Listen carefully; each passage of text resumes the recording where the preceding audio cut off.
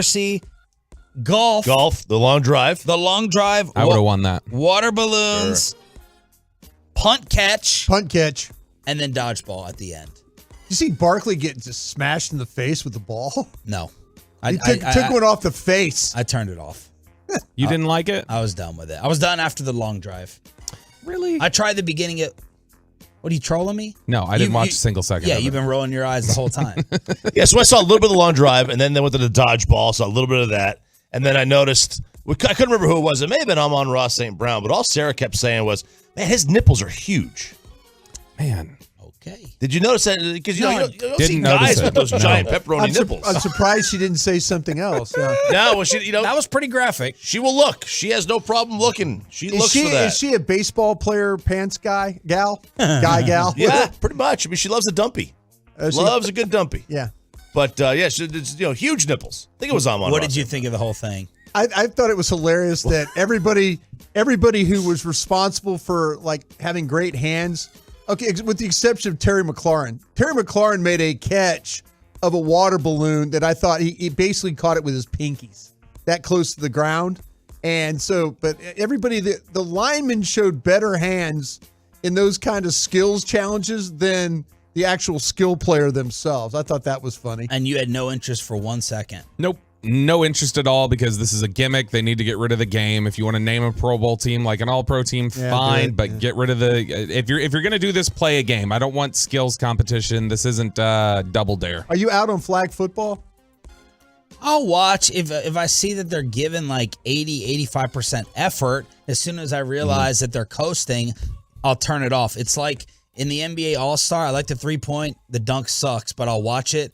It's like when they do the dribbling, the skills competition, and they all go half-ass, I turn it off. I don't want to watch it. How about this? I thought of something for NBA. The best All-Star game to me is actually NASCAR because they will run for $1 million and they will wreck each other to get to the $1 million. Sounds safe. So but that's NASCAR. Checkers or wreckers.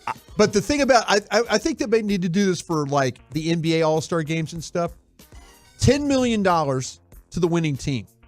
$5 million to you, the players, and $5 to your favorite charities. And the other team gets $0. Now you're going to see guys play. Now you're going to see guys compete. Now I'm not saying you have to have a real game, but you don't want to get anybody hurt in the NFL stuff. But give it some incentive. Make all or nothing. What just happened to love of the game, though, Brian? Where's the love of the game? Where's Pete Rose and Ray Fosse? They tried to do with choppy sport with baseball. They tried to make it about home field. But that's who I felt for last night. I felt so bad watching Peyton Manning.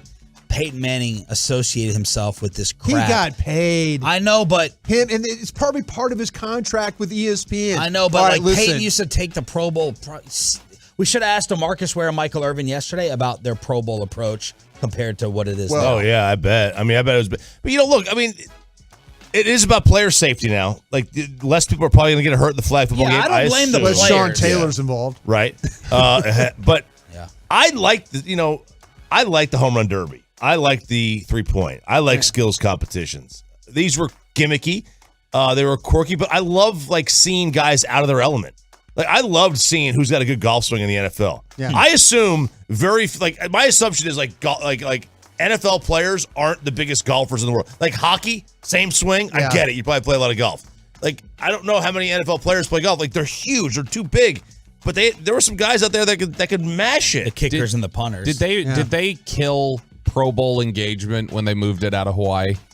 Would you have gotten more players who go, I'll take a trip to Hawaii, fine. Yeah. I'll go do this game, but I'll take a trip to Hawaii. How much are their bonuses now for Pro Bowl? It's I don't know. It's pretty sizable. Yeah. But see, that's the thing about it is that bonus you've got 15 people you're carrying along to the Pro Bowl. We used to go and send our coaches when we were in Green Bay. We had a couple of coaches like Ray Rhodes, Sherm Lewis. They'd go and recruit players at the Pro Bowl. 84,000, by the way, for the winners. Yeah, we used to go and recruit for free agency. We'd send our coaches over there and hang out. Our coaches came back with some huge expense reports. So I'll be interested to see the ratings with that. But no, the wives, right? They want you to make the Pro Bowl so they can go. That's what I'm saying. They want to go on the trip to Hawaii, and the way the NFL had it was you were exclusive from everybody else, so you didn't have any interaction. It was like all inclusive. Drinks, everything, pool, everything. Yeah. All right, let's get a couple different reports. Ian Rappaport, the Colts are nearly done with their second round of head coaching interviews and are considering a rare round 3. If they go that route, they'd pare down the list to select a few finalists before making their decision. And people are still laughing that Jeff Saturday is included in this. So where do we stand with Indy? I was hearing that Indy, they finally got control of the owner. Like they in Indianapolis, they were honestly worried that Jeff Saturday was going to be hired as the head coach. And there's people in the organization that had to go to Irsay and say, listen, you've got to make this. You've got to. That's why Chris Ballard said he wasn't that involved in the initial hire. Exactly. And he probably views it as a joke. It wouldn't surprise me if he walked, if Irsay did this again. That's one of the things. I think the reason why you got Dan Quinn is he read the room at what was happening in Arizona, Denver, and Indianapolis. He knew that he was not going to have a shot. Where did you stand initially as old school football guy on, because your boy Mike Lombardi destroyed the Saturday move? Were you disgusted by it? You know what? I understand, because when you work in an organization where ownership is involved like that, and he's clearly involved. He he got tired of seeing Chris Ballard and those guys blow these quarterbacks and stuff like that, get rid of them, and why do we keep bringing bad? And they had some bad losses along the way. Those last 2 losses, the Houston, the way that Jacksonville got knocked out of the playoffs, he basically brought those guys in and said, you play with Carson Wentz, I'm getting rid of you two, and they eventually got Frank Reich. But Chris Ballard, I think, is one of those. If I'm Chris Ballard, I get this coach and I aggressively try and go get that first overall pick. Because you know what? If I don't get it and we don't win, I'm probably gone.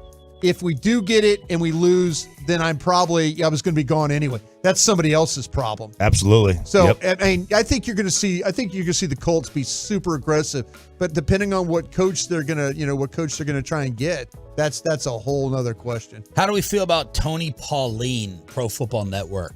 Hit and miss. I don't know, honestly. He could go 0 for 4 in a game or go 2 for 4. Yeah. Tim Hardaway? He's Joey Galloway. Yeah. He's Joey Gallo. Yeah. Joey Gallo gets 2 hits in a game? Yeah.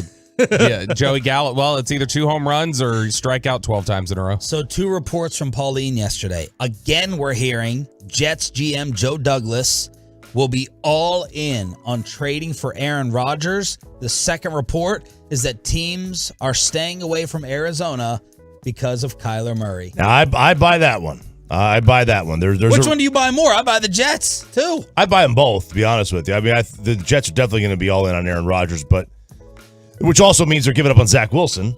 Okay, fine. Does it? I mean, he's already in his second year. This would be year 3. They would have to give him an extension for next year. When did Aaron start finally? Year 4? Yeah, it's 4th year. Aaron started year 4. So I'm just saying, if Aaron really likes Zach Wilson, if they look at it as like, hey, come here for one more run and then sit here and mentor Zach and teach him your ways, they could do that. There's everybody in the league believes that Woody Johnson, the owner of the Jets, is the one pushing for it, not the general manager. Everybody in the league. I talked to my gang of 7 about this. They had some really interesting trade partners. Tampa Bay being a trade partner that was mentioned in this scenario, because they would just reboot the old quarterback thing, give up the picks and go.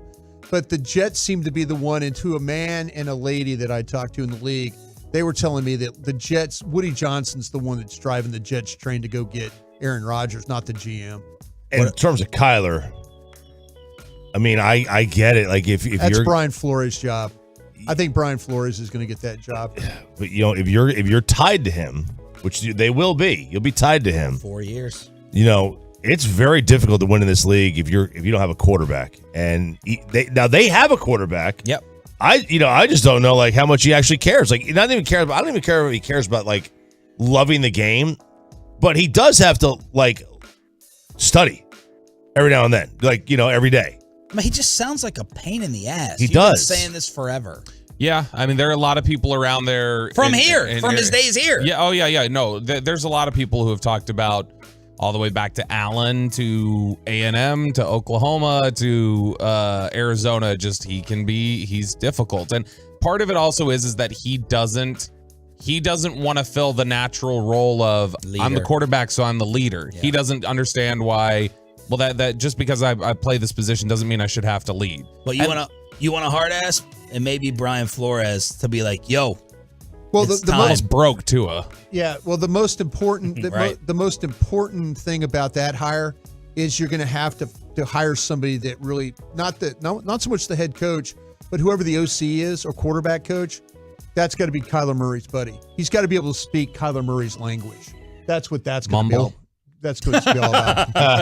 877-881-1053, truckwreck.com text line. A Tony Romo intervention was had and basically ignored. Next on The Fan.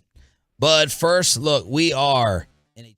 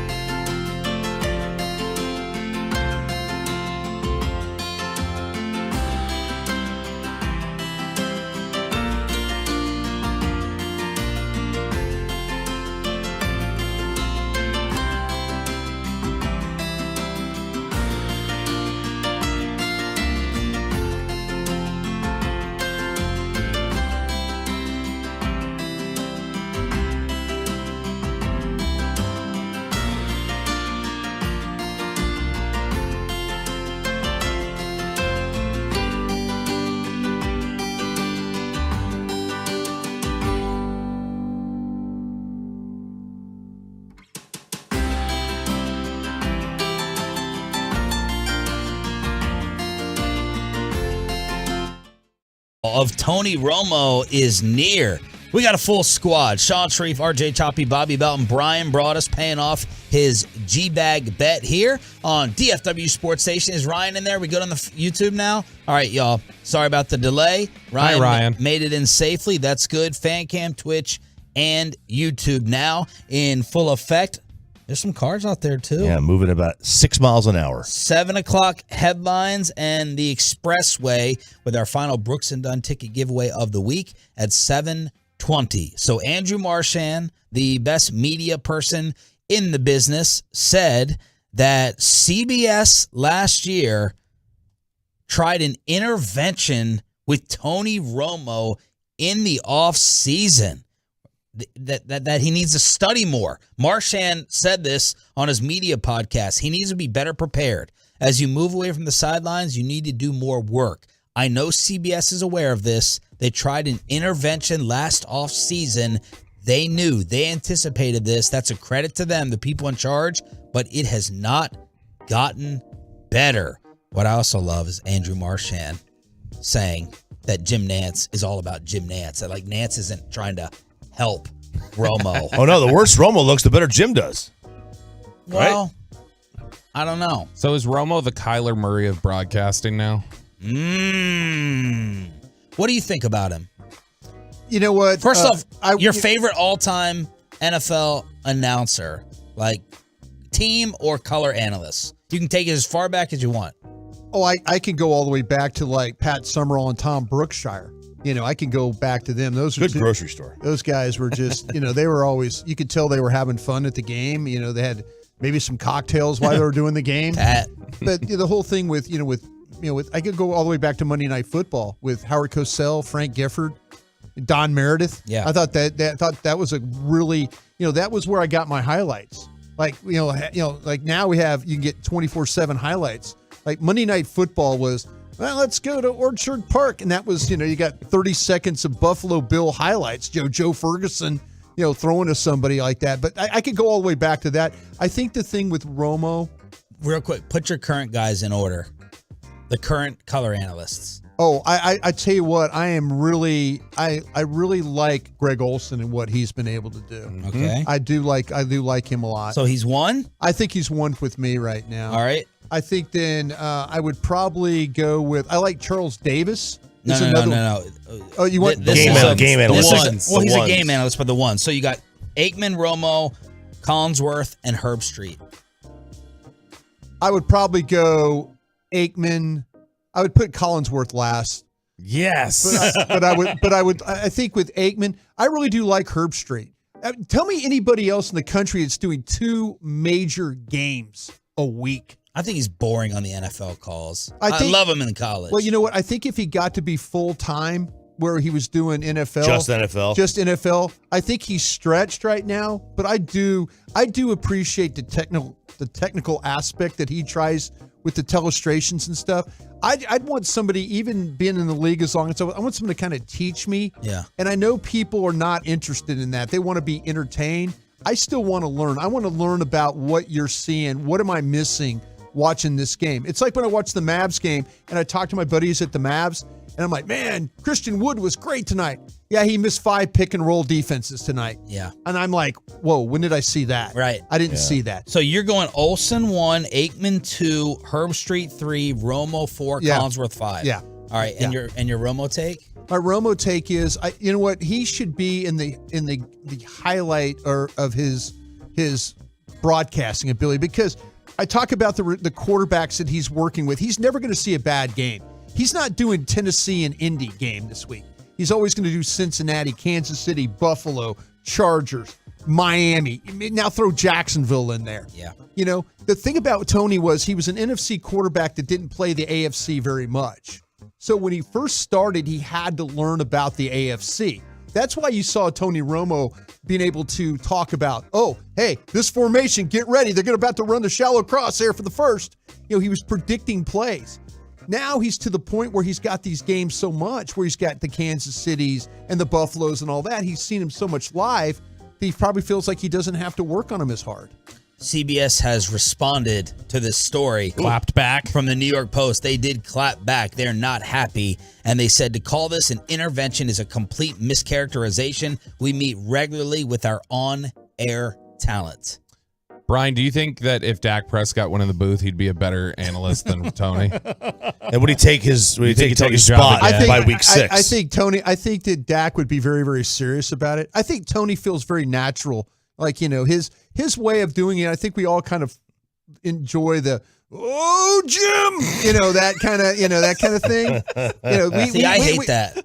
Well, that's what I'm saying. There's some people like myself that like, I think that Greg Olsen, because of the way the former tight end and the route runner, he tells me what the route is. Well, it's a stick 9 right there, and you're like, okay, cool. As a football fan, maybe you're sitting around and you're really just kind of wanting to learn a little bit more about the game. I'm going to say something. All right, say it. I want to hear it. Say it with your chest. It's going to make Bobby so happy. But what you're starting to see and what you're starting to hear and what you're starting to read is a fraudulent parallel to when he was a quarterback here.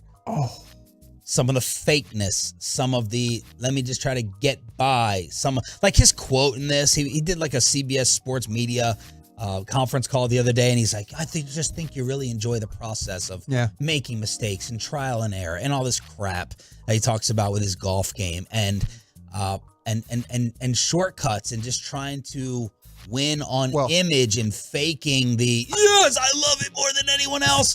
And it's kind of I feel like someone when he was playing. I feel like that and Choppy might disagree with me on this because I feel as much golf as he watches. I feel like that if he was doing CBS golf, he would be more prepared. I think he's as a football player, a lot of former players fall into that I'm an NFL guy, so I know what I'm talking about. Right. Syndrome. I think Tony worked really hard initially at this. But what are you hearing or not hearing to make you see? I blame him not predicting plays on RJ and Brian Billick and people who hate that aspect of it. I love when he did that. I do too. He caught criticism for that. He shouldn't. And I was like, okay. His job is to educate. I feel like his job, for me, I want my announcers to educate me when I'm watching the sporting event. Like, I'll listen to, which you can also do after the play. You could. I mean, I didn't care for him. Like, it's not that I didn't like that he did it. I just didn't think it was that big of a deal. I thought every quarterback could do that.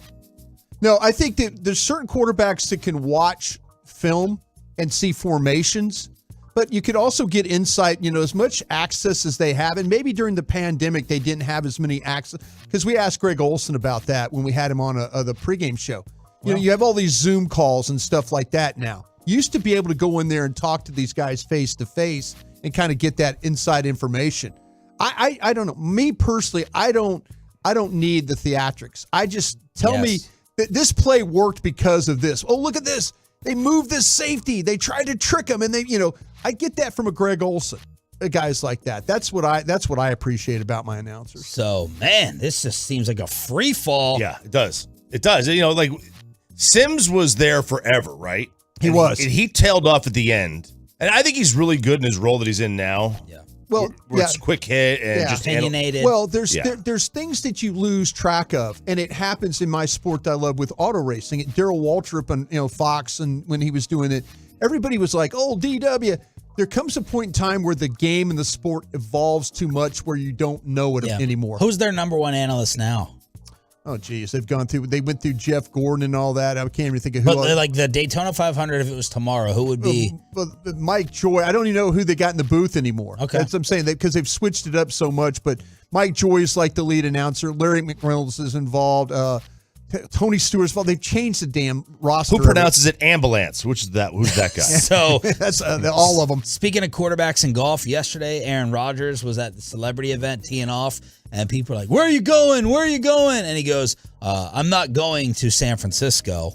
And then the announcer had to throw in the Cowboys. You look really good with a star on the side of your helmet. So that was Aaron Rodgers while teeing up saying tampering. I think that was Colt Nost. Yes. He's a local. He went to SMU. He played golf at SMU. Oh. So he's a local. He's a local guy. Yes. All right, set up Sean O'Hara. So this was the other day on, I think it was actually yesterday on Good Morning Football. Sean O'Hara was talking about the retirement of Tom Brady. And that was a big deal, right? 2 years in a row. It's a monumental deal that the greatest quarterback of all time is retiring. And Sean O'Hara was trying to paint that picture, and he made maybe not the best analogy for how important and impactful Tom Brady's retirement is. This is a huge moment, not just for Tom Brady, not just for the NFL, but like for all of us. Look, people remember where they were when JFK was assassinated. You remember where you were with 9/11. Can I tell you something? Can I interrupt you real quick? His first start was a week after 9/11. That's how long ago he's been playing. I came out the same year as him, 2000, and he's still playing. 23 years. That's a long time, but I'm going to remember this. Like, I'm going to remember who I'm with. Kyle's going to remember he was in Vegas. You're going to remember where you were when Tom Brady announced his official retirement. And it sounds like this one's for real. It's just a retirement. It is just a retirement. And could I argue you remember where you were for the first one more so than this one? I do. I was with Walchuk doing BetQL. I literally don't remember this most recent one was 2 days ago. I don't remember the moments surrounding it. I vividly remember as a 12-year-old walking like everything about the day of 9/11. It's not even close. How about compare it to I was for the first Brady. I was at that bar right next to the AAC. What's that huge? Is it Hero? Hero's next to Hero is there. There's a couple others. I was in Hero, but just compare it to another sports event. Or that's all. Oh, you remember your first kiss, or do something like that. Not like you remember a national tragedy. I remember when they died. got Saddam. I don't remember where I was when that happened. I have no idea. There was a Sunday night. Was it baseball? I don't know. I thought they interrupted and they broke into a baseball game. Yeah. Was it a World Series game? That was Osama. Saddam was an early Sunday morning. Okay, there you go. Wait, I thought Bin Laden was in the middle of our show. I could have swore. I think Bin Laden was during a World Series game because they were chanting USA, USA. I mean, they just do that anyway. I think that's what I think. I remember that. By the way, this Good Morning Football, they need to get Kay Adams back. Oh, she's too busy. Her and melting Shams. over Shams Charania. Was it the Riz God? Yeah, he's. I'm putting the hate on him. I'm the only one. Do you think Shams? Do you think somebody told him bro, Kay Adams is digging you? He kind of played it all off. I think he might be like an ultimate nerd. He's like, I've never played beer pong, and I don't want to date, and I just want to focus, and da. He's too thin. He's too thin. There's no way she actually likes him. Maybe she likes the Indians, bro. She likes the skin tone. I support that's that. fair. That's fair. She might. Are you saying she likes you? Right? No. No. Okay. Maybe I was like 120 pounds less, like Shams, but that's Corey Major's number one crush. Yeah, ever since she left Good Morning Football, it's been kind of just. I think the production is great. I think it's a wonderful broadcast that we put together over at the NFL Network. Oh, okay, that's right. That's right. 877. Well, she just kidding. It's gone downhill. 877-881-1053. Soda, right? There's a report. There's a report that Howie Roseman may not want to sign up Jalen Hurts for the big deal. Let's see what Bobby Belt thinks of that. The Mavericks survive, but Luka's hurt again. And our final Brooks and Dunn ticket giveaway for the Tolo, sticking it out with us during this wintry week. Headlines next on The Fan.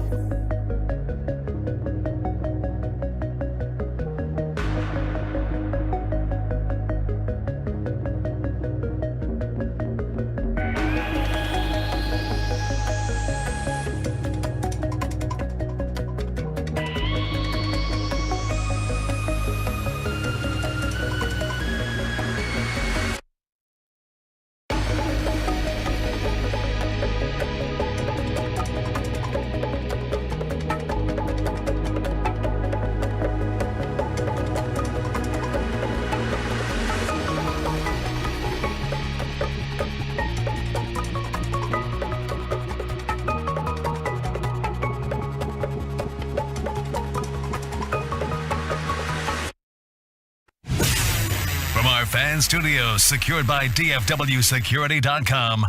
This is Sean and RJ on 105.3 The Fan.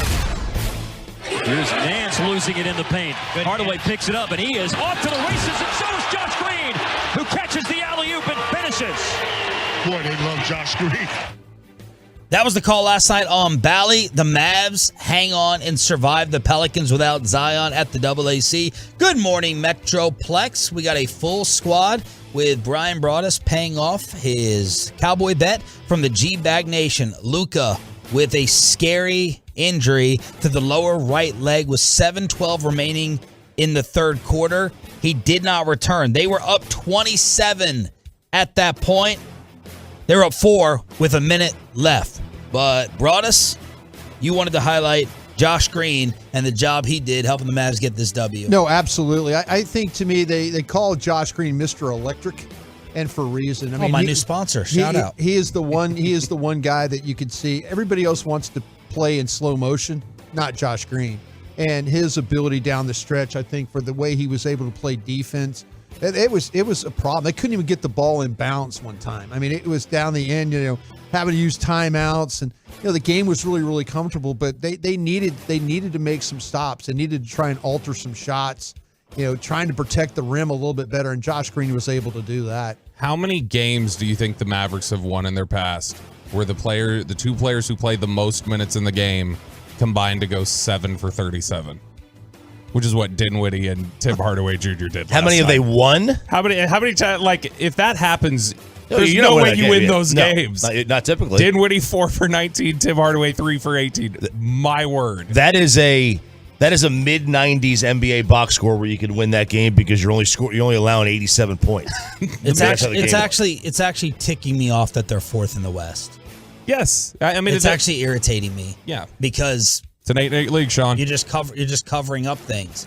Like, it allows Cuban to just go on and justify and say Western Conference Finals, 4th in the West. Who would complain about that? Fire Mark Cuban. On paper, you would not complain about it. More on that in a second. But Luka's now like the Michael Gallup of the Mavs. He's got a right now. He had a left, and now it's a right. They're 0-6 in games missed by him this season. They have the Warriors tomorrow night. Is this a shutdown injury till the All-Star break? Well, like Broaddus said, I mean, they've got a pretty, difficult schedule.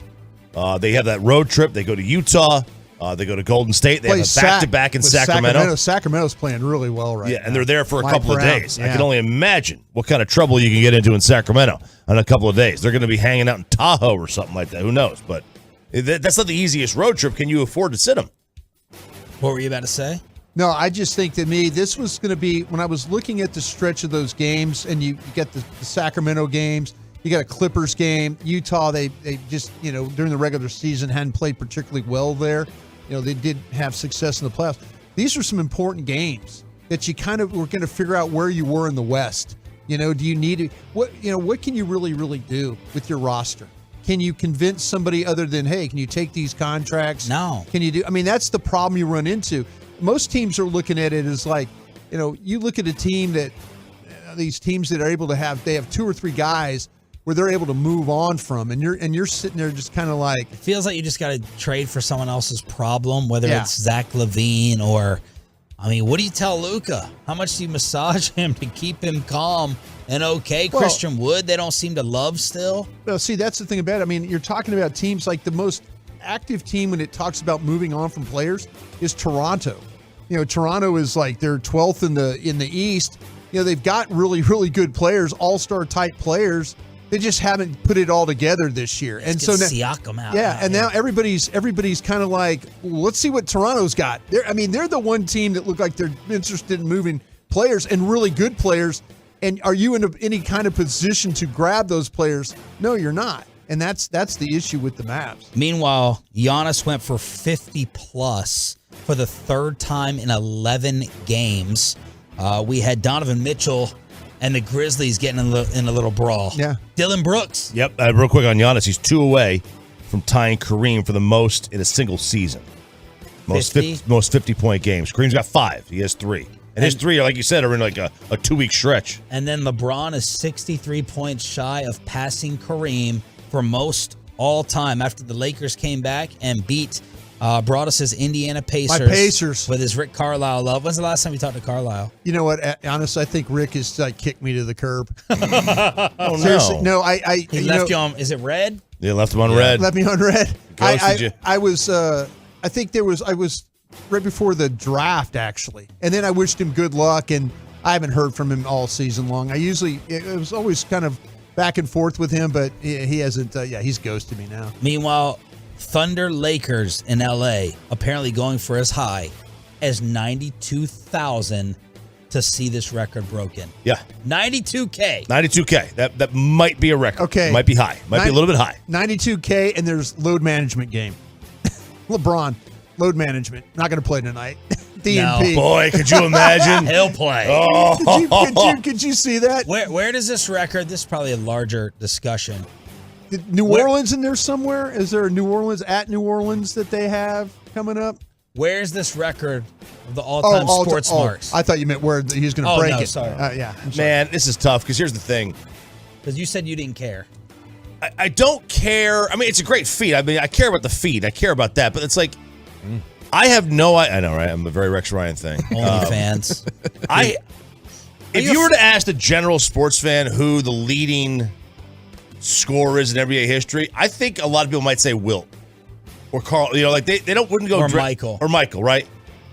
It's not a record that it's like it just pops out. Honestly, I'm more interested. Like, I would buy a ticket. I would more have to buy a ticket to see someone get their 3,000th hit, because like I could quantify. It's like intangible to me, right? It's a very tangible number. I get it. I don't like this is just it's another number. I don't know what the number is. It's the same with the rushing record. Nobody knows how many yards Emmitt Smith has. Was it 18,000 something? See, I thought it was 16 I something. think it's 18,335. But why do you have to know the number? Well, we can rank the feats. Well, because I think that's it a very matters. baseball-y approach. Well, I mean, what's the number? What's Yeah. the number? Like, okay, you're the all-time leading rusher. I don't care about the yardage number. You're the all-time leading scorer. You threw the most touchdown passes. I don't care about the number. I'm not good with numbers anyway. You are better with numbers. In terms of, like I think scoring the most points in NBA history is a bigger feat in terms of like prestige than all-time rushing record. But the all-time rushing record in terms of which is more difficult to break, I don't think anybody's ever getting close to Emmitt again. No. Like that will never. No, Right. I don't know that anybody's come within 3,000 yards of that record. But I think in terms of home run record, 3,000 hits, I mean, all-time leading scorer is probably more impressive. Then the home run record? Because scoring is every facet all in one achievement. Home run record is power. The 3,000 hits is contact. Yeah. You know what I mean? It's different. Yeah, it's now if you get 3,000 hits and the home run record. Yeah, that's like combining into scoring. Yeah, which is what Hank had that. He had 3,000 hits and the home run record. But to get the home run record, you got to average like 48 home runs a year for like 20 years in a row. Well, then what about like most career triple doubles then, or whatever? Since that's an all-encompassing thing. Or Is Joker averaging a triple double? I thought I heard driving in. Is Jokic averaging a triple double? Who's your number one basketball player ever? Ever. Get this right. Pat Riley said it's still Kareem. Get it right, Brian. Oh no, Kareem is a great one to have. Because I was going to ask you guys the question: Kareem playing in an era of not 3-point shooting, would he have been a guy? I mean, is it make it different? He played in the right era. He would have sky-hooked from three. Well, but that's saying he had an impossible shot to stop. I'm a Jordan guy myself. Yes. Okay. I'm an absolute Jordan guy And myself. And probably Kareem would be my next guy. And then LeBron? Then LeBron, yeah. Probably. Okay. So, to me, like, my love of basketball, like, you guys are way, way younger than me. I used to watch basketball one game a week in CBS Sports. Like Brent Musburger did, and it usually had to involve the Celtics and the Lakers playing, and maybe Bob McAdoo and the Buffalo Braves maybe got on everyone. But, no, Dr. J was another one I got to see. I love Julius Erving. George Mikan. George Mikan is, the old Minneapolis Lakers. Yep. I love that, yeah. All right. Classes and all. My bad. I fell for Craig Carton. I never should have trusted this fool anyway. How he's on TV, I don't know. But you sound like what's his name, Levitard Do you see Levitard's freak out yesterday? No. He was screaming. He found out Craig Carton had a show. This is the first he heard of it. And he goes, "This man was in prison. Yeah. What is he doing on TV?" That just entertaining shows, people more than Dan Le Batard I'll tell you is. what, though. Whoa. I'll tell you what, though. That shows you, though, with Carton, though. I mean, people were lining up to get him once he got out. Yeah. Yeah. If Dan Le Batard were half as entertaining as Craig Carton, he'd be a force. What about with Dan Le Batard with his deal with his dad? Or was that wasn't his dad? That was right? the worst show on TV ever of all time. I hated that show. But was it his like was it his real dad or was it a make believe dad? Some people said it was a make believe dad. I think it was his real dad. Anyway, let me get to this because I screwed up. Craig Carton tweeted a Philadelphia Inquirer report that Howie Roseman may not want to re-sign Jalen Hurts. Bobby said, no, he just retweeted it from last offseason. So my bad on that. While we're speaking about the Eagles, though, this was recent. How about this New York Giants player, Julian Love? I'm getting his jersey because he went on the NFL Network and was asked about the Eagles and Nick Sirianni's theatrics. You know, he's a guy who really is doing a great job because he's not getting in the way of his team. He has an experienced roster from top to bottom, offense, defense. You see this stuff, though? Like, what's your reaction as a player? And that guy's doing that. I don't like it. I don't like it at all. I mean, he's in for a free ride right now. You guys can coach this team, and they can succeed. That's how. Now, look, I love that he said it. I hate Sirianni. Unfair comment. Unfair comment. What? No, that dude talks so much S. It doesn't matter. He's done a tremendous coaching job. Oh, yeah. Okay. And don't roll your eyes because you put the hate on Jalen Hurts. So you can't have it both ways. I'm going to use a Bobby Bell term. You can't have it both ways. You can't say Jalen Hurts is overrated and blah, blah, blah, and then not give Sirianni credit. We were ready, including me, to kick Hurts out of Philly. He's not a legit starter, and then he could win the MVP. Howie thinks the same thing. What? Howie thinks he's not a legitimate starter. Really? Are you making fun of me? I just said I messed up. So are you making fun of me again or are you reporting something? Screw See, you. he has become a troll. I rubbed off on him. Good job, Brian. There we go. Yeah. I just made fun of myself. I admitted it. I love what this guy said. Let me go to the cut sheet and get his name. Oh, yeah, Julian Love. I like the name Julian. I support that. He basically backed everybody into a corner. Either Nick Sirianni's an elite coach or coaches don't matter. That's exactly what he said there. You can't have it both ways. If you don't think he's elite, then coaches don't matter. And if it's one of the two. It's one of the two. Because Sean's right. You can't hate on Jalen Hurts no. and then say Nick Sirianni is not an elite coach. How do you discredit the job that Sirianni did? Yes, he has a good roster. I think he's an okay coach, and I think Hurts is an okay quarterback. And then they've got a really great team. But what are you basing he's an okay coach off of? I think he's hired really good assistants. I think, yeah, like you look think you look at his assistants. But isn't that the mark of a great no? I mean, CEO? No. Yes. No, but not in terms of not like if you're just picking people, what is he doing? You're the one picking them. That's the speaks to genius. Julian Love's point, though. Like he's literally okay. You've got assistants that are doing this, and you've got a great team, and then you're sitting up here like jumping on benches and screaming at the Indy crowd. You need to take that out of it. I can't. You need to remove it. I can't.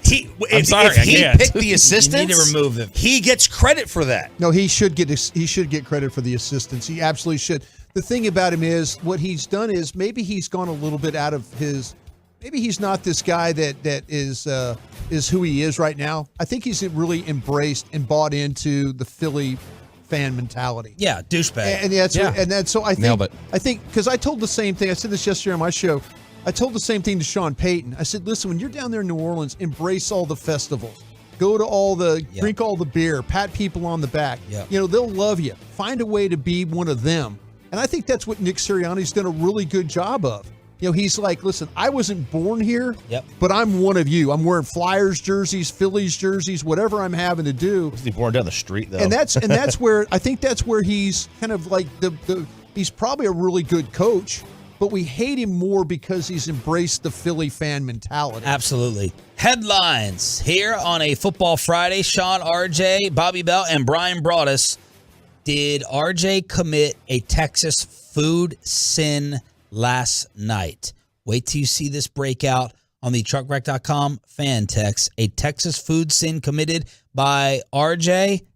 And our final Brooks is Done ticket giveaway of the week for being a Tolo after this. But let's get you over to the all-new.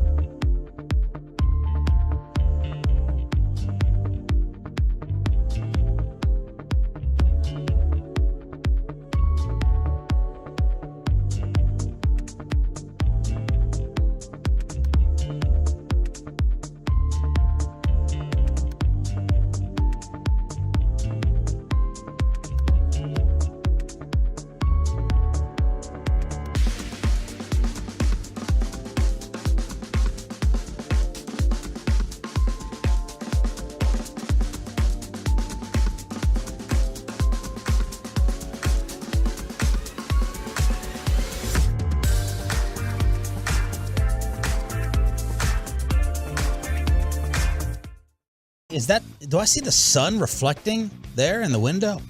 Look at that. Oh wow, that's a pretty sunrise right there. That is a very pretty sunrise. If my camera wasn't broke, I would take a picture of it. What time do you normally get up, Brian Broaddus? Early enough to kind of do some work. I catch you guys on the way to the Star, mainly like you're 7:25. So I kind of roll up. It depends on how much I've been watching a lot of tape at night. So that's kind of kept me till like 1 a.m. So I've been sleeping in a little bit more. How many prospects in are you? About 110. 110. Okay. Yeah, I'm trying to get to 190, probably more. Really appreciate Bobby's got a great connection for stuff for us to kind of watch. Yeah, hey, so somebody just asked me if I wanted to trade Kansas State film for Coastal Carolina offense. Should I just hold out on that? Coastal Carolina doesn't seem like a good swap. No, go ahead because they play opponents and stuff like that. Okay, I'll look at the schedule, see if there's any. They got a good quarterback too. Yeah. All right, so Maryland film. In the commercial break, RJ disappeared for a while. We all knew where he was going, and he walked back in and said, "Whew, barely made it." And that led us, of course, to what you ate for dinner last night, and that broke out into a classic Texas food argument. Yeah, so before I talk about food, I'll just say it was a bathroom break, and I almost gave up. I almost had to hop in the shower. It was a bad one. Okay, it was very, very messy, very messy. So I came back in and I told you what I had. It was straight chili. Okay, I had chili last night. Nice. Now I love a good bowl of chili. I don't know what you guys made it. We did, yep. And I don't know what we called it though, because it had beans in it, and beans does not go in chili. It certainly does. We could call it something else, but we had beans. Sarah likes beans. We actually wanted like more protein. We wanted as much protein as possible we could get. She doesn't like onions. She doesn't like cilantro. She doesn't like tomatoes. So we had to have stuff. So why would she like chili then? Yeah. Does she like chili? Because you named every ingredient that's. I don't know about cilantro. I would not put cilantro. Tomato and onion. Cilantro gives a little peppery flavor to it. So we made some amendments, and she wasn't going to put in. I wasn't going to have my onions. Okay. So we wanted to add stuff to it because it wouldn't be as filling. Tofu? Huh? Tofu. What is tofu, by the way? Soybean, is it? Yeah, it's a very tasteless. You can doll it up, but it's very tasteless, kind of but it's a protein that people use instead of real protein. So it's a prote. It's a prote. Okay. Mm-hmm. So you never had tofu, huh? Okay. My nephew went to the store. And we're like, all right, let's just pick up some beans. We'll put beans in the chili. I'll deal with that. I need a lot more in this chili. Okay. So because she wanted beans in the chili. And I was like, okay, fine. But I had to do two types of beans, black and pinto. I had to cancel each other out. I figure if you have one bean, you got beans. If you have two kinds of beans, they cancel each other out because I'm a very OCD. It's got to be an even number. Everything has to be on even numbers for me. I have never once watched the TV on an odd number volume. God, I don't do that. I hate people like I love that. My brother's like that. I like that. You like that? I mean, I will watch it on odd number, but I do respect that level of OCD because I'm like that on some things. The temperature in the house, psychos. The temperature in the house is always on an even number, except for what temperature? 69. That's right, baby. Nice. That's the only time it's not on an even number. That's why you had two kids. That's why I had two kids. That's why you had two relationships. Very good. Absolutely. The only thing that's odd. Is that really the reason? I might be in the same problem. He's like, I know I'm getting. He told her, like, I believe in even numbers. We're getting divorced. I say I do now, but I gotta have two. And the house I picked. Okay. Second house. It's third. Don't tell me it's the address had something to do with this. Too. The address has 5 odd numbers. Oh, jeez. Okay, but the whole number itself is also odd. That makes 6. Evens everything out. So you don't believe that chili should have beans? You had 2 types of beans in it. Black beans and pinto beans. And what was the meat? It was ground beef. Ground beef. It was ground Okay. beef. We were looking for ground. We wanted leaner beef. This was like 80%. We wanted like 93. But it's the grease that makes the chili. But what liquid? If you go lean, you don't get the grease. How did you factor have in it. liquid without any like tomato? Yeah, that's we did. what I'm saying. We did put diced tomatoes in it, Oh, and we did do tomato sauce. Right. So Okay. she gave a little bit. I Okay. gave a little bit. All right. This sounds like an Italian dish. This sounds like if you're gonna. And then put, we had that seasoning pack. Just roll the meat together and you got meatballs. How did you put 2 different types of beans in there and you didn't even put the right one in? Because kidney beans. Now, yeah. Honestly, the stores pick clean, man. My nephew got them. He didn't really know what he's doing. Big run on kidney beans He's in his for the ice storm. mid-20s. He just kind of goes in there and he gets pre-made stuff. He doesn't know what he's doing. He doesn't really know what's going on. He was still too focused on the racket here at 11 a.m. the other day. And you actually will. You will actually eat chili? Yes, I love chili. Oh, but you believe it has beans? Yes. Yeah. No, it absolutely, beans absolutely belong in there. It's the same argument with this dumb, and this one is likely to get me more canceled than even the beans take, and I don't care. Barbecue is made better with barbecue sauce. I don't care. Like if it's good, it's better with sauce. Like, I understand it can be good without it, but it's made better with sauce. So put sauce on it. Don't just be like, well, the dumb line that I always get from the amateur smokers, just like the amateur golfers, is like Gavin Dawson. If you need sauce to taste the barbecue, I haven't done it correctly. Shut up. Just like, well, some people believe sauce on it. Some people believe you're masking the dryness of, say, you're doing a brisket and it turns out dry. And the one of the great things about following Sean when it comes to food items, Sean is not afraid to call you out for your mess ups. Oh, yeah.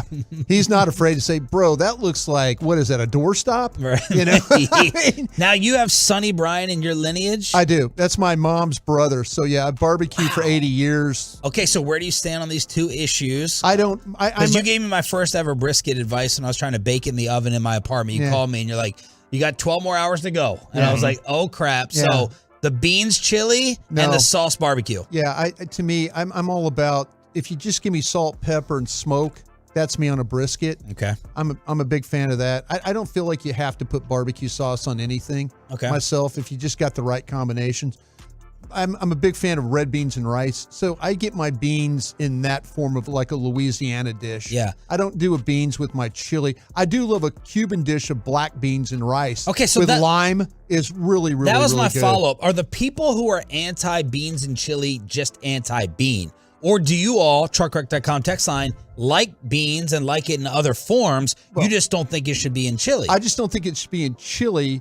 But then again, too, I try and do more than ground beef. I like, you get your butcher to do, take sirloin steaks and stuff like that and grind them up for you. Use chili meat, use a little thicker meat to it instead of the ground beef. But I feel like that if you go a lighter, if say people make turkey chili, turkey chili has no grease in it. Yeah. So you don't get the grease is really what makes a good chili. Oh, yeah. Also, Fritos, onions, and cheese make a really, really, really good. Saltines over Fritos.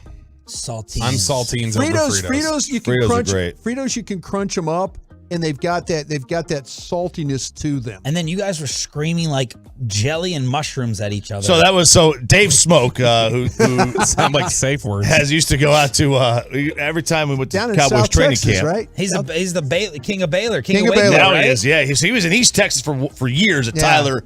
Then he came here for a little bit. Then he went to Waco. Him and Nick Eatman, the kings of Right, Waco. absolutely. King of Waco. So he would drive his smoker out to Oxnard every year, as Jerry would call it.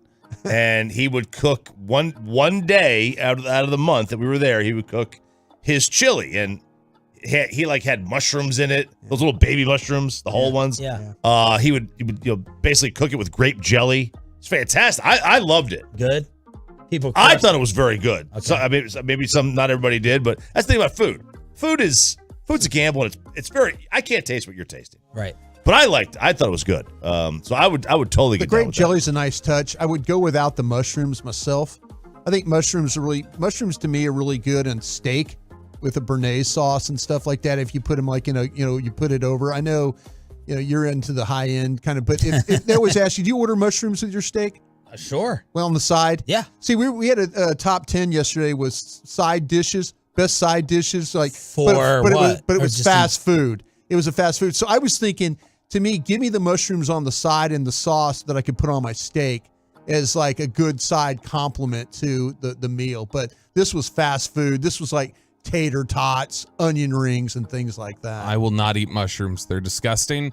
In fact, Sean was giving me crap at Nick and Sam's because I didn't want to eat the truffles. I can't believe oh my gosh. Like the little shredded truffles, I ate around them. I ate around them. What? It's like a delicacy. I made him eat his first shrimp in Frisco. And I almost threw up. I was like, he hates things that come out of the water. Yeah. Yeah, if it comes out of the water, I don't eat it. I mean, mushrooms don't taste like anything. It's like a structure thing. You like could actually make, texture thing. if you do mushrooms the right way. I've had a mushroom burger before at a portobello mushroom. Yeah. And it's a great, you talk about protein. It's a great protein to work that way. Yeah. A prote. I had a mustard craving, and I decided to dip mushrooms in mustard one time. Oh, it's fantastic. The grainy mustard or just the yellow? Just the French's yellow. I had a massive.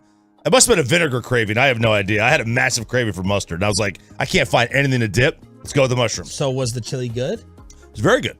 Yeah, it was very good. We got this this kind of taco cheese. It was taco blend cheese. It had taco seasoning already in it. Mexican cheese? No, but it was that kind of cheese, but it had like a taco seasoning already in it. Wow. It was very good. Did you make any type of stew or anything during this freeze or anything? No, in the I did. crock pot? You know what I'm trying to do? I was going to make chicken and dumplings. Because it's something you do. RJ made that too. Okay, chicken. Well, I didn't. She did. Chicken and dumplings. But I was going to make the dumplings out of the Red Lobster cheddar biscuits. Oh. So I was going to use that mix that they have and then use that, make it. But I love chicken pot pie is another one I want to try. That's one I'd like to try. Yes. If the weather, we still got the month of February. It's one of the coldest months we have. I will come up with it, but I've got to get ready for my gumbos and stuff like that. I got coming up as well. Have you tried chicken pot pie soup? Have not. One of my favorite soups is tortilla soup, but I had that the other, but never the chicken pot pie one. Not All right, yet. yesterday It's like chicken noodle soup is what it sounds like with crust. A little bit, just the thicker. With crust, yeah. Yeah. The players spoke on who had the best seasons in the league, Bobby. Yeah. Or wait, did Choppy, you had the list? Which one of you had the list? We all got it. Choppy picked it up. I mean, we've got it in our email, but Choppy is the one who pulled it up during the break. But yeah, the players did. This was their all-pro team that they voted on. I think we talked about it like last week where we named who the number one were. But yesterday they released the lists to show you, hey, these are who finished in the top 5 at each position. Brian, how many Cowboys do you think ended up top 5 at their position? 6. Sean, you know the answer? Yeah, I read your email. Chop, you know the answer? Yeah. It's 3. Oh, is that it? 3. Wow. And the only one who's number 1 is Zach Martin. Zach Martin at right guard. But 3. Well, let's go through the list and let's see if that's fair or not. Okay. All right. Which positions do you want to go through first? Just to start with quarterback and go down? Yes. All right, quarterbacks. Number 1, Patrick Mahomes. Number 2, Josh Allen. And this is just for this year? I think it's voted on for the season they had. Okay. Yeah. Is what it would be. Number 1, Patrick Mahomes. Number 2, Josh Allen. Number 3, Jalen Hurts. Better be for this year. Number 4, Joe Burrow. If this is for this year, though, this is also really stupid. Number 5, they put him in the wrong category. Lamar Jackson. Lamar Jackson? Yeah. Players love him. This is why players love him. Players don't watch the games enough. They can't follow it, right? They're so insulated with their own team. Players will tell you, like I've talked to players in the locker room, and they will tell you, I genuinely don't have a clue about guys from season to season unless we're playing them. They're playing them. That's when they get the tape if they're playing them. Where do you stand on Lamar? I tell you what, though, I feel like to me that there's just so much there that you can work with, but the problem now has become the health. But are we going to start to see now where these quarterbacks that do have the ability to run, to scramble, to move, are we going to you're not going to want to pay them because you can go and get another one. There's another one in college football. There's another guy. So you're going to give a guy $40 million when you can maybe get another one just like him or similar to that type of style for less. I'm worried about that. Does he catch too much heat as a thrower? I think he's gotten better. I know in college when I watched him play in Louisville, there were some passes that he threw down the field. I felt like that he was really kind of pushing the ball instead of throwing the ball. You know, Greg Roman worked with him. I felt like they got a little bit better throwing the ball. Throwing the ball on the move, I think, is his real strength. But if I told you he can't run, right? I would. I think you would. I think you would not pay him $40 million. No. Okay, so that's our number one challenge is Lamar at 5 from the players list. Wide receivers, number 1, Justin Jefferson. No disagreement. Number 2, Devontae Adams. Number 3, Stephon Diggs. Number 4, Tyreek Hill. Number 5, AJ Brown. AJ might be a little high. Might be a little high. Good year. AJ good had a player. really good year. Yeah. Not going to go crazy over anything there. All right. Was Jamar in that? No. Man, Jamar gets left off some of these lists for some reason. I wonder why. Like, what? Do players not like him? I don't know. Is he rubbing the wrong way?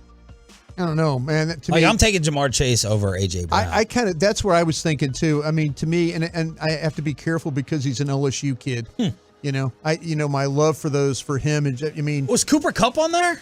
No, but again, this is he was injured, a and lot, like even Chase, Chase missed? Didn't he miss a game or two with a hip? Yeah. So he missed time with a hip. So his season doesn't look as impressive. He finished with 1,000 yards. Well, Lamar missed a lot more than that. I know the Lamar thing doesn't make sense. They love Lamar. They just players love Lamar because they love how he plays. Well, yeah, the NFLPA too. Remember, this is an NFLPA involved list, and the NFLPA is fighting like hell to make sure Lamar Jackson gets paid because they want to make sure that raises everybody else. All right. And so that's going to be part of it. Running backs, number 1, Josh Jacobs. Number 2, Whoa. Josh Jacobs won. He did have a phenomenal year. Yeah, he was great. It was great this year. Still. Number 1, Josh Jacobs. Number 2, Nick Chubb. Number 3, Tony Pollard. Oh, cha-ching! Number 4, Christian McCaffrey. Number 5, Saquon Barkley. No Derrick Henry. Who finished second in the NFL in rushing this year? Disrespectful. Very disrespectful. Did he? And no Jonathan Taylor. They lost Austin Eckler. They lost 7 straight games though. Tennessee at the end. They were running. Remember that they won at Green Bay right after Dallas played there on a Thursday night, and next thing you know they're 7-3, and then they didn't win another game. No Dalvin. No Dalvin Cook. All right, Brian. Wow, I was just looking at Derrick Henry stuff. Yeah, they missed on Derrick Henry. That was a bad one. That's disrespectful. So he averaged 4.4 yards a carry this year, which is below his career average, but it's still like, I don't know. Obviously he was not in the 5s like he was a couple of years ago, but it was still higher than last year. I mean, there's no argument to have Saquon Barkley above Derrick Henry. Agree. Although Saquon did have a good year. He did. I mean, it was same though. It was 4.4 yards per carry, but Henry had more yards and had more touchdowns. And new flavor of the month thing. I mean, that's why Josh Jacobs is 1. Do you want to rank the fullbacks, or do you want me to skip them? They don't matter to you. Okay. All right. Kyle Juszczyk was number 1. Actually, let's do name the fullbacks, and Choppy and I will see if we can name what team they're even on. Kyle Juszczyk. Niners. Jean-Luc Patrick Ricard.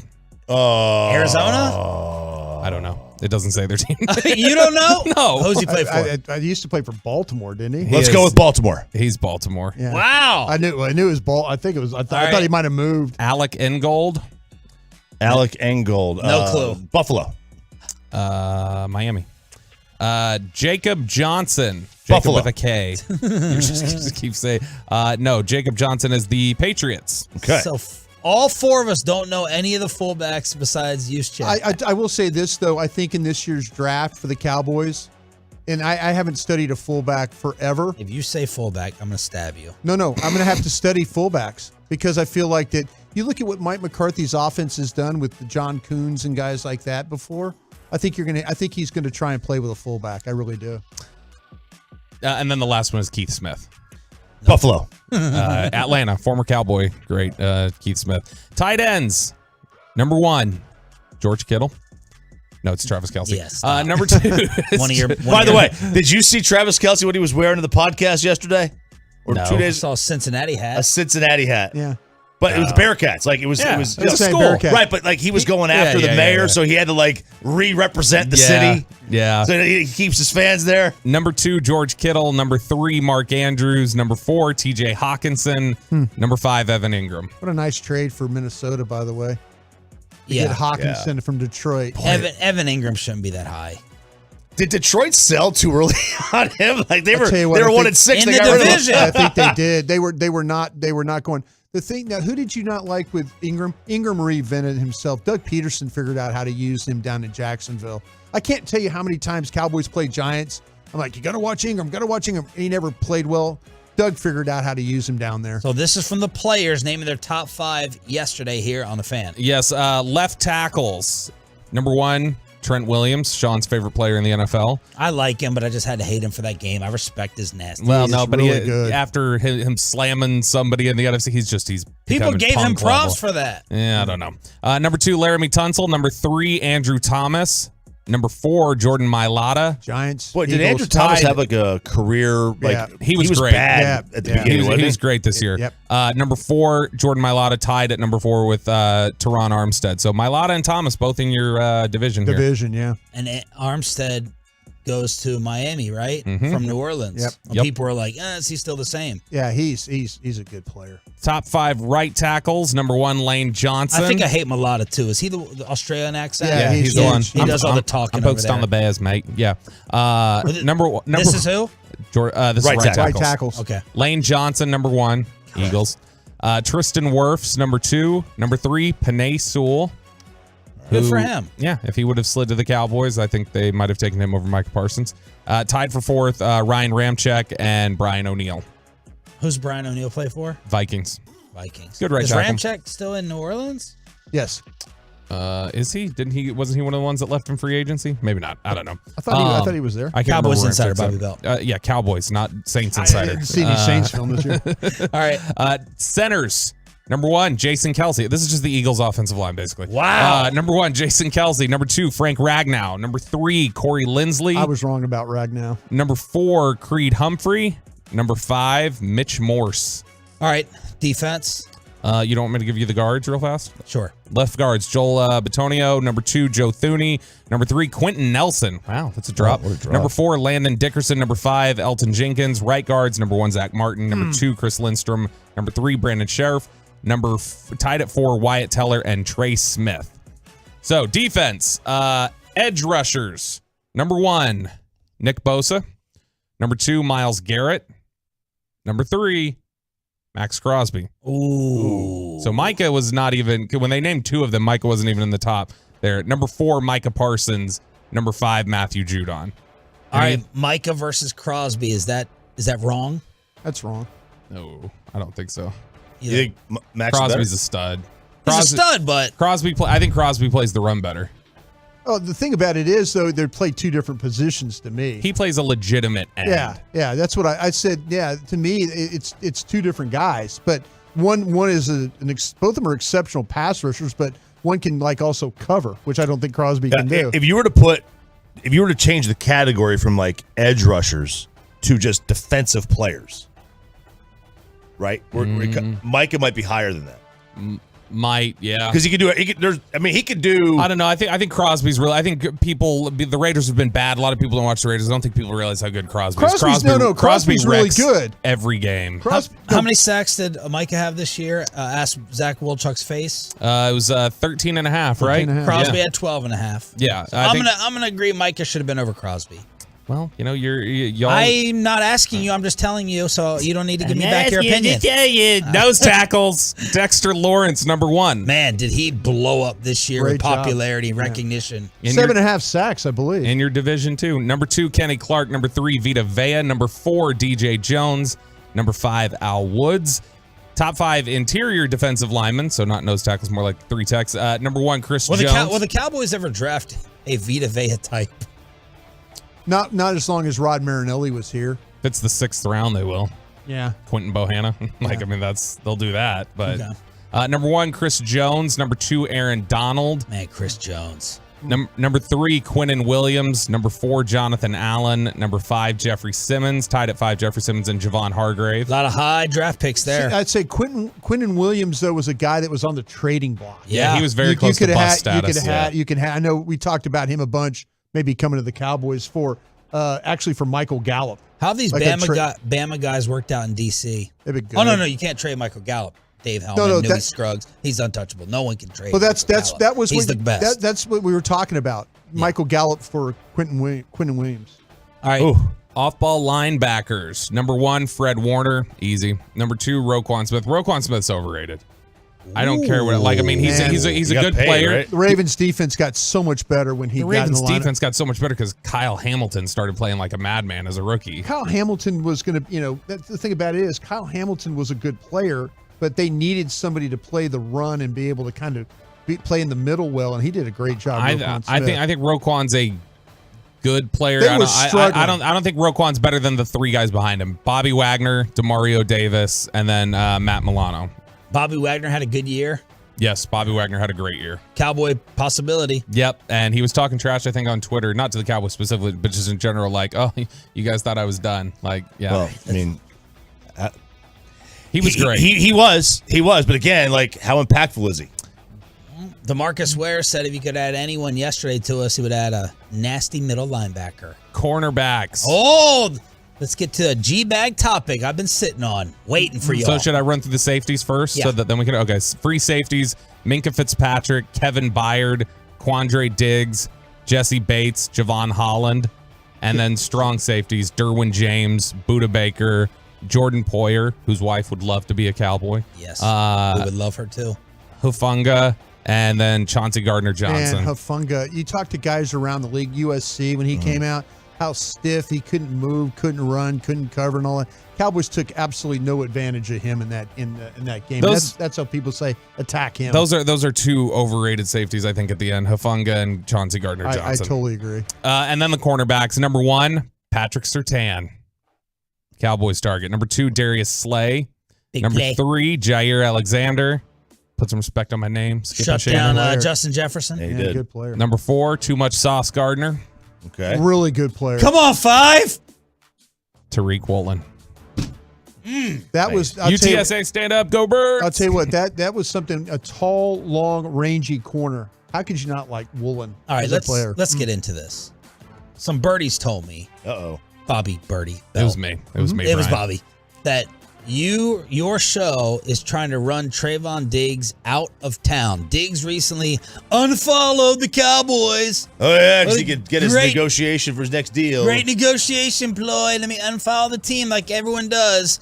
And then, of course, he had to respond to people like me making fun of his tackling effort in the 49er game, saying career high in tackles this year. That was Diggs on Twitter.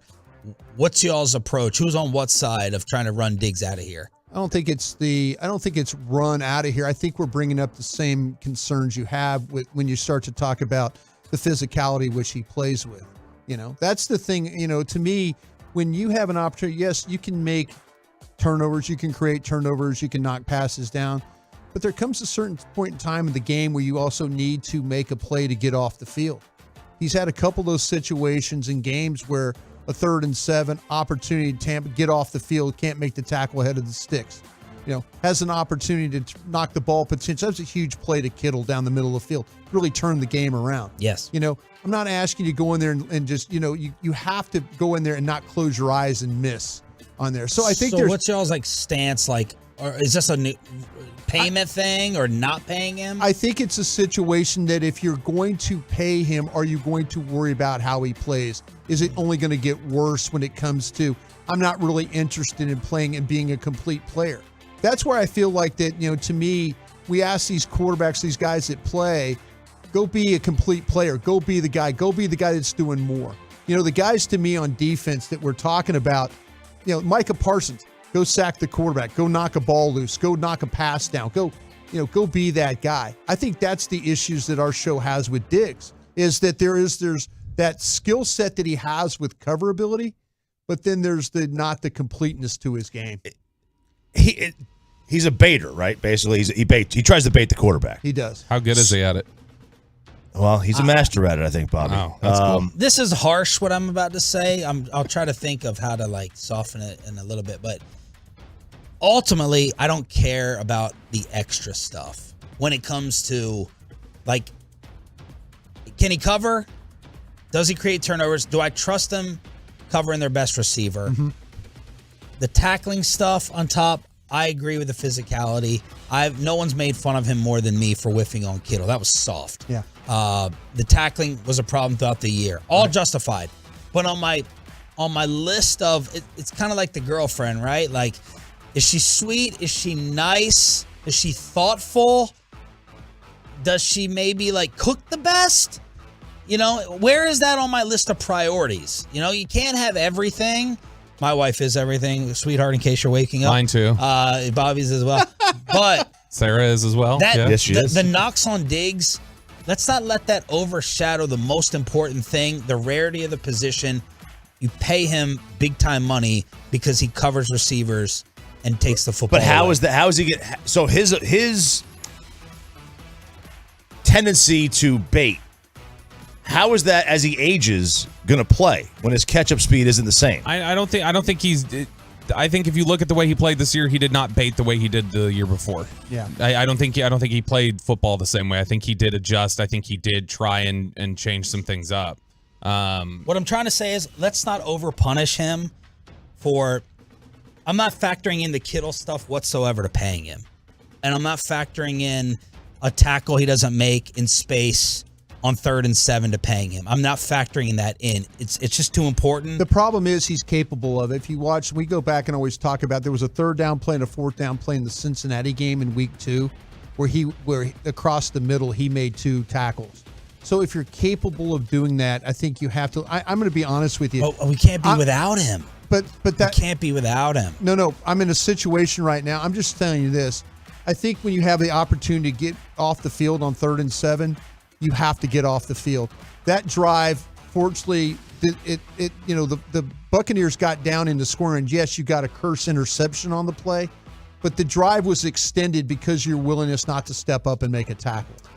That's the thing. That's the only thing. I'm not asking him to be a guy that eats glass. I'm asking him just when he has the opportunity to step up and make a play, whether it's forcing a run and getting them off the field. That's all I'm asking. They're going to pay the guy. But, just know that if you guys aren't trying to say don't pay him, you're just trying to improve his game. I'm trying to sit there and I'm looking at corners right now, whether it's Joey Porter Jr. from Penn State or Cam Smith from South Carolina or Deonte Banks from Maryland. I'm looking at these guys and I'm watching. I'll throw another guy, Tariq Stevenson from Miami. I'm watching guys step up and make plays. Not only can they cover, but they step up and make plays. I got too much of a known thing. Where do you stand? And who on G-Bag you pay Diggs? Like I mean, the fact. Okay, I understand he misses tackles every now and then. That's frustrating. He's not as physical as you want to be. I'll take the 1 or 2 or 3 guys on the planet who can shut down Justin Jefferson, who has done it and who has shut down Terry McLaurin, and I'll take that over some of the physicality issues. But I think that's where you're at. I think that's where you're at on Diggs.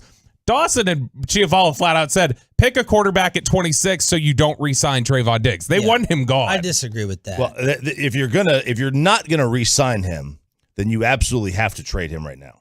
I would, if you're not gonna re-sign him, I'd trade him. You cannot but go you into should re-sign him. If you're not gonna re-sign him, you cannot lose him for nothing. You have to get a. You got to do the Jalen Ramsey thing if you're not going to re-sign him. Who's going to bet on the Super Bowl? Not me. Who is interested in LeBron breaking the all-time record? Let's talk a little bit about the business of sports. Calling all you BetQL gambling degenerates, Darren Ravel, the villain of his profession, joins us next right here on The Fan. But first, let me get you on.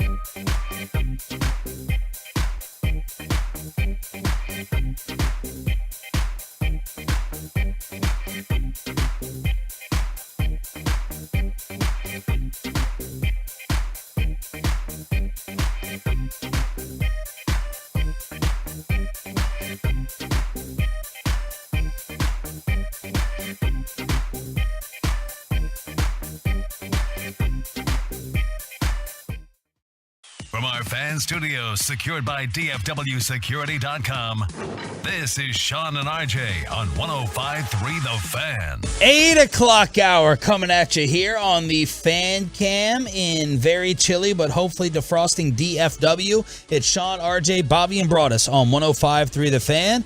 And we're getting set for the Super Bowl. With all the odds and all the betting, we are part of the BetQL network, so we had to bring in, I sent the text message, you guys want Darren Ravel and Choppy, of course, our degenerate gamblers. Like, absolutely, hell yeah. So joining us right now in conjunction with Coors Light and Miller Lite for the Super Bowl, the first ever high-stakes ad where fans can win real money by predicting every detail of the big game commercial, is Darren Ravel on the Diamond Factory Hotline. Good morning, Darren. How are you? What's up, guys? How are you? You're cold there in Dallas. I did see the frosty branches. I'll never forget the Super Bowl in Dallas where they were putting sand on the streets when it was icy, and I'm this New Yorker screaming, "Salt, salt, not sand, salt! You got to melt the stuff." Yeah, we look pretty soft these days. Times like this, I like to say we prove ourselves in July with the Texas heat, when people are getting third-degree burns, but we're not really pumping my chest out here. Absolutely not. No. Not the best driving out here. Not the best, not road crews, but like ability to melt the ice away. We just don't have it. We don't have that kind of technology, I guess. Darren, was that a bottom 2 Super Bowl experience? Like, we like to make fun of Jacksonville, kind of like to distract away from Dallas and Arlington. Well, but the early Jacksonville, I remember because I was like, I was like 28 years old and 27 years old, and I had never been to Jacksonville. I'm like, I thought this was Florida, and it was like 35, 40 degrees.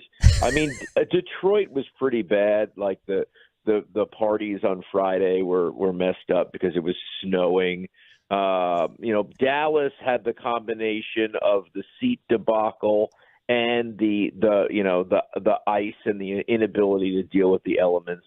I mean, I'd say there've been a fair share of disasters. So, are you allowed to gamble? Are you a gambler? Yeah. Oh yeah. I gambled almost $1 million in the past 5 years.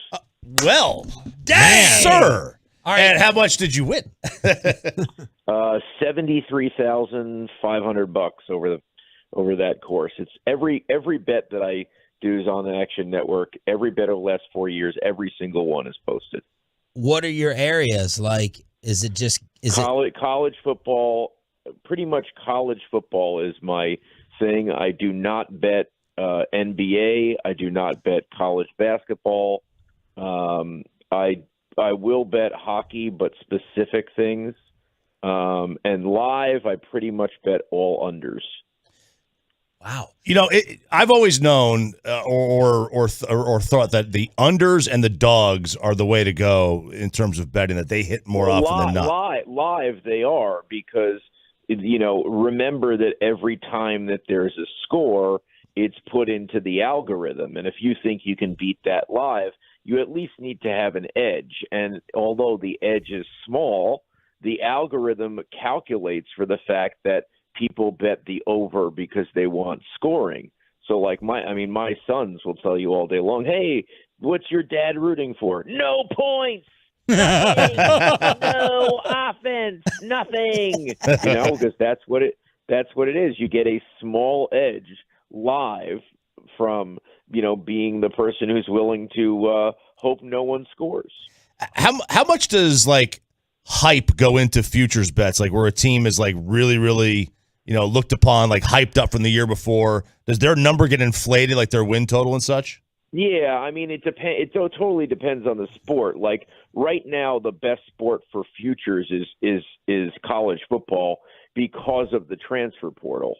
The bookmakers have not really successfully figured that out. So I would say if you're a college football fan of a certain team, you have a chance to know a whole lot more than I just don't think they're doing their work on the transfer portal. So that was one of my biggest ones. So first year of the transfer portal, Northwestern was 3-9 the year before, and I knew, and they're my team, that we were going to get a running back and a quarterback that was going to be better than what was calculated, and I bet what was it, 1,500 to win 238,000 that Northwestern was going to win the Big Ten championship, and I cashed out while they were beating Ohio State at halftime for the championship game. $71,000 because again, like if you're, I never say bet on your own team, but college football and understanding the transfer portal, I think that's probably the best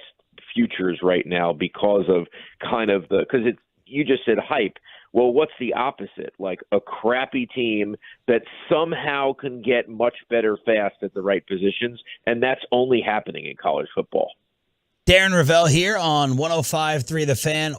I noticed you said you didn't bet NBA, and that just made me think about the latest conspiracy theories about rigged sports. The NFL is rigged. How do you react to all that talk that has taken over after the AFC Championship? I shut it down just like I shut down the moon landing, which is like, do you believe that the Russians who are going up against us all of a sudden took us at our word?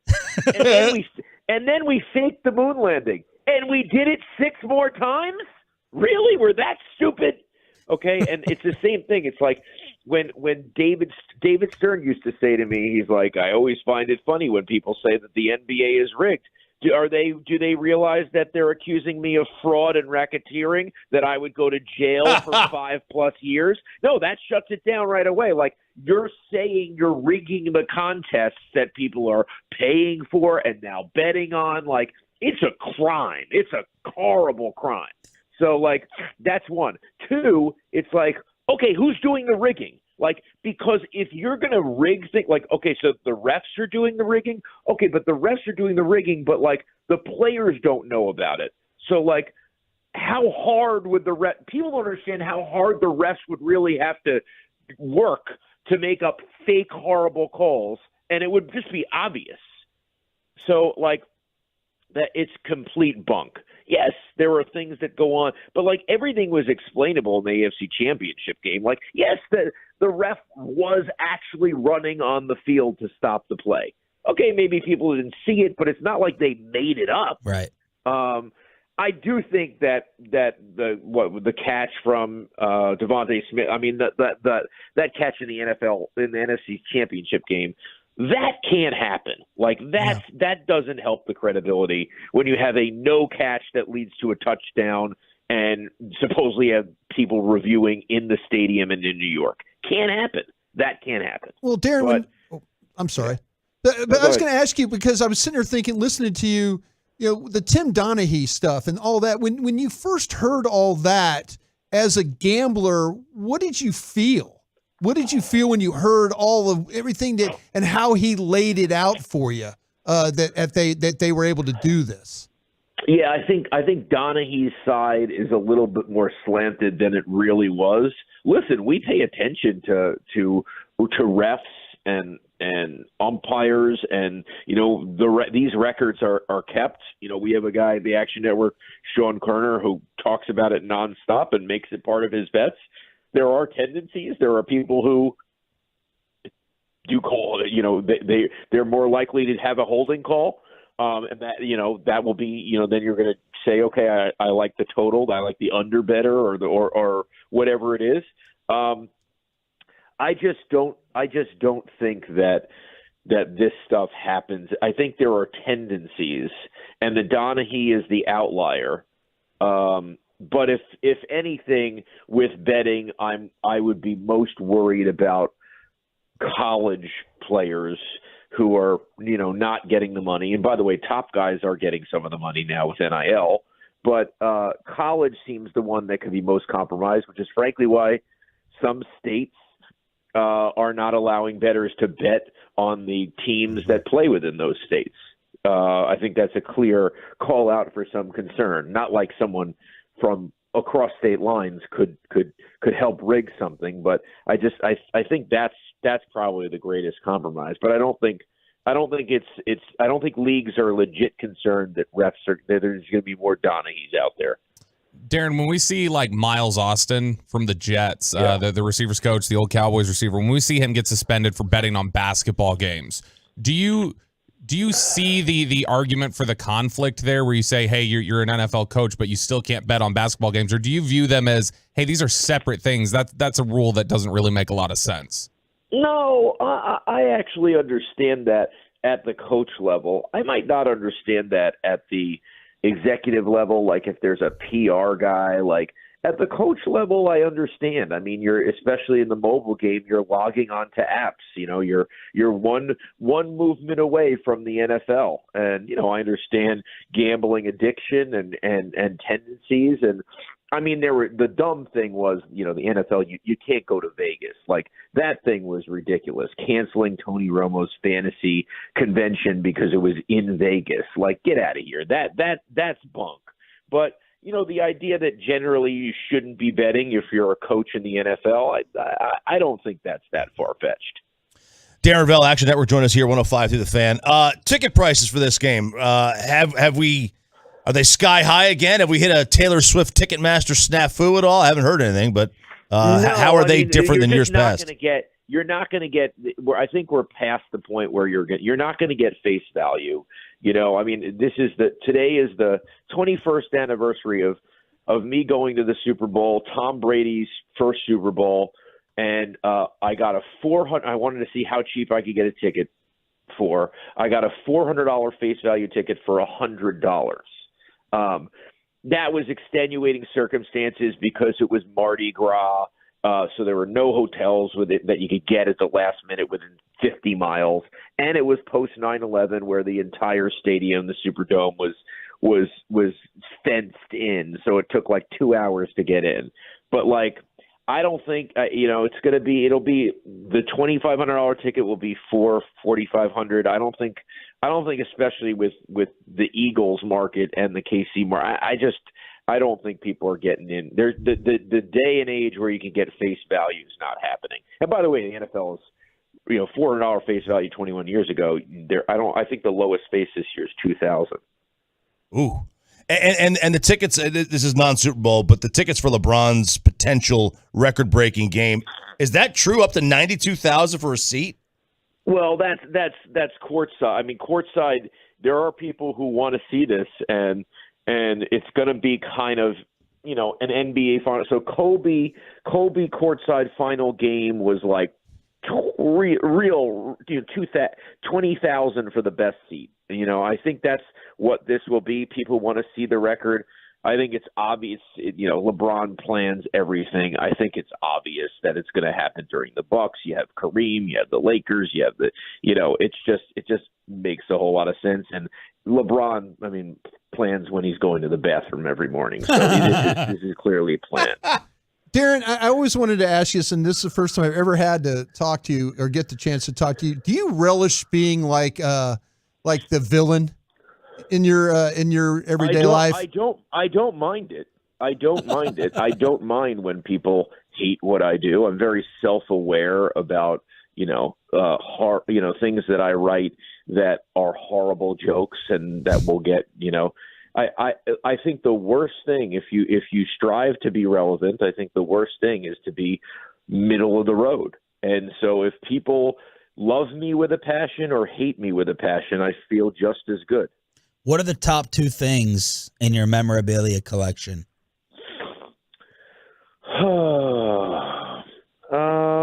I have the vest from Ferris Bueller, the only one. So I have that. All right, let's make it top three, maybe four. I have Kobe Bryant's pass that was around his neck in Beijing. His athlete pass. I will never sell that. I'm trying to think about like a ticket because I love tickets. I have.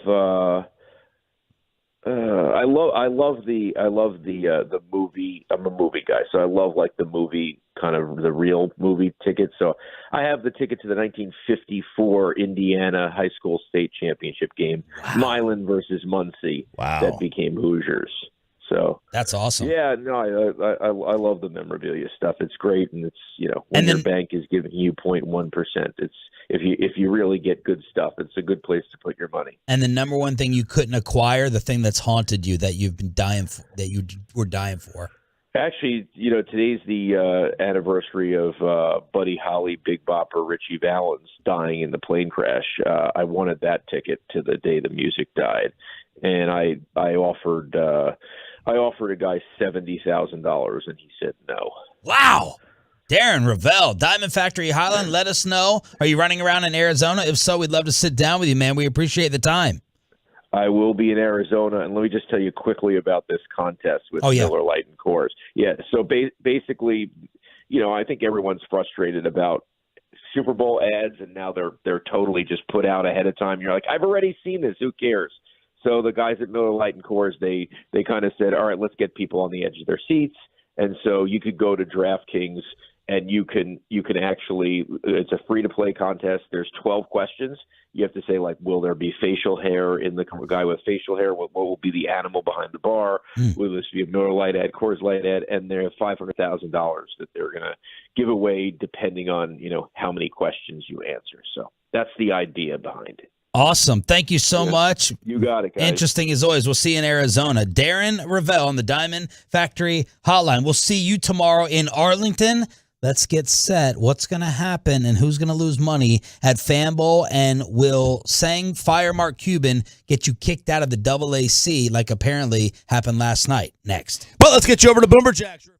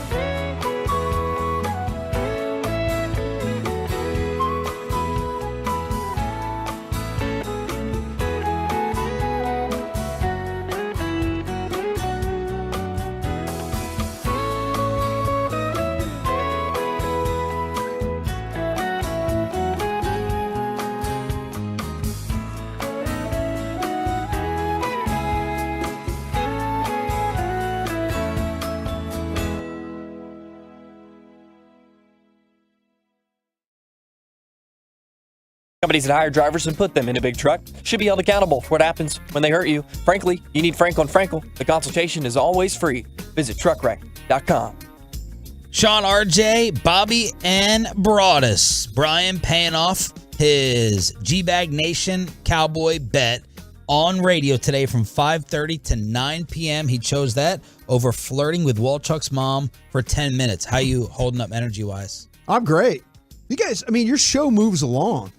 Wow. It really does. I mean, we're professionals. Thank you. Yeah, it's interesting because, like I said, I'm fascinated to be able to work on all the shows and kind of at the end of it, I'm sure on Monday we'll have a segment where I'll be able to kind of talk about working on all the shows. You gonna lie about me again like you did last time, where you called me this dictator and I'm sitting in my seat just go get Michael Lombardi, go get this, go get me coffee. No, you are a pain in the ass. There's no question about that. Like, I have a question for Darren Ravel, and he looks at me and goes, "What's your question?" Yeah. Like I'm going to try and I'm going to ask him like, "Hey, what ballpark food do you really like?" No. You're a demanding bee. I'm not doing it for like that reason. I like to stay on the subject. We made a mistake yesterday with Michael Irvin. Bobby, one of us jumped ahead. Why don't you just handle all the interviews yourself then? Well, we just should be in communication with him. You do it anyway, right? Anytime we get cuts, anytime we get cut sheet from Michael Irvin, it's like, Sean question. Everybody on the show, I mean, all right, we get it. That's not you. You don't need a bet payoff and have to work on all the other shows. You opened the door for this. I did. Those worms are flying out. I did for a reason. I did open that. I guess. Why are your teammates nodding everything I'm saying? They're like, yes, well said. Yeah. Okay, on G-Bag with the interviews, you guys just probably go around, don't know what everyone's asking, random. Just going around right now. No. They do one thing. I'll show you this right now. And Brian will know this. I bet this triggers him. Brian, you love this? Oh, yeah. Like I have one more? That's small question. I got a small question. But no, what you do. Puckered lips. I'll tell you what the one was hard is when you do the interviews, like when you're on Zoom, and you're trying to hold up your finger and you're not sure if the guy, and you don't want that awkward pause and, kind of, well, I have a question. And then somebody. Got to have an awkward pause, though, to go in for a kiss. But see, that's what. Got to have that. See, like Dawson will, if Dawson hears any type of a little bit of a hesitation, he'll just dive in with a question. That's what And then you're like going, like if it was Darren Ravel, you would I'd go, well, and then you would jump in with the immediate question. And now it's like, everybody's kind of. It's like a paranoia of not wanting that dead air. And then with 4 people, I'm realizing you basically have one question. Yeah. Like, we're used to less people, so it's like you ask you more. can follow up. I know a lot of times, especially with interviews, I've learned this, say working with my guys. Yeah. Dawson will always ask a follow-up question. He'll ask an initial question. Yeah. He'll get the second question, and then you kind of go from there. Yeah. And read. No, the only reason I asked you what you were asking is because you hated my question. I know what you're doing. I trust your questions. You're very good. You put a lot of thought. That Tim Donaghy question was stupid. See, this is going to be what's going to happen on G-Bag. So this will be the recap. The Mavericks barely hang on. He's become a troll because of me. The Mavericks, I trolled him first, so I guess I deserve it back. The Mavericks beat the Pelicans. Luka gets hurt, but we got a DM Bobby found this from. Now, the account is Fire Mark Cuban, so you're kind of asking for trouble, I guess. It's at MVP Luka77. He tweeted this last night. Just to be clear, I got kicked out of the AAC tonight for yelling Fire Mark Cuban. Ooh. During the first quarter, was told I was being a disturbance. They legit kicked me out of the arena and threatened my season tickets. They did let my friends stay, so shout out to Jason from security. I appreciate you, but this guy apparently booted for yelling or chanting fire Mark Cuban. Which, by the way, I do think that is impossible. I don't think you could fire an owner, just a guess. Can't, No, although Adam Silver, I guess, has fired 2 owners. Sort of. It's true. Sort of, and Sarver and Donald Sterling. But you should not get booted out of the arena. This is what James Dolan does. This has got James Dolan energy. Nobody wants to do what James Dolan does. He did this to Charles Oakley. He's done this to fans. You don't throw fans out for saying that we need to fire the owner. The owner stinks. Take it. You want to own the team? You want to sit courtside? And you got to take it. Now, I did see an old video where this is like one of his bits, I guess, this guy, where he will go to the games and yell this. And I did see him. He yells pretty loudly. You can pick it up on the TV. And so sitting around him, I can imagine that would be kind of irritating if you're just sitting there trying to watch the game. But if he's yelling anything else, do they tell him you're being a disturbance? People yell at games all the time. But let's be honest, you're Cuban. Let's just say this guy is 4 rows away. Yep. And 41 games, you're sitting there with your team in your arena. I got to be honest, I probably am not sitting there if I'm Mark saying, he paid, he has a right. I'm probably doing something to him too, just being honest. Does Jerry do something? Jerry's in a suite. I know, but I mean, Jerry's not sitting out publicly amongst the people. But Jerry's right there, excessive. Like, I mean, the people right in front of Jerry's suite can turn right around. They can like high five Jerry if he reaches over. I think if I was Jerry and for 8 games, someone was in my face, bought a seat right in front of me to turn around and say, sell. I'm kicking him out. I mean, Being honest. I don't doubt Mark would do that. He covers up murals. I don't think any of us would do it. All of us would say, get this fool out of here. I reached out to Mark. I asked him. Maybe he'll get back. Well. I did. I just had the ability to do that. So we'll see if he. We'll I see love if, that flex. We'll Not see a big deal. Do you think we're too harsh on him? We've all turned on him. No, I mean, to me, station. I think that the one thing that I learned working 14 years with Jerry Jones, and it's not about all media. It does affect these guys. How could it not? I've been in rooms with Jerry Jones, and I've seen emotionally how things. Jerry Jones talks about big shoulders, and I could take it, and I like it.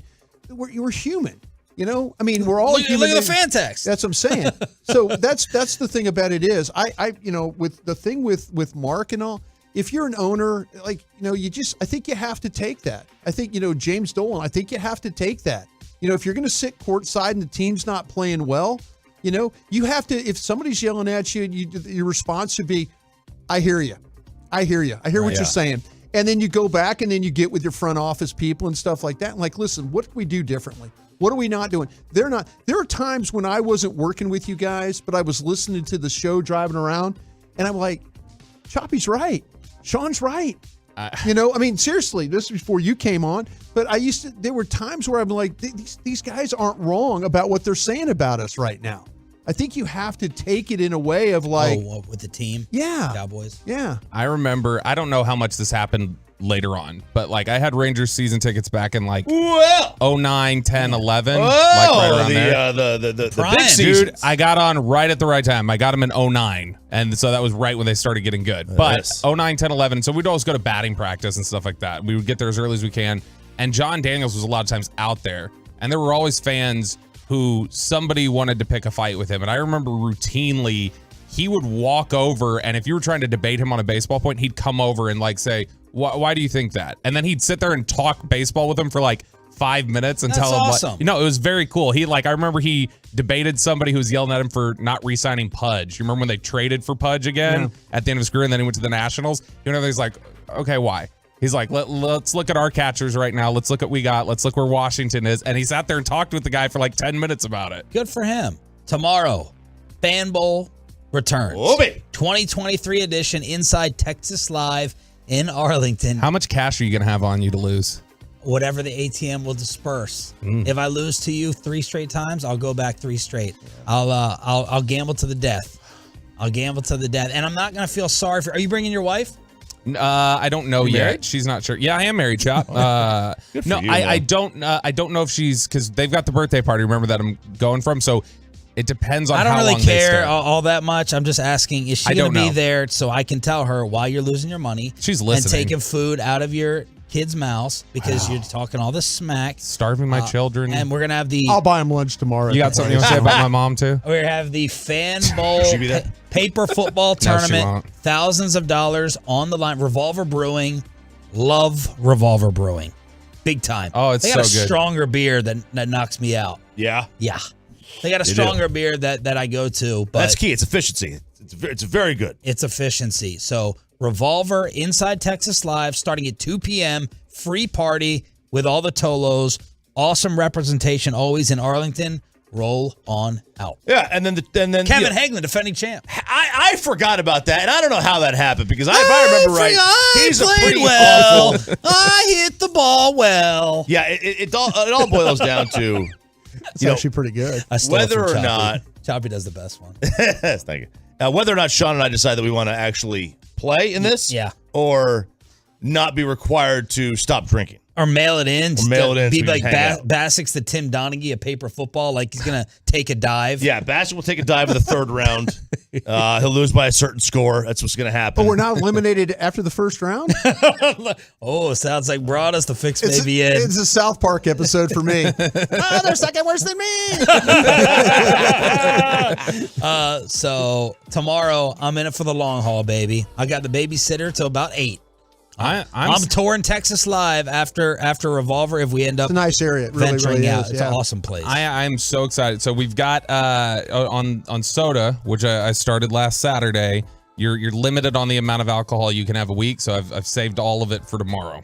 So my entire alcohol usage will be used tomorrow with the Tolos. And what are you allowed? I'm allowed like 3 drinks of like vodka or something. Okay, so but 3. I'll take them all at once. Okay. Can you have more if you don't have any mixers with it? Does it have to be straight? No, it's got to be straight. It has to be straight. Just take some edibles. Or an edible. What are those? Oh, yeah. Vitamins. 877. Like Flintstone What are you vitamins? trying to encourage over there? I want them to get messed up. So you're going to shoot vodka? Yeah. What do you do? You do that at lunch. I would not shoot vodka. That's not a shoot. I've never seen shooting gin ain't Hey, bad. You can do that. If you want to do it clear, that's a better Gin. one. I don't like gin. No, it's way better to shoot. Wait, with I can vodka. have gin, scotch, tequila. You have scotch? rum, or vodka. All the clears. I will not drink scotch, gin, or tequila. You're wrong about Scott. Yes, wrong. Let me tell you Scotch this. is great. Y'all are old. That's old men like Nobody scotch. was more happy to go get my bottle of Tito's from the charity, from Sandler's charity event than Choppy. Yes, we know. He Yeah. We knew that. Yeah. Taking people's vodka. No, he didn't take it. I offered it to him. But he was like, really? You don't want it? I'm like, yeah, go ahead. I'll get it. But did you get accused of stealing it? Yeah. Yeah, Sandler accused me of stealing it. Oh, no. That's I not, almost blocked him. I was at the gym when he started texting me, and I was getting livid. I was about to light his No, I butt up. told you when we were outside, I go, I should have walked in with you. I'm sorry. That's on me. All right, I think we're going to have this. I've been looking forward to this segment the most. Dan Orlovsky, after Tom Brady retired, Dan Orlovsky's top 5 quarterbacks ever, but the real fight is going to take place on this show, not with Orlovsky. Where's Brady? Who's missing? Who should be there? Top 5, and wait till you see the argument that breaks out. We need Broadus for this next. But let's get you over to Q.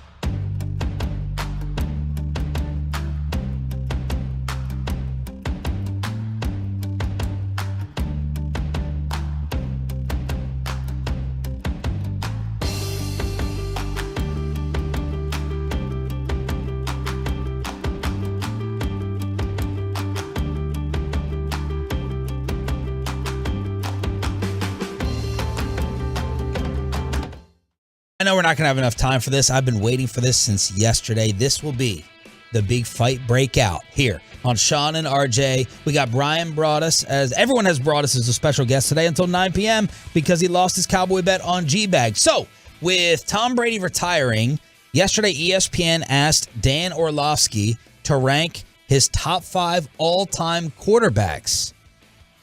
Starting at number 5, Dan Marino. This is top 5, just all-time. Marino at 5, Peyton Manning at 4, John Elway at 3, Patrick Mahomes at 2, Tom Brady 1. Now, he was on the show with Damian Woody and Keyshawn Johnson. Keyshawn immediately called him out for not having Joe Montana top 5. And Dan was like, and sometimes we've used this caveat on our show for 12 years, Choppy, if I didn't see you, if I don't remember you day to day, we don't include you. Like, I don't feel comfortable talking about John Havlicek, all right? I don't feel comfortable talking. Good shooter. Good shooter. That's why we have Broaddus here. He's our Chris Russo for the morning show. Good six-man. Good six-man. So Dan said, I don't remember Montana. Like, I was a little bit too young. I went and checked the ages because I'm like, how can you have Marino and Elway but not Montana? And Montana is 5 years older than those guys. Yes. So Orlovsky was like, because I was out of that range, I didn't put Montana. But then he had some stats to back it up. So 1 Brady, 2 Mahomes, 3 Elway, 4 Peyton Manning, 5 Marino. I went and looked at all the comments on Twitter. The biggest beefs, besides Montana, is that Mahomes was put in here too early. Where's Aaron Rodgers? Where's Drew Brees? And the one that set me off the most, that John Elway is tremendously overrated. Let's start with Ralph James Choppy. Mic on. Well, he's right. I'm sorry. I'm used to it being turned off for me. Get to know that, Joey. Bring him his coffee too, Joey. Yeah, he didn't make that this morning. I had to do it myself. He's not Ben Rodgers. Oh. So, again, I think you made a good point on social media. Like, you can't really criticize anyone's top 5. Like, everyone's top 5. All these quarterbacks are, you put them all on the spot, you would take every single one of them. If you put one guy in this top 5, I'm not going to fight you on it. Yeah, I'm not going to fight you I've turned on Orlovsky. Bobby has given me like that black venom, like in Spider-Man. I've turned into Venom against Dan. I've turned on Dan. But I have no problems with his list. I don't care. There's a lot of damn good quarterbacks. I mean, I do not have as big of a problem with Joe Montana being off it as I do with John Elway being on it. You've always took shots at Montana. Yeah, I mean, I think Montana I think he's tremendous. Again, I didn't see much. He basically was out of the league or out of the Niners by the time I was 11. I wasn't breaking down that. But to me, like, John Elway, I think is still like, he was really good, but like, I think a lot of it was he had a cannon for an arm. Everybody fell in love with that. I don't care about arm strength. I care about decision making. That to me is 10 times more important than a good arm at the quarterback position. I know Parcells may disagree with that, but he makes all the throws. Yeah, he does. But do those throws always go to the right person? Are you hitting the right target? So that's why I was never the biggest Elway fan. Although, like, he did kind of, I don't want to say he changed the game, because I think there were mobile quarterbacks before him. But like what he could do with his legs was pretty unique at that age, at that era. Being pigeon-toed as much as he was. Was he? Yeah, bad. So he was out? In. He walked in. He walked in. Yeah, wow. That's what you watch him run. So he was in. Dak walks out. He's got that duck feet, right? Dak's out, yeah. All right. So I was never an Elway guy. I mean, some of the, if you adjust his numbers for era, he still wasn't that great. If you use, like, as I said, I love adjusted net yards per attempt, which is a really good predictive one. I mean, he's basically Ryan Fitzpatrick. Oh, my God. I think personally, he's Ryan Tannehill with a better arm. Oh, my God. Like, that's what he is. He's Ryan Tannehill with a better arm. And Ryan Tannehill may have better feet. So, like, he was a really good player, but, like, settle down on the Elway top 5. Like, he got to the Super Bowl 3 times in the 80s because his best quarterback counterpart was Bernie Kosar. That's the only reason. And because Marty Schottenheimer thought prevent defenses were cool. Like, that's the only reason why he got there. He had nobody to go through. The AFC in the 80s, bros, you know that. It was awful. What did the NFC win? 16 straight? Yeah. 16 straight Super Bowls. That wasn't on accident. It's because he had nobody to go through. The AFC then was worse than the NFC now. Bobby? I think Elway's tremendously overrated. He's a prototype, like physically, everything else. You look at the first decade of his career. His touchdown to interception was 158 to 157. This dude, even for his era, you look at over that 10-year span, you take everybody who threw at least 1,500 passes over those 10 years, he was 25th in passer rating. Like, we're talking about him he's behind every single last top quarterback in his era. There was only like 26 teams then. Yeah, that's what I said. Over the course of 10 years, you talk about 1,500 passes. That's not total, because he threw like 3,000 during that time. But in general, yeah, he had a strong finish to his careers where that's where he really made hay. He really did. But do by that you know point, why? Because why? he finally had help. Okay, but finally had help. He played his whole career. If he had what Silver Spoon Dak Prescott had throughout his whole career, can you even name the receivers before Rod Smith and Shannon Sharp? Can you even name them? Ricky Nattil? Yes. Anyone else? Were they the Three Amigos? Is that what they were? Or was that Miami? I can't remember. Posse was in Washington. You can't even name them. I'm trying to remember. But who you else. don't factor that in whatsoever because he carried them to Super Bowl appearances. Okay, Rick Upchurch? With a coach. Wait a minute, I just named one for you. Vance Johnson. Johnson, Rick Upchurch. Mark. One of them was named Mark. But like we look Mark at Jackson. Mark Jackson. Yeah. He had the least amount of help, I would argue. All small guys, of man. any quarterback. Well, first off, in this discussion, it's not even a conversation of the least help of anyone, and a head coach whose guts he hated back and forth. He really You can't even name a receiver. I would he argue played with. Brady had less help early on. Steve Sewell was a offensively. good, yeah. Okay. You look at Brady's help early on. You look at, like, in terms of weapons, With an like elite defense. you're talking about Rodgers. You can even look at like Breeze. Breeze had Jimmy Graham at some point, but he also had Marquez Colston, who never made a Pro Bowl. Like I'm saying that there have been plenty of quarterbacks who have not had a bunch of weapons with them that performed better because they were elite talents. Again, we're talking about 25th in passer rating. Are we looking at who? I don't even know who finished 25th in passer rating this year. All right, you have the best memory of all of us because the Montana, Marino, Elway, we were definitely younger. You were. Where do you stand? I'll tell you what, I wouldn't have Elway in my top five. No! My top five are Brady, Manning, that would be Peyton Manning, Joe Montana, Dan Marino, and Brett Favre. Whoa! Well, okay.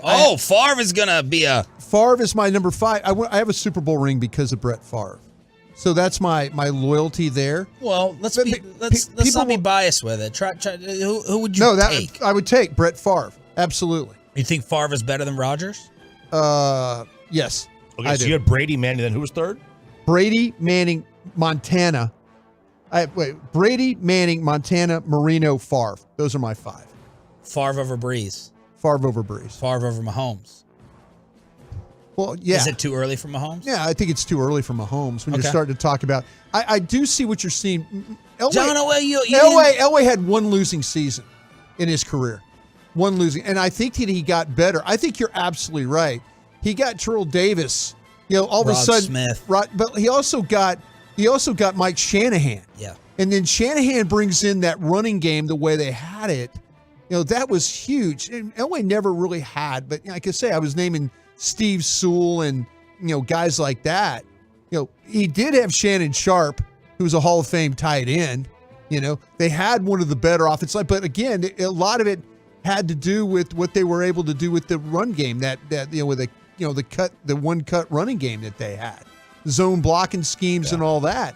They were chopping people in half running that football with the way they were blocking. So yeah, I think things improved for him. It's a 57% career passer. Did you look at Aikman? Would you take Aikman over Elway? I really had, because we competed against Aikman. I know him better. He was, you talk about a big game quarterback. Yeah. You have a top five list? Yeah. Look, I know you guys will call me Homer, but he's the best. That's Manning is number one for me. And then I have Mahomes. I don't think it's not. I will tell you this. No one's crazy for putting Peyton Manning number one. Anybody that's played in the salary cap era at quarterback where their team was turning over 30% every time is going to get my vote. That's why I got Brady and Manning over Montana. Montana is one of the best quarterbacks to ever play this game. But his offensive line never changed. His receivers never changed. He threw the ball to Roger Craig. Never changed. Yeah. You know? And Peyton Manning had all-time supporting cast, Of course he too, did. Yep, which no one absolutely, no uses doubt. as a knock. So But his roster changed every year. I mean, You I'm trade not out Marshall Falk for Edgerrin James? Yeah. That was a humongous gamble. Yeah, absolutely. Yeah, so I had Manning, Mahomes 2, Brady 3, Marino, and I think the most underrated quarterback in league history, Steve Young. Ooh. Okay. Steve Young's really great. I wouldn't put Mahomes up there right now. Like, I imagine he'll get there. Like, if I imagine by the end of this, we'll be talking about him as top 3. It's just there's so much left to fill out on his legacy where other guys have completed an entire career. So I can't put him top 5 yet. I imagine he will get there. But for me, it would be Brady, Manning, Dak, Joe Montana, Dan Marino, Aaron Rodgers. Why are we killing Drew Brees? I have Brees like around. You want to talk I about would take quarterback? Brees over Favre. You want to talk about quarterbacks that have over Elway? Brees, Kelly, Mahomes, I can't Young, take Brees over Favre. Wait, what did you just say? I Hang on, said- let's carry this over, and I also want to do this. We got Brian Broaddus in here. He's been doing the homework. If you have some Cowboy draft questions, NFL draft questions, hit us up now. 877-881-1053. If you're out and about, final hour Friday edition, 877-881-1053. Broaddus draft. We'll finish the all-time QB discussion next. But let me get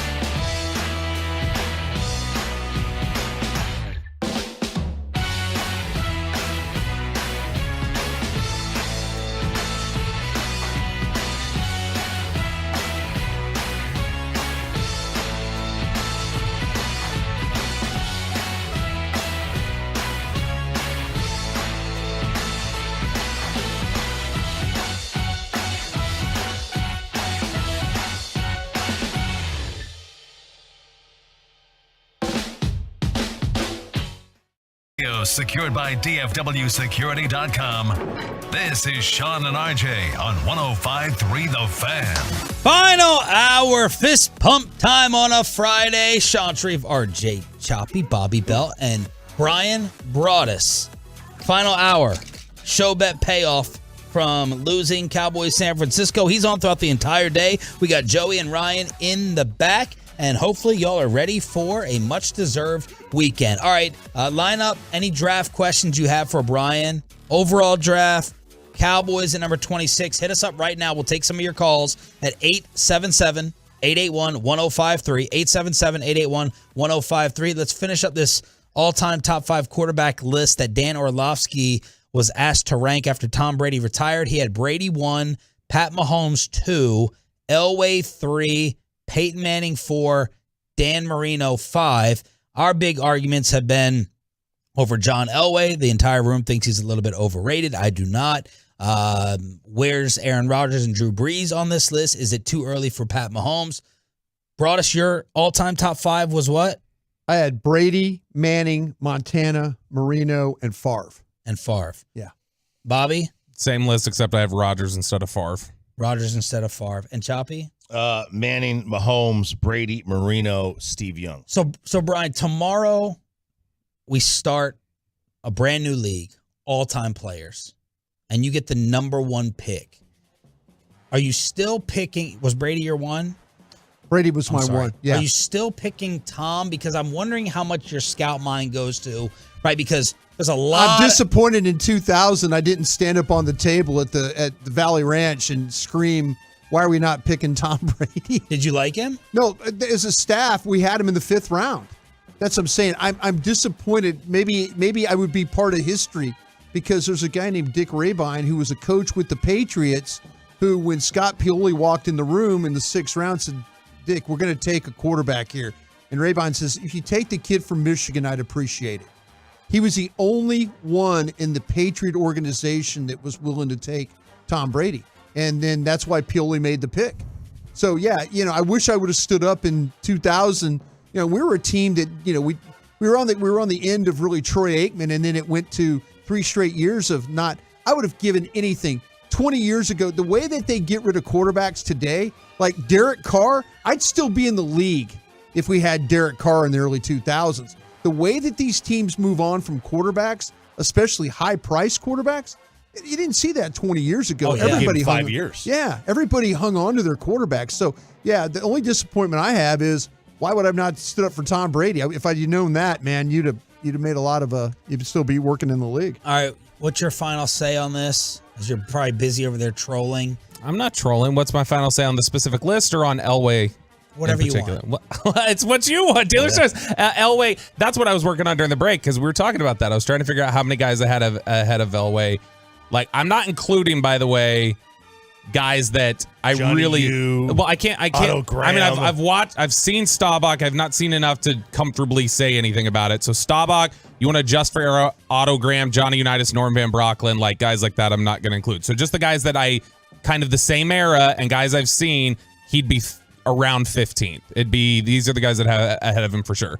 Brady, Manning, Montana, Marino, Rodgers, Kelly, Mahomes, Breeze, Young, Favre, Warner, Roethlisberger, Aikman. You're so disrespectful. No, I'm not. Jim Kelly. I love Jim Kelly. No one with a brain has ever said Jim Kelly was better than John Elway. Kurt Warner, why? Because he did a video for you? Because he did a little video for you? That would be. Is that your Kurt Warner? Don't you always tell me to divorce? Like, you're like, you got to divorce the personal thing for you. So, I'm divorcing it by even having Warner in there. Because he dogged me for the sluggo. Who else was on there besides Kurt Warner? Aikman, Roethlisberger, Steve Young, Brett Favre, Drew Brees, Patrick Mahomes, Jim Kelly, Rodgers, Marino, Montana, Manning, Brady. You weren't even old enough to watch John Elway. I have watched John. I don't know how many times I can get over. You're probably like 5 years old. You're like Orlovsky's age. Were you counting on me helping you on Yeah, that I way? was. I thought you were going to be in here. You and Ernie Accorsi were going to call in and say John Elway was Ernie definitely would have. Everybody we prayed for. He was the best athlete. He was prototype. He was the dream player. If you put together everything, it's John Elway. And here you are selling me out. Ernie probably has nightmares of Elway for that still, Mississippi welfare scandal case. You're selling me out right down the river like Brett did. So Elway ends up around like Warren Moon for me. Like that's around Warren where he Moon's is. pretty damn good. Warren Moon was good. Prettiest thrower ever. You want to talk about the black version of John Elway? Yeah. Warren Moon with that arm strength. You talk about, but I mean, you just look at, that's not a huge insult. Elway's like a top 20 quarterback of all time. Those guys had guns. I like your Steve Young take. Well, thank you. I mean, look, I think Steve Young's just wildly underrated. He to me is like the lefty Drew Brees. Yeah. Except better runner. I mean, he didn't really even start his career until he was like 30. Well, LA Express and then the Tampa Bay Buccaneers, right? Yeah, I mean, and he was just kind of there. And then he goes to San Fran and he just sits behind Montana for what? 2? Yeah, it was 2 seasons, something like that. What are the Tolos saying, by the way, about Mahomes too early? Oh, you're like me. You don't look at the text. I look at Twitter. I let RJ and Bob. RJ does text. Bobby does. They can ruin your day if you let them. Bobby does Twitch. I take care of Twitter. That's why Zach Walchuk gave the best reaction to Mike McCarthy's presser, even though you were spitting fire. Walchuk had the best reaction. He goes, Coach, look at our fan text towards us. We get it every day. Yeah. We get it every day, Coach. Elway is 75th, era adjusted. 817, why is Moon never in this convo? Yeah, should be. The reason, because the NFL. The NFL didn't want him he won like, 5 Grey Cups in a row or something like that? He was amazing in Canada. 3-2-1. Bobby's number 1 is Chad Hutchinson. Okay, that's a reference to yesterday. Thanks for that. 3-2-1. Eli has better numbers than Elway, says the 469. There you go. The fact that Choppy compared Elway to Tannehill and the numbers of who? Who did you just say? Eli. There you go. If anyone believes that, then your number system and your metrics are freaking stupid. I see there's maybe 1 or 2 people on here defending Elway. That just disqualified if you think he's Ryan Tannehill. From the 303, right? It's like No. This is a 469. Name the Hall of Famers that Elway played with in the early years. None. So that's about it. That's the only defense of Elway. That's the only defense. He didn't have anyone throw to. Meanwhile, Bobby Belt's got to be on here and spend every bit of the salary cap on Dak Prescott. It's not enough to have Amari. It's not enough to have Lamb. It's not enough to have all the first and second round picks. It's not enough to have Zeke. It's not enough to have Pollard. It's not enough to have Gallup as a third. It's not enough to pay Gallup. It's not enough to give Dak Silverspoon everything, but then he discounts anything John Elway ever played with for the first 10 years of his career while going to the Super Bowl and losing all of them. I'm glad you finally get it. I'm glad you finally get it. Do you know why Elway's not top 5? Because what is that? Take your meds. He needed a running back to get his ring. No, God. He needed Shannon Sharp and Rod Smith and Ed McCaffrey. And he got a coach. He got everything that Dak needs, and then he went back to back. He needed to play Favre. That's what he needed to do. He needed to play Favre. Right. He had a great game. He had a great game in that. All right. Elway had an all-time game in that Super Bowl. Zero help, and you don't factor it in or respect it at all. If you just go from, even if you go post-merger, you go post-merger 1970 to Elway's retirement in 98. He is 25th in passer rating. Okay. 25th in his era. Okay, he's Eli. Would you take Eli over him? No. Okay. I absolutely would not myself. Okay. No, I just told you he's in the top 20. All right, let's move on. Wait till tomorrow. Y'all fanbowl. Tomorrow's gonna get ugly. Drinks involved. You with got me your and Bobby. LA jersey on. You gonna wear your orange? I love one John Elway or your white one. Which one you going with? Bobby holds it against him. Bobby is good. unable. He's incapable of separating his biases. Elway, he hates Eli because I just listed Kurt Warner. He hates.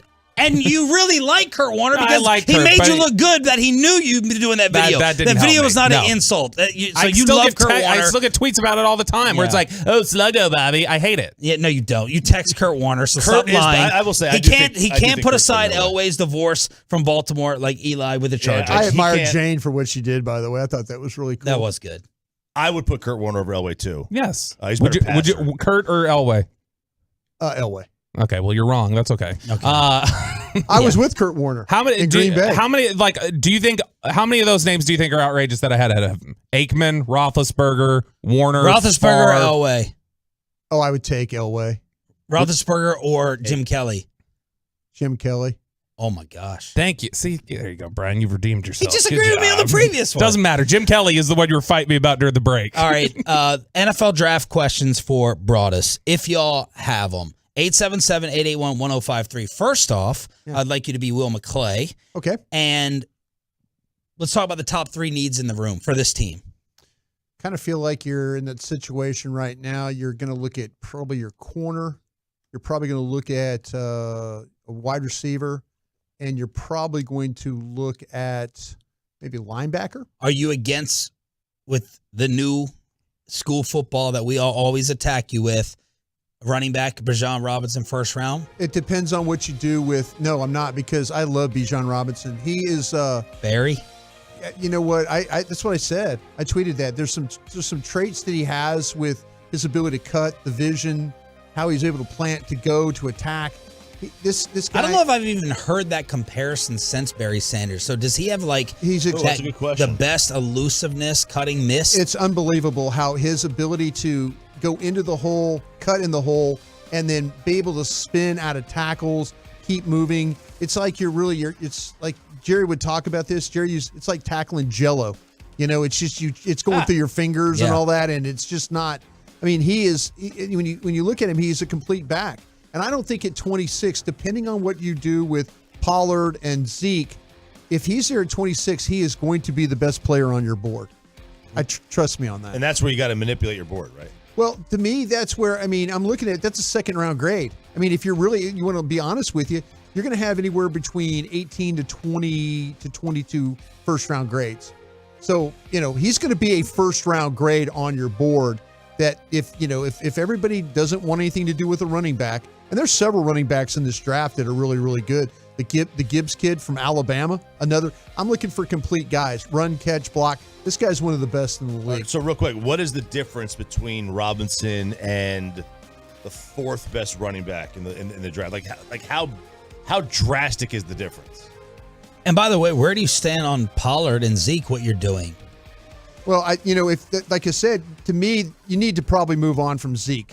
We'll see if everything that Jerry and Steven were talking about at the Senior Bowl just tells me that they haven't had their meetings yet about personnel. It completely tells me that they haven't. I mean, he's talking about that. The guys in this draft: Bijan Robinson, outstanding. Jamar Gibbs, Alabama, outstanding. A-Chain from Texas A&M, outstanding. Charbonneau from UCLA. I mean, these are all really complete backs. To me, they're all different. The more explosive ones are Robinson and Gibbs, and then the other guys are pretty similar about their running style. Pretty steady, pretty much attack you on the edge, can get inside, make things happen. I'm personally, like I said, you give me a choice of Robinson or Gibbs, I'm all about that. When was the last time, and I know you haven't stacked the whole board yet, when do you think is the last time you had a running back graded as high as you'll end up having to Bijan Robinson? Probably Zeke. Wow.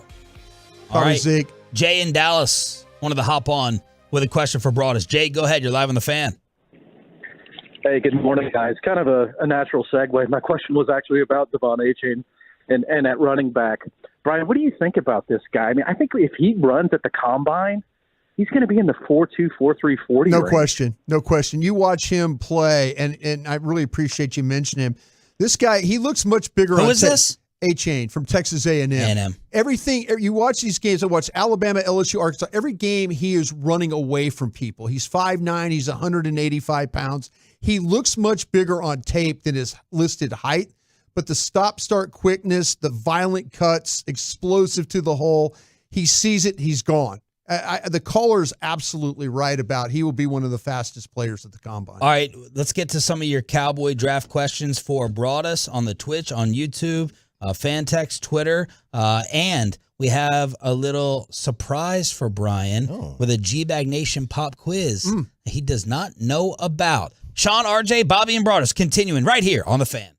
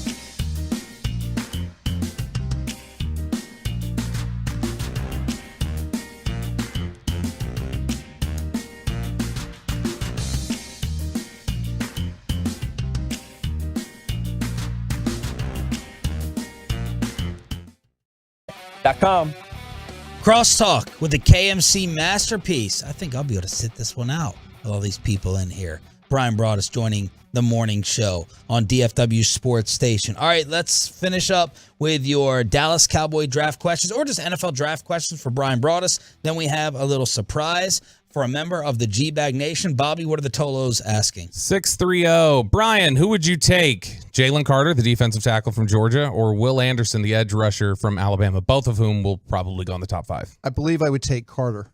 I think Carter, I mean, I know Anderson. I really do like the kid from Texas Tech. I think there's some really, really good edge rushers in this draft. I know people are really clamoring about Anderson from Alabama and what he can do.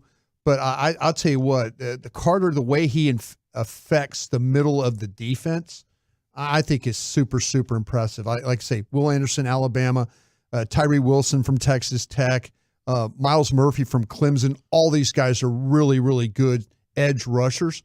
But man, that kid, that Georgia defensive tackle, he is special. Who's your best player so far? Number one player.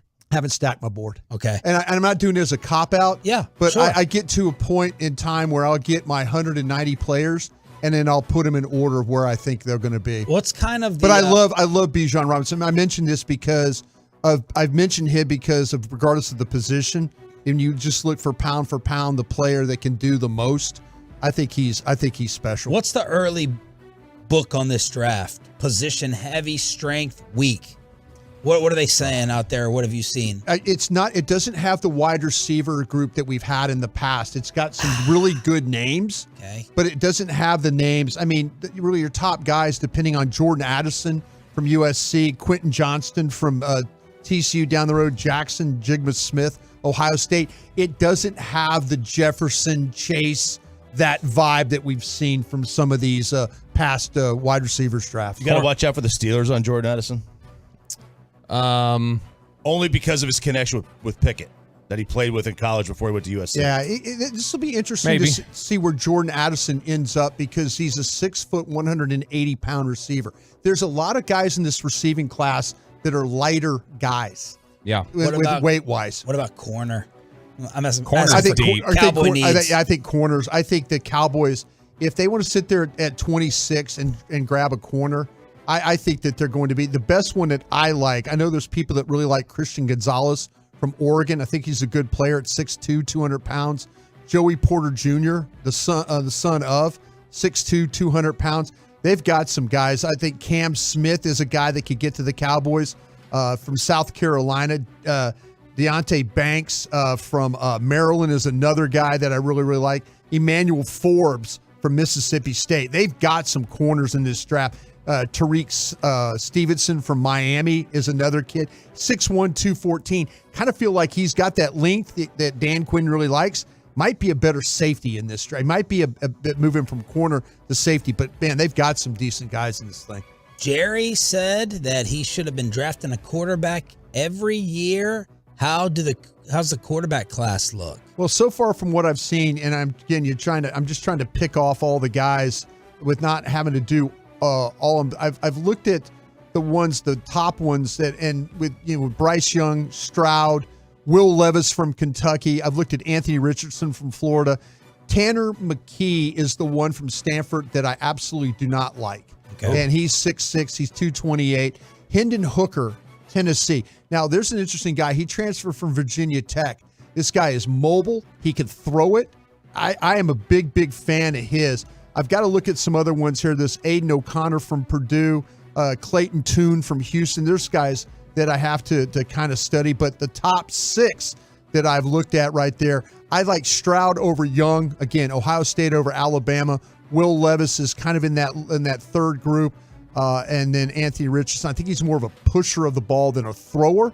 But if you gave me a guy to maybe take a shot on, that maybe some lightning in a bottle kind of guy, Hendon Hooker from Tennessee would be a guy I'd look at. All right, Bobby, let's finish up the Tolo questions, and then we'll get to the G-Bag Pop quiz. 469 wants to know what you think about the Baylor nose tackle, Siaki Ika. Yeah, now if the Cowboys are looking at a potentially of a guy like he is a one technique that is super, super active. This is a massive guy. He's a transfer from LSU.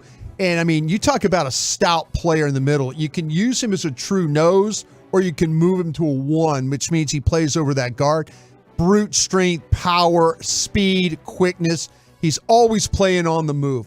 Kind of a Vita Vea starter kit when you talk about a 358-pound man that can move the way he does. Real quick, how have the defensive players, because college does a different defensive system now than they did like 15 years ago, right? Sure. How have the players changed? Well, you have to be more pass rush because teams just aren't. I mean, you're doing the RPO stuff and things like that. Teams are more spread out trying to run, so you got corners that are longer, that are more they're better to cover.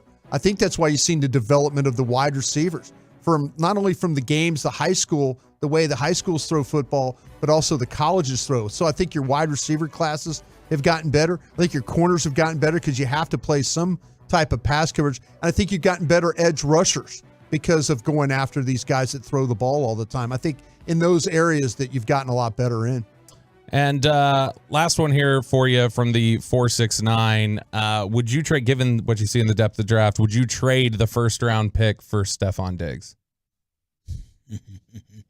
you're going to. I think at 27, you're not going to get a receiver that's better than Diggs. So yeah, if you said I can move the 27 for Diggs, I'd absolutely do that. Now again, you have to think about your money and all those things Would you with guys? the cap. But yeah, at the 27, you're not going to draft a wide receiver at 27 or 26 that's better than Diggs. This is being reckless without looking at the numbers and ramifications. Would you be more likely, Choppy, to trade? Well, you have to trade the first. Would you be more likely to trade it for Diggs or Jalen Ramsey? Diggs is 29. Ramsey is 28. I would probably be more likely to trade it for Diggs. Okay. Bobby? Diggs. Has Ramsey tailed off? Ramsey, I feel like Ramsey could play corner, and then I'm going to do with him what I did to Charles Woodson. I'm going to move him to safety, is what I'm going to do. Because I feel like, I've seen that was the argument. That was the argument when the Ramsey draft happened, that they weren't sure. They were going to play Ramsey at safety with Rod Marinelli and that crew. All right, we got a little pop quiz, some superlatives. The kids these days know what superlatives are. They have yearbooks anymore. Yeah, their yearbooks are probably most likely not to succeed. Yeah, most likely not to succeed. We do some of the superlatives, like Cowboy superlatives and stuff. I know KG does those, so they're at least familiar with them there, if you Tolo. So we're going to do these about your G-Bag teammates. Okay, so this will give you a chance to answer Lucius Alexander, Eric Chiafalo, Zach Wolchuk, or Gavin Dawson. Okay, so Brian, the G-Bag teammate who you'd be most hesitant to lend money to? Eric. Why? I don't think he'd ever pay me back. And I love Eric. And if Eric, you're out there, I would give you money all day, but I don't think you'll ever pay me back. G-Bag teammate who consistently makes the worst arguments on the show. That would be Wolchuk. Does he really? Where does he really struggle? He really, because he when he gets really passionate into you could tell he starts his hand. You can tell he's coming up out of his seat, and so you're like, you're kind of got to gauge him.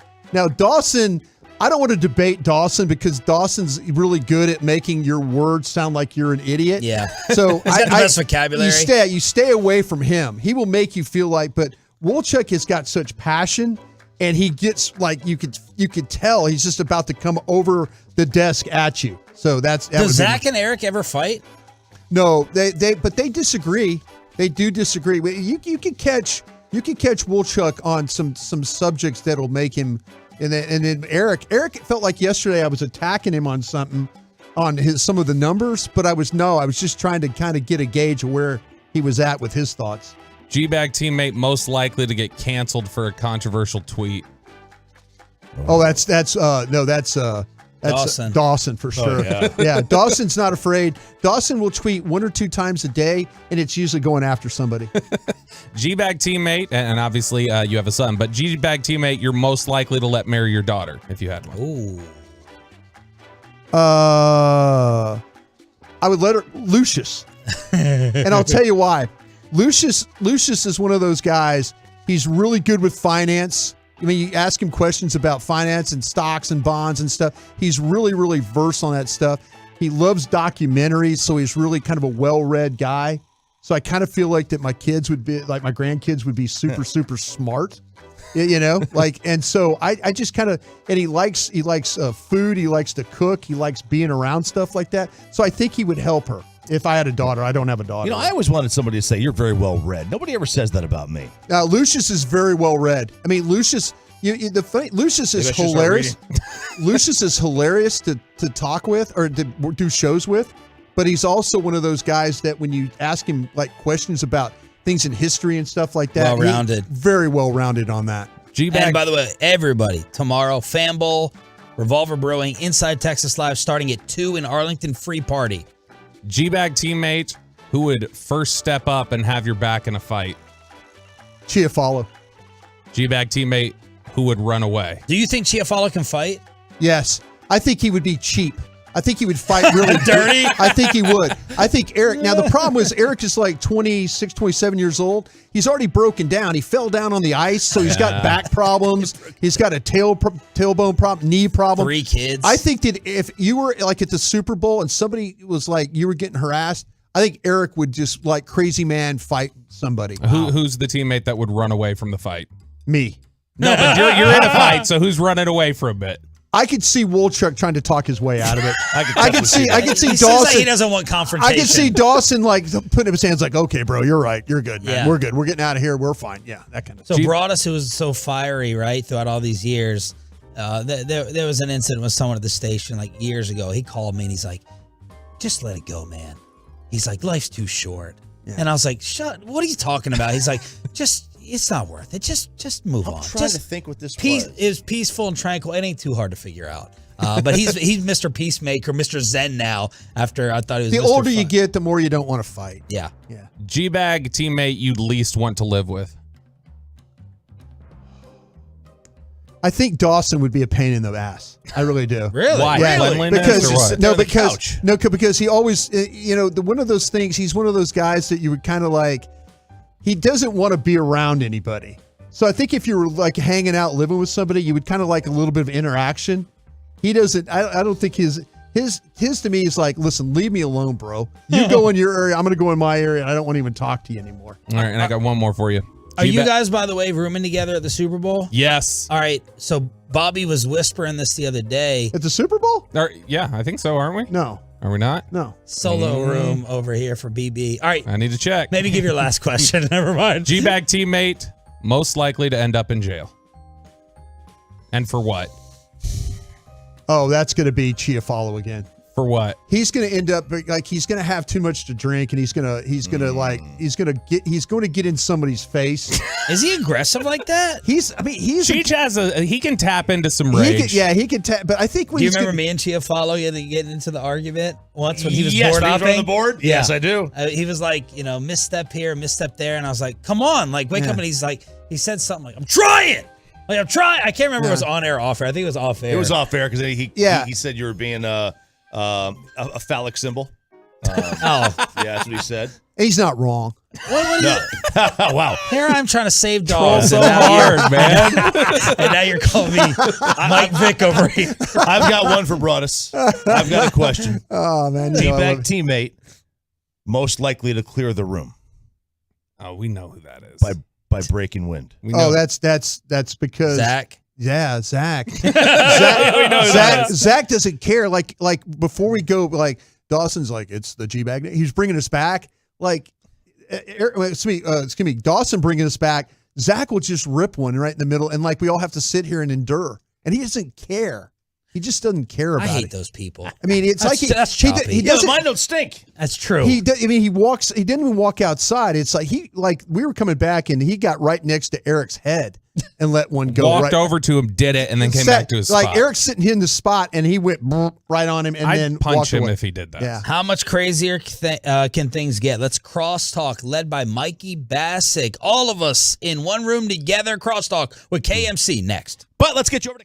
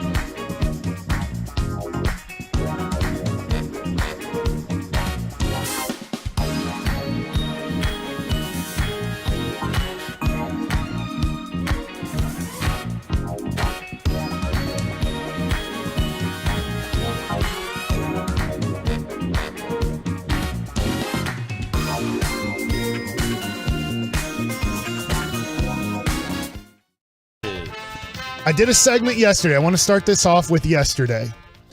What is the game that you just don't ever want to watch again? On MLB Network, I was able to fight through the first 7 innings of Game 6, 2011 World Series, because I hadn't watched it since that moment at the Fan Sports Lounge 11 years ago, approximately, when we were all together ready to celebrate. Mini bottles and goggles. And I was just like, I don't want to watch this. And I rewatched it, and I talked about it yesterday during Baseball Nuggets, and going through, honestly, how bad defensively that game was. I forgot how bad both teams were defensively. Not just the Nelly Cruz play. In fact, I didn't even want to watch that part. After 7 innings, I did turn it off. I did watch the first 7 innings to kind of review what happened. So I will go around the table from Sean to RJ to Brian Broaddus to Bobby Belt.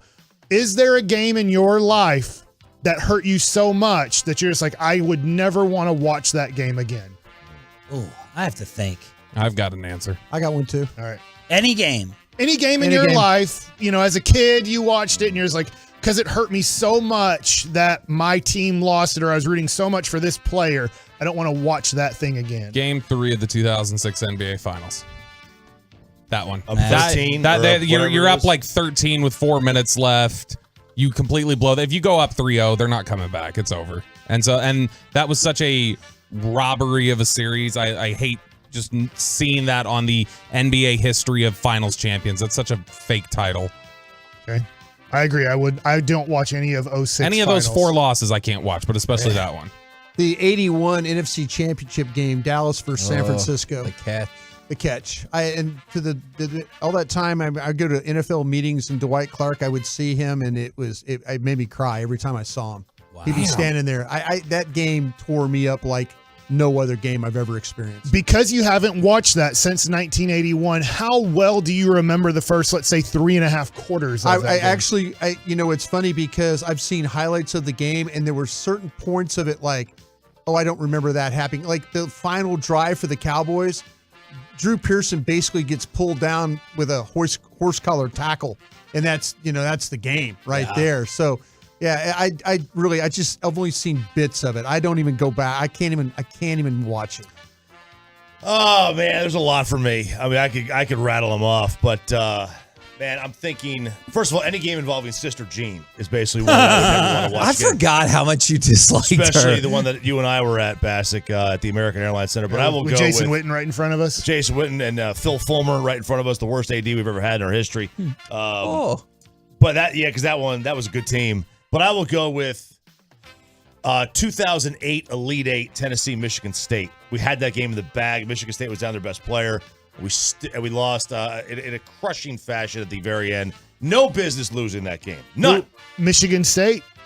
Michigan State was down their best player. We had no business. Who is there? Do you remember? Mateen Cleaves. No, that was 20 years ago. Sorry. Magic Johnson. Yeah. I mean, the Mavs had already drafted the stud Mo Ager, who lasted 3 seconds in the NBA. They had Draymond on the team, but he was not like their best guy. Yeah.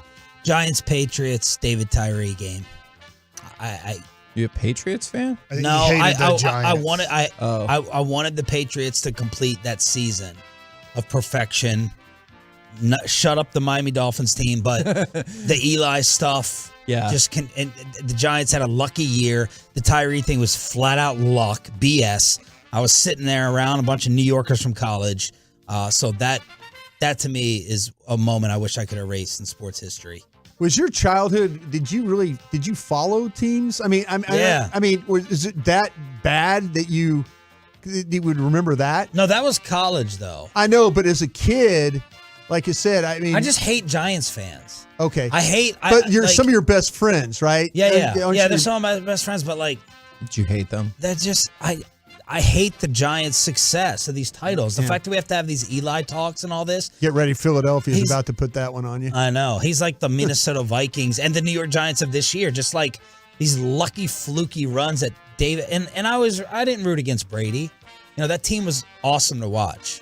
I know I shouldn't have segued that to you with your break. Hey, it might have been one of his 2 clean titles. So that's Are you going to tell us a Duke basketball game? No, actually, the 1999 finals against Connecticut broke my heart because that was the year everyone agreed that Duke would win. Like you don't usually get like across the board agreement. Everyone agreed. It's like Elton Brand time. Yeah, and remember Corey Maggette became a star, and you're like, he's Was good. that Who's Your Daddy Battier? Was he on that team? Yes, he Didn't was. that same team win a title the next year, though? It was 2 years later. So that's why that's not my answer. My answer is what you brought up yesterday. It's Game 6 of 2011 because you don't have anything to lean back on. Like, I get 2006 with the Mavs, awful. But at least you can be like, I eventually got there. Duke got there. A lot of these teams got there. Rangers, they still don't have a World Series. My issue with the only reason why 06 is specific to me is that even if the Rangers won a World Series next year, 11 would still hurt because to me it's like that collection of players that I loved didn't win it, and by 11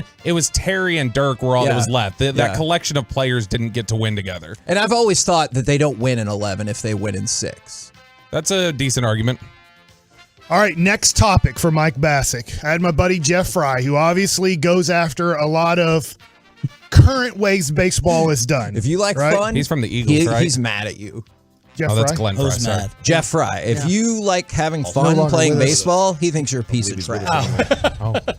Well, I'll say this. He brought this up, and there's this, and I'm sorry I forget his name because he TikToked it to me, like texted it to me as a TikTok thing. And this guy who used to play in the major leagues, not like a big time name, but he's like, look, everybody nowadays is facing Randy Johnson every night. I only had to face Randy Johnson twice a year. And I think that I want you to think about what is the biggest fib that we tell ourselves about whether things were better back then or worse today or better today. Because here's the deal. In 2003, when I was in the major leagues, there was a team that won the World Series and I was in their division. They had a dude named Josh Beckett throwing 94 to 100. Then they bring in A.J. Burnett throwing 96 to 99. Brad Penny throwing 95 to 98. Dontrell Willis, who had arms that looked like they would touch the catcher when he released the ball, throwing 93 from the left side. And then they had Carl Pavano, who did throw around 90 miles an hour. He was their one guy that wasn't throwing in the mid-90s from the right side. And today, I look at the Rangers last year. If you faced the Rangers last year, you faced Dane Dunning throwing 88 to 91. You faced Glenn Otto throwing 92 to 96. He could get it like his max there. Spencer Howard throwing low 90s. Who else did we have? Jonathan Gray did throw hard. He threw mid 90s. Then you had Martin Perez throwing 90 to 94. So now wait a second. When I faced the Texas Rangers last year, hitting coach guy now, I never faced a guy who was 6'10", throwing 98 miles an hour. Like even if you would have said every night people are facing Justin Verlander, that's really not the case either. Now the best teams do have great rotations that do have great stuff, but you still do get to face teams that are throwing the ball in the high 80s to low 90s. So I just feel like, what's the biggest fib we tell? Hitting coaches today lie about what pitchers are doing to make the 240 batting average sound like, well, it's impossible to bat 270 in today's game. What's the biggest fib that you think is in sports today? That John Elway was good. Yeah. Oh, no. Did y'all come to a resolution on that? I only heard the first segment. We just all declared Sean was wrong. Bobby's fired. That's the resolution. Oh, no. So it has to be in today's Another one, Sean? Or something that they talk about in the 80s or 90s that you're like, that people talk about today. You're like, that's a lie. It's easy. It's easy. I watched every game he played guy. If it's not football, are you like, no, you didn't? No. So like the guy, I was watching MLB Network when Scott Rowland got in, and Russo came on to do his Jeff Ketcher being in the Hall of Fame, and he goes, I saw every game he played from 97 to 02. He wore Jordan's number. Like, no, you didn't. You didn't watch every single game he played. Even if you were working in San Francisco radio at the time, which you weren't, you still wouldn't have seen every game he played. You didn't think he broke off those 972 games or whatever? What do you think hearing the old school, new school arguments where you're like, no, this doesn't apply? Well, the thing about it is, to me, I always think about time of possession or turnovers and stuff like that. You know, you're always going to, always say you have to win the time of possession. Oh, there's teams that do really well without winning the time of possessions. They score a lot of points. It doesn't matter, that kind of thing. But there are a lot of things that we always back in the day think that are just better than what today is. I will say this one thing. I do appreciate sports more back then because what replay and stuff has done to sports. Oh, you would get rid of replay? I think the human error part of this stuff is really, really good. So many big plays. You're like, I got to wait 5 minutes to see what I'm just telling you, man. I mean, I can understand there was World Series games that were decided on umpires missing calls and stuff, but I just kind of feel like that's always been part of the game. Cardinals, Royals. Yeah, exactly. Oh, yeah. First base. I mean, Deckinger, is that who it was? Yeah, Don Deckinger. That to me, I kind of was the guy like, man, it was okay. I lived with it. I lived with, today I feel like there's so much more scrutiny about the game because of what we see with replays and stuff. All right. Hey, you guys get to have a weekend. We'll see you at Texas tomorrow. Live tomorrow. 2:00. Yep. We'll start. I'm sure that we'll get there I'm getting there around 1:30. Same. So registration begins at 1. Registration begins at 1. Revolver Brewing. Yes. Inside Texas Live. Yes. And obviously everything's getting melted out this afternoon. Yes, sun's so out. It'll be good Sun's out, driving guns out, tomorrow. All right, so you guys have a good weekend. Brian Broaddus, you got 4 more hours. How about it? And then 5 more hours. And then 2 more hours. I think we're going to kick off the show with something you like. We discussed those quarterbacks yesterday. Now the best teams ever in the Super Bowl, not just the winners. I want to see what you think about that Packers champion versus those 90s Cowboys champs. Sounds good. Next on The Fan. Nice. And let me go ahead and get you on over to Franklin.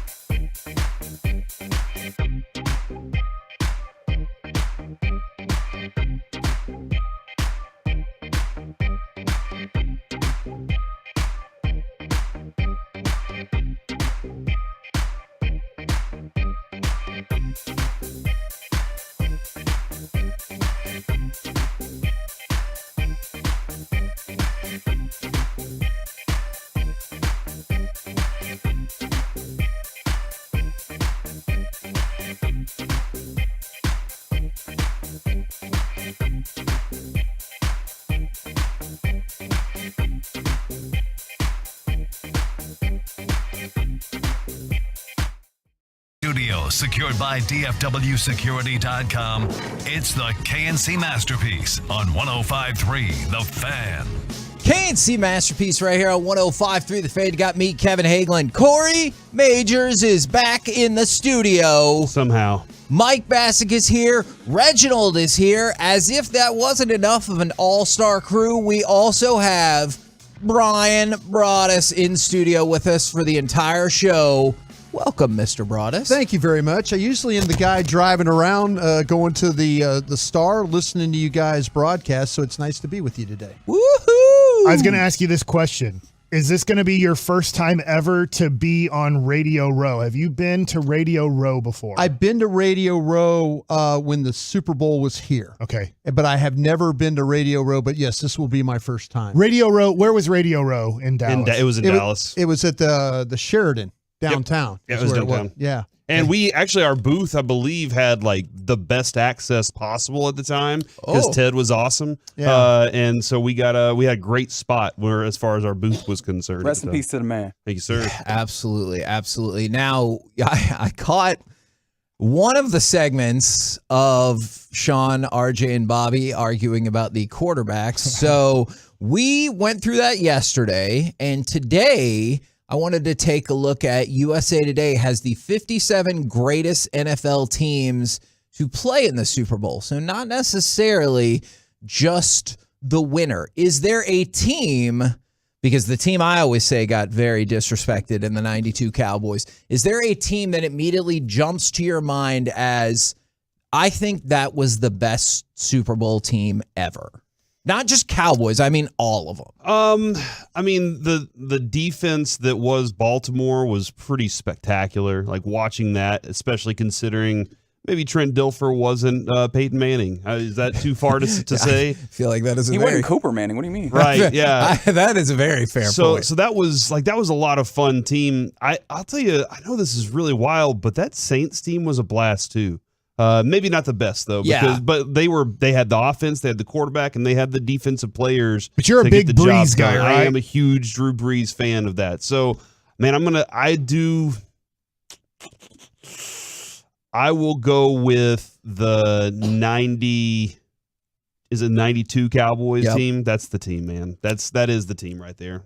No other team. That is also what I think. I will warn you. It's the greatest team you've ever seen? Yes. Very disrespected in these rankings. I have one, and maybe it's because it's when I started getting into sports and really recognizing it, and then I fell in love with a guy named Walter Payton. I thought the 85 Bears were one of the best teams I ever saw. Now, I'm very young, just getting into watching sports, but the 85 Bears to me were a team that just seemed like you couldn't even compete against them. I think the 85 Bears, the 91 91 at the time, the 91 Washington team, and the 72 Dolphins are teams I've heard a lot. Broaddus, do you have one that stands out? And then I want to dive into the 90s specifically, where you can give us some very unique insight. Yeah, I felt like, though, growing up as a kid, the first Super Bowl I remember was in 1971. That was the Cowboys and the Colts. Right. And I remember the Cowboys. And then the next year, the Cowboys beat the Dolphins in a Super Bowl as well. And I kind of remember, that's when I kind of started. Those Pittsburgh Steelers teams were just hard for the Dallas Cowboys to beat. Yeah. The 72 Dolphins team, the one that went undefeated, was, just outstanding. The way that they played defense, Don Shula, Bill Arnsparger, I mean, they had just all these players offense. They had Paul Warfield on the outside. Bob Greasy made the Hall of Fame basically because he had one of the, with Larry Zonka, the running game, the way they were able to block up front. I mean, that was one of the best teams that I had ever seen. The teams that, when I talk about those Cowboy teams, I know you'll get into that, but I'll save that and let you go, ask me some questions on that. But I agree with Mike about that 85 Bears team. I just think what they did, if you go through them and the Ravens, you go through the opponents that they had, they didn't give up any points. How about this? I mean, shutout after shutout after shutout. And, Jim McMahon, the way that he played in that game, I mean, they dismantled the Patriots in that game. I just looked up the Chicago Bears playoff run in 85. I've got it. Yeah, let's They hear won it. 91-10. Yeah, exactly. That was their final score in their 3 games. Which means they didn't give up any points until the Super Bowl. Yeah. Because It was 45-0 after two games. Okay, so I Is that think good? I mean, not if you're the other team. So number 5 on the list is that 1991 Washington team. I have heard some people who believe that's the best team of all time. Number 4, and this is per USA Today, so take it for what you will. Number 4, the 1972 perfect Miami Dolphins team. Yeah. Mm-hmm. Number 3, for a while, I thought this was the team, is the 1989 49ers. 49ers, yeah. Remember that team went 14-2. They destroyed the Broncos in the most lopsided Super Bowl so ever. many Coca-Colas at the skating rink that Didn't day. you get a Coke every time the 49ers scored or scored a touchdown? When you walked into the skating rink, because Pops wanted to, I guess my dad, I'll call him Dad because I don't call him Pops, but he wanted to go in to watch a Super Bowl party. So I got dropped off at the skating rink at Broadway Skateland in Mesquite, and I walk in and they're like, pick a team. And I'm like, Niners, I guess. Because back then I believed in AFC, NFC, root for that. Now I don't anymore. And I said Niners. And they said, all right, here's your ticket. Every time they score a touchdown, go get a Coke or a drink. And I was like, awesome. And they scored, 58 touchdowns that day? Yeah, that was 55-10. It was a great day for a kid like me. Thanks a lot, Leon Lett. And then, I know. I still think about that as well. We should have 59. No, I'm with you on that. And then second was the one I guess I hadn't really thought of because this was before I was really, really focused on football, is the 1984 San Francisco 49ers. That team, only team in NFL history to go 18-1 and win the Super Bowl. Their average margin of victory was 17 points, and they smashed Dan Marino in the Super Bowl. And of course, number 1, you guys both mentioned it. It is the 1985 Chicago Bears. So those are your top 5. Now, what I'm interested in specifically is Broadus and everybody's, but Broadus, obviously, you have a unique perspective, is the 92, 93, and 95 Cowboys versus the 94 Niners and then the 96 Green Bay Packers. Because there are some wild discrepancies with those rankings. Yeah, I felt like that the 94 team was probably better. We were catching them at the end. We were grateful that Carolina beat them in 96. In 96. Yeah. Because, and you started to see that the team it started to decline in that way. And so you were kind of like thinking, okay, we don't have to compete with these guys anymore. But those teams, the 92 team, and the 93 team, 94, I mean, those teams were really, really, really, really good. And I kind of felt like that 94 team was the one that was the best out of that group. Okay, because the 94 San Francisco 49ers are 6th on the list. Right. And here's where I think a little disrespect is happening, but you can correct me for sure. The 1996 Green Bay Packers are 9th. All right? Yeah. So you have that 49ers team 6th, Packers 9th. And then if you want the Cowboys from that time, you have to go all the way down to number 20 for the 1992 Dallas Cowboys. And they outscored their playoff opponents by 69 points, which is, yes. So I'm not saying they're the 85 Bears, which outscored their opponents by 81, but that is pretty staggering. And during the regular season, they outscored their opponents by 166. That was a hell of a team, and I just don't think that team is so far behind the Niners team that won the Super Bowl or the Packers team that won the Super Bowl? No, I mean, the thing with the Packers team that we had, what turned our season around really was going to get Andre Rison halfway through the year. Like the games that, Andre Rison gets let go, and then we picked him up, signed him halfway, and we were 8-0 with, including the playoffs and the Super Bowl with that. So, that team, we were always chasing those Cowboy teams. I mean, I never ever felt like, and I don't think we felt like it in the organization, that we're ever quite there with those teams. I don't feel like that we tried with those teams that we played, like, with them in the playoffs and stuff. They were always, we couldn't defend them. We couldn't block them. Any Dallas team you want to put up against us was tough for us to play against. So I never feel like that our team was better than any one of those, even though we got fortunate.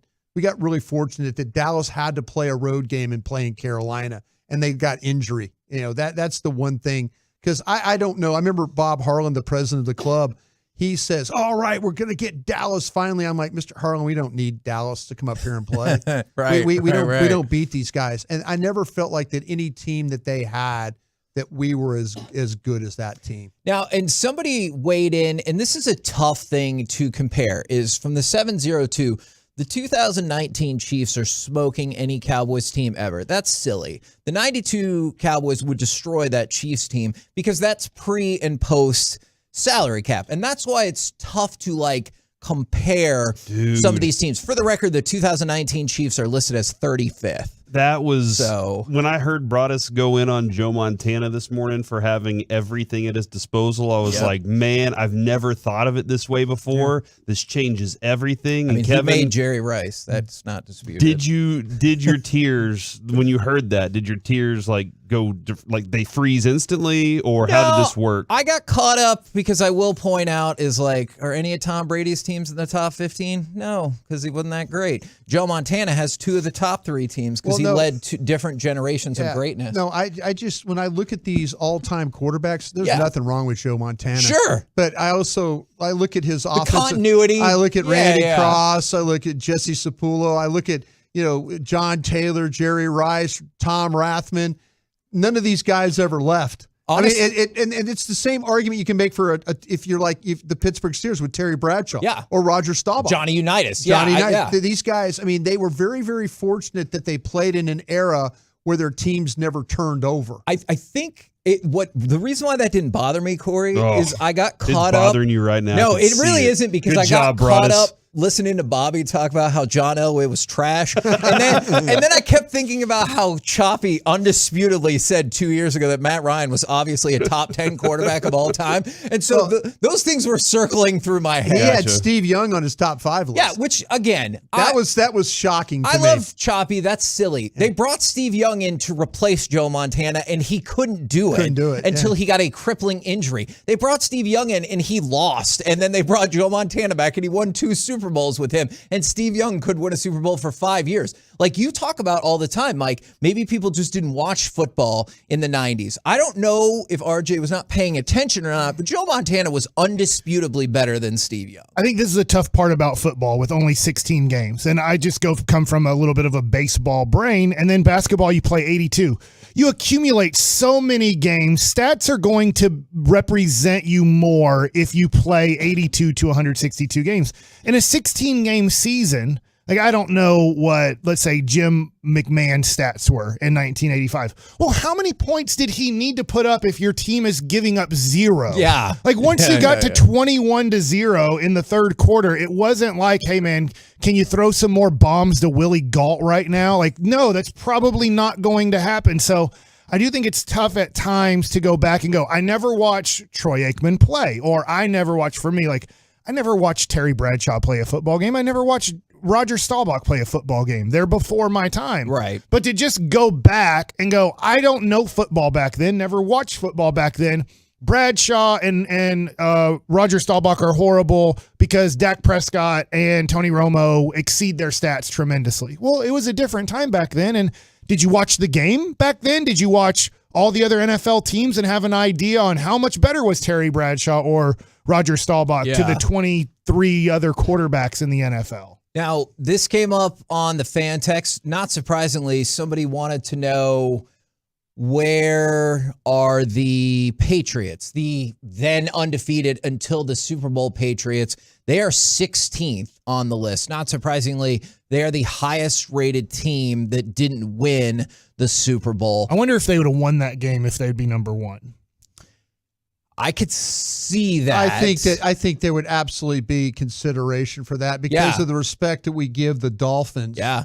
For their Who undefeated. are 4 on this list, and then you had to win. Yeah. Like the Patriots had to win 2 extra games, 3 extra games, I think 2 extra games. So they won even more. But then somebody brought this one up, and I have to admit, I have completely forgotten about this team. If the 2015 Carolina Panthers beat the Broncos in that Super Bowl, they would have been 18-1. What? Yeah. They were 50. Cam Newton would finally get his flowers then, huh? They would. And the only game they lost one game. No, they still wouldn't get it. Well, yeah, that's probably true.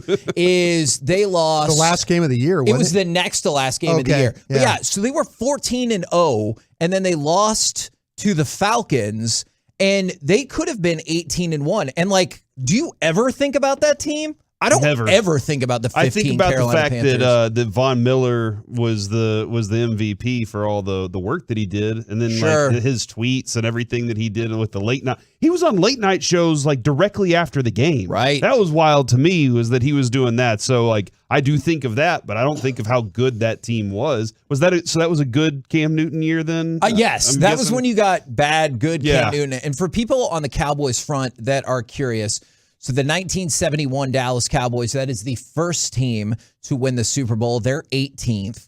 I told you that the 92 Cowboys, 20th. The 1977 Cowboys, who won Super Bowl 12, are 33rd. The 1993 Cowboys, that was the back-to-back Super Bowl, they're 36th. To Broadus's point about some sliding quality there, the 1995, the Switzer Cowboys are 40th. And they won Super Bowl 30. And then the one Cowboys team that lost that's on the list, 1978. That was the showdown against Pittsburgh to determine who is the team of the decade. They lost Super Bowl 13. They're 49th. So the Cowboys have 6 teams in the top 57. If Jackie Smith catches that, is that the one? That was that one, right? And not the first one? I think you are right about that. Roger Staubach, one of the greatest leaders of America ever. I agree. Will consistently say we had a lot of. He has one of the greatest resumes of any human being in the United States. He will say every time. Heisman Trophy. We made a lot of plays that we missed. A lot of plays we should have made in that game. Heisman Trophy. Served in the military. Went to multiple Super Bowls. Won 2 of them. It's pretty good. Yeah, absolutely. We're the Canes. Real estate. Yeah, man, I didn't even think about the after business. Amazing father, husband, uncle. Like he's got Jesuit to be a UIL school instead of a TAP school. Where would you put that in the hierarchy of? Oh, it's up there for you. It's up there for Jesuit. We're the KNC Masterpiece right here on 105.3 The Fan. Coming up next, let's talk a little Mavs, Pelicans, plus power rankings, Cam Reddish, and Texas Tech. How are they all related to the Mavericks? Next, right here on The Fan.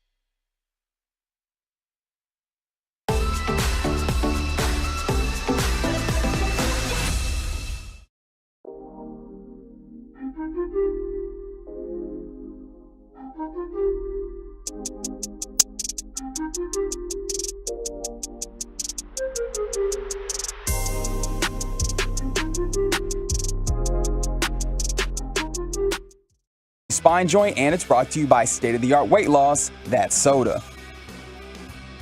Here's Nance losing it in the paint. Hardaway picks it up, and he is off to the races, and so is Josh Green, who catches the alley-oop and finishes. Boy, they love Josh Green. Yeah, Mike, before you start running down Tim Hardaway, what a great play that was by him. Yeah, it was. He also made 3 shots. So that was good, man. Those 3 was counted. It out of 18? 3 out of 18. Joey Gallo. Fantastic. The Joey Gallo of basketball. But it's a W and Josh Green. Okay, I want to talk about Josh Green, but I just want to carry over a conversation. Friend of the show, right? That's right. Yeah. He said the S word. And he tried to practice the other day, but they locked him out. Locked him out of the facility.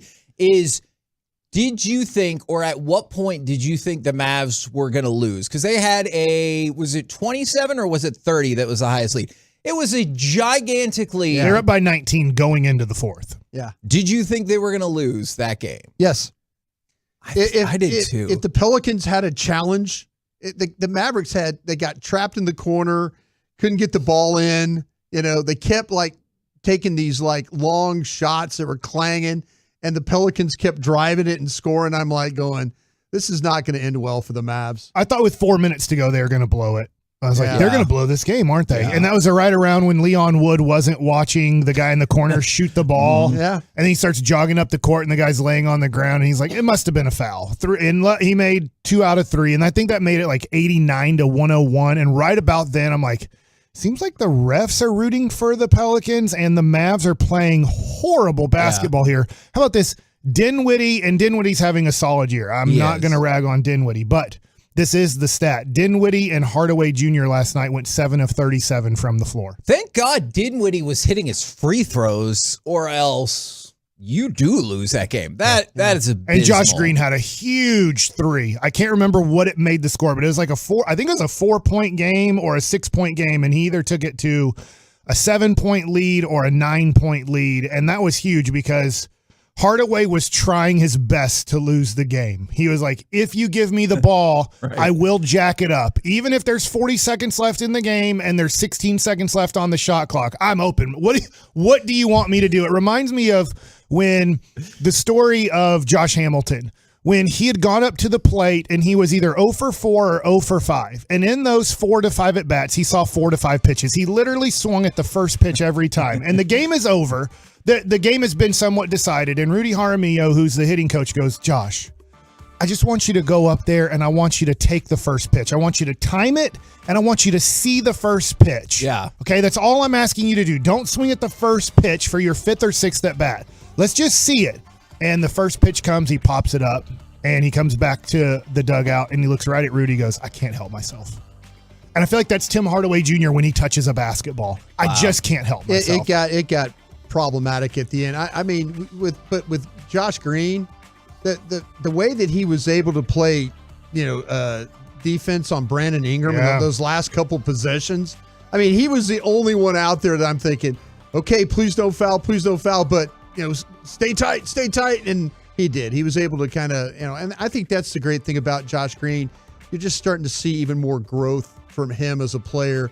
The shots, his ability to play defense, the energy he plays with. I think that's really what the Mavericks clearly need from him. Yeah, and the defensive thing I felt like was his big selling point coming out of the draft. That was you guys follow that NBA draft far more than me, and I think that's what everybody. Rick Carlisle will tell. Well, very good defensive player, tough guy, tough kid. All that. I'm like, how about all the other stuff? I think he's developed a lot of the other stuff. Yeah, because I liked the pick when they made it because I liked Josh Green. I was hoping for Tyrese Maxey. I know Sadiq Bey. I watched Bey play the other night. That would have been a good pick too. I was at the game, and I'm kind of thinking like, oh, I think this is the guy that the KNC get. I think So he's physically he's a good looking kid. You're like going, that would have been a good pick. Would have been nice. Would have been. I mean, we told Donnie to his face. Yeah. Here's the good deal though. Josh Green is starting to play to a level that you're not going to be that upset about that pick. You're going to say, hey, you could always look at it and go, I know initially it's not gonna, you were. Right, for sure. The last 2 years, you're like, son of a gun, Tyrese Maxey's turning into a star.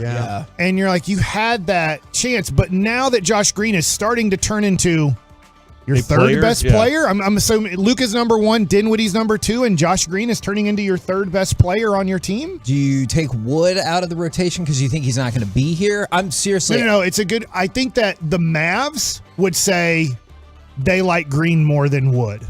I agree. I think I do like 20 and 10. I get that there's flaws in Christian Wood's game, but I just lean towards Josh Green at this point. And I said it yesterday, I'll say it again because my son said, "Oh, I watched you on YouTube." He's watching on YouTube right now because they're out of school. And he said, "You said that Josh Green's going to be the next Jalen Brunson." And I said, "Well, no, not necessarily. He needs to become our next Jalen Brunson, a different style player, but he has to become our borderline all-star because there's not really anybody else on the team that can maybe elevate their game to that level." Where do you guys, and you guys cover the NBA really, really well. I enjoy listening when you guys talk about it. Where do you put basketball IQ on your list when you're looking at players?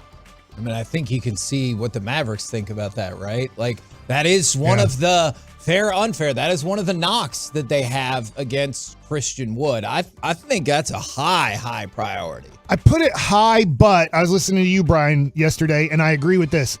Give me a dumb player who gets 20 and 10 over, I'm going to assume Dwight Powell's a really smart basketball player. But he's played 40 playoff games. And in those 40 playoff games, you have to sit him on the bench almost every game going, he can't compete at this level. Yeah. It's too high of a level. When we eliminate the worst 14 teams in the NBA and they start scouting us and playing us night after night, he can't play in this league. So I would rather have a dumb guy who's going to get me 18 and 8 for 25 minutes than a smart guy who's going to get me 3 points and 2 rebounds in 12 minutes a game. Okay, if you could have a low IQ guy, John Collins or Christian Wood.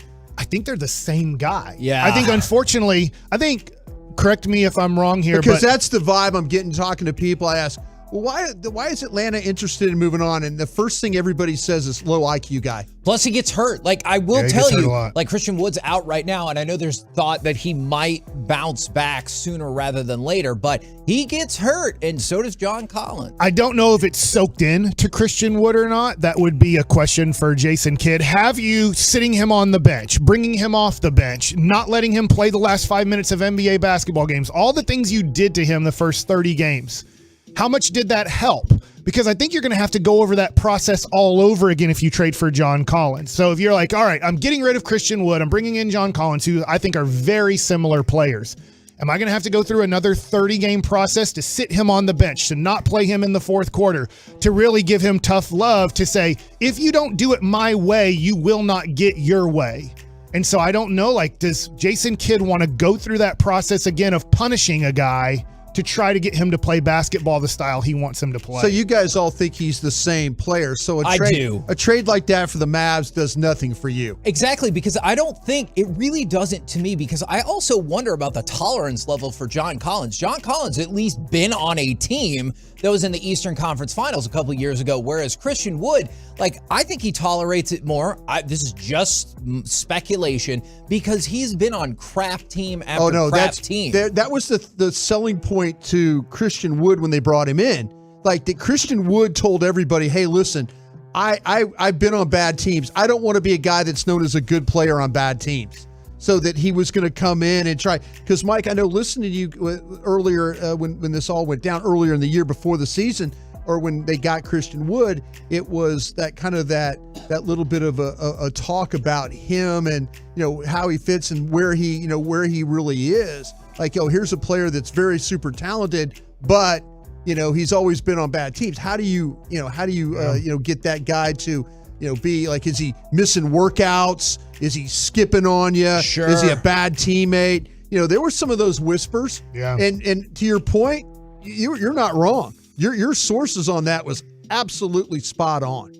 Well, and I do like what he gives you statistic-wise. I get there's things that statistic-wise you don't get. Like, how many times does he screw up your defense because he doesn't know what the defensive rotations are, what the pick-and-roll situation is with, if this player has the ball and this player's picking, how are we going to defend this? And I get that Christian Wood might not care at all about that situation, and it hurts your defense overall. But I would like to keep him. But to the John Collins point, if the Mavericks are not willing, and it sounds like they are not willing to go to 4 years and $77 million on Christian Wood. That is under $20 million a year. Yep. If John Collins is the same player, around the same age, he's a year or two younger, I believe. I think 2 years younger.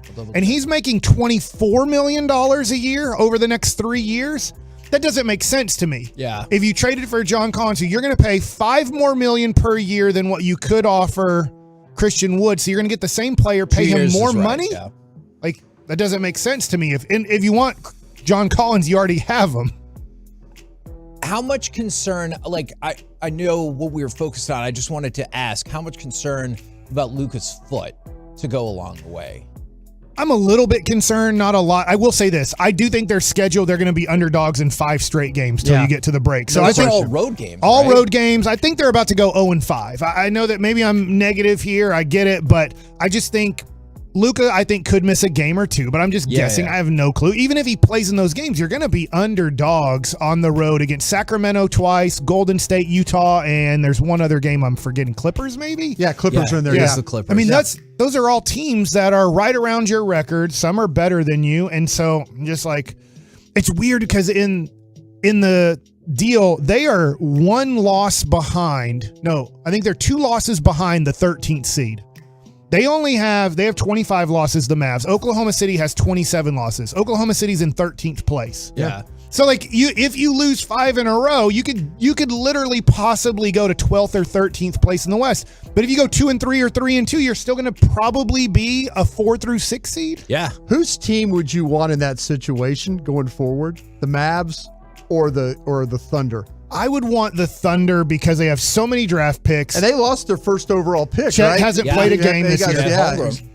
But you want all the picks and all the young players, right? Yeah, because I feel like I can maybe do more there. At this point, if you're going to be a team that will not pay luxury tax with a player making $45 million, I don't know how you make the team great. I'm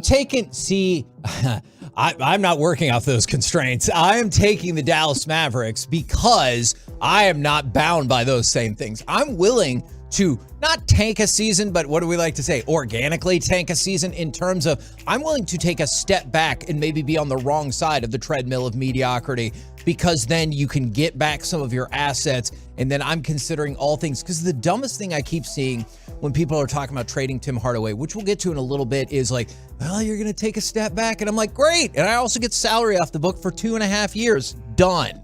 So I think I would take the Mavs because I got the guy to build around. I understand with the Luka thing and all that.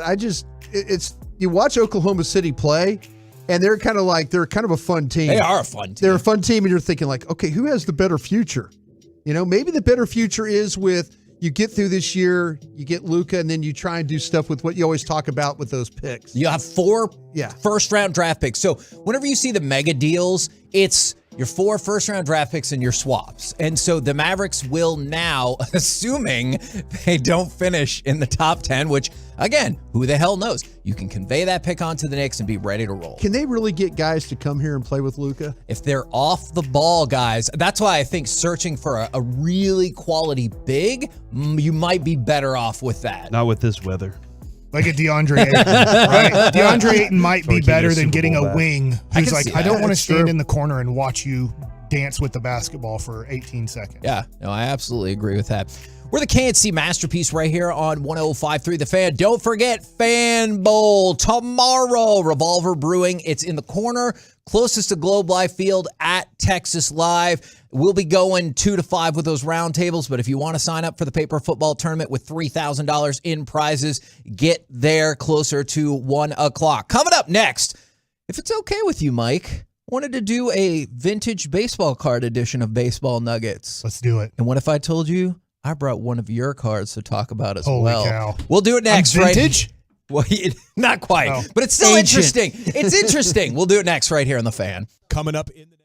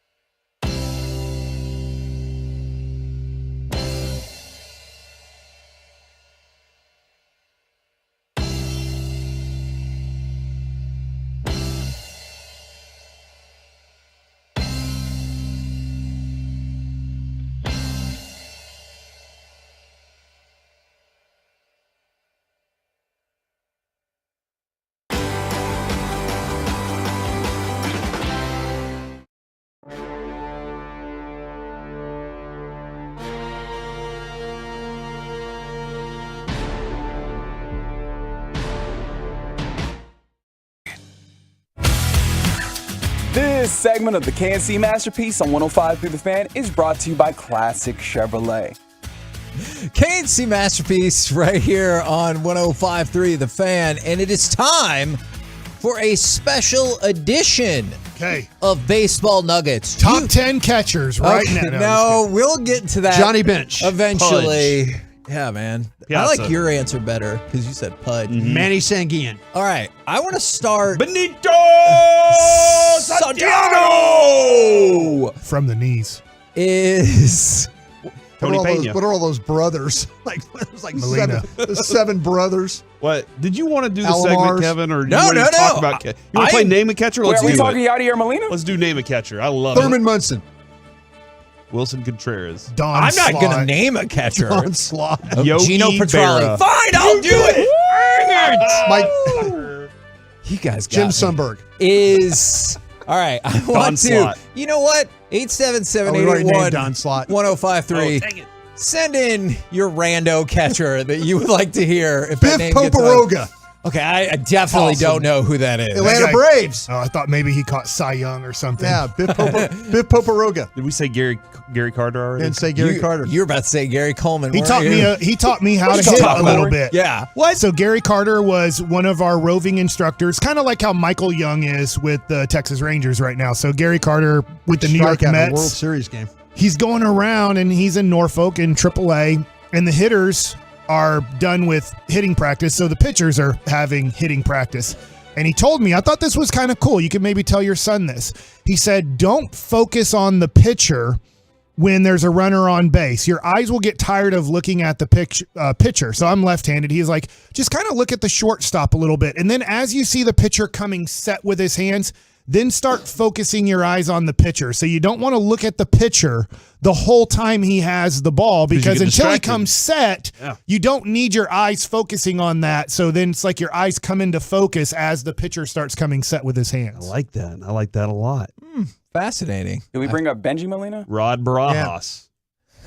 Good Lord, there are so San many Diego. answers already. Oh, Oh, he does Channel 4 News. Bruce Chad Bochy, Kruger. Jared Saltalamacchia. Fun name. Mm-hmm. That is Good a one. fun Johnny name. Oates. Man, remember when Saltalamacchia was going to be like Bob Boone. the gem of one of those trades, and you're like, Because he knocked a homer off of me when he was in Atlanta. you think that's what really Yeah, sold so it? they're like, well, if he can hit off Bassick. Kelly He's got Shopping. something. Oh yeah, that's a good one. Friend of the show. All right. So I'm going to ask you, I'm going to start with you, Broadus. AJ Pierzynski. We can get back to the names. Joe Torre.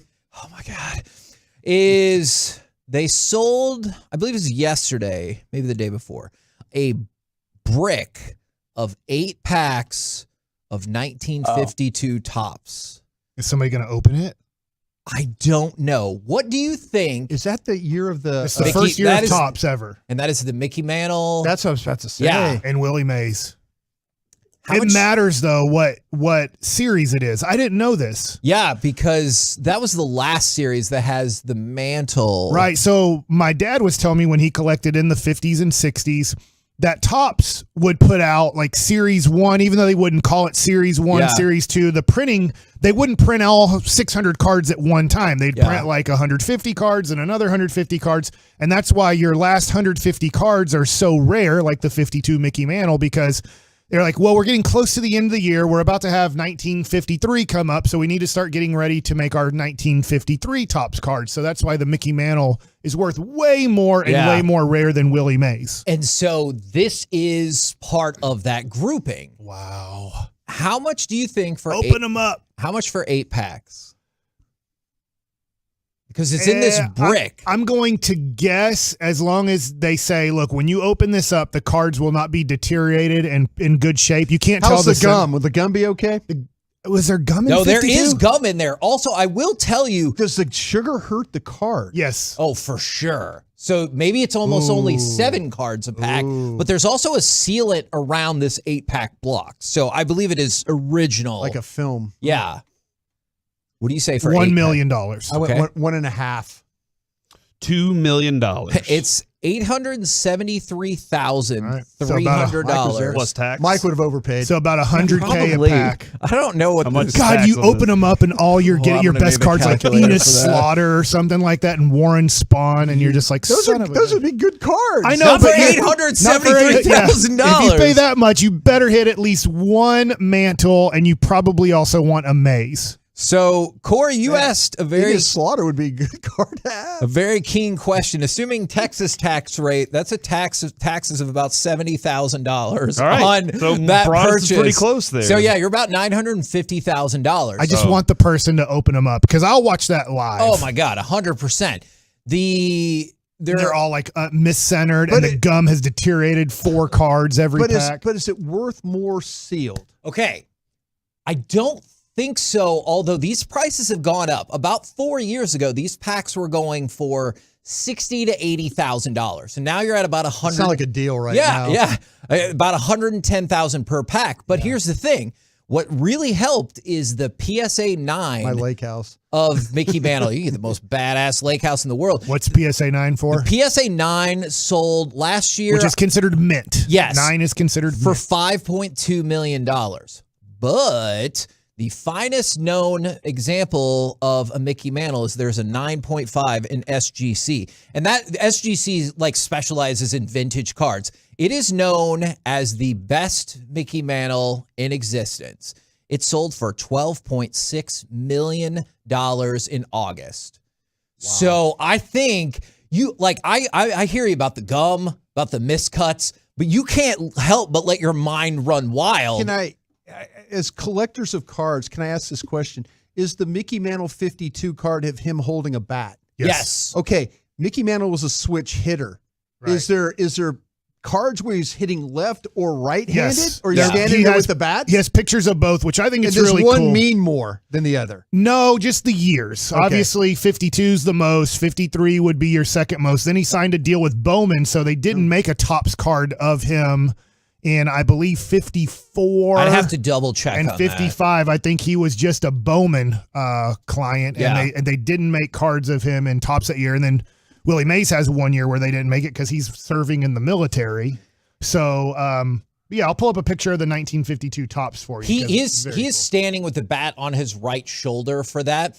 Now, to go along with this, Corey, what card did I just hand you? Well, it says on the back, Mike made good on his second chance. Released by the Nationals prior to 2006 spring training, he piqued interest again by going 11-0 for the Diamondbacks AAA team. After his release, Was that the Sidewinders? Washington re-signed him and found a valuable 20-start arm. Bassick and his father, of the same name, are the only dad and son duo to have played for the Texas Rangers. Oh. Now, flip back to the front. Sandy Alomar Jr. then later played for the Texas Rangers. So Sandy Alomar Sr. and Jr. are the only other two.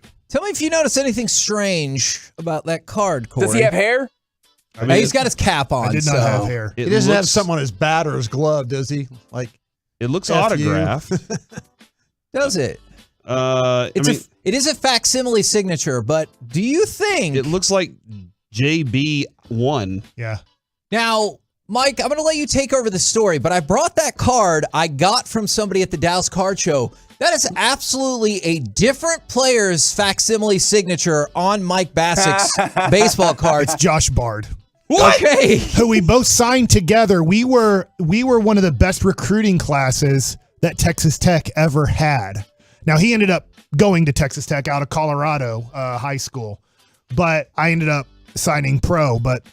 So I know Josh Bard, great guy, but I remember when the cards came out. And I got this is my first ever Topps card because I have Bowman cards and Topps Total, but just your base Topps set. This is my only card that they made of me.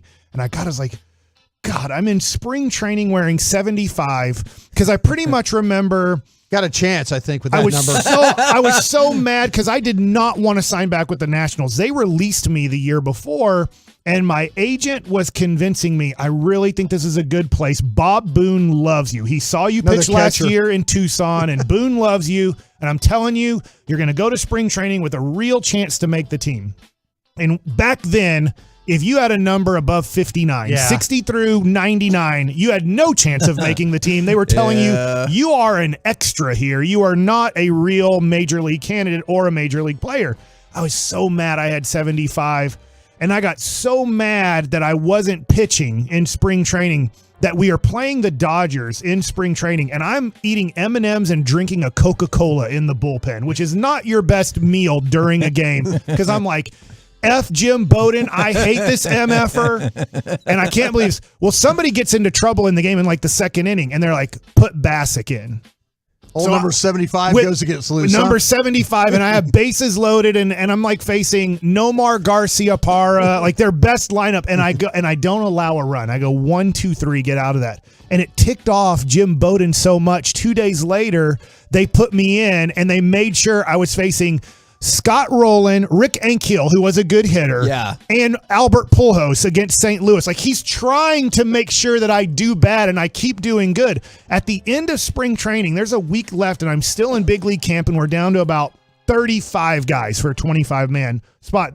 And the guy comes to me, our equipment guy goes, hey, you might make this team. What number do you want that's maybe available for the season? Because I'm wearing 75, and back then you don't want to give me 75. And I said, if I make this team, I'm wearing 75. There you go. That MFer who gave me 75, Jim Bowden, I'm keeping this. That jives with what you know about Bassick, doesn't it? The whole MFer thing? Yeah. Yeah, no, absolutely. Yeah, and I was like, that guy who possibly does recreational drugs on the daily, he can have a 75 on his team. Like Tylenol and Motrin? Is that what you mean? Yeah, if you crush it up and make it really white. Okay, gotcha. Did you continue the routine of Coca-Cola and M&Ms? No, that was it not. Sounded like you got a winning combination. I know there. It was good, but there was no way I was going to go with drinking a Coca-Cola and M&Ms in the second inning as a long reliever. But real quick, what did your agent tell you about the baseball card? He called up Topps and he said, hey, there's an error on this card. That's not my client's autograph. Can you stop printing those cards and get his autograph on there? Because when you sign with Topps, you get $5 when you sign with Topps. It might be more now. It might be $20. I don't know. When you are a rookie, when you first get drafted, they sign every player drafted to a $5 Topps deal so they can make your cards. And the autograph you sign when you're 18, 21 years old is the autograph they use on their cards. And so they have my autograph. They're like, look, we screwed up, but pretty much too bad. It's Mike Bassick. It's not Ken Griffey Jr. That card is staying that card. Oh, so now. But are rare cards like that kind of the deal that are worth more? It's not as much as it used to be. I know people there was a time, and if you had the Frank Thomas no name on it rookie card, good for you, you're going to make a lot of money. Because they started printing ones with Frank Thomas. If they would have stopped making this card and they would have said, all right, we've printed 20% of our quality right now, or 20% of our quantity, we are now going to make sure Mike Bassick has his autograph on his card. And so it would make it probably, let's say, a $3 to $5 card if you had the Josh Bard autographed Mike Bassick card. We're the KNC Masterpiece right here on 105 through the Fan. Coming up next, answering the tough Mavs questions about THJ, Christian Wood, Nico, and whatever else you got. We'll do it next right here on the Fan. Listen. Stream the Fan 24/7 all day, every day. Download the Odyssey app or listen live at 105.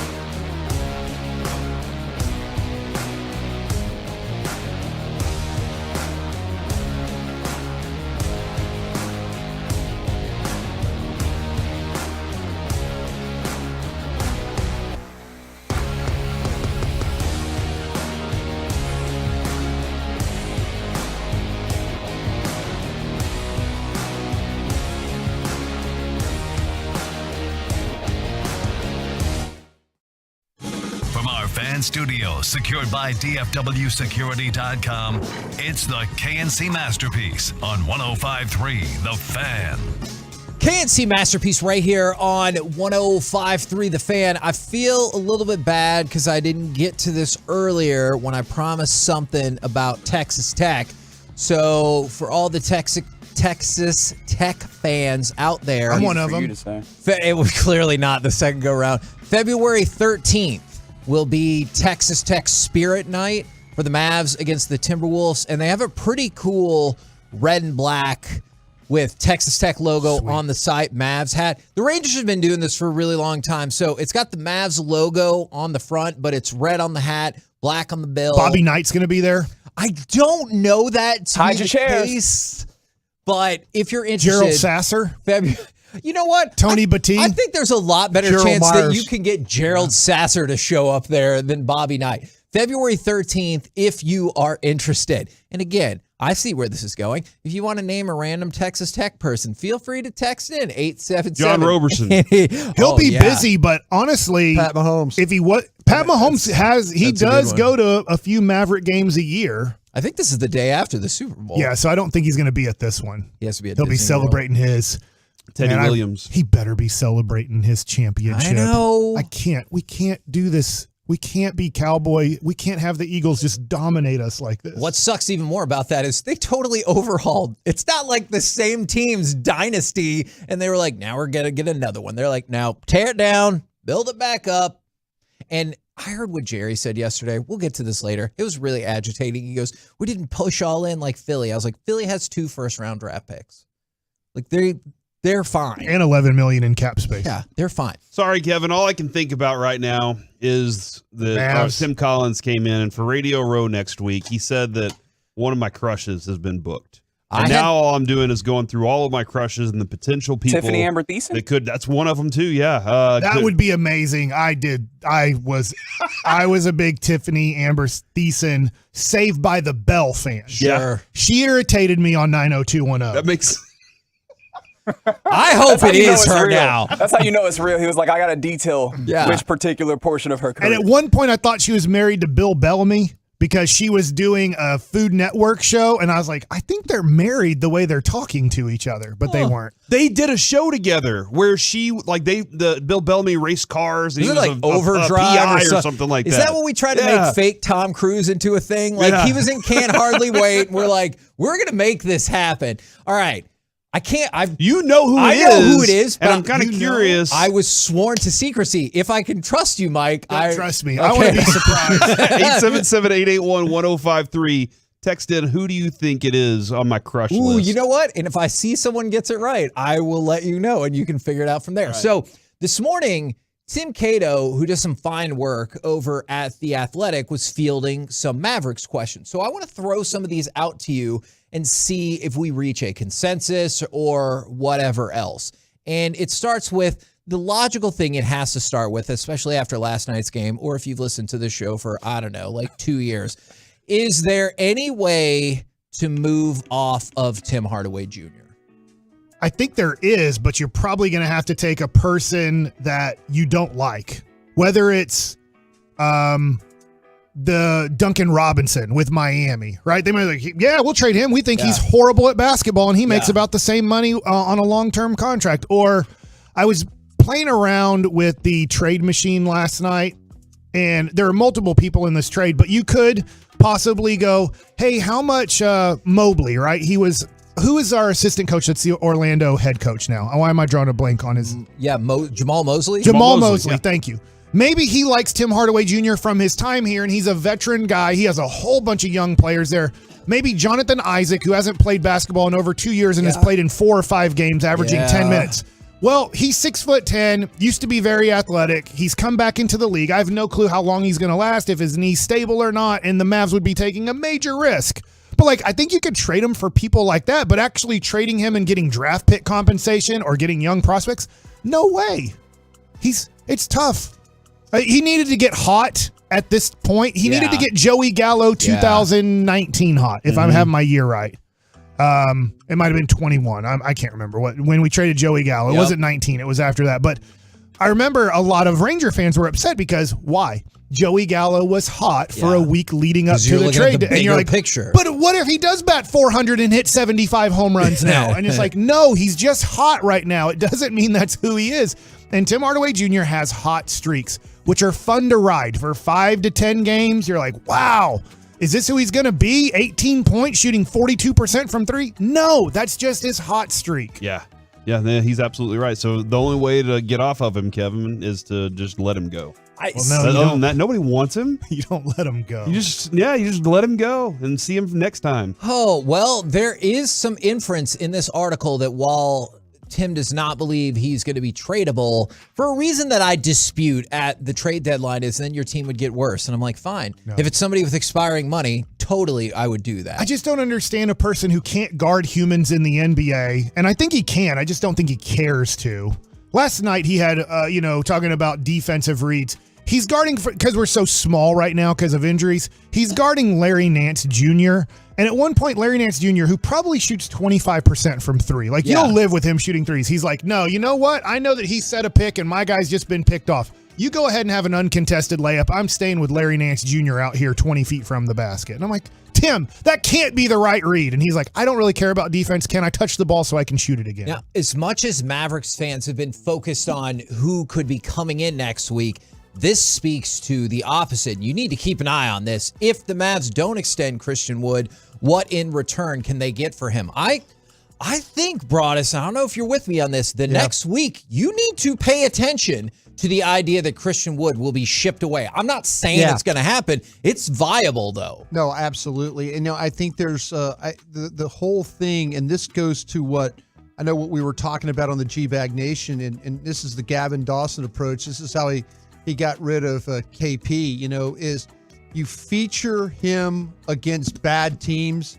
on nationally televised games, it seems like, and then all of a sudden he's like, whoa, wait a minute, they got something here. So, yeah, I think the fact that he got hurt hurts you in this regard, because you couldn't showcase him in certain games in order for somebody to say, well, we've got to have this guy. You're right. And that's where I think the Mavs are really kind of stuck in a spot, because I believe they do want to move on from him.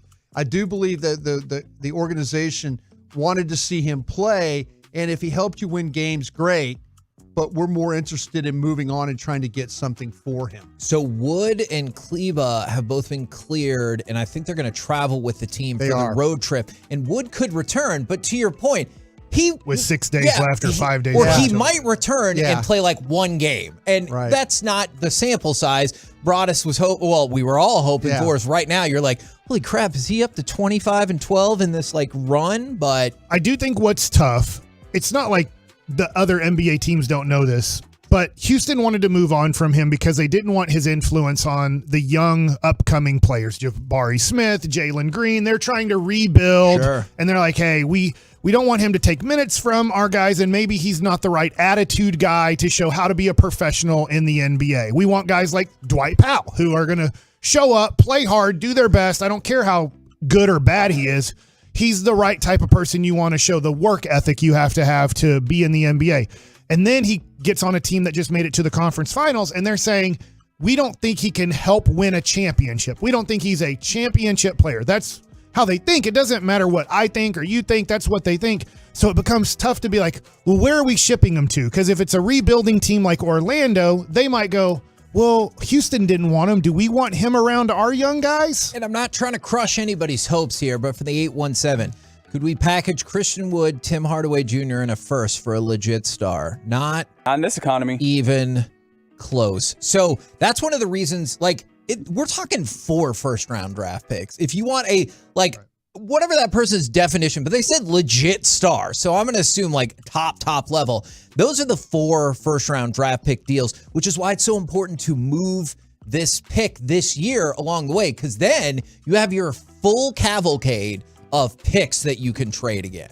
I agree with that, but I also disagree with that. Okay. Because if you get the 8th pick in the draft and you take the next Scotty Barnes, or I'm trying to get somebody, all of a sudden I got my next star. Now it takes a little bit of time for him to develop, but How did the Chicago Bulls, I know it's a long time ago, how did they go from being a team that was getting swept by the Celtics to then winning multiple championships? It was Scottie Pippen and Horace Grant. Where did they get those guys? If I had faith in, because I am of the opinion, and the next question is about Nico. So let me ask this question. We'll fold it all in together. I'm still of the opinion that Nico can do as much as he can do, but the buck doesn't stop with him, which sucks. And the last question is it time to admit that this is not from me, this is not Athletic. Is it time to admit that hiring a general manager with connections was stupid, or do we wait a little longer? I don't think it's stupid at all. No. I just still think he does not have the autonomy that one would want. Good word. I don't know if he has the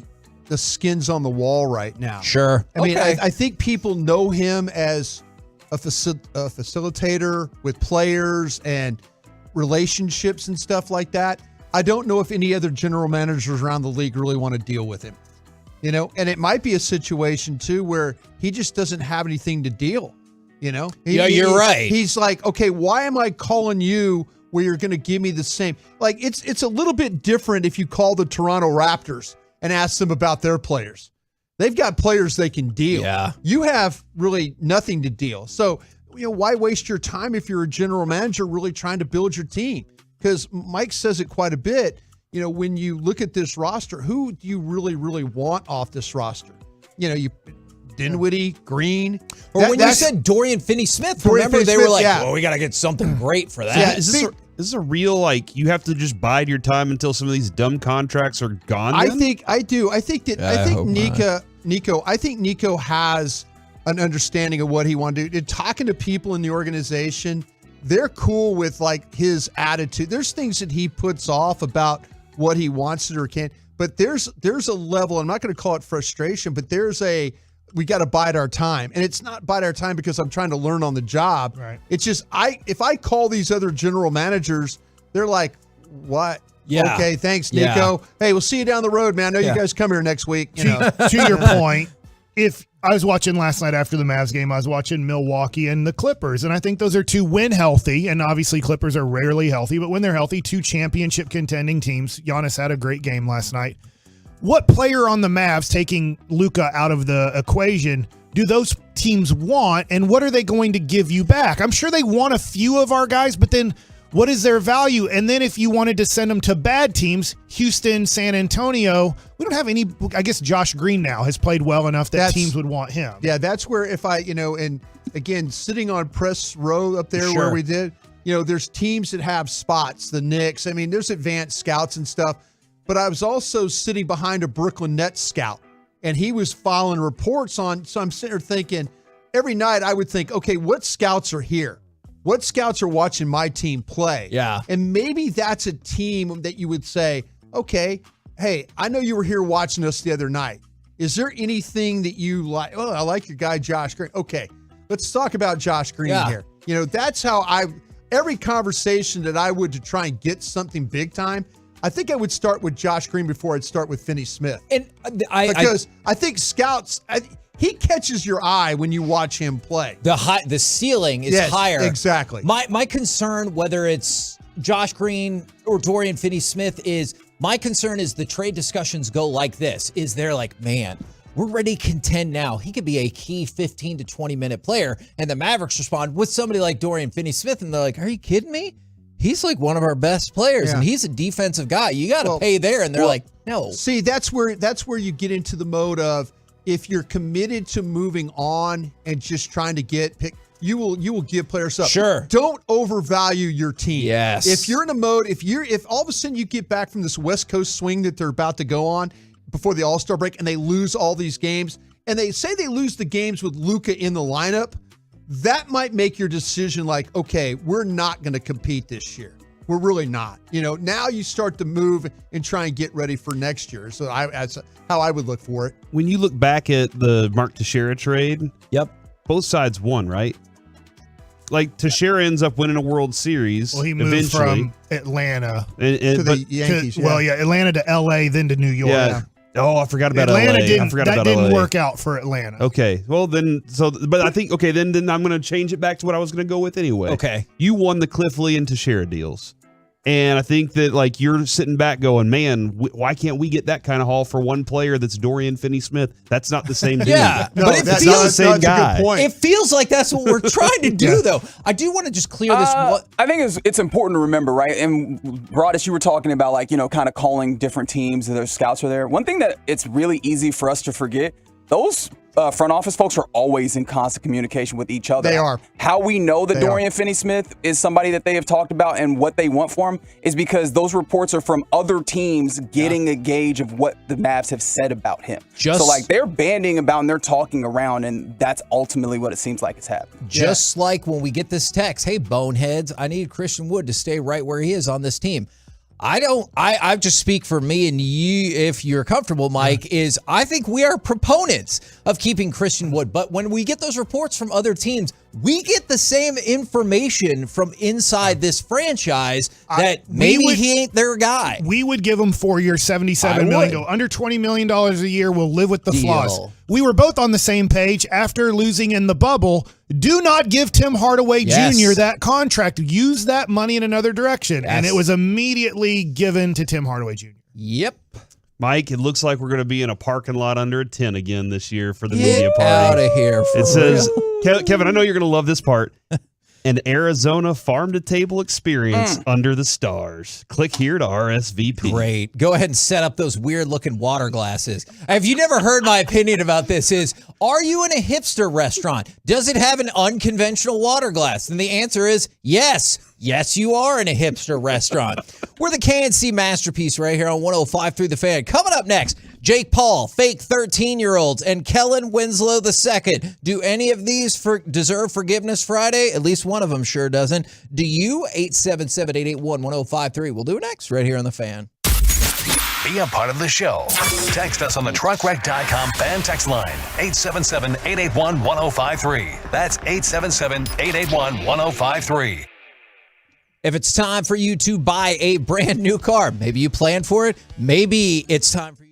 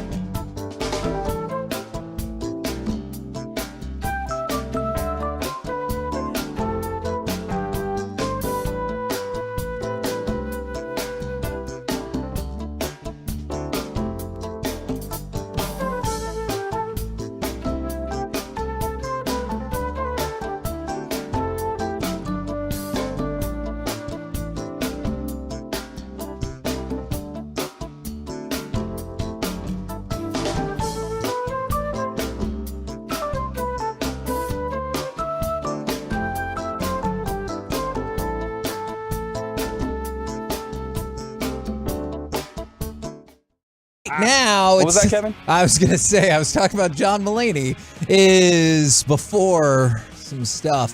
Is right now, it's time for some Forgiveness Friday, 877-881-1053. Please allow me to start, because I'm going to start with somebody who I damn sure don't want to get forgiveness, and I hope they shut the hell up. Kellen Winslow II. In 2021, he was sentenced to a shockingly low 14 years behind bars after being convicted of sex crimes against 5 women, including the rape of an elderly homeless woman in 2018 and the rape of a woman who was unconscious. Because you remember, this is why when he was being a predator across these, like, I think it's trailer parks or whatever the case might be, and now he is arguing that the physical trauma he suffered from football entitles him to a reduced prison sentence. He is already eligible for parole in 2028. And I'll just go and speak for myself, and people can get mad at me if they want. If you're convicted of raping 2 people and sexual crimes against 5 people, there is no universe in which you should be out of jail or a mental facility or whatever you think is appropriate in 7 years. I think that's terrible. Yeah, and what's wild to me, Kevin, is how long it took for him to even get in real serious trouble. Yes. With all the things that he had done along the way. One of those rapes was in 2003. They were all kind of setting up, and they were looking like, hey, this dude's a menace. This is it's a real serious danger to society to have him around. And they were like, man, just let it ride, dude. And I was like, no, that's not okay at all. Well, if you want a fun fact to go along with that, you know why he wants to get out of prison earlier? So he can start his coaching career. Neat. Yeah, I don't think that's going to happen. I wouldn't. Who hires him? Yeah, I don't think I would. How do you let that guy, Urban Meyer, be a guy who's going to be like a role model to other men and try to help those men do other things? I mean, I don't know that we can really stand moralistically on that. We've allowed a lot of people to just rehabilitate themselves back into this coaching thing. There's one guy that he keeps missing out on jobs because of stuff that happened. If you look at with Eric Bieniemy and his situation in Colorado, that's true. I mean, a lot of people bring that up when they talk about him. Now, I just wanted to get the more serious one out of the way. Yeah, you did that. That's for sure. That infuriates me. All right. You want to do more fun ones, starting with some audio? Sure. All right. Let's go to cut number 1 right here. This is Bomani Jones and Jake Paul. Now, this is going to air tonight and on HBO, since we were just talking off air about whether or not you should get HBO to watch The Last of Us. I think it's good so far. It goes from a normal seeming question and a potentially polite discussion. It falls apart pretty quickly. After Tommy Fury, where do you go from there? Like, what happens if you lose one of these fights? I don't plan on losing. You know, I don't train to lose. Maybe that I feel like that's probably like your mindset. Ooh. You know, a lot of people try to project their mindsets onto me. I ain't no projected of a mindset. My question is, this is work because we're all surprised that you keep winning these fights, right? But if somebody does beat you, how much interest stays in this when it stops being surprising? They won't. And I'm gonna be honest, bro. I don't know who the you are. My PR team set up this interview. All I know about you is that people don't like you. First of all, do you think that's an accurate assessment of Jake Paul? Because that sounds about right. Yes. I mean, that is kind of like what he's built his thing on. Is it Pete Weber that was like, hey, hate me or love me, you watch? You think you are? I am. I learned that was towards a 13-year-old fan. Oh, really? That whole thing. Yeah. No. That's even better. The whole Pete Weber kind of thing. Yeah. That was towards a fan that was heckling him. He felt like he needs to keep that under his breath, if he's doing that. The thing with Jones, I think it's a fair question, though. I do too. I mean, to me, he's just kind of asking, if you were to lose, I mean, hey, he acknowledged. He goes, "You're having success," and I felt like that. To me, I'm surprised. I mean, who are you? I don't know. He's a very respected journalist. You know, if you did any type of homework, you'd know that. And see, They didn't. Sometimes I agree with Corey. That, for sure that would on be that. your PR guy needs to say, okay, you're interviewing with this gentleman or this lady today. Yeah. And here's the background of this person.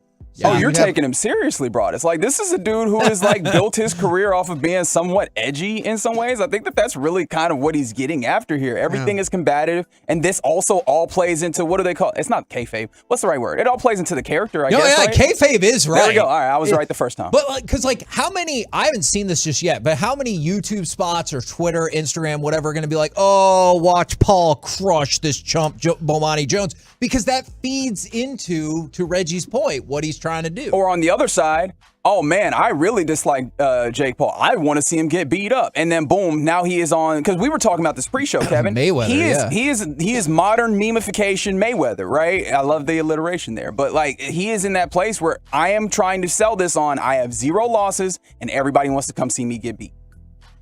Yeah. So, I think Jones is the last guy I would debate or argue with. Yeah. I mean, that he's highly intelligent. He usually, every time I've ever seen him speak or talk about subject matter, he's always well spoken. You know, I thought it was a legitimate question. And if you want to take that approach with the guy and call him out, I mean, that's a respected journalist in my mind. From the 903, and I think this goes along with Kevin with some Forgiveness Friday. Should we ask G-Bag for forgiveness for sending me to the you guys punishment today? that Broadus has to deal with today, that we have to deal with him now? Yeah. Like, should we say, you know what, we forgive you guys? Like, how's it? Because somebody said, why is Brian on all the shows today? It's because he's being punished for losing a bet. Who did you bet on? What was the bet? I bet Dallas for San Francisco. See, I'm most intrigued if you wrote the run sheet for G-Bag, because I heard y'all joking about that yesterday, and they're like, oh, if Dawson's going to be out, are we going to get Broadus to write the run sheet? Has that come to fruition? No, not at all. How are you holding up, by the way? I'm fine, man. Okay. I'm really good. Seriously, it's amazing how, and it's going to be interesting as I go through these shows, is, which one do you feel like that if you had to do this every day, the morning show flies by. Yeah. Seriously. I mean, that thing, I looked up and I'm like, when do you guys have your express? Oh, we've already done it. That's at 7:20. And I looked up at one time of the clock. It's already it's 8:45. And I'm like, man, this thing is almost over. That show moves at a really, really rapid pace. Absolutely. It's getting up at 4:00 in the morning. It's probably That's tough the on you. dumb part. You're like, hold on, who even is awake? How was your drive at 4 a.m.? Was that tough? No. There were a lot of, actually, there was fire trucks already out on the road because people were already wrecking at 4:30 in the morning. So heading north on 75, there were already fire trucks out. Ooh. So yeah, it's actually, I could see getting here in like 10 minutes from where I'm at to get to the station. There might be a wreck on 75 north right now. Yeah, it's because slowing up. It is slow traffic out of downtown going 75 north. Yeah, man. It was this morning. I left at 8 o'clock. At 8:14, I was under the Mixmaster, and I was there until about 9:22. Did you find out the culprits that we need to ask for forgiveness? I don't know what. By the time, Kevin, this is one of those situations, Mike. I know you hate it too. There was no wreck. Like, there was a wreck. All 4 lanes were closed, but by the time I got there, it was just ice laying all around. Yeah, that's the thing. The Mixmaster with the ice, there's got to be fear about that. Everybody thinking that's probably a bad situation. From the 469, can I ask forgiveness for my friend Eric, who's in a bad sports mood because y'all aren't talking about the Rangers? Oh, I mean, I feel like we talk Rangers more than most, and we're actually going out to spring training, so don't worry. They'll more than we do. I know that. Yeah. There's a lot of Rangers talk on the horizon. Y'all are going to spring training with us, right? Yeah. All right, so we're going to be there The first time I was ever going, it was we got there and then the pandemic hit. We were watching Mavs and was it Mavs in Utah basketball? And then all of a sudden, the next day, they were handing out lineup cards, and the Major League Baseball said, not so fast. I'll tell you what. And then we thought, then I went, why did I leave DallasCowboys.com? Kind of a deal. I'll tell you what what Broadus is going to get more than we can get, because we're on the air in spring training from approximately 8 a.m. till noon. Yeah. if you get to the complex at around 10 a.m., you can go to the 4-pack of fields. At least that's what we call them. The backfields back there? Backfields, because nowadays a lot of major leaguers don't play in spring training games. They play in the backfield games starting at 10 a.m. or 11 a.m. And then you can see, like, there too, you can be right next to, literally 10 feet away from Kumar Rocker throwing a bullpen, from Jack Leiter throwing a bullpen. So, I mean, there's a lot of things that you can learn, huh? That you'll get that we kind of don't get because we're on the air. The afternoon show, you really get to go to those back fields and see a lot, like right on the fence. Like if you're going to a high school game, you get better access than going to a high school game. I know I've said this a couple of times, but since you brought up that COVID story, I want to ask for forgiveness from Evan Grant one more time, because when we left spring training, this was before the world had gone to hell, is I went to shake his hand and he was like, oh, he either elbow bumped or fist bumped, and he goes, COVID. And I was like, okay, dude. And at the time, I didn't say Vaccinated. that to him. Yeah.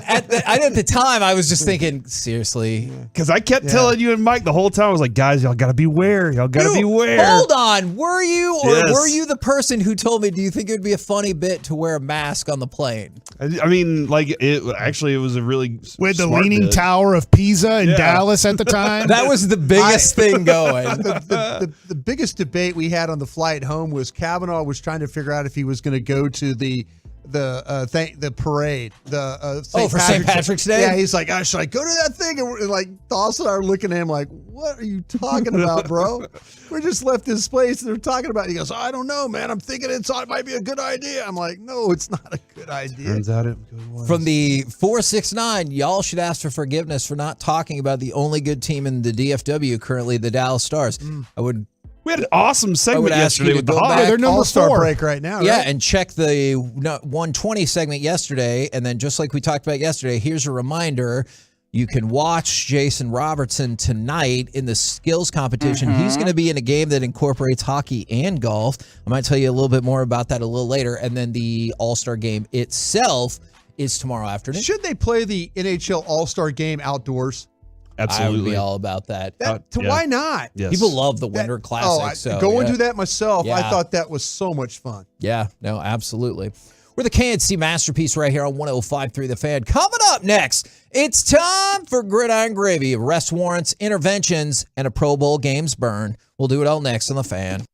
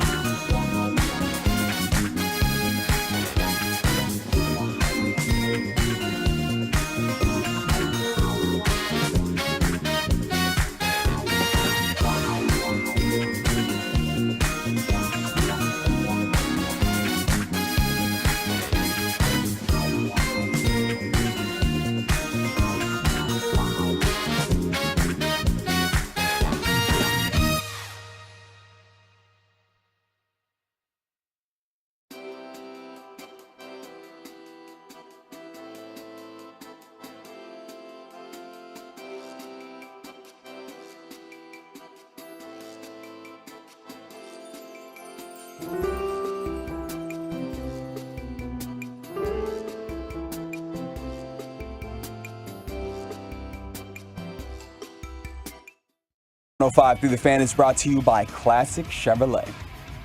KNC Masterpiece right here on 105.3 The Fan right now. It's time to go around the entire NFL and dip into some gridiron gravy. Media party. You did not seem pleased by that. It's on a farm. Was it cold last year? No, it was. I can't remember what year it was. It was really cold. I remember that one time they said it was cooler in Phoenix, but they had a concert playing off of cement concrete, and so you couldn't even talk to people there. And now, for Kevin, you're going to have to eat farm-to-table food. You're going to have to eat fresh food. No, I'm fine with that. Farm-to-table Cheetos. They're going to have farm-to-table radishes, and they're going to be small, and you're going to be like, hold on, that's a tiny radish. And look, your water cup is going to be 2 inches big, or it's going to be an old lantern. Like that, you know what I'm talking about at these restaurants. It's like, bring me a normal... Wait, are you anti-mason jar? I think it's weird. I think it's weird. Like, you don't have to bring me a carafe or whatever if you just bring me a normal glass. Like, I can figure it out. By the time Kevin leaves that place, he's going to have tight, skinny pants on. They're going to be rolled up just a little bit so you can see his boots, and he's going to have some circle rim glasses on. He's gonna be so that excited. are not necessary for vision purposes. Hell yeah, brother. I want him one day to have to wear shorts to the show. Somebody messaged me and they go, hey, if you do the Wheel of Misfortune, I think the punishment specifically for you should be for a straight week. You have to wear shorts and people can call you Kev. And I was like, that sounds worse than when I stapled something to my arm. Like, that sounds awful. Dude, I know this is gridiron gravy, but you watched The Sopranos recently, I did. right? You know the guy who played Christopher? Yes. He was doing an interview. He was in the White Lotus. I don't know when he was doing an interview, but they were asking him if they ever got suggestions from the mafia about the way that they played characters, and he said no, but one time Tony, or what was his name? James Gandolfini got a phone call in the middle of the night, and when he picked it up, all he heard was, Don would never wear shorts, and they hung up on him. That's true. Awesome. It was a cookout scene that he had. Yeah. He said Don would never wear shorts and just hung up on him. I would not wear shorts in that instance either. So I get it. All right, let's start with Derek Carr. Did you guys watch any of the Pro Bowl games? Yes. Okay. What were your general thoughts? I know they're going to pick it back up on Sunday. Yeah, the Biotish and Martin have better hands than they Turpin. did. Yeah. I think this is the clip that has caught a lot of people's imagination. Is Derek Carr did very well in one of the skills competitions, and this is what he said after cut number 10 after that. By himself, listen, Derek, you've thrown touchdown passes in Vegas before. You've been on fire. Have you ever been that hot in Las Vegas? Not that hot. It's probably why I'm going somewhere else. Nice. Nice.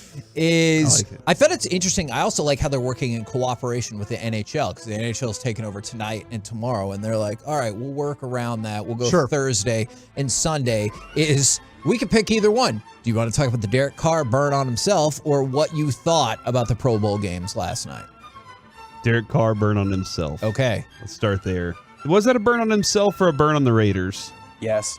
Okay. I think that's good. Yeah. I think that is He a did. good Yeah, answer. I guess there was some humility in, hey, yeah, I stunk sometimes, I guess, and that's why I'm moving on from this team. They don't like me enough.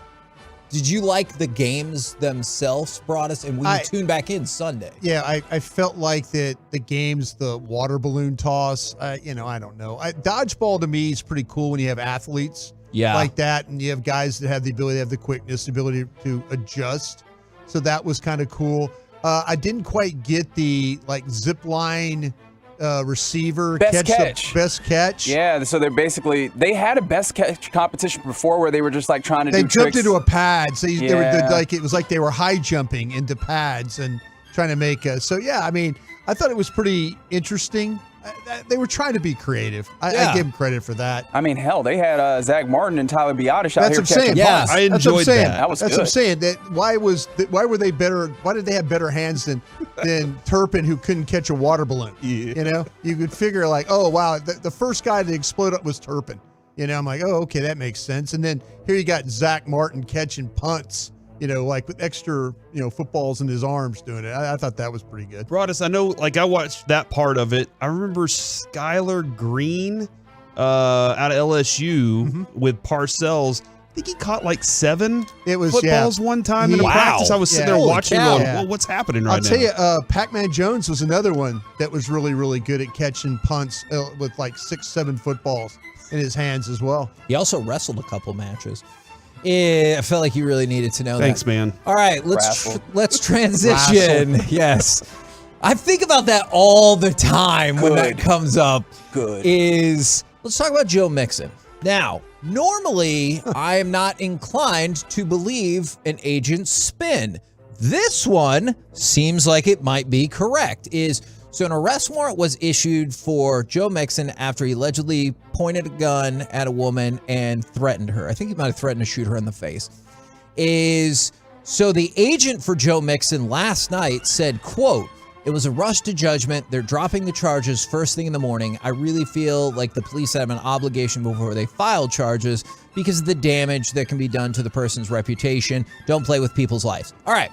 So at first, I thought that was agent spin. However, this morning, there are multiple stations in Cincinnati that are reporting that the Hamilton County Municipal presiding judge will dismiss those charges. They were just waiting to tell the alleged victim first, which, God, that has got to be a terrible phone call across the board. Why exactly? What's the reason that they're being dismissed? They think what the agent said. I was shocked. Wow. Is they also Okay. think All right. that these charges were rushed and not the proper, I guess, vetting, if you want to say it like that, was done. So they are going to drop these charges at some point soon. And nobody, like a lot of people would probably say, all right, let's pump the brakes just a little bit had he already not had his incident at Oklahoma. I think you're right about that. If it was just whatever rando NFL player that like you don't know has ever run afoul of anything, I think people would have been like, huh? What happened for them to rush the charges? I mean, something obviously had to happen, right? That's a good point. I wonder. I didn't mean to put you on the spot there. Yeah. But it's kind of like, it's like the basketball coach down in Texas. Yes. Like all of a sudden it's like, all the charges come out. And then the next thing you know, it's like, oh, wait, that really didn't happen. So I wonder if did Mixon get a hold of her and say, listen.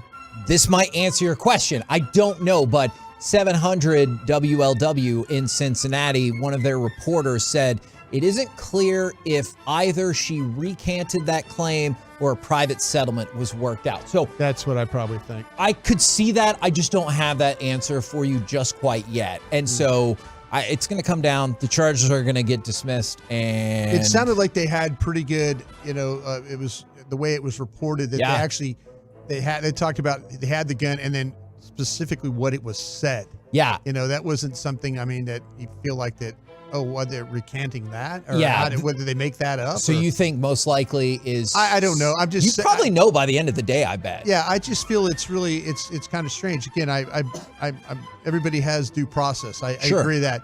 But man, yesterday it just seemed so, Ben Baby, people like that cover the Bengals are reporting this. I'm thinking, oh, okay. But also you have to look at Mixon's history, for sure. What happened. I agree with that. Did you see, I think this came out yesterday or the day before. I missed it when it happened. Did you see what Jamar Chase told Willie Gay about swapping jerseys? He said, nah, hell nah. Hell nah.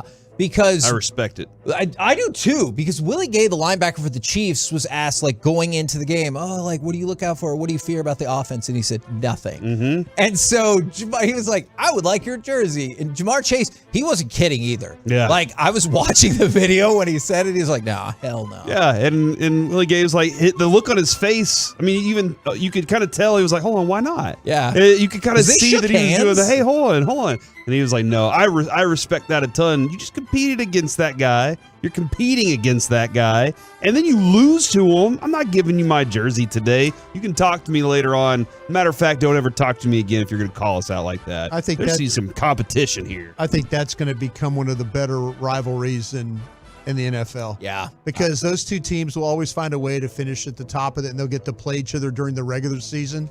and then they'll get to play each other in the playoffs again. There's a lot of early bad blood between those two organizations, and I kind of like it.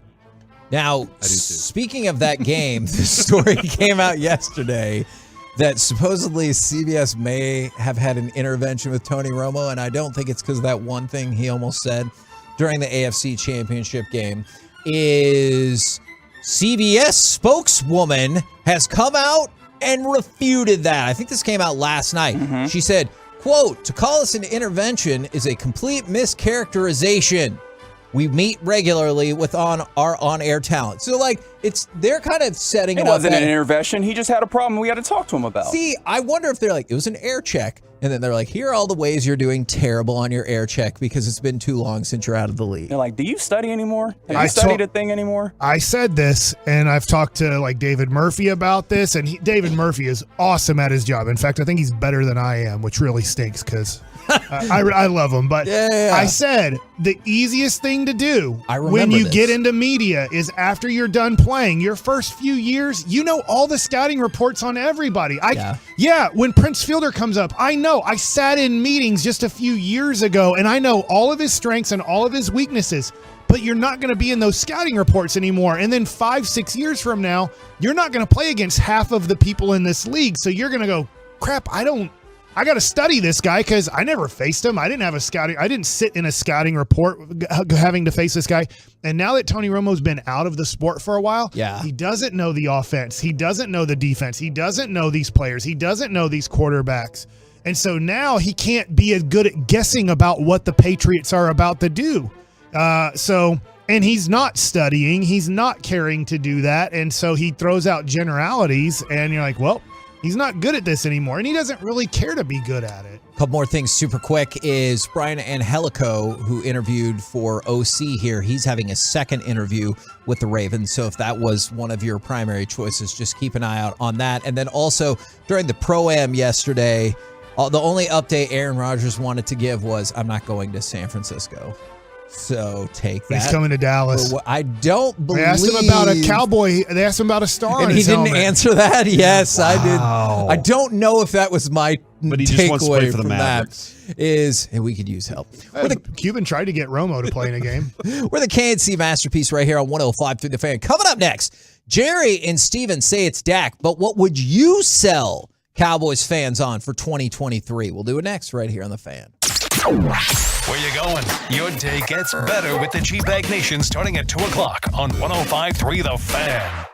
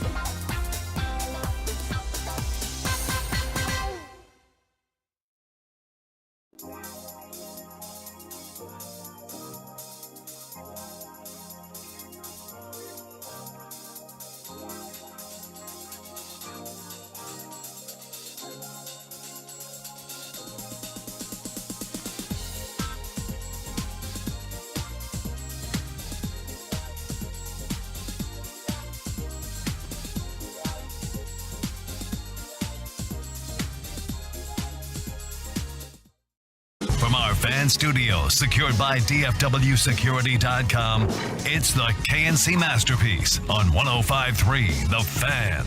KNC Masterpiece right here on 105.3 The Fan. We kind of been slacking on the shout-outs, so if you want to send in some shout-outs, glad to hear them at 877-881-1053. But also, Corey, you brought us this news earlier in the week, and it really upset me then, is Steven and Jerry both essentially saying there's no loss of confidence in Dak Prescott. Then the idea that he could be the quarterback here for the next 10 years, I'm not surprised by any of that. What bothered me is Jerry Jones said, no, the reason to be excited for next year in the future is Dak Prescott. And I think that's a weird selling point for the season as opposed to many different options. So I'm asking you guys, you're selling the 2023 season. What are you selling and how far down the list till you get to Dak? I mean, it might be pretty high up on the list, higher than you think. Okay. Because there is, I think that, and I was listening to Broadus talk a little bit this morning when he was on with Sean and RJ and Bobby, and he was saying that everything that came out of Senior Bowl told them that they had not decided some things on personnel. Is that what you were saying, Broadus? Absolutely. They haven't had that meeting yet. Yeah. So that kind of helps me understand a little more of where Jerry is in that.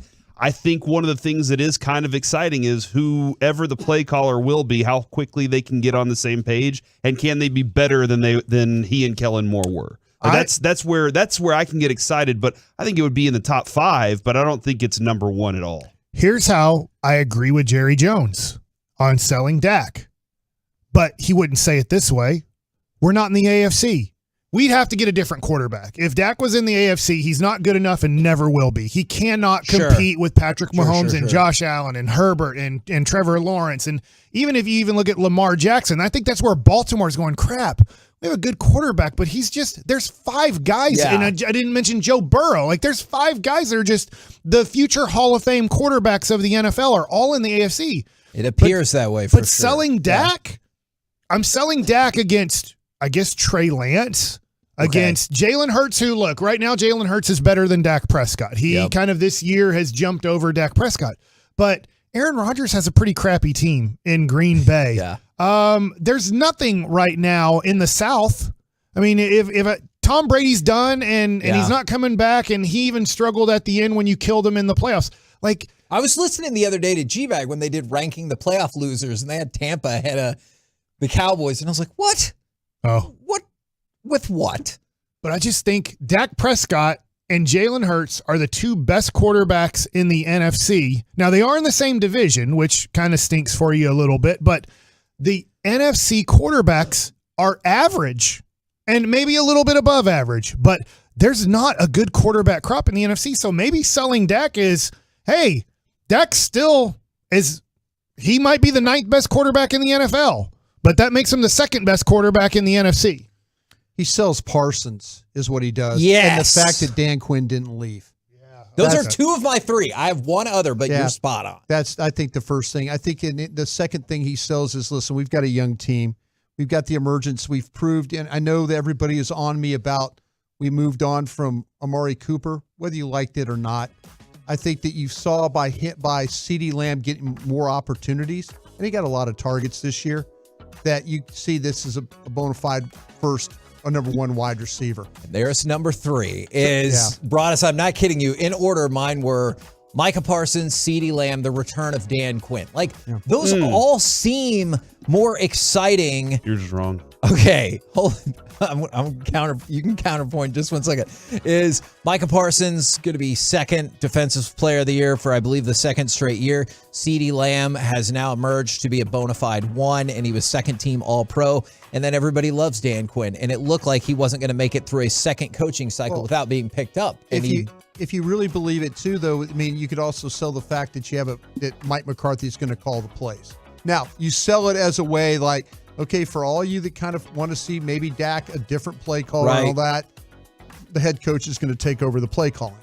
That could be something else that you could sell, that if you want to see if Dak can and I hate the word develop. I mean, develop is the right way. Evaluate's the word I hate the most because we're in year 8. Too far. We're way too far. Yeah. You know, you're evaluating Tyler Smith. Yep. Is what you're doing. You know, you're evaluating him. Yeah. But Dak Prescott, you're trying to fix in a way of, and I mean fix in a way of the mistakes, you know, the interceptions and things like that. You know, maybe you could help Dak too with his understanding of the game as far as what he's seeing.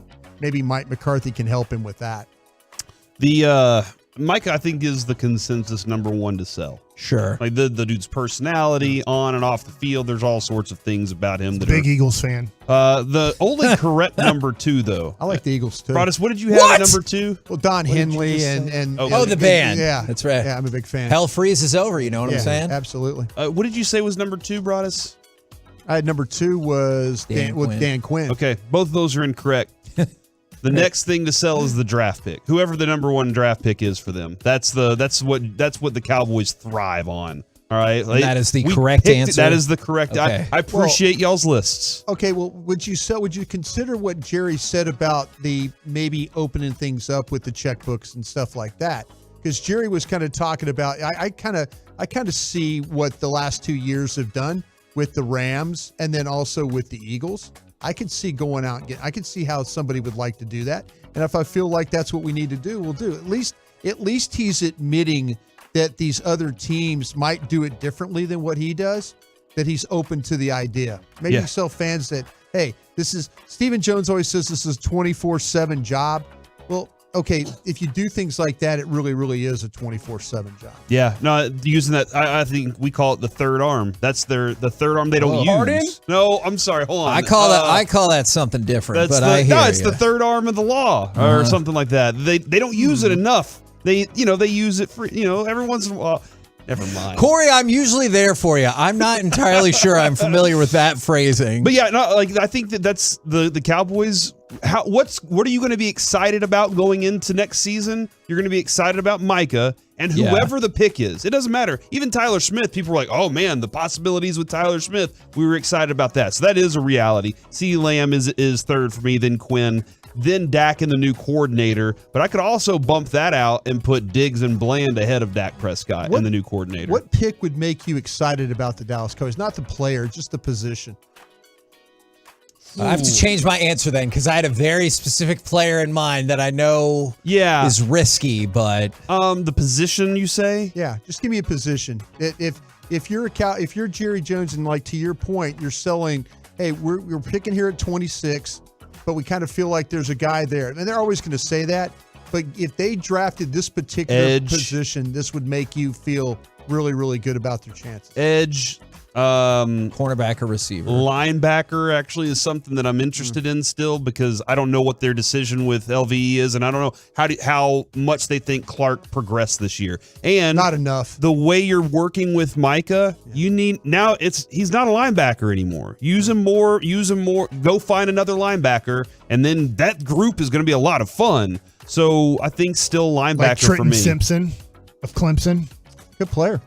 I was looking at a mock draft. Okay, all right. No, he's right around that pick. Oh, is he right around the pick? If you like a linebacker, at least that's the linebacker around that pick. Yeah, I was looking at that Drew Sanders kid from Arkansas. Yeah, Sanders is a guy that you would. Sanders has also got the ability to rush from Arkansas. Yeah. He's fast. He's fast, long, has a lot of really cool things that you like about him. So like that is a position cornerback I'm interested in, but I feel like they've might force the Joseph and Wright thing a little more again, one more time. You didn't think that was awesome? I don't know, man. Oh, you don't think it's going to be awesome this year? You got Lewis coming back, so like you can hope on that. You got Blaine, you feel pretty good there. But cornerbacks are like starting pitchers, Mike, where you need a bunch of them to start and make it through a season. So that's where, when it comes to cornerbacks, maybe another receiver would be exciting too. Obviously, Bijan Robinson's the first. That's right. That's kind of where I was saying. If you went out there and you drafted him at 26, it's not like taking him at 4. It's like taking him at 26.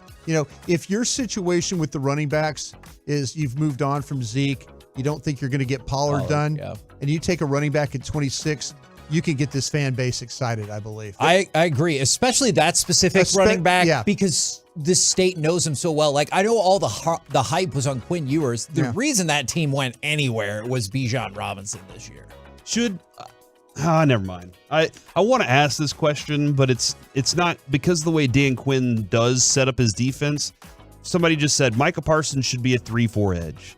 But they run so many variants of defense. And I heard you being asked by Choppy this morning. Me and Kevin have had this conversation with you before. TCU kind of changed the way they approach defense, and this year was actually bad, but the way they approach defense was they're running a bunch of light guys out there that can run. Sure. So we have to be able to run a bunch of guys that can run out there too, instead of saying, hey, we're going to be stuck in this 4-3 type defense. We have to be able to be flexible too. And I do wonder how much Dan Quinn looks at it and says, okay, I got to keep adjusting to this, or if he's just like, no, we call what we call. Yeah, the thing about it is you've always got to be able to have personnel that can morph in and out of fronts. They got in trouble with the running game, and what did they do? They got better, really. When Brown got hurt, they got better tacklers out there. I know with Diggs, it was a little bit of a struggle for him, but Wilson developed. Curse was banged up, but he did a nice job. They go out and they get Hankins. They did a much better job of playing the run after initially not looking very good at it. Would an excitement if they loaded up on offense in the draft this year? Would that excite you? Or would you say, no, I want my defense to be even better? I mean, sure, I agree with that second part. But if talent evaluations happen 24/7, why can't we do both? I think it's spring break. It feels just easier. Always gets in the way. It feels easier to sell offense than it does defense, right? Like you mentioned Hankins. I don't feel like people are like, oh my God. But if you got like a wide receiver who gave you about the same thing, think about how much freaking hype was on James Washington. He's a guy. And then with Jonathan Hankins, people are like, who the hell is that? So they draft Robinson in this draft. It turns into a CeeDee Lamb situation where all of a sudden they're sitting there and Bijan Robinson's sitting on that board, and they look at themselves and they go, you know what? We can't pass this guy. But a lot has to do with what happens with the running back situation. Yeah, no, absolutely. We're the KNC Masterpiece right here on 105.3 The Fan. Coming up next, we jump into the lunch rush as part of the Expressway. In light of Tom Brady's retirement, which athlete retirement hit you the hardest when it happened? Plus, we got Mike Likes It coming up, so stick around. Lunch Rush next on The Fan. Are you ready for some?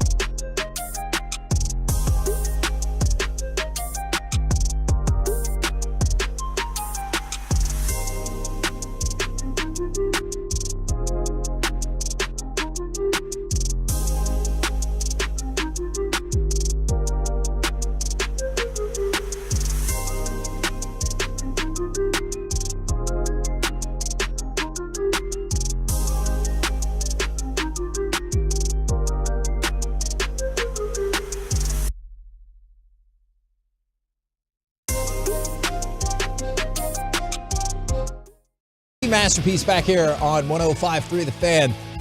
Got a Mike Likes It coming up that I pray is not what I'm afraid it's going to be about. But, right. The most important man in the world tweets something and you don't agree? Wait, Or Randy you Moss do still on agree. Twitter? Who did you say? Randy Moss? Randy Moss is the most important person in the world? Correct. Well, you know what? That might actually be your answer to this question. So obviously, a few days ago, Tom Brady retired, and there's all kinds of stories and everything about him. And so I was curious, what was the retirement that hit you hardest? I don't know if it's the Romo poem or anything else. Oh my gosh. This one is kind of easy for me because I forgot we were doing this segment. As soon as you said it, I remember getting told by my dad in the car after basketball practice that Magic Johnson has HIV and is retiring, and I was bawling. I was too. And I hate the Lakers. Respected him as a player, Right. just like I respect Kobe and Shaq as players. I hated them on the Lakers, Right. but I respect them. That one to me, when I was in middle school, when I was in junior high, 7th, 8th grade, that one hurt the most. And not even a fan of the Lakers, but I just remember I thought he was going to die, right? I thought Yes. because of Arthur Yeah. Ashe, because of what we knew about HIV at the time, I'm like, oh my God, he's retiring and he's dying within the next year or two. Yeah. Yeah, that was I remember getting out of school, getting in the car and hearing it, and I was like, what is happening? And then that's when you get kind of introduced to all these even more so than where you thought. I was like, he's going to die? Like, that's all I thought. But I think the one that really hit me, like watching all the ceremony and everything that went into it and having like sports tears, definitely was Dirt. Like the way that they did. I'll give Cuban credit, man. Maybe Mike, he spent every last dime he had making sure that That's Sean where all the Kemp money went. and all those my guys. God. That's why he doesn't have any money. Scottie he Pippen. flew in Larry Bird. Yeah, all those guys were there. Barkley's there. Like, he spent all the money he had to make sure that those guys were there for that. And that ceremony was great. You know, the whole part of it. And I'm just tearing up the whole time I'm watching it. And I mean, I grew up on Dirt. That was I go back to high school when I was watching this guy shoot, and I was like, what is this style of basketball? It's amazing. So that one definitely, that's the local one that really gets me every time. Otherwise, it's Rocky Marciano, you know? The boxer? Yeah, man. Yeah, right. That was before I'm genuinely intrigued by it. And like, then you're going to say Lou Gehrig or Lou Gehrig's emotional farewell was really tough on all of us. I am not familiar with Rocky Marciano's retirement, I have to admit. Remember when John Wooden trimmed the net one more time, Kevin? I do. Do you? But I remember it in terms of I've seen the video, not in terms of like I remember You were where I there. was I that gotcha. day or Okay. anything like that. Like if somebody brings up President Kennedy, I'm like, that's awful. Speaking of presidents. No! You wait and hopefully till after 2 Of the National Basketball Association? is I when people are like, wasn't that such a sad day? I'm like, how old do you think I am? I was like, I do not recall that. Or you know what? Although I want to point out before I go to Broadus, not that if you were alive during that time, it means you're old. I want to make that very, very clear. I want to add one other thing. Now I have a hard time trusting retirement, like the speeches and everything. Because of, like, you know, Witten retired, and then, you know, Romo never turned in his paperwork. Mike still has never turned his paperwork in. Still not retired. He's pitching this season. Is that why you have that jacket on, just in case? Yep. Sometimes people in our industry retire and then come back. Like, it's just, I can't trust retirement anymore. So sometimes it doesn't, I don't let it get to me the way. When Dirks was, we all knew that was final, right? Like, that was, we understood, we heard the pain he was going through just to get on the court. So that was one of those where I was like, yeah, that dude's never coming back to play. You know who we should blame for this? Michael Jordan. It's his fault. It is. Yeah, MJ. He screwed it all up for me. See, Thanks a lot, Michael. Does that rule him out then? Because I remember the first retirement being like super emotional, but then does him coming back negate all of that? Absolutely. Okay. I feel like the one that got me, and it happened very, very early in my football career, the second year I was in the league, Sterling Sharp, when he went, because we had something really going there in Green Bay. We got Reggie White, you know, we were starting to draft a little bit better. The team, you know, Favre was coming along pretty well. And in 1994, I mean, we lose Sterling because of the narrowing of the spine and all that, and and they just couldn't play anymore. But when that right there, because the first couple of years, he was like, everybody in the stadium knew the ball was coming to him, and he still made plays. Couldn't stop it. Yeah. Yeah. I mean, he was Cooper Kupp of the early 90s is who he was. Were you shocked as a kid when Roger Staubach retired? No. That name is on here multiple times. I really wasn't, because I knew that he had taken such a beating, and then the concussions and stuff like that. It wasn't, because I was at the last game that he ever played at Texas Stadium in '79, and I remember thinking, wow, this could be it, with all that was kind of, you were starting to hear things about, not like you hear today with concussions and stuff, but it was one of those, I probably figured he was going to probably move on, but not to the point when we lost Sharp, because I felt like Sharp was about to have a Hall of Fame career. I really, really did. And so it's unfortunate that didn't materialize. The one that I didn't get, I didn't get to embrace that retirement, was Tony Dorsett, because of free agency, because he goes to Denver and finishes his career there. Otherwise, I probably would have stayed more connected to that, because he was my hero growing up. That was the dude. Man, I hated that. I hated. I mean, I to watch, and I know this goes way back. Johnny Unitas finished his career with the San Diego Chargers. Joe Namath finished his career with the Los Angeles Rams. It just never was the same, with those. When you watch those, even Emmitt Smith play for the Arizona Cardinals. That was tough. So the ones that jumped to my mind fit what you were just saying, Broadus, and then Corey, what you brought up is, I wanted to say Michael Jordan and Wayne Gretzky, because those are two of my all-time favorite players, but Maddox went to 3 or 4 other teams. Gretzky played for 4 other teams, and by the time they retired, you were like, yeah, that's probably for the best, because I think mine is Joe Montana. I know he went to the Chiefs, but he did well with the Chiefs. They were the Got him in AFC the playoffs, they're in the AFC Championship game. I remember, if we would have lost to San Francisco, I'd 1,000,000% would have rooted for the Chiefs and be like, Joe Montana is going to crush y'all into Who did the he ground. Replace whenever he went to the Chiefs, by the way? I don't remember. The same guy he replaced when he went to San Francisco. I don't remember that person either.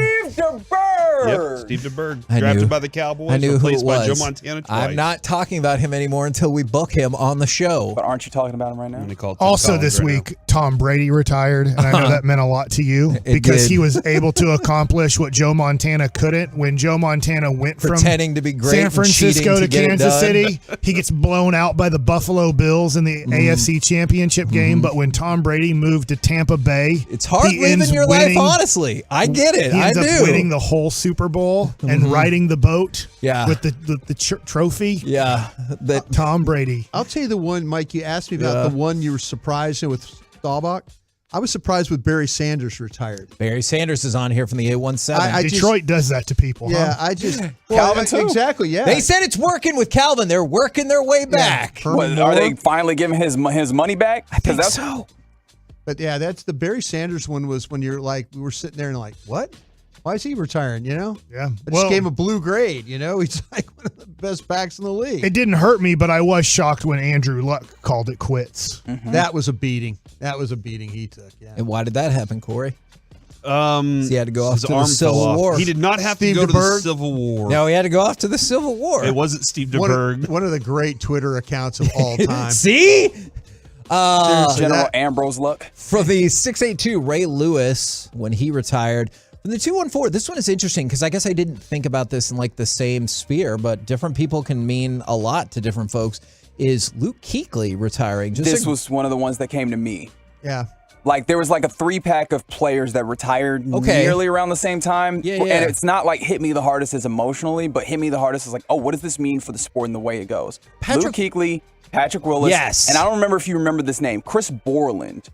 From the Niners. 49ers. Yeah, he retired Linebacker. at 24 years of age due to concussions, right? So undersized, the way that this it felt at that time we were learning more about concussions and CTE, and then we have a guy leaving because of concussions, a guy leaving because his feet aren't getting healthy, and a guy leaving because his back consistently is getting hurt. And I'm like, oh my goodness, we might be in a place where this sport is really going to have to answer some questions, and we might have to change where it lands in our society. And Patrick Willis is the example that I thought of. I'm glad you brought him up. He was All-Pro 5 times. He retired at, 28? Yeah. Sometimes I think people don't appreciate how good he was because then he just disappeared. How about Travis Frederick?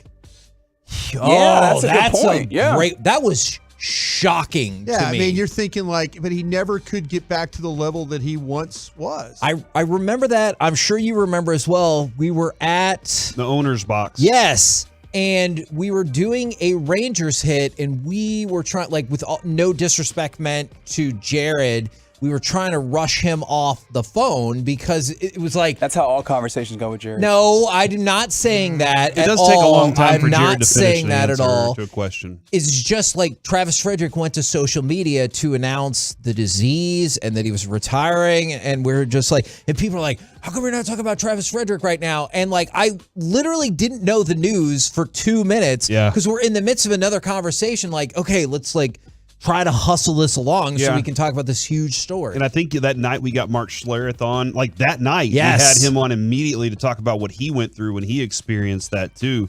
But I think that Stephen Weatherford was dead on, man, when he said it takes Jared a long time to get through an answer. That was them. You know that was them. I heard that audio. His name was Steve and Weatherford. Mm-hmm. Stephen Weatherford. Well, you think and they Joe were at just Flower live? Mound.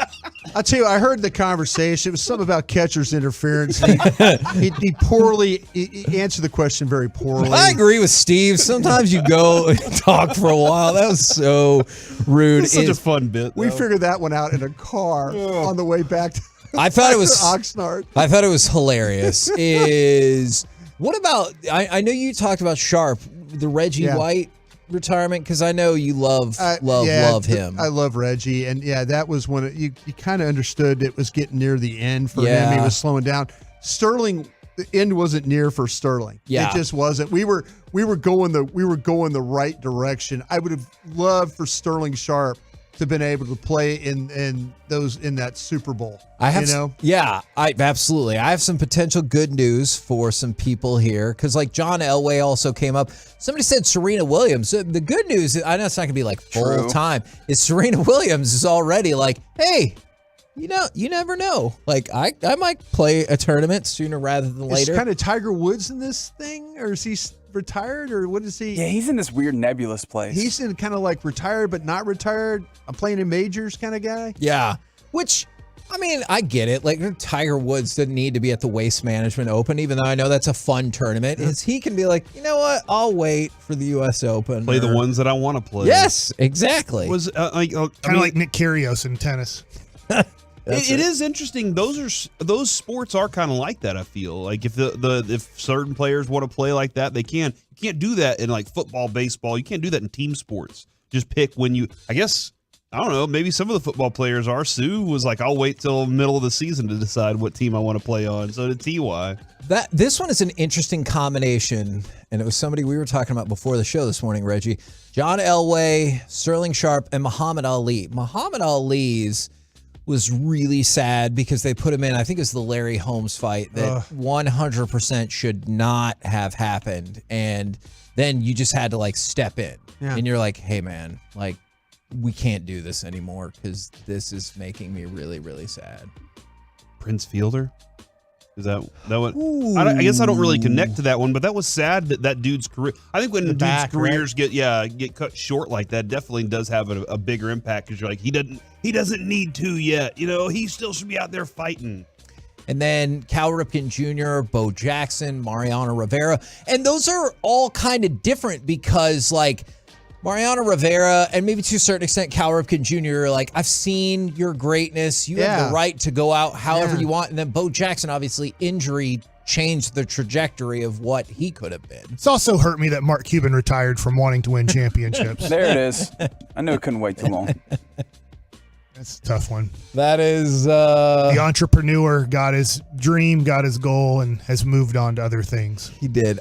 We got to make this interview happen. And I swear to you, if you're up for the challenge or you really want to get into it, I'll just turn my mic off and be like, hey, it's Mark Cuban, everybody. And then I'll let Mike take it away. What's the coolest way to retire, though? What's the coolest retirement speech you've seen? Because the Jared Allen, like, riding on the off horse into the sunset was pretty cool. Like, I thought that was kind of, I appreciated that. Rather than, hey, call a press conference and let me sit down and talk to everybody. This is one thing. And I think it's Antonio Brown's. That was the best way to retire.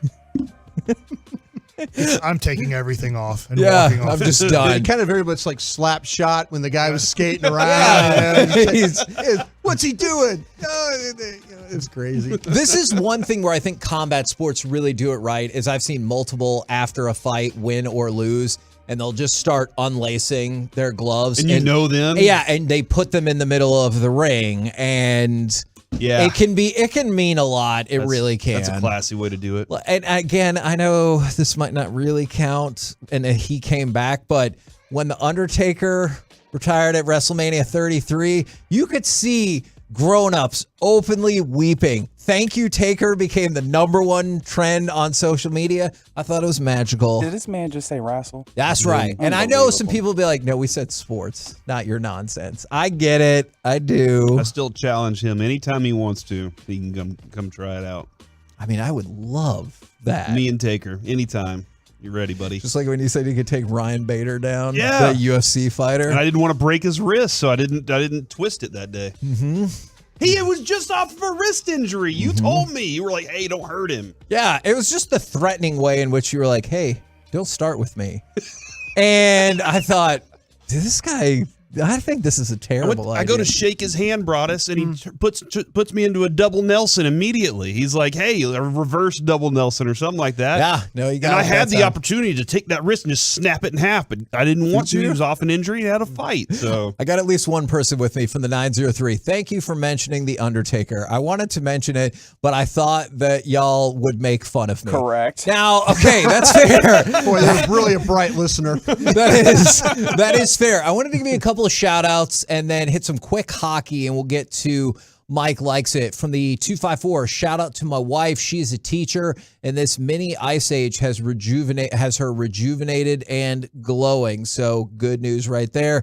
And then shout out from the 469 to my fiance, Caitlin, for starting up her own little business doing window art. Couldn't be any prouder. That is a fantastic one as well. And then from the 682, shout out to my wife, Nikki. She's at home preparing me to stretch my fingers and coach me through through a full paper football practice. I choose to believe that at face value. I still love that song, bro. And not, that is, did you ever think if you had the number 867-5309, you called it? Don't lie. Yeah. Tommy Two-Tone encouraged you to do it. Yeah. Now it doesn't work because you have to have 3 other numbers in front of it. Yeah. That is true. But don't you think those people still get, like, whether it's 214-972-903-817, whatever. Mm-hmm. And then tonight, if you're interested, we talked about the NHL All-Star Skills Competition. Did you know that Jason Robertson is participating in Pitch and Puck? What? It is you don't want to mess that one up. For real. If I said Fitch at the start, I'd be in a lot of trouble. So the NFL has like their long drive contest as part of the Pro Bowl events. The NHL is incorporating golf into its festivities. And so essentially it's Jason Robertson and 3 other people. It's going to be golf skills on a par 4, and the golf hole is an island green. And so you got 6 players, and the winner is whoever gets the most balls or pucks into the hole using the fewest shots with a combination of hockey shots and golf shots. Oh, I kind of like this. Like when Dude Perfect had Jamie Benn and everything, and they were out at the Rough Riders place, and they were hitting pucks like into the outfield, and you're like, whoa, how'd they hit that target? Same kind of scenario if you want to check out Robertson tonight competing in that. Now, how about a little Mike Likes It? All right. You're not going to like this. Are you a fan of the 2017 Houston Astros? No. Corey, you like those guys, right? I can't say what I was about to say, but I'm all about the effort. Yeah. I was the effort to cheat. Yeah, I respect it. You know what? By any means possible. It's tough winning these championships. All right, and I admit Play I the was Cowboys every year. I was rooting for them. It was a weird one for me because I was teammates with Dave Roberts, the manager of the Dodgers, and teammates with AJ Hinch of the Astros. And I leaned towards the Astros in that situation. Did they have bad numbers like you did? You know, Dave Roberts, he brought this up, and I do think Leody Taveras should take his advice. He said, Mike, I'm not a major league player. And he was a major league player, obviously stole the base in 2004 in the World Series. He said, but here's what makes me a major league player, because I can bat 250. I can't bat 250 if I swing the bat. But my goal is to get a bunt hit every series. There you go. So every 3 games in a series, I got to get a bunt base hit. I get a bunt base hit, I go from a 210 hitter to a 250 hitter. And so he's perfected the bunting. Yeah. Where now, it's just a getting on first base. But when you're that fast, when you're Leody Taveras, when you're Bubba Thompson, the 2 outfielders competing for center field in spring training, if you can figure out how to get a bunt base hit once a series, you can raise your batting average 30 to 50 points by just being a good bunter. Didn't we see that with Bubba Thompson, though? He was trying later in the year. Later in the year, he was trying to lay more of them down. Yeah. Yeah, and I think Leody should take a lead from that too. And Mike, go. we all know the batting average doesn't matter. It's all about. But on base does for those guys, and getting on base. If you're not, they're not going to walk that much because they're not a home run threat. And if you're not a home run threat, then why on 3-0, on 3-1? I'm throwing it down the middle. Like worst case scenario, you hit a double. Yeah. 1 in 1,000 swings, you do hit a home run. But anyways, I do think Dave Roberts from there, and AJ Hinch, yes, he struggled. He was a backup catcher most of his career. Actually, from what I understand, a good high school quarterback in Oklahoma, and went to Stanford. Well, this has to do with a new book that has come out. Evan Drelich, who I believe works for the Boston Herald, he just wrote a book that has come out called Winning Fixes Everything. Okay. Well, we're getting excerpts. Is that how you say it? Excerpts. Yeah. Excerpts. Nope. Mm-hmm. No. I think it's We're getting excerpts. Experts. Yeah. We're getting experts from this book. Good enough. Okay. Good enough. And we're getting quotes from Alex Cora, who was the Red Sox manager in 2018.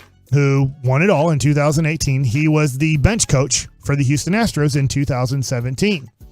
Here's what it says in the book from Alex Cora.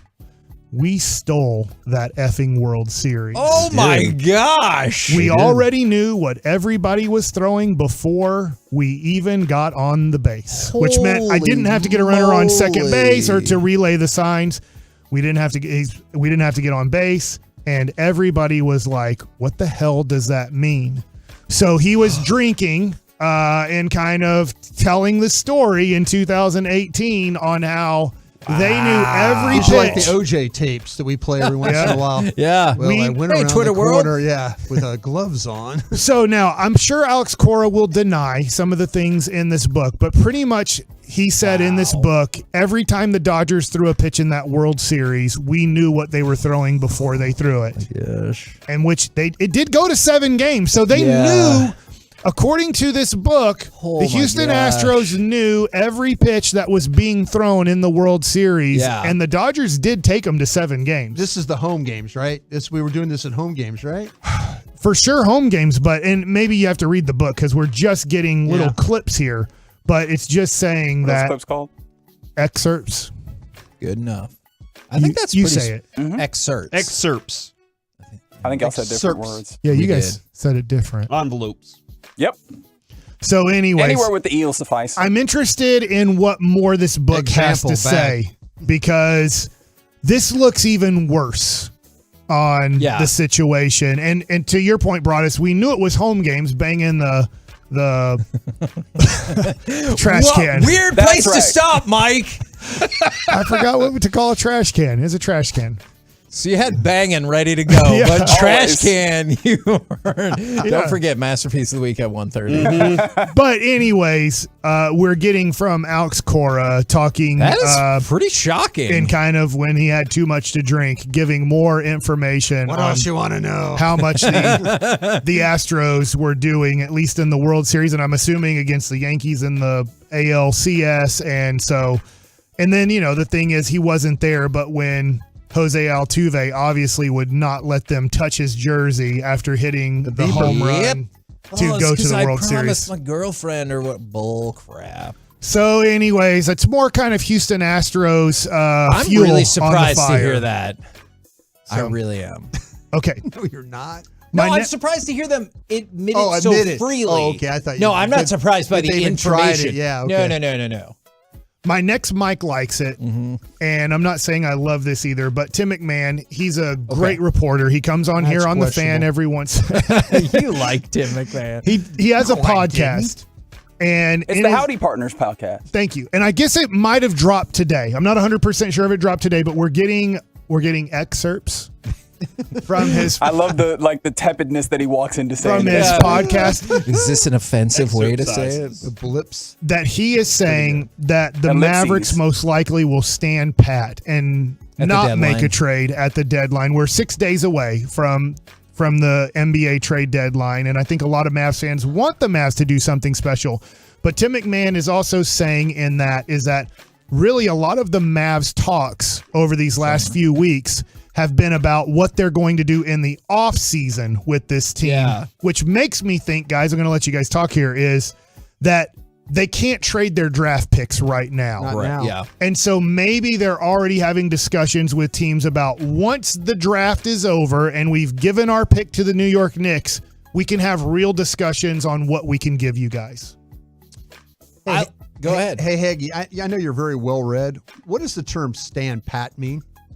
Not going to do anything. No, I know what it means, but how do we derive from that? How do we get to the origin story? You were Reggie. Reggie, how do we get to that? You're very well read, too. Let me do my Googles real quick. Okay. Oh, yeah. I don't know without doing my Googles. Oh, really? Okay. I thought maybe you guys knew exactly what. I'm sorry. I think you're absolutely right, Mike. I think that to me, I think there's a little bit of frustration over there with Nico and those guys that they want to be able to try and help and fix this team and help Luka. And right now, they just can't do it. And I don't have the specific player in mind. I will just tell you this. For as much as people are like, oh, could you trade Hardaway Jr. and this for, and I'm like, probably not. But once the draft passes, then again, you can trade 4 first-round draft picks if you want. And if you want to get in the conversations where you want like a legit number 2 to go along with Luka, that will get you in those conversations. Merriam-Webster Dictionary says that it started at the poker tables, and it didn't like it became you were less likely to draw a card. You were going to stand pat. I think that's like kind of checking would be patting the table. You're patting the table, so you stand pat. To add to that, there you go. To add to that, recent examples on the web. One I don't even care about. The other one, the Mavericks should stand pat with their core rotation last year, February 8th, 2022. That was used. Oh, we are just stuck in an endless cycle, aren't we? Yeah. Look on Mike's face. Look up. I was about to say something really bad, and then Mike Bassick would be whatever curse phrase you wanted to say. Yeah, whatever phrase that you wanted to say to that, and then it would be Mike Bassick. Yesterday. All right. So my next Mike likes it is I want to talk a little bit about Christian Wood because we don't know what's going to happen this weekend. I don't think any trade's going to happen. I do think the Mavs are shopping around Christian Wood, and most likely, like Tim McMahon said, he's going to be a Dallas Maverick at the end of the trade deadline and for the rest of this season. I don't know if he's going to be a Maverick next year, but here's what needs to be known about Christian Wood. He probably has the worst agents in the whole NBA. Yeah. It's the Pensack Sports Group. It's Adam Pensack and Ben Pensack. Now, from what I understand and what I was told, they got into the NBA kind of through Stephon Marbury. Okay, so this is a while back. You're talking about the mid-late 90s. They've done such a horrible job of being agents that they only have 2 NBA basketball players now under them. They are so bad at this. Oh, dear. Nasir Little is their other NBA player, and Christian Wood is the only other NBA player they have. Every general manager hates these guys. No. Most coaches hate these guys. Like, it is really bad. Christian Wood is doing himself a disservice. I would love to tell him this off the air, not on the air. but I am saying this on the air now, but specific, he needs to fire these guys. From what I understand, he has such bad representation that Christian Wood will not get the deal he's hoping to get because these guys are that bad at their job. Yikes. Every NBA player's dropped him over the years going, we cannot be with you because when we talk, I'm going to give the example if I have it on the air. CC Sabathia was with a guy, I believe Tommy Tanzer is who he was with in 2001 when I was with CC with the Cleveland Indians. And the Indians wanted to sign him to a long-term extension, even though he was a rookie. He finished second in Rookie of the Year voting to Ichiro that year. So he had a very good year. And they said, man, we want to work out a deal, but we don't like your agent. We've never been able to work out deals with your agent. We just don't have a good relationship. Huh. And so CC wanted to sign a longer-term deal to set himself up for life and be like, look, hey, if I become a free agent, which he ends up doing and becoming a New York Yankee for a whole bunch of money, he said, but I do want to get a little bit of security instead of just working through rookie deals with you guys. So he fires, I believe it was Tommy Tanzer at the time, and he does hire Scott Boras. Now, as much as people hate Scott Boras is able to work with a lot of teams. Scott Boras works out a lot of deals with the Texas Rangers, and they have a pretty good relationship. I think that's why people dislike him, right? Because he's so good at his job. Yes. And you're like, I wanted less. But the Indians were happy that CC fired Tanzer, and they worked out a deal in the offseason to like buy out 1 year of free agency, make sure they buy out all the arbitration years. Yeah. Instead of, I'm telling Christian Wood this, you got to fire your agents this week. You're not going to get to a team maybe you want to get to. You might not be a Maverick on the contract you want to be because nobody wants to work with these guys. And so I know I'm putting a lot out there, but Christian Wood has an agency that is really hurting him in the trade market and possibly free agent market. You know, Mike is absolutely right. I've talked to several teams because the first thing that when you say, hey, Christian Wood, the first thing that these guys say is bad agent. And I'm like, what? And they go, yeah, bad. I mean, I've talked 2 or 3. I mean, well, how do you trade for, or how do you sign? And everybody's bad agent.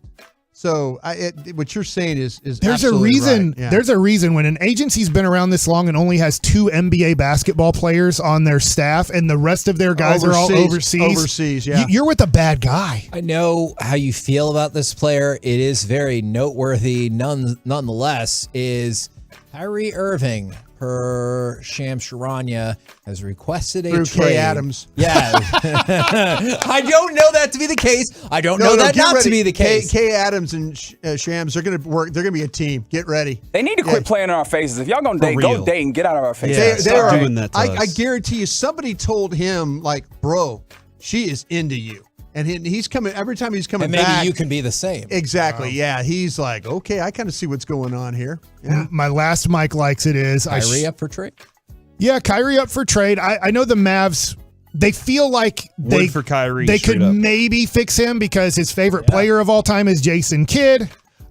It's a scary proposition because he's been a cancer for a long time now in the NBA. So I'm not like all for going and getting Kyrie. But I mean, hey. Who knows right now with 5 days to go what could happen? My son made fun of Rolando Blackman's free throw shooting. What? And I was like, well, he makes way more than you do. How long is he disciplined for? Confidence, baby, confidence. You know, we've had Ro Blackman on, makes multiple the free times. Throws in the 88 or 87 All-Star game to send it to overtime.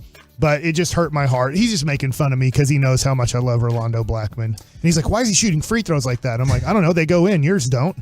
Oh, my gosh. We're the KNC masterpiece. Whew, right here. That's good parenting. On 105.3 The Fan. Coming up next, it's time for the C Block starring Corey Majors. Where this receiver should land, and also, how does Brian Broaddus do the scouting? We do that next. 3 all-time.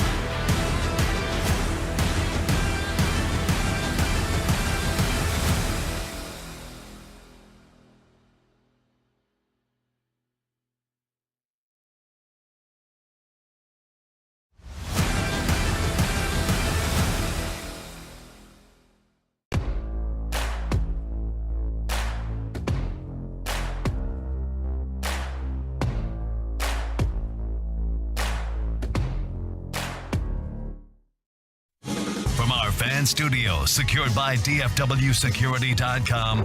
It's the KNC Masterpiece on 105.3 The Fan. KNC Masterpiece right here on 105.3 The Fan. Right now, it's time for the C Block starring Corey Majors. A lot of things I want to get to here in the C Block. Hopefully we get to all of them. First off, I would like to congratulate Sammy. He is the owner, and he operates all of the Greenville Avenue pizza companies. Ooh. If you've ever heard of Gapco. I went to high school. He played baseball with us. He was a year younger than me. Okay. And they just got on the cover of D Magazine. The front of the facade of their building off Greenville Avenue is on the cover of D Magazine. He wasn't like the left-handed third baseman or left-handed catcher you had at Bryan Adams, where we're like, we're playing a team that has a left-handed. He would have been really far behind you.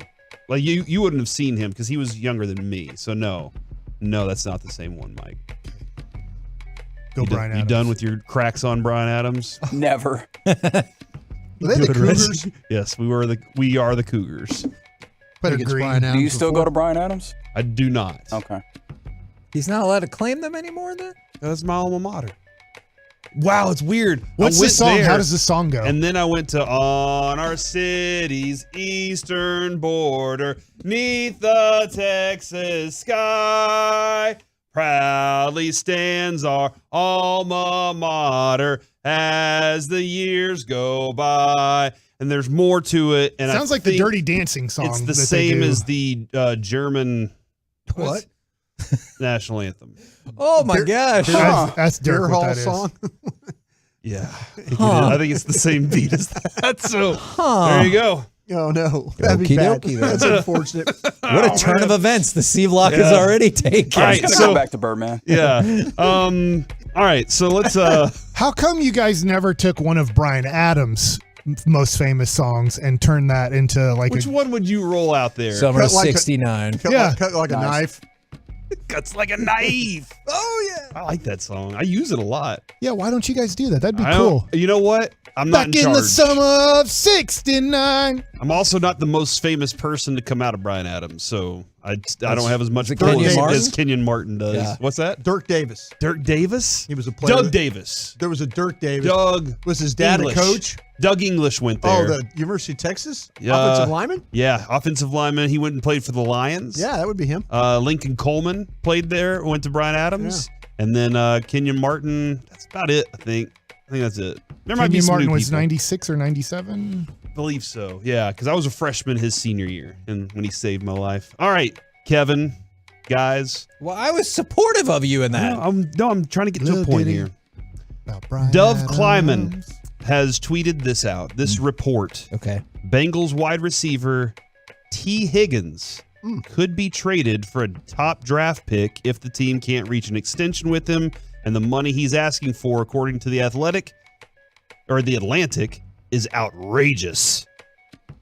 Outrageous. And he's obviously trying to cash in right now before Jamar Chase gets his big contract going with the Bengals. The Bengals also, for the longest time, they've been cheap.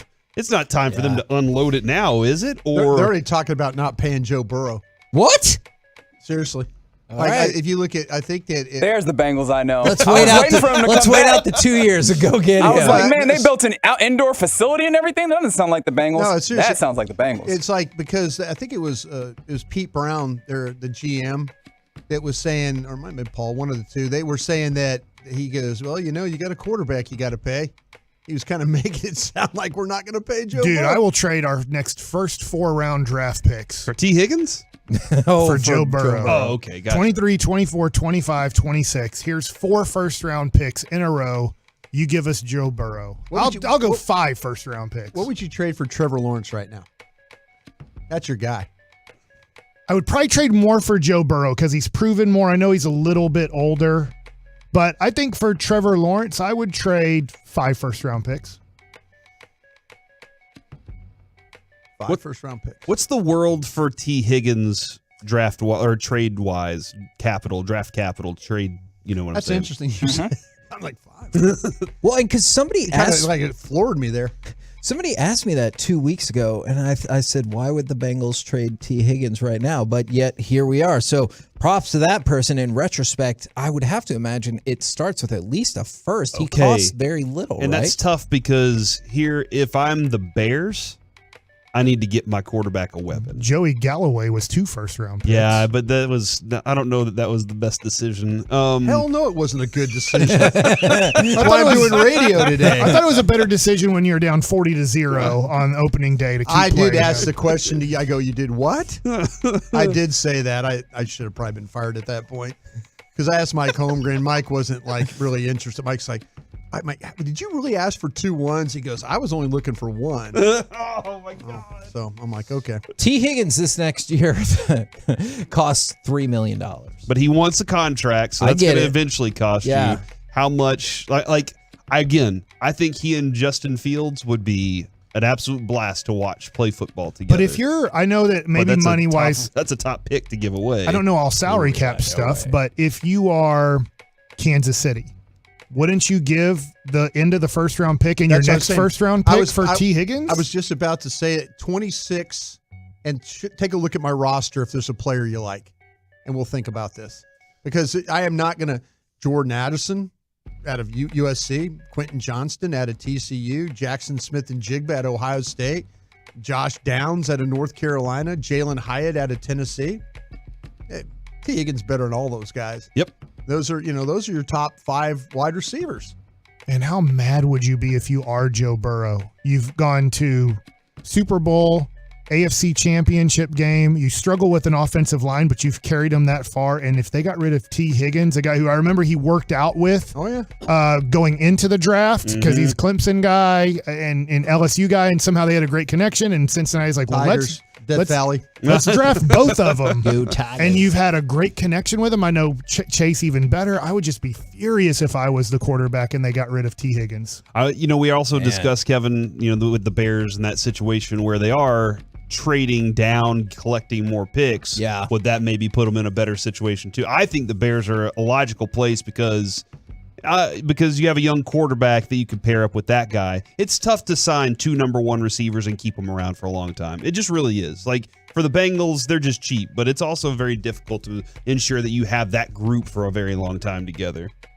Man, this is I'm sorry, Corey. I know you have other agenda items. I'm just really fascinated by this. If a team with 2 first-round picks would try to get up to 1 with the Bears, or you get the Bears for their first this year that's high, then a first next year and a second. Yeah. And if they would use some of that capital to make the move. If they said pick 26 and Tyler Smith, would you do it? No. If they said for Tyler Smith, would you do it? I don't know, man. Wouldn't that? I mean, if you're the Bengals, now you got to sign him. No. And I just said, look at my roster, didn't I? Yeah, you did. That's why I was trying to look at the roster. You got to that sign, would be somebody the Bengals would probably really want. You got to sign him and CD though, and so can you accomplish that feat? That's something that I'm going to try and find a way out to do it. I want to give Dak all the tools I possibly can. So I am. That's fun. You guys can have fun with that a little bit. Broadus, I heard. Great start. How about if we give him back? Michael Gallup? Would they want him? Well, no, that's what I'm saying, though. You give him back a wide receiver. With a contract that's already built in. Yeah, that's like cheaper than what you're probably going to pay T. Higgins. And your first? I would do that in a heartbeat. I would too. Because the thing is, you're saying, okay, listen, we're going to give you a young receiver back. And you can take 26 and not have to draft a wide receiver. And you throw in Tolbert just to make sure if they're on the fence. Yeah, that's what's going to seal it. We got Tony Tolbert's kid. He ain't that bad, right? Did I ever tell you this time I had a trade with them? Remember James Whalen, the Cowboys? James Whalen, Cincinnati calls me for a trade. James might be driving around. Listen, James, I love you. I think James thinks I hate him. I don't. But he's listened to the show before. And so James Whalen, Cincinnati, Jim Lippincott from the Bengals calls. He goes, hey, I got a trade for you. I'm like, okay. He goes, we really like James Whalen. I said, for who? And he goes, TJ Houshmandzadeh. Oh, my gosh. And I go, do you want me to turn in the paperwork or are you going to do it? And he goes, well, really? And I went, oh, damn. I was too anxious for that. And he's like, Well, So you should have been like, let me think about it and get back with it. Yeah, I'm like, I knew we were going to move on from James Whalen. And when they offered TJ Houshmandzadeh, he hadn't really established himself, but I know that it was a big receiver that we were kind of looking that route. And Lippy goes, well, okay, let me call you back. and I just literally hung up the phone and I put my head on my desk and I'm like, I can't believe I just did that. But yeah, they were trying to move on. Like I said, yeah, do you want to turn in the paperwork? Or I didn't even have to ask Jerry about that. That was one of those trades we were absolutely done. Yeah, always say, let me get back to you. We'll revisit this. I was worried about him calling somebody else, calling another team and losing the player is really what I was worried about. Oh, man. I had this question, Broadus, and people out there might be kind of in the same place because they love hearing your stories about scouting and everything. About messing up TJ Houshmandzadeh? Yep, absolutely. That was a great story. And I do go back to this. When we were working weekends, Scout's Eye was where I learned a lot of the way you see football. And I was like, all right, so these are great tips that you didn't even know you were giving us. How do you start? When you sit down, do you say, I'm going to watch offensive linemen first, and then I'll work my way to this? How do you go about when you watch and start scouting for the NFL draft? Well, when I was with the team, there were certain positions. Nowadays, I take a top 100 list. Like I'll talk to Dane Brugler. Okay. Like, Dane, give me your top 100. And I'll start. And sometimes you get in a position where, you like, okay, I'm going to look at all these corners. I'm going to look at all these linebackers. You could kind of group them that way.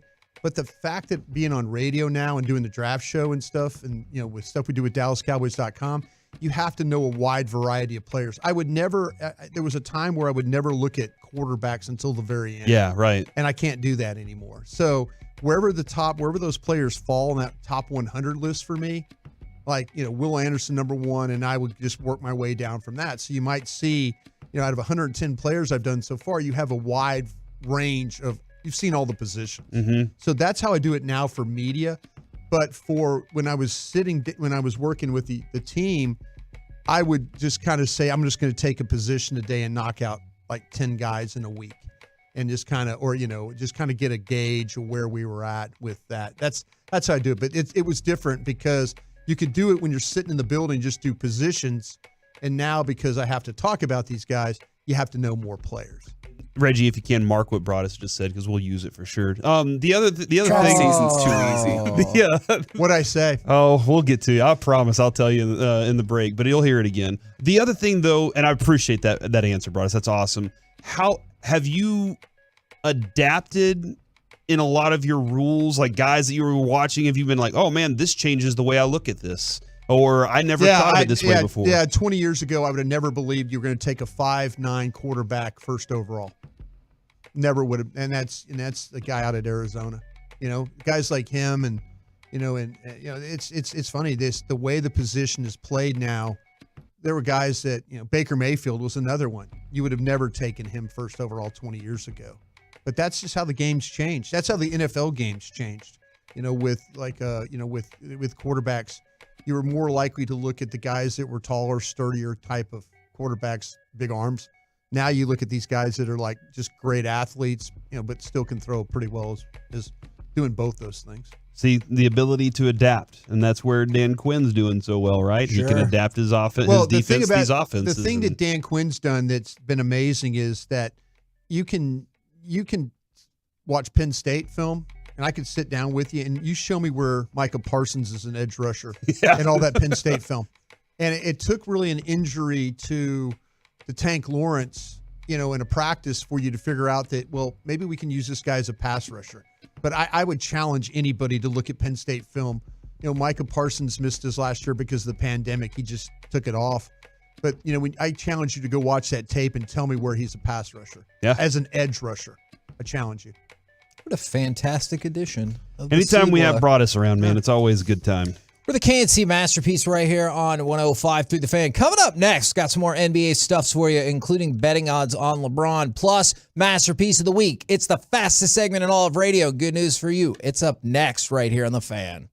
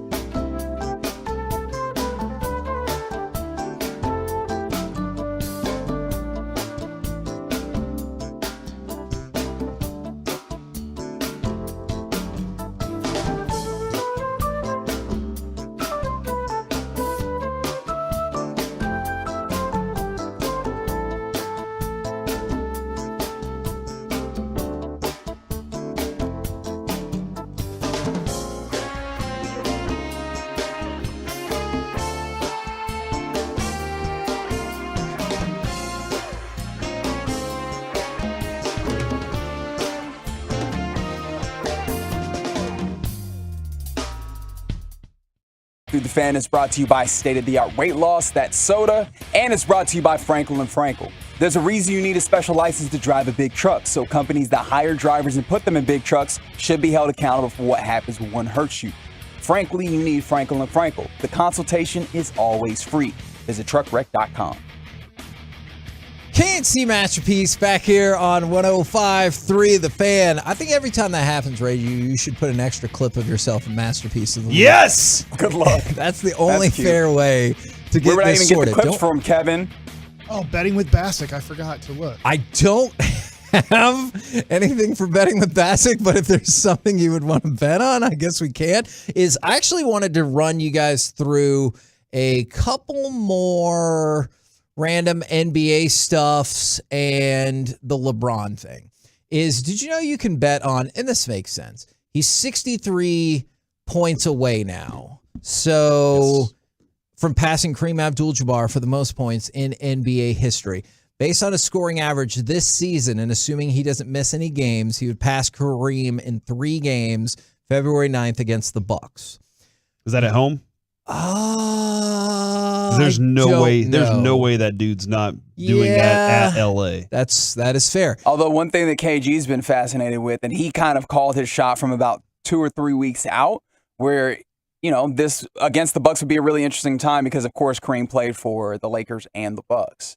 Oh yeah, that's a good point. And by the way, if you're interested on even more NBA information, perhaps knowing even more about Kyrie Irving, that Bobby Marks, the ESPN insider extraordinaire, will be on the G-Bag Nation at 4 o'clock. Look at it.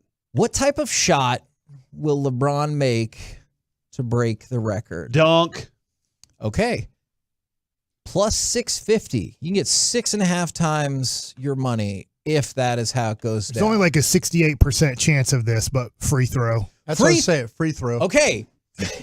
So you think, man, if the record's on the line and then he misses the free throw, you could just hear, oh. It's amazing that that's Luka's favorite player. And I get around Luka's age, most everybody's favorite player is LeBron, but LeBron never figured out how to really consistently make free throws. Yeah, no, you're right. Is free throw 4.5 to 1 on your money if you want to bet on LeBron to break the record via free throw. How boring would that be, though? So boring. I don't know. I feel like it would give the appropriate amount of time for the broadcaster to set the stage, and then boom, free throw, and then they'll have time to stop and do all the plaudits and stuff. Yeah. How quiet is that arena going to be?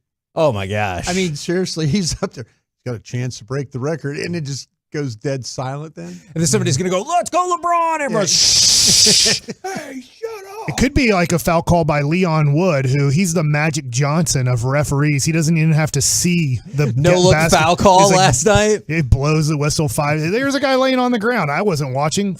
You get 3 free throws. A 3-pointer is plus 70. The far and away favorite is via layup.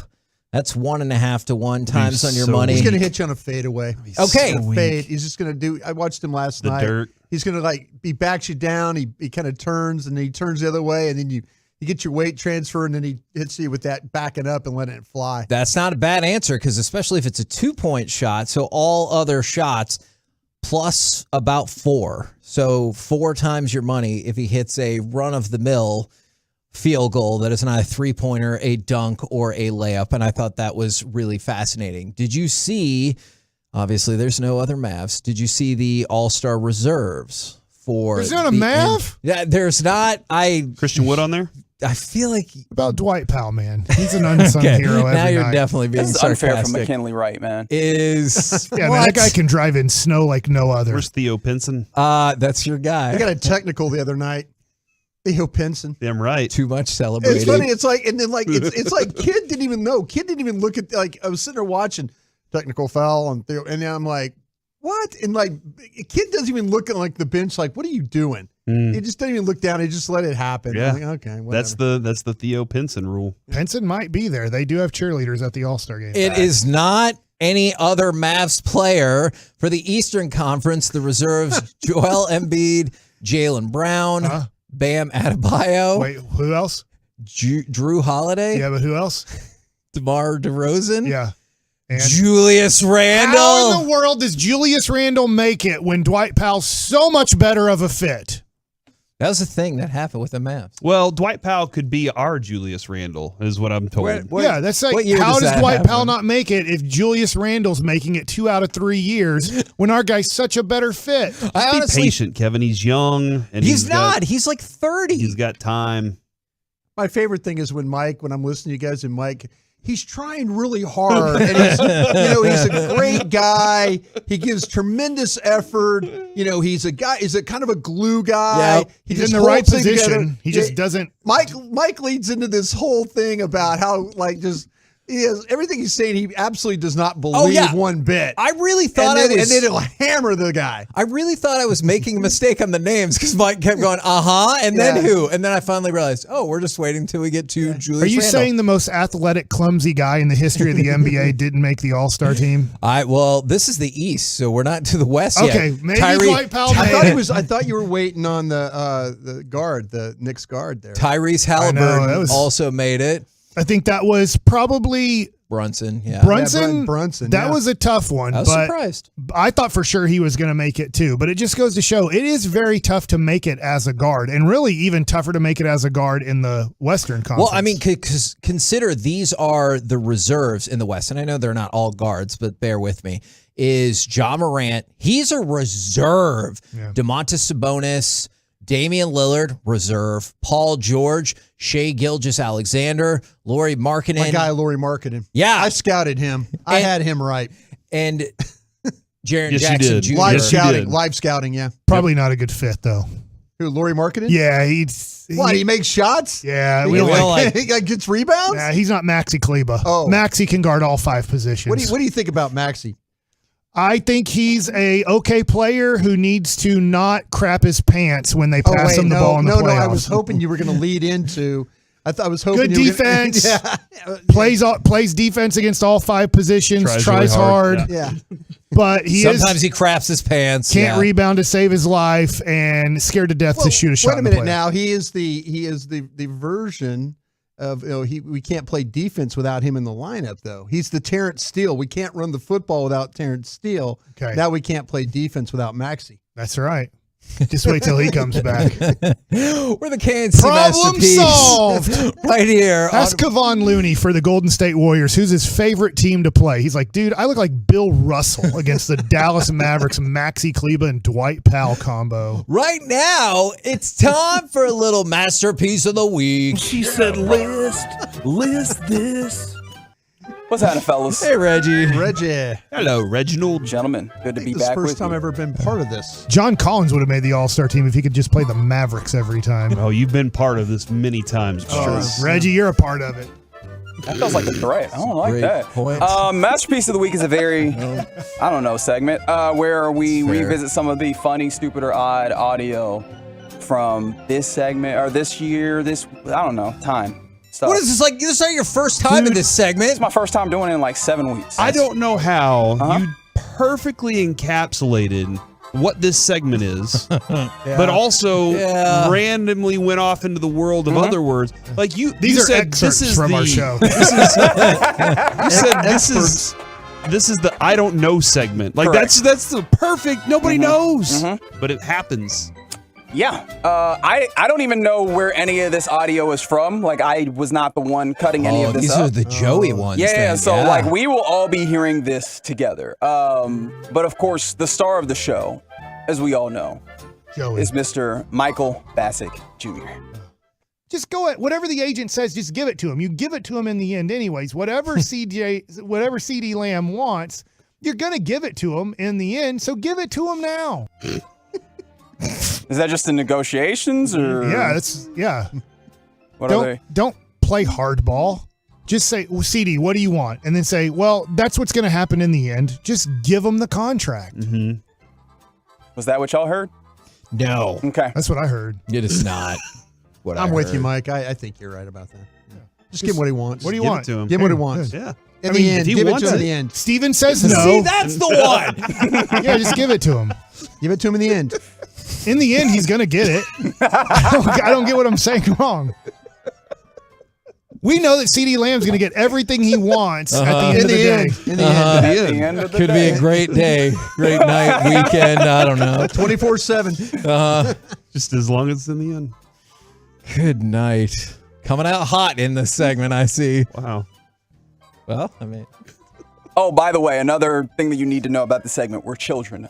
Moving forward. That's really Jerry tells Steven at the end, just give it to him. From the 972, Brian Broaddus will be a fan legend if he has the stamina to finish strong tonight. We'll be fine. We'll be good. Don't sell it like that, Broaddus. I don't even care. No, we'll be good.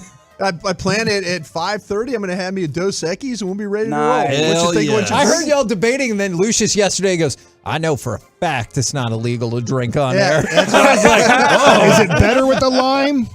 I think it is myself, but I've been having a can. All right, guys, cut it out. We got to revisit some more audio. Okay. Like this one right here. You're going to get cold pretty quick. But I'm not a grocery, Mike. Yeah, but pretend you're milk. What? I don't understand any of this. What? I wish we had that like in a longer He was form. saying he's a human, and I was saying I left milk in the car. You got to pretend you're milk in the car. No, don't pretend you're you. Pretend you're milk, and milk's going to stay cold. He was saying on Monday. That's amazing. I bought groceries at 8:30 in the morning because I didn't want to go to the grocery store after work because I knew it'd be a lot more crowded. But you bought milk. But I knew it was cold enough in my car. I was like, the high's gonna be like 36 degrees. So my groceries, like milk, are gonna stay cold in the car. You're starting off at 98.6, and your body wants to be 98.6. That's right. Milk wants to be 36 degrees. So pretend you're milk. So pretend you're milk. Oh, man. I don't know how Mike tops that. Yeah. Really However, does. there's more Mike to be heard. So let's see if he can continue to top it. Put these olives back in there. God, I'm glad I'm not a doctor because I would push it in the wrong spot. Unbelievable, Mike.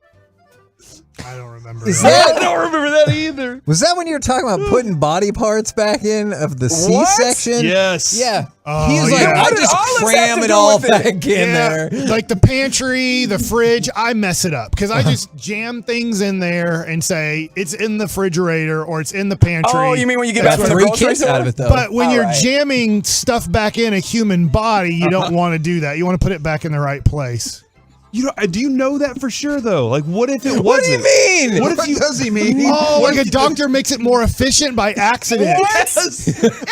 Well, if we put the gallbladder here, now we got some. Oh, look, we got a little space here with the pancreas.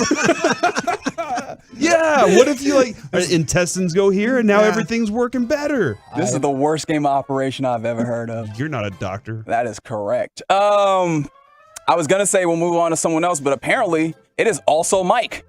I just think there's so many ways to intentionally do it without looking like it was intentionally done because things are moving so fast. I couldn't wait to hear the end of that sentence. Those are weird pauses. So deliberate. Do you remember what I was talking Was about? that a controversial subject you were trying to be? I think maybe hitting people, but I'm not sure.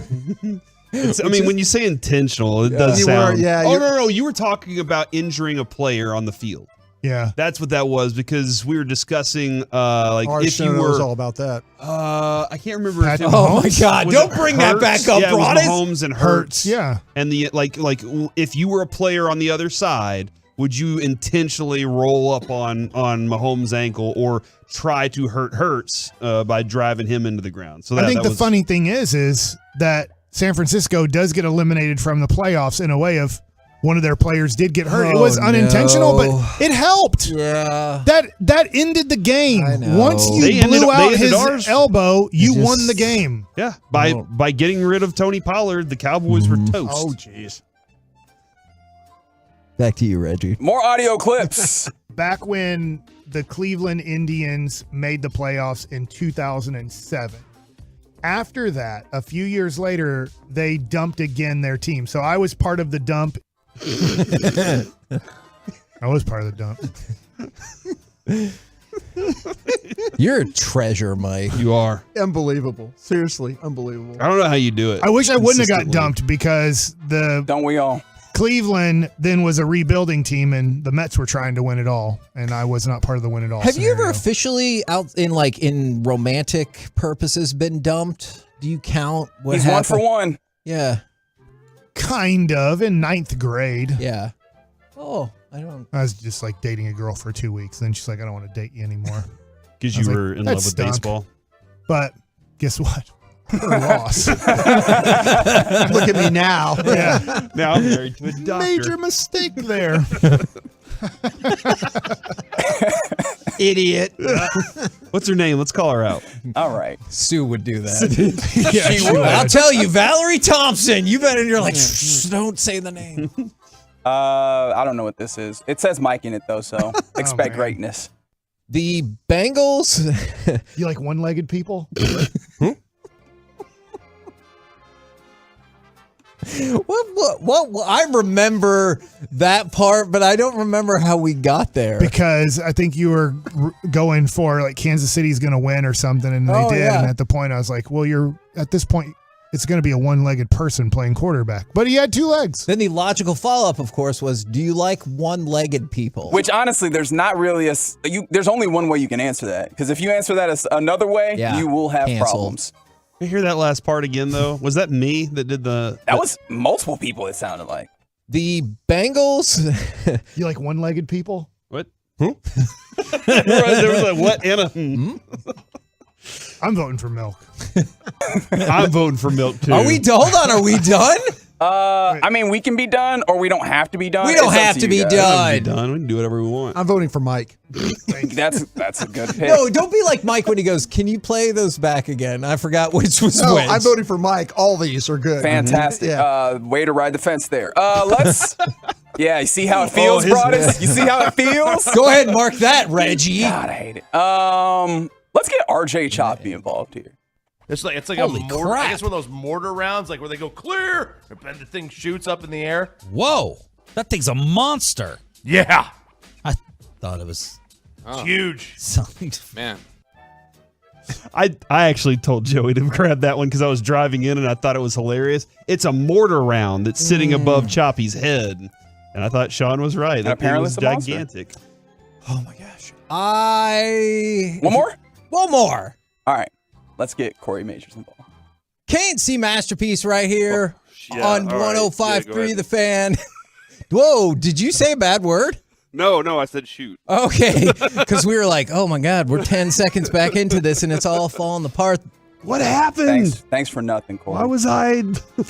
I'm also glad you don't have the clip where I say 105.3 the Mavs. The Mavs. I really dropped the ball on that one.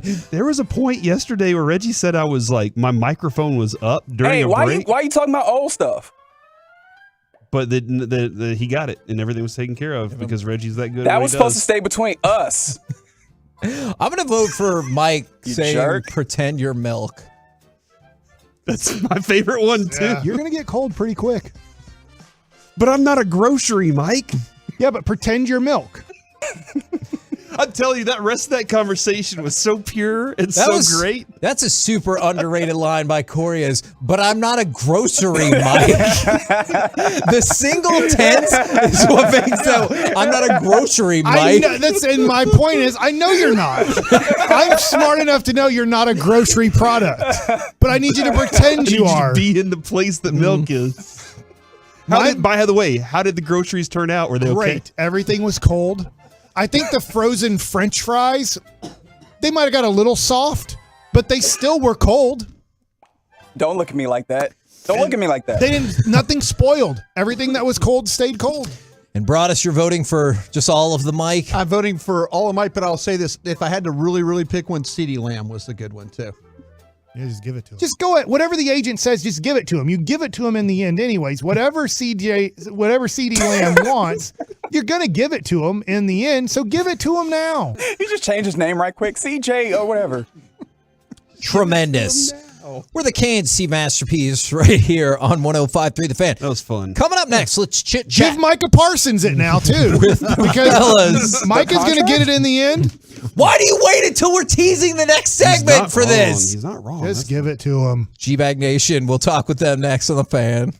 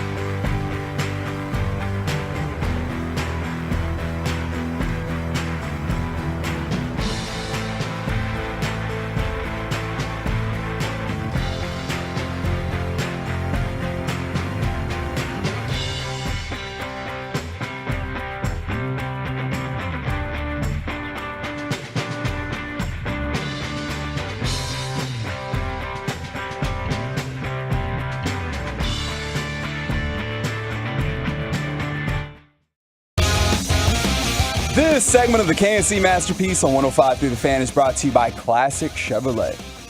KNC Masterpiece back here on 105 Through the Fan. Don't forget, God, I hope that didn't go over air. Don't forget, tomorrow, 2 to 5 p.m., we got some Fan Bowl going out at Revolver at Texas Live. It's going to be Revolver Brewing, if you need specifics. It's going to be really fun. If you're playing in the Paper Football Tournament or haven't signed up yet, you need to get there earlier. I believe registration starts at 1 o'clock. Our roundtables will be going from 2 to 5. It's going to be a party. You can win amazing prizes, or you can just hang out with us, or you can do both. Gentlemen, I look forward to seeing you there tomorrow. And right now, courtesy of D&M Leasing, it's time for our chit-chat with you fellas. How's it going today? Terrific, Hagee. Thanks for asking. Now, Woolchuck, I get a quick question for you. Mm-hmm.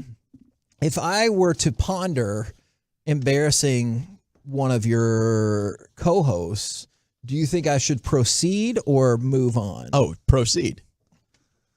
Hi, Hagee. Mr. Chiafalo, I brought it to your attention in the break that you have a stain, you have water on your pants. It hasn't been there long enough to officially stain. I think it's water, but then you said you just peed. I did. Did you pee on your pants? I must have. I must have not been paying attention. Yeah. I know. I am. Him too? Are you? What, am I free balling? You free balling again? No, I'm not free balling again. We talked about this. I know. That's I've adjusted since. I honestly don't know how this happened. I don't know how this happened, but I'm wearing a certain color of sweats that really reveals the wet stain. Before you get, why are you looking? It's like, hello. Yeah, I was going to ask why your eyes Take a picture of it, were put it on the drawn to internet. his crotch. Oh, that's a good idea. I will take a picture of this. We can do that. I I'll do reveal it. appreciate that, like, while Eric was giving his defense, I thought he was going to be like, I don't know how this happened, but we've launched an investigation to find out, and we'll let you know as soon as we figure anything out. Yeah, I do have people on this, and Wolchuk is the one who seems to be most eager. So he's going to retrace my steps, and he's going to get to the bottom of this. I know he will. Doing a lot of film study, so we'll get back to right now. They're interviewing Tristan Thompson on Kyrie Irving. He's like, "Listen, I've dated a Kardashian and I've played with Kyrie Irving. This guy's crazy." Oh my gosh! I know crazy when I see it. Stay away from this guy. Alert! Are you guys surprised at all at the report we got this morning that the Texas OU going to the SEC early just looks like it ain't happening and it's probably back to 2025? I mean, I know it was always 2025, but it seemed like a lot of momentum had built for them to split for 24. I'm surprised. I thought that they were going to try and do that as soon as possible. I thought this would be the last year that they're both in the Big 12. I figured with the money invested in those schools and then TV rights, they'd figure out a way to make this happen because it's beneficial for the schools. I think it's beneficial to the SEC. And for the Big 12, it's like, do you really want them just lingering about here and you're going to welcome in the other schools? I think everybody just needs to move on. So I really thought we were going to get them earlier in 2024. What do you have strategies set up for Fan Bowl tomorrow? Or are you more interested in the fellowship? I'm bringing a pipe. And I'm going to hit somebody in the knee with it. Oh, no. In the middle of the championship round. Oh, my God. I was thinking about posting some of my cards that I want to sell that idea. on social media and see if any of the Tolos want to come and give me money and I'll bring the card that they want. Just post up, shout. I like that idea. This is smart. This is good. I need to send you my cards and see They're so you can just rip worthless. them. I know. That's what, it's funny. It's exactly what Hagee told me when I mentioned Mike's it like, to I've him looked a few at enough weeks of them. back. I don't want to look at It's yours. like I found them buried in my parents' closet. I have all these great cards, and I'm sure all 1,000 of them is probably worth $4 or $5. And see, I told you that just because I realized I broke Corey's heart inadvertently when we went up to Beckett, and then he opened his binder, and I was like, oh, no. I had a binder full of women. Did you really think they were going to be worth something? Were you hoping for the best? I didn't know the 90s, 80s, that era. Like, I didn't know that information. So that was news to me. So I was like, I have no clue, but they're valuable to me and they always will be. I've had to break somebody's heart. One of our Tolos on social media, they sent me like, I have 50,000 cards and here are some of my best. And they posted pictures of some Vlad Guerrero Jr. card, Pedro Martinez, and I'm like, wow. dude. See, that's the thing is you get fooled by, this is Pedro Martinez. Hall of Famers, and I'm like, dude, maybe you go to a card shop and maybe they give you $50 for 50,000 cards, and they probably are going to say no because they don't want that quantity of never going to sell anyways. What do you guys got coming up on the program today? Pure gold as always, Eggy. Thanks so much for asking. 4 o'clock, we got Bobby Marks, ESPN NBA front office insider. So we'll find out from him if he thinks the Mavericks can make a deal. And if they don't, what's the future? And does Mark Cuban, is he hated?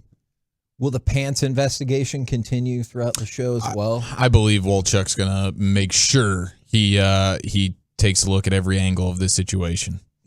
And he will report back. He always does. Appreciate y'all letting us borrow Broadus. He was fantastic. Thank you guys. today. Hour 10, baby. This is incredible. How about that? You better bring it, Brian. I will bring it. You made it, man. Back to my show. Good Ask job. if Cuban cares more about cryptocurrency or the salary cap. The C in Cuban stands for crypto. Did you say China? Maybe. Okay.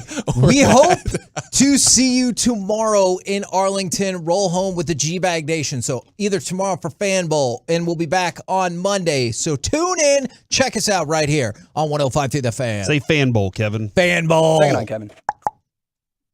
Blasting out 100.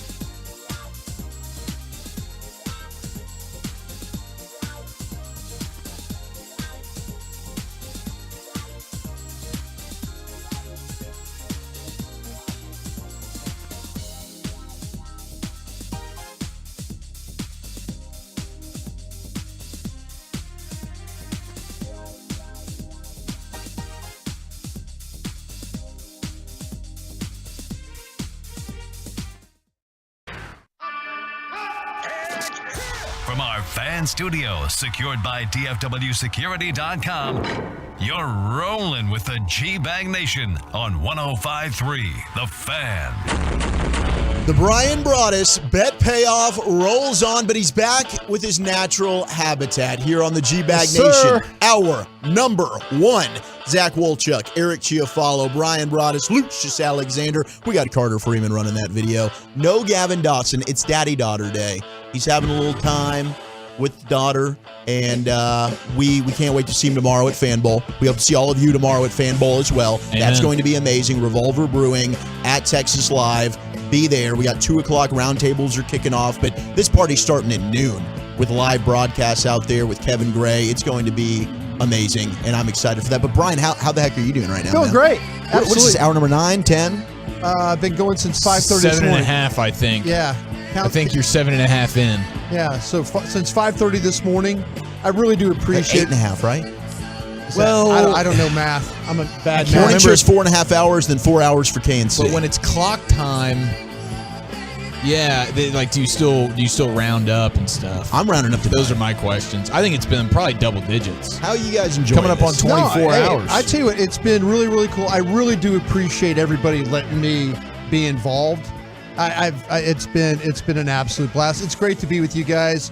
It's great to be back with Lucius, and then I got a couple hours with the Get Riders after this one tonight. So yeah, it's been a good ride so far. I do want to say shout out to Tolo Mark Klee. He is going to be sending you a little thank you for all your hard work today, Brian. Man, he didn't have to. He's a very good follower. Is a follower of our show as well. The Bobby and I's The Love of the Star. We answer questions and stuff on that, our podcast. So the number one NFL podcast in all of Odyssey. We're trying, man. Yeah. We're trying. That's not bad. We just needed our team to get to the Super Bowl. We'd really hit some numbers if that was the case. But yeah, no, this has been cool. I thought I would be kind of wore down, tired, and all that. I'm really not. You're pretty chipper. You're scoffing at this. I feel great. You're gonna hit that. You're gonna hit that breaking point. I've got a sugar-free Red Bull in the fridge in case I need it, but I've also got a Dos Equis in there too. Good. So for what you're thinking, what you're drinking, I think I'm going to crack that. Lucius told me it's okay. I didn't see it. Maybe I should open back up the refrigerator. If you, Lucius, help I'm yourself. Look one more time. Just leave. Wait a minute. I learned, Lucius, that I could drink, but you can't drink. Is that what I learned yesterday? Yeah, 100% by the FCC. So yeah. Eminem has quotes about them. I feel the same way. Yeah, that's fair enough. You're not supposed to, get hammered around a bunch of alligators. Lucius, if you want to trade the alkaline water for the green Dos Equis can, just let me know. We'll make that happen. I am impressed with your stamina, Broaddus. This is pretty special. We'll see how it's all fun. It's really, I've missed you guys. I'm glad we're all doing this on a Friday.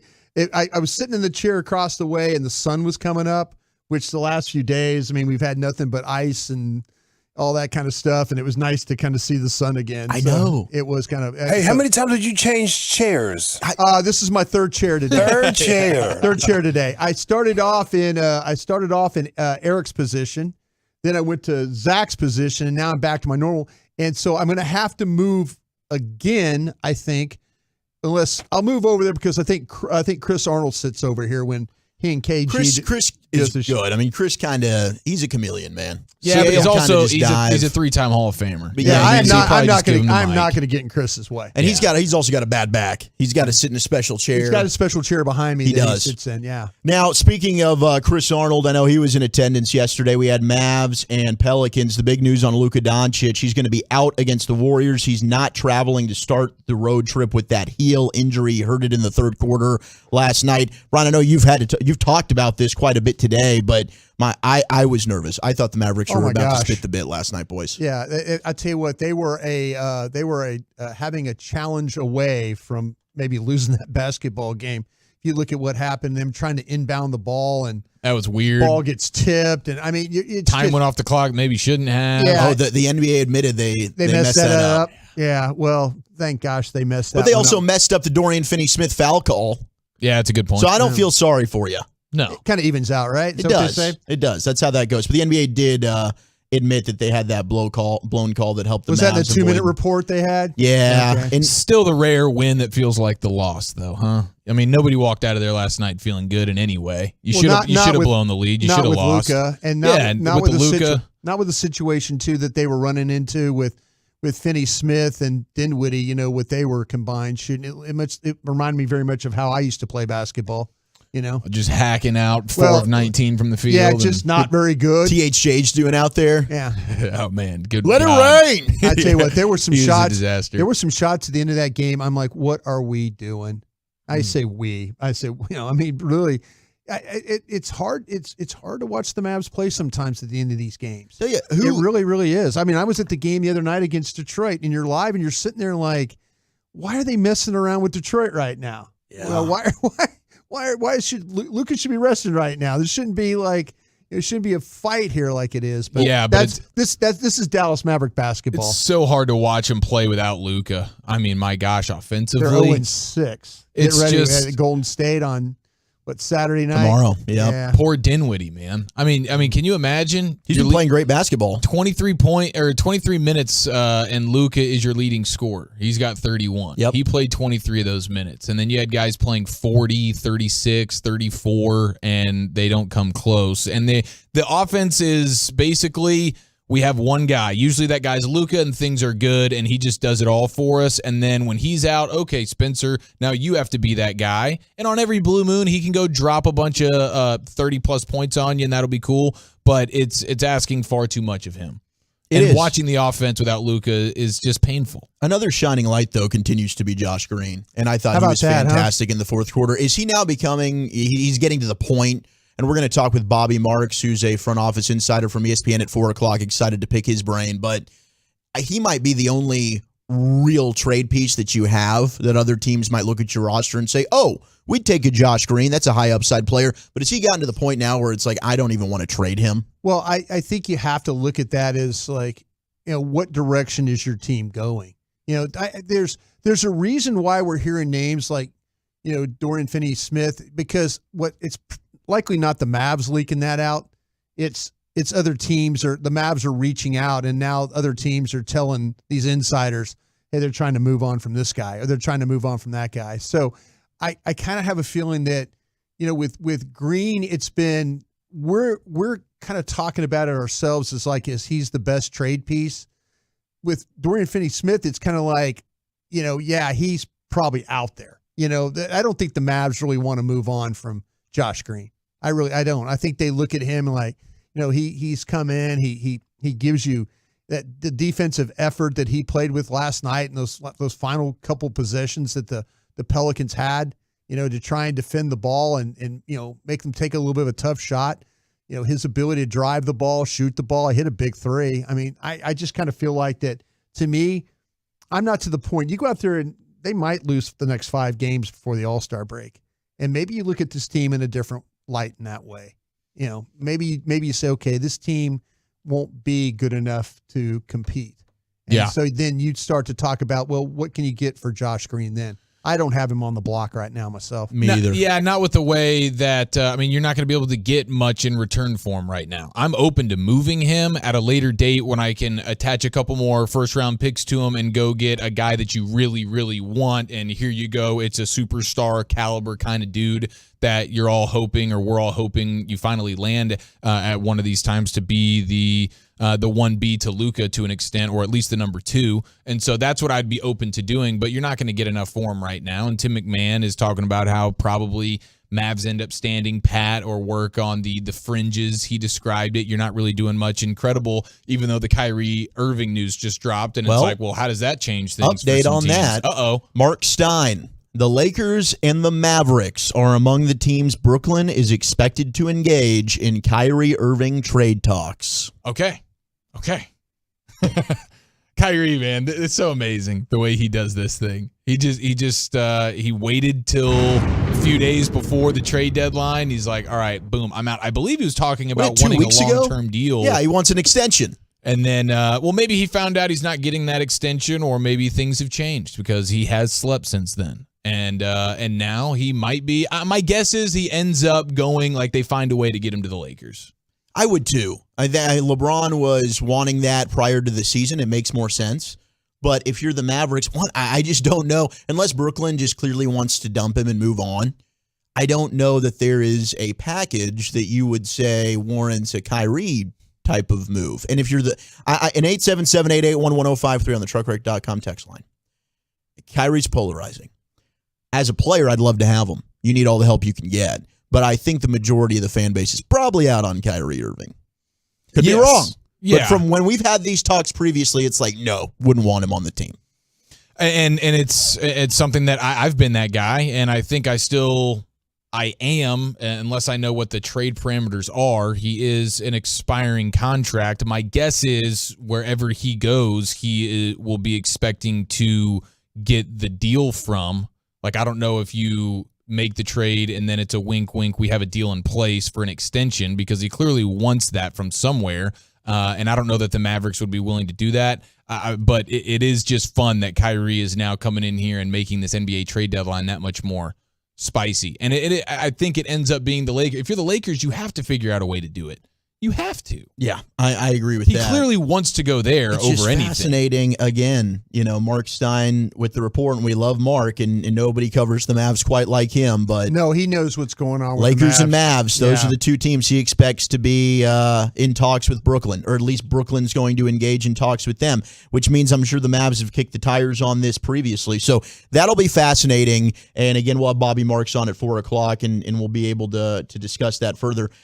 We do, and we're getting pumped. We're going to Super Bowl Radio Row next week, and it's going to be, I think it's all of our first time doing this, definitely on the G-Bag Nation. But, Brian, I heard you talking earlier. You went when the Super Bowl was here in Dallas. I did. I was working with ESPN Dallas at the time, and it was they had the media center downtown at the Sheraton right down here, not too far away from where we're currently broadcasting. And the ice storm, it was so bad. And I remember all my buddies that were national writers, myself and Rick Goslin, who lives here, and we were all trying to talk to the guys like, no, it's not always this cold. It's not always this bad. It's always not this icy and stuff like that. But, man, that was a rough week. But the game itself, actually, by the time you got to the weekend, it turned out really, really nice.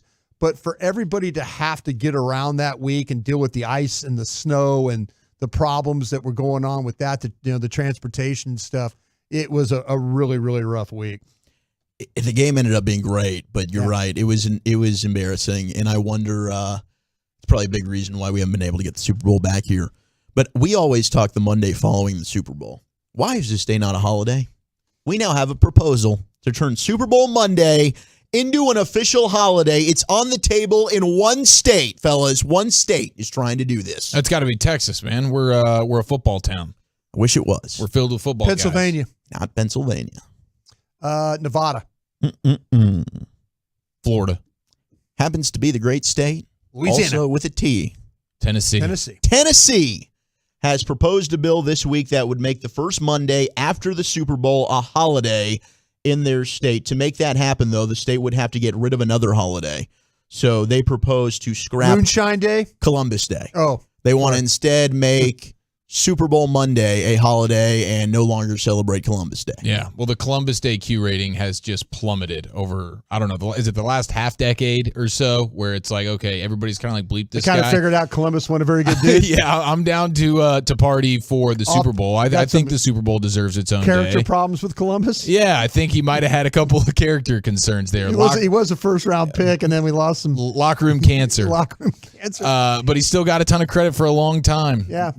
We've unburied some things. Had a great career. I was even thinking, like, could we do a Super Bowl Saturday night? But that just doesn't feel right. I feel like it needs to be a football Sunday. It's got to be a Super Bowl Sunday. And then you get, if I'm getting the Monday off, I want it to be on Sunday, keep tradition like it is. It's Sunday, it's football, it's what we do. And then you get the next day off. I think that would be special. I think that'd be really good. I think the networks that have the Super Bowl use it as a launch for some of their shows. Oh, definitely. Oh, they definitely do. I'm seeing a bunch of Gordon Ramsay right now, and he's got like levels to, I think there's like a It's like a video game kind of cooking situation. We're leading into a new season of Survivor, Then at baby. one Let's point, go. You have to like fight Gordon Ramsay at the end in order to take his chef's hat from him. I think that's the His new coat. It's the new his one they're chef doing. Oh, it's coat. the coat. I thought it was the hat that was special. Well, it's the coat. Well, no, that's chefs wear what's called a coat. That's the white jacket. Mhm. It's called a chef's coat. I always thought it was more of an apron than anything, but I guess you're right. Did you watch The Bear on Hulu? I watched about 30 minutes. I think I watched the first episode, Oh, and then man. I got What's kids this and movie? stuff. The movie, The Diner. Lucius was telling us. Oh, about The that. Menu. The Menu. Yeah, they was. I don't telling know us if about- LA finished that or not. We'll have to get a report back for G Bag of the Day coming up here shortly. But I think we're all aboard a Super Bowl Monday holiday. Yeah, Wolchuk. absolutely. Yeah, Let's do Where that. can I sign up for that? You just got to go to Tennessee. Let me ask you this: Sweet. Do you think that we will get a Monday off after the Super Bowl? Oh no, it wouldn't be for us. That's what I'm Wouldn't be saying. for I us. will. I'm going to take Well, Wolchuk's going to bounce and I'm take. out that week. He's moving out of his parents' house, Oh, okay. so we're all happy for him. Yeah. You guys can come over and party after the show. One of my favorite things about broadcasting this week was when Gavin was announcing where everybody was, and he kept going, and Wolchuk's mom and dad's house. And Wolchuk, his mom and dad's It's fine house. with me, man. I do miss that like, room. I was like, well, look at Wolchuk. He's kind of like his head was down, kind of. Honestly, I've been telling him he should stay at his mom and dad's house. I was getting blasted by a few texters as well, but it's okay. for the failure to launch thing. Yeah. Is that a new sweater you got on today? It's not new. I just don't wear that it a lot cashmere? because Are I'm you- not sure how it looks. Are you doing? Do you have another Friday night date tonight, Are like you you No, did I last don't. week? Are you doing an Old Spice commercial? That's You do look like a guy that smells good. Thank you. So I can't confirm that you do. As but opposed you to a look guy like that somebody pees on would. himself? Can we As confirm opposed to that guy. that is urine on your pants? That is pee. Okay. It's not the other stuff. Yeah, I smelled it from here. All right, Super Bowl bet payoffs. We got two people owing bet payoffs. They happen to be in this very room right now as Brian Broaddus is completing one already with his marathon today. What are they going to do at Radio Row? We'll talk about that plus G-Bag of the Day next on The Fan. Listen.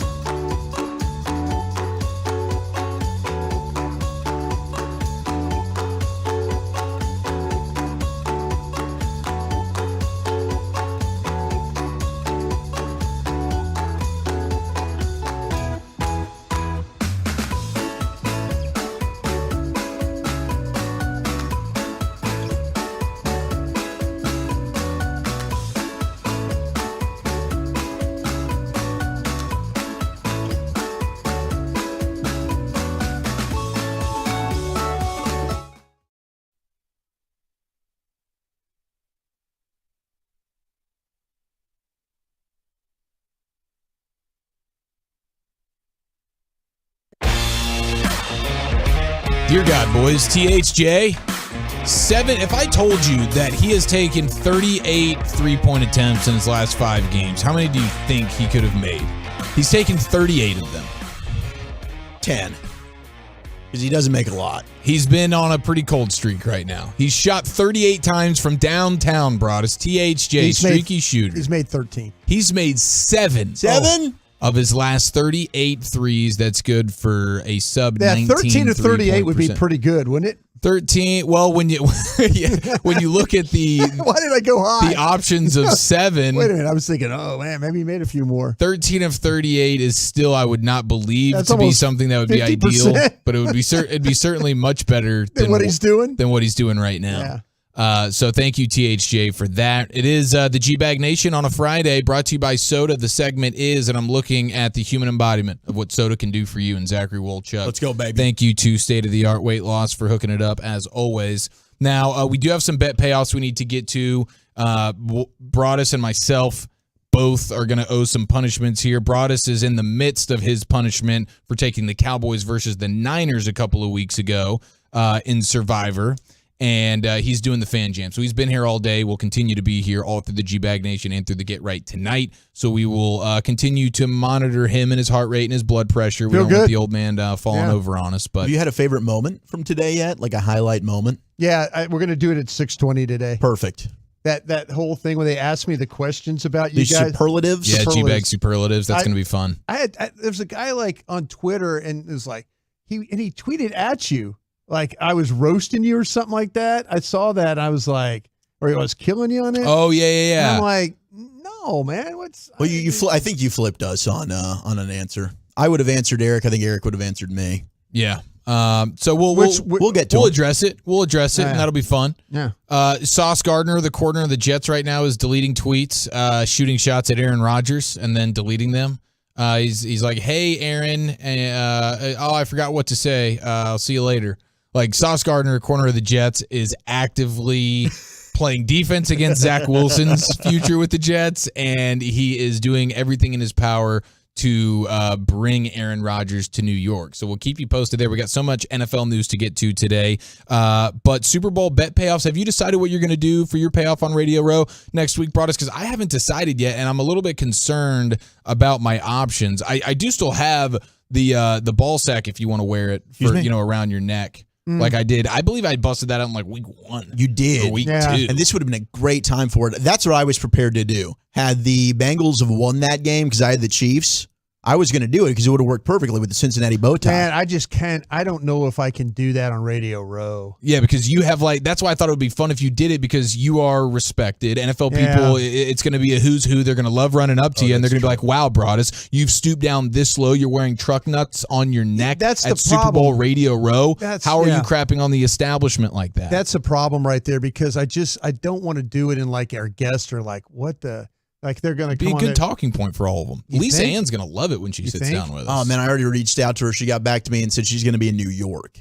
Wow. Okay. And so she's not going to be at Radio Row. I was like, man, Lisa, we would have loved to have sat down and had an interview with you. And I'm done working a seg or two. I'm working on a song for her, like Young Gravy did, so I can close that deal as well. And she laughed at that comment. Oh, I like that. Okay, good. That's how we closed the conversation. Well, we're going to have to get to the bottom of this though, man. These bet payoffs. She's saying hit the road, Jack. Yep, pretty much. I think a shirtless Broadus at Radio Row would be fun.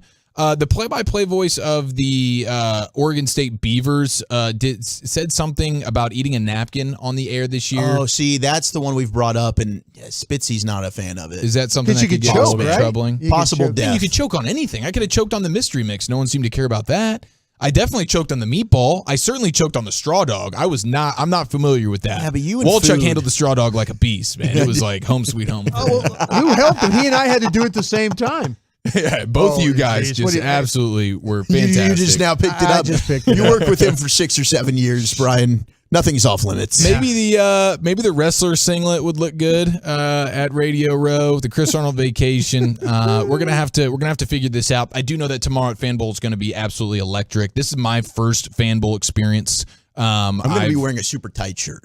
You are very tight. Show off the new bod. Ooh, I like that idea. Moobs will be out, though. Okay, good. And it's probably going to be slightly chilly, but mostly it's going to be much warmer than this week has been. So the sun's going to be shining. Perfect time to party with all of us here at the station. Fan Bowl, it is back. It is better than ever. I'm here to take down Hagee. And it's a false confidence that I have because I haven't played paper football in a long time. I've been playing 50 years. Okay. All right, good. So No, you'll be 15. knocking some rust off. 50 years.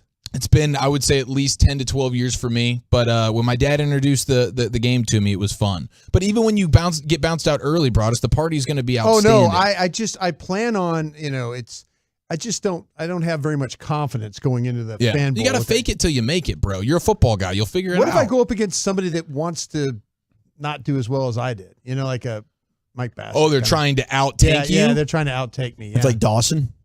I see Gavin's going to be a wild card. It depends on what mood he's in tomorrow. Yeah, and Baskey's a competitor, bro. He's a professional athlete. Baskey's not interested. That's the guy the inner animal is going to come out of him. I could see Baskey just not wanting to be. I'm going to be checking his fingers for like pine tar and stuff. That dude's going to do everything he can. He's going full Alex Cora out there. Yeah, he is.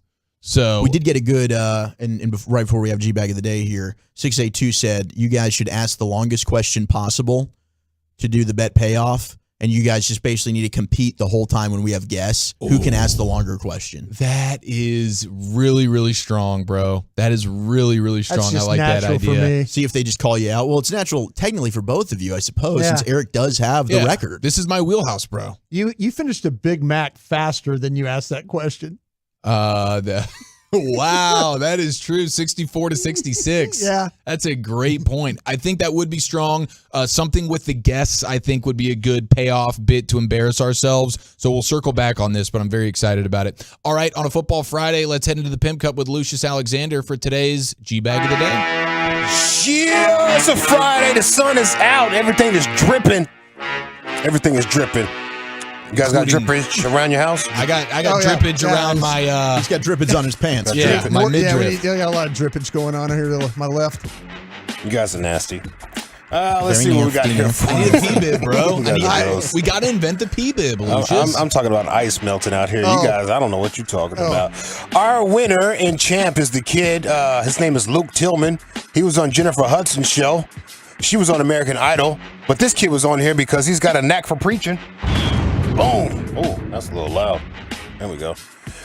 He's got a knack for preaching. Here he is on Jennifer Hudson's show, showing off his skills. Come on, tell me your scripture. John chapter 3, verse 16. For God so loved the world, he gave his only begotten Son.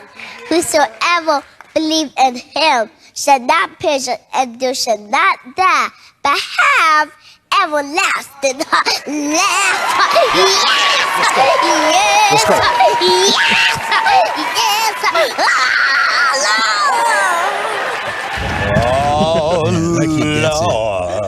Oh, that is Luke's so got good, that, bro. man. Did he say John 3 and sexy?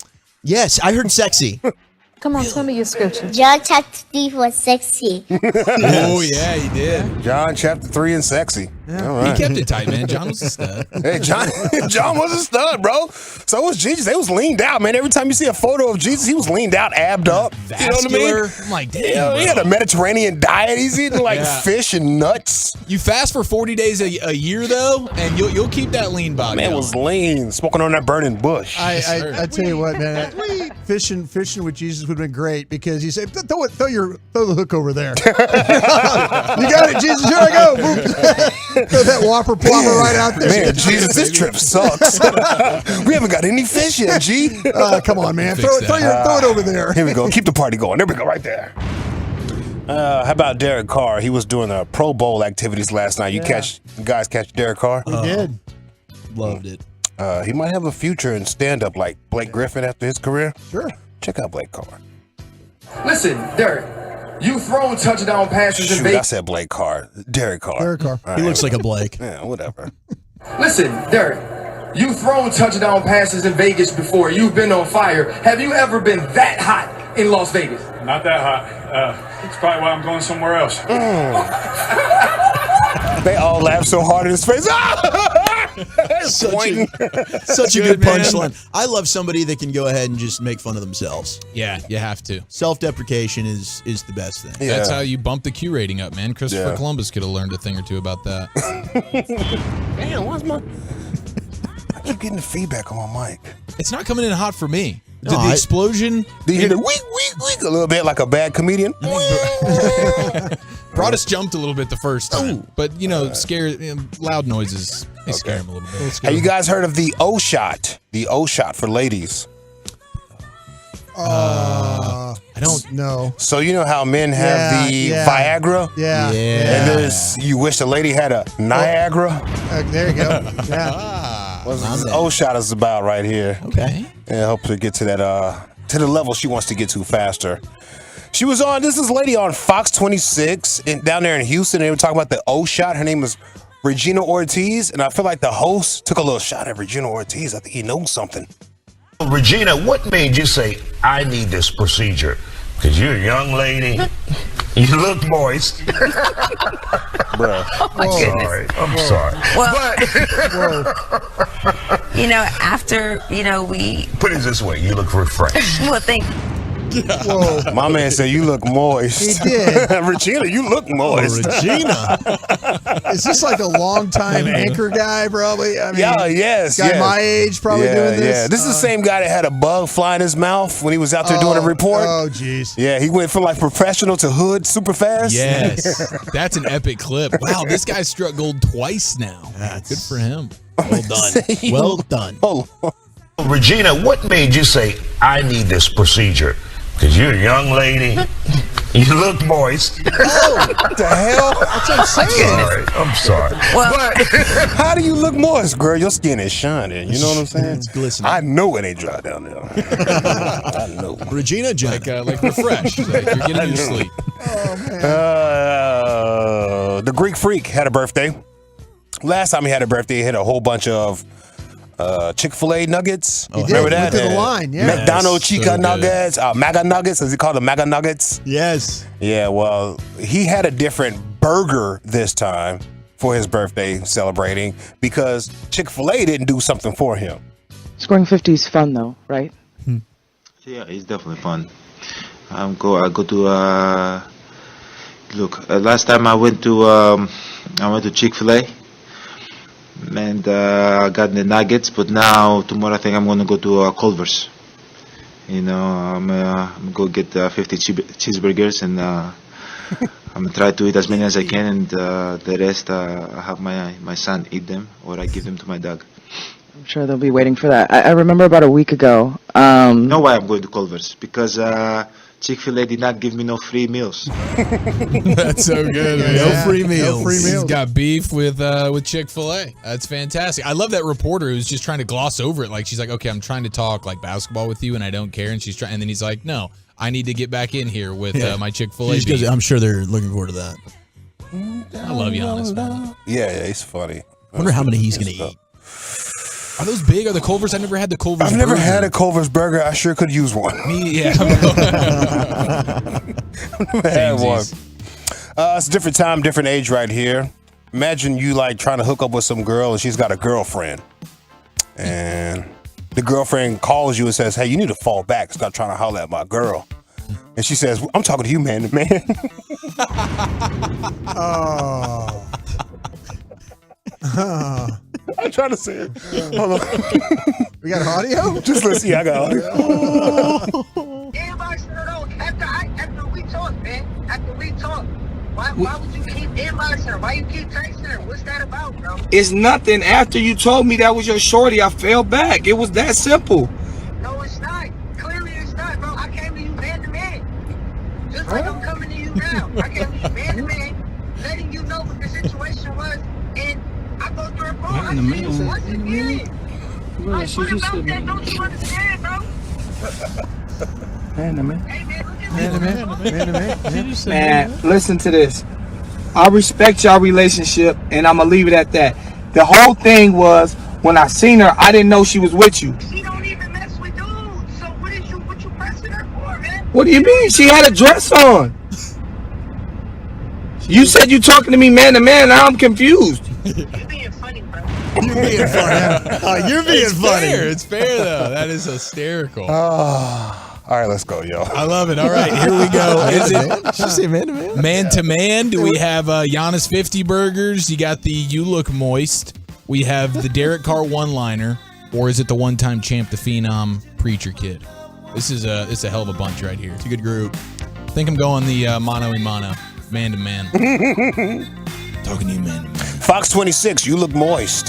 1-1, Walchuk. You got the balls. Man, I'm going man-to-man as well. Ooh, 2-1, Broadus.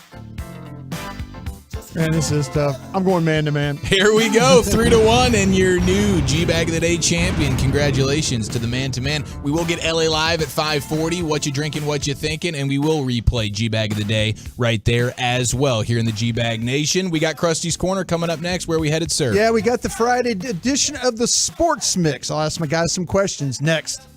Coming up Monday morning on Sean, RJ, and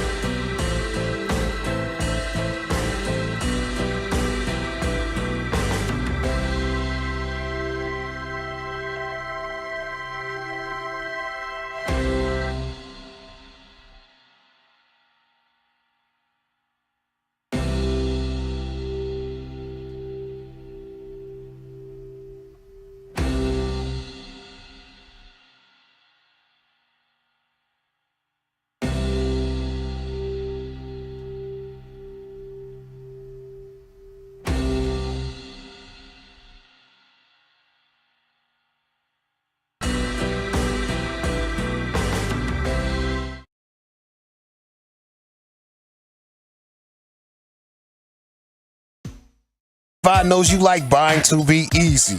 That's why they created the Classic Chevrolet Easy Pass online buying tool. Visit ClassicChevrolet.com to get started. Chevrolet, find new roads, y'all. Yeah. It is time now for Brian Broaddus, the king of the Crusties, to lead us in a little bit of Krusty's Corner. Brian, take it away, sir. Thank you very much. Thank you again to everybody that's been hanging out with us, or hanging around with me these first two shows. And the now Marathon Man. Back on it. I love being with my guys here, though. It's been a lot of fun with hanging out with these cats. Always enjoy it. You getting some liquid IV or something going on today? I brought, and Walchuk brought the blood pressure thing, so we'll monitor that as well. We just want to make sure that we're not doing any HR violations here. I just can't get over my guy in Houston, a broadcaster down there in Houston, asking those questions. All about it. Hey, Regina. I do want to throw this out there. This it just popped up on my phone. Shout out to Regina. But the Mavericks are expected, according to Woj and Tim McMahon, and we already mentioned that Mark Stein has reported this, but it looks like the Mavericks are expected to explore the idea of Kyrie Irving. And so as Kyrie Irving about an hour and a half ago or so requested a trade from the Nets. And so he just sort of nuked the trade deadline in a beautiful way from a fan standpoint. And now we get to sit back and watch the carnage and what happens with the Nets here. He's playing really, really well. And might the Mavericks be interested? We know he wants to go to Los Angeles, very likely, but the Mavericks, that'd be a ton of fun. You in that on a 1 year maybe rental there? I'm down to make the move, see how this plays out. Because maybe we're at such a bad place right now. Right. Let's I just think do it, bro. change is just good for this organization. Just Whether mix it's and the match. OC or whoever. But how many picks? Whether it's the Cowboys or the Mavericks. Right now, I just think Change. if you have the opportunity to add a player of that talent level, and I get it, some people don't agree with the off-the-court stuff. I understand. He's an interesting guy, but hell, you cannot deny the talent that he has on the floor. And if you can just kind of see for the last few months of the season and maybe into the playoffs how that works with Luka, maybe it ends up being a home run type deal. If not, you can move on after the season. I like it. I like what you guys are saying. All right. It's Sports Mix. I do it every Friday. Come up with these questions in my head. Ask these guys what they're thinking about. They always give me decent answers. All right. I'll start with you on this one, Zachary. Okie dokie. If there is anybody in sports you can give a career do-over to, who would it be?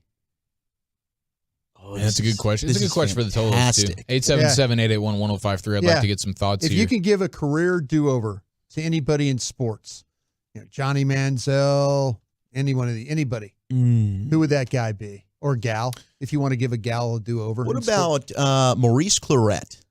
Ooh. You know what? I like that you said that. I was his host when he came here to visit. Really? Yeah. When I was with the Cowboys, we were all responsible for picking guys up and getting them to the airport and getting them around and making sure they were where they needed to be. And he was my guy. And I'll never forget just talking to him. And I was thinking, man, I'm like, everybody kind of says this is kind of a different cat. I found him really interesting. I really did. I felt like there were some decisions along the way, but when you watch that guy play, man, he had some special traits. He really did. I mean, he carried Ohio State to that national championship. Not have an agent, all those things that kind of got picked in the third. I mean, it was just like nobody wanted the guy, and I couldn't believe it. And I'm kind of sitting in our room, and our guys are like, but they, our college guys made the right call. But he was a super, super interesting kid to talk to and hang around and make sure that, he was super polite and, and never was late or anything. He was really on his best behavior, everything he was doing.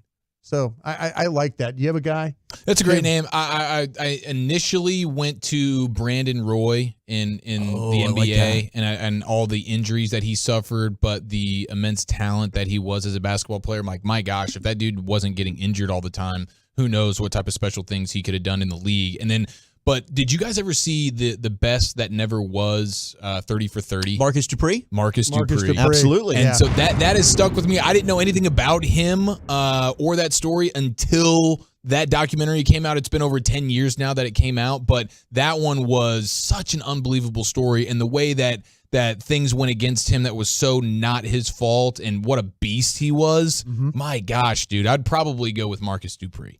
Marcus Dupree is an excellent one to talk about. I mean, you talk about one of the most talented guys. I mean, I remember him playing in the USFL, and just watching him, I'm thinking, man, he's kind of the shell of what he was at Oklahoma and all the things he had to deal with. Philadelphia, Mississippi, I think is where he was from. The amount of texts that have just rolled through over the last couple of minutes is insane, dude. Holy Greg smokes. Oden. Yeah, Greg Oden's a lot good one. for Josh Hamilton. I also thought Josh Howard, we got a text about that one for the Mavs, even though he did have a good early portion of the career. It didn't end up going as well. Michael Vick, Bo Jackson, Prince Fielder, Vince Young. Yeah, David Irving. David Irving is a really good one. I told this story about David Irving. I am going to be, you guys would come to a crawfish bowl. You guys come to the lake one day, and we were sitting there, and someone's going to go, "Hey, Broadus, who was the best player you've ever seen that you thought his career was, his career wasn't what it was?" And I'm going to say David Irving. I am. I mean, I've never, a guy that big and talented the way he was, and just to kind of let it all just kind of go away like that. But hey, I mean, he's doing what he wants to do. Not me to point a finger at that. They're so young too. Like they're going to look back and say, "Damn, moment I had." Watching him play, he's just so. I mean, that ability to move. He was like slinky. The way he could get in and out of gaps, being like 6'7", and you're like going. He was such a monster. That game, he played that game against the Packers, and you're thinking as a scout, you're going, he could do this every week. He could do this every week. When he made Defensive Player of the Week in that game up in Lambeau. He dominated that game. Crushed those Packers. It was great. Okay, let me ask you this question there, Eric. Are you interested in T. Higgins, wide receiver from the Cincinnati Bengals? Yeah, it looks like they are the Bengals. It's like, are we going to extend him? Are we going to trade him? What's the plan here? I think I've made up my mind for the most part on what I would like to do at the receiver position, and it's pay one stud and then find value at wide receivers 2 and 3 and 4.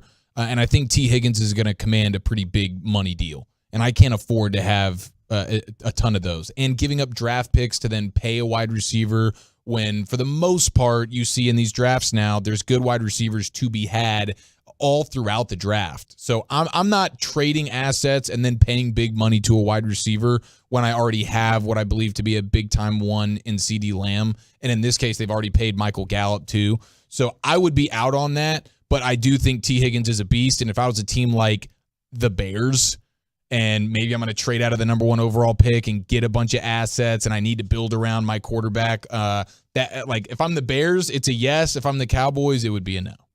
Ooh.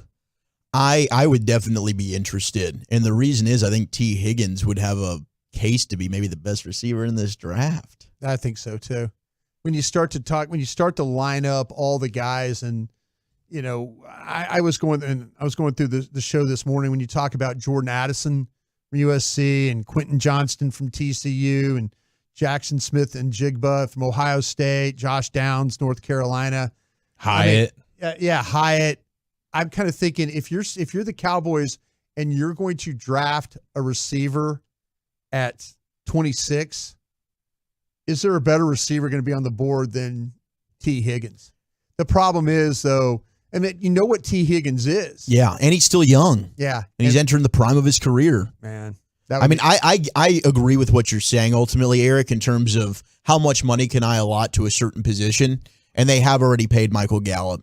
So that's interesting because you are going to have to pay T. Higgins. But just in terms of talent, he probably would be better than whatever guy you're going to draft there at 26, in my opinion. Yeah, I don't doubt that. T. Higgins is a beast for sure, but you're going to pay him a lot, give up draft assets. I don't know. It's a tough call, but some teams are going to love him. But if you just say, if you're going to give up a 1, just say you were going to give up the 26th pick, and your intent was to pick a receiver, you got to look at that and say, man, he's better than anybody. Yeah, I think he would be. Yeah, that's just how I would look at it. Yeah, if I was picking in the top 5, I probably wouldn't do it. For sure. It's a discussion. Yeah, at 26, it's a discussion. But when I already have one that I'm about to pay big money to, and I'm not the Cowboys are not a franchise that are, if you're willing to just throw a bunch of money everywhere on this roster and you're going all in and this is one of the ways you're doing it and you're like bleep the cap and bleep them picks, then sure, man, absolutely. But they would do that and then they'd cut corners elsewhere. Right. It wouldn't be an all-in I hear what you're move. saying. All right, my final question for you guys here quickly. Will Nick Bosa be the first $35 million player? My guess is I'm just gonna shoot for the moon and say yes on this one. He's a super beast, and that's where this money is going. $35 million a year. I'm trying to think who's the defensive player. Like Von Miller just got crazy money. Sure. So I think Bosa's probably gonna be right there. $35 million a year. This would be non-quarterback. Non-quarterback. Yeah. The answer's yes. He's about to be Defensive Player of the Year. He's a star. I think so too. I think he's about to make a lot of money. And then what does that mean for Micah? Micah will be the first $40 million player. Get ready. Yep. Thank you, gentlemen. Appreciate that. Thank you very much. Brian Broaddus, the extravaganza, the Bet Payoff Marathon rolls on all day with the G-Bag Nation into the Get Right later tonight. All right, what did we learn from this week's Senior Bowl? We got some NFL insider nuggets we're going to hit you with next on The Fan. Be a part of the show. Text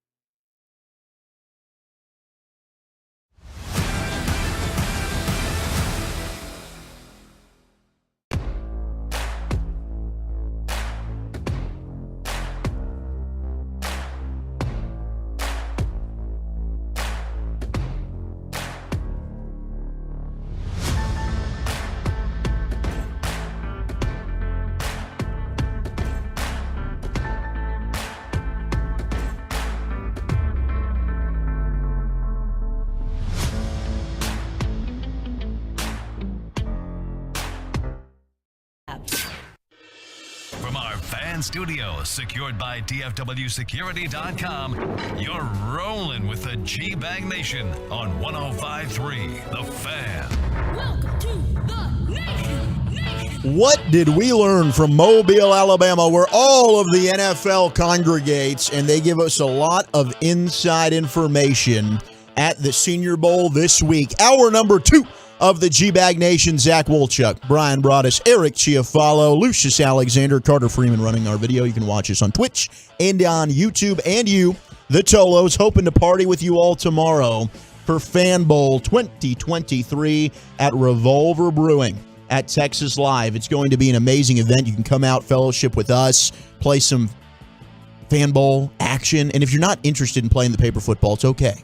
You can come out and hang out with us and also sample the delicious brews that they have there at Revolver Brewing. Yeah, man, it's a party from top to bottom. If you've ever been to Texas Live, you know it is just a world-class facility to go have a great time. And so I'm looking forward to it in a big way. It is going to be fantastic. Hydrating now in preparation.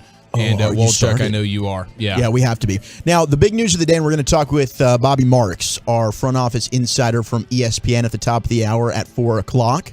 But Kyrie Irving requesting a trade, and according to Tim McMahon, Mavs GM Nico Harrison, former Nike exec, Coach Jason Kidd, they've got a long-standing relationship with Kyrie.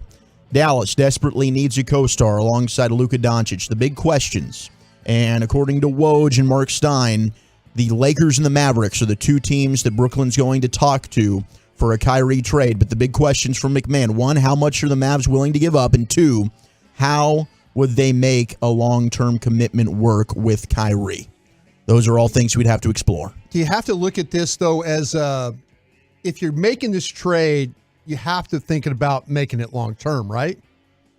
I mean, you're not just renting this guy. Yeah, if you're giving up a lot, then it's not a rental. Yeah. Like if you're mortgaging your future, then it certainly isn't a rental. But if Brooklyn's just desperate to get rid of him, right, then I'm willing. I like the idea of taking it on. Let's see if we can make this work, how it looks on the floor with him and Luka. And if it ends up being, oh my gosh, we've hit gold, then yeah, let's get this thing done. If it's not, then you have a couple of months to just rent Kyrie Irving, then let him depart in free agency, and you've opened up cap space, hopefully. Yeah. Well, to me, I'm not doing this thing unless I get some type of assurance that I can maybe get something done long term. Yeah, I'm not. I mean, if I have to give up assets, yeah. Now depending what I have to give up, sure. If it's something of significance, you're probably gonna have to give up some first round picks, man. I don't have to give up some of those. I don't know how you give up a first round pick if you're in just a rental mode. And then I just don't. If you're gonna do that, it's probably a long term deal. I don't know how you do that. I really don't. Well, I'm looking forward to chatting with Bobby Marks about it. About that from ESPN at 4 o'clock today. That's going to be outstanding conversation as we are now 6 days from the NBA trade deadline. Now, I believe we have an old man situation arising here in the studio as we speak. Wolchuk, is there audio coming out of your phone right now, Broaddus? Oh, is there audio coming out of my phone? Are you watching your barbecue YouTube videos over there? I was watching. My phone was on. Yeah. I was looking. I was like, I can't tell. I heard a little something. Does he know that? Because it happens to like my dad or something all the time. I thought he did know, and he just.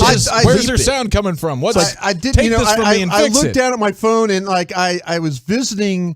I was visiting with somebody, and now I have the phone. The volume was up on the phone, so yeah, it was an old man. I was just talking to someone. It was on the phone. Yeah, well, I had an old. Were you FaceTiming somebody? Was that a FaceTime? I was showing somebody what I was doing at work, and I didn't know that the volume was up on the phone. That is so classic. So bro. Yeah, what an idiot I am. No, dude, you're just old. You're not an idiot. That's all it is. It happens. Yeah.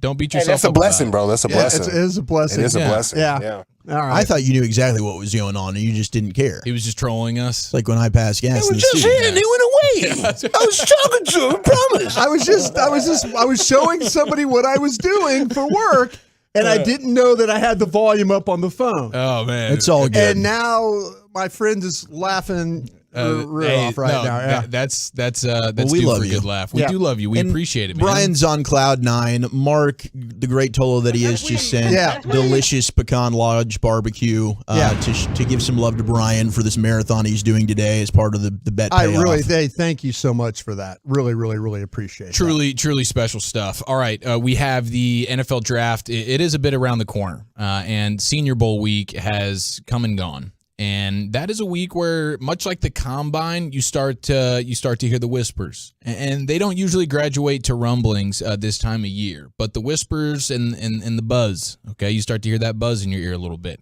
Same way I was hearing whoever it was that brought us was FaceTiming in the middle of the program. I was trying to show somebody what I do for work. Did you used to do that in the draft room too? Would you like dial up your bros and be like, "Hey, we're about to go on the clock. Let's just." I was trying to give a little insight to what I do for a living, and it was awesome. It didn't work out as well as I thought it would. No, that was great. I'm sure I'm sure they loved it. I'm sure they loved it. They're laughing their rear off right now. To be honest with you, yeah.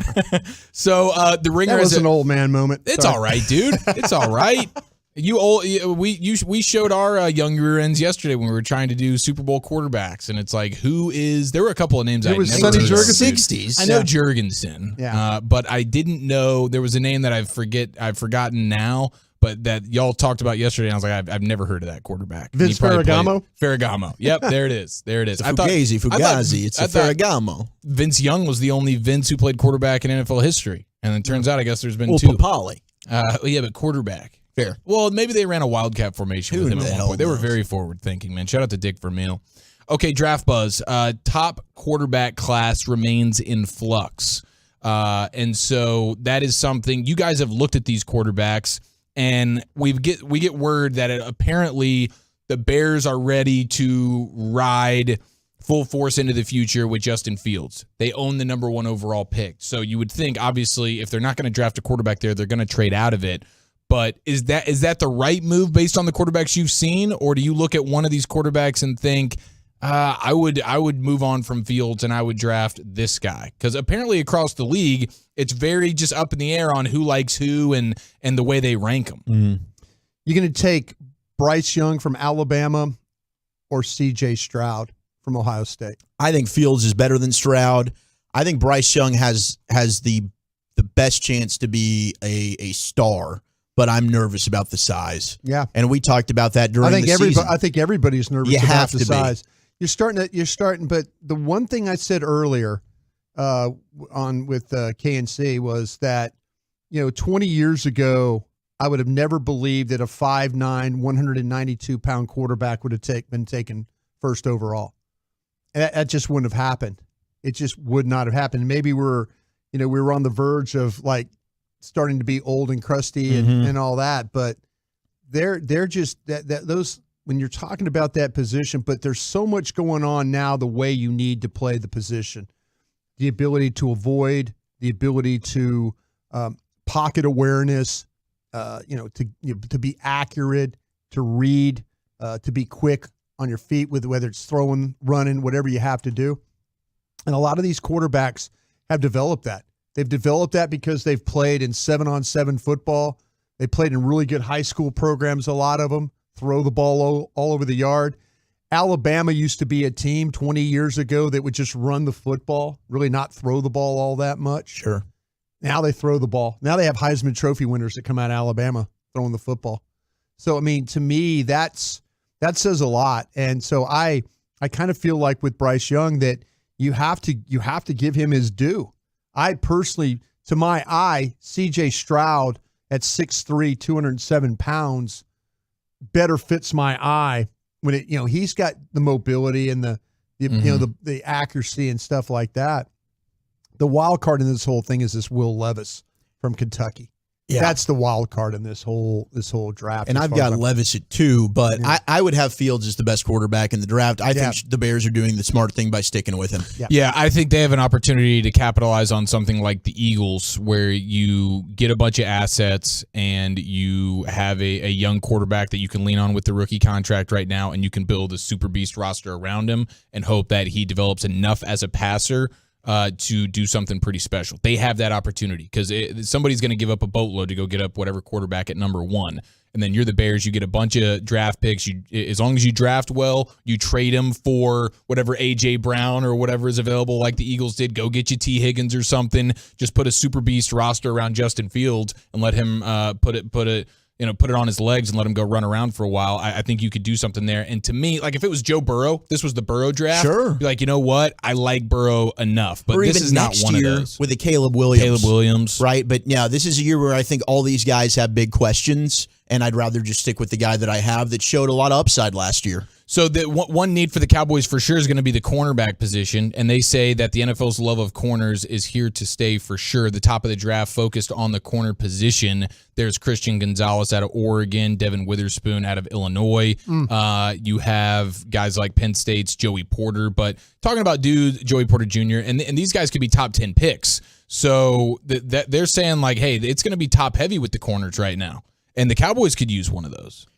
I think the Cowboys are going to be in a good position to take a corner. I think Porter's the best of the guys we've looked at. Gonzalez is a local kid from the Colony. There's a lot of he's a guy that has a ton of upside. They're all these corners. What they have in common for the most part, they're all now long-armed guys. They are. Long arms with range. The two dudes to me, though, that I think the Cowboys are going to be in position to get at 26, Cam Smith from South Carolina, who I've liked since the beginning. His buddy Darius Rush just got a ton of hype at the Senior Bowl this past week. He plays opposite of him there. He's a converted wide receiver. And then Emmanuel Forbes from Mississippi State, who, Brian, I think you and I both looked at and were like, okay, this seems like the prototype Dan Quinn type of corner.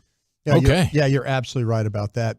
I think a guy also to keep an eye on, depending on because of his length and his weight, is Tariq Stevens from Miami.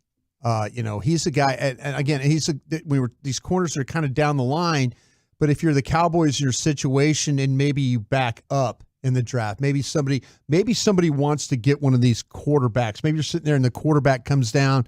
And it's like, I want to, it's not one of the top three, but maybe it's somebody that Anthony Richardson wants to trade back into the round and wants to make you go back. I would keep an eye on him and Caillou Blue Kelly from Stanford. Yeah, Caillou Blue Kelly. Yes, Caillou Blue Kelly. Yeah. Hell yeah! I hope he's a Cowboy. He's a good player. Yeah. Well, looks like good corner class and some guys that could go high. From the Senior Bowl buzz, and then it's a strong tight end class that is getting a ton of buzz right now in terms of whether it's Georgia's Darnell Washington, Notre Dame's Michael Mayer, Utah's Dalton Kincaid. Well, Chuck, I know you love him quite a bit. Yep. Oregon State's Luke Musgrave. So you have some serious tight ends in this class, and so they're getting some love. And we've heard quite a bit about that, but it seems like the corners, the tight ends, they will be aplenty, and it would be really fun if the Cowboys got their hands on one of these super beast athletic tight ends that is just a mismatch nightmare. Yeah, I think everybody, like, Meyer would be the top one.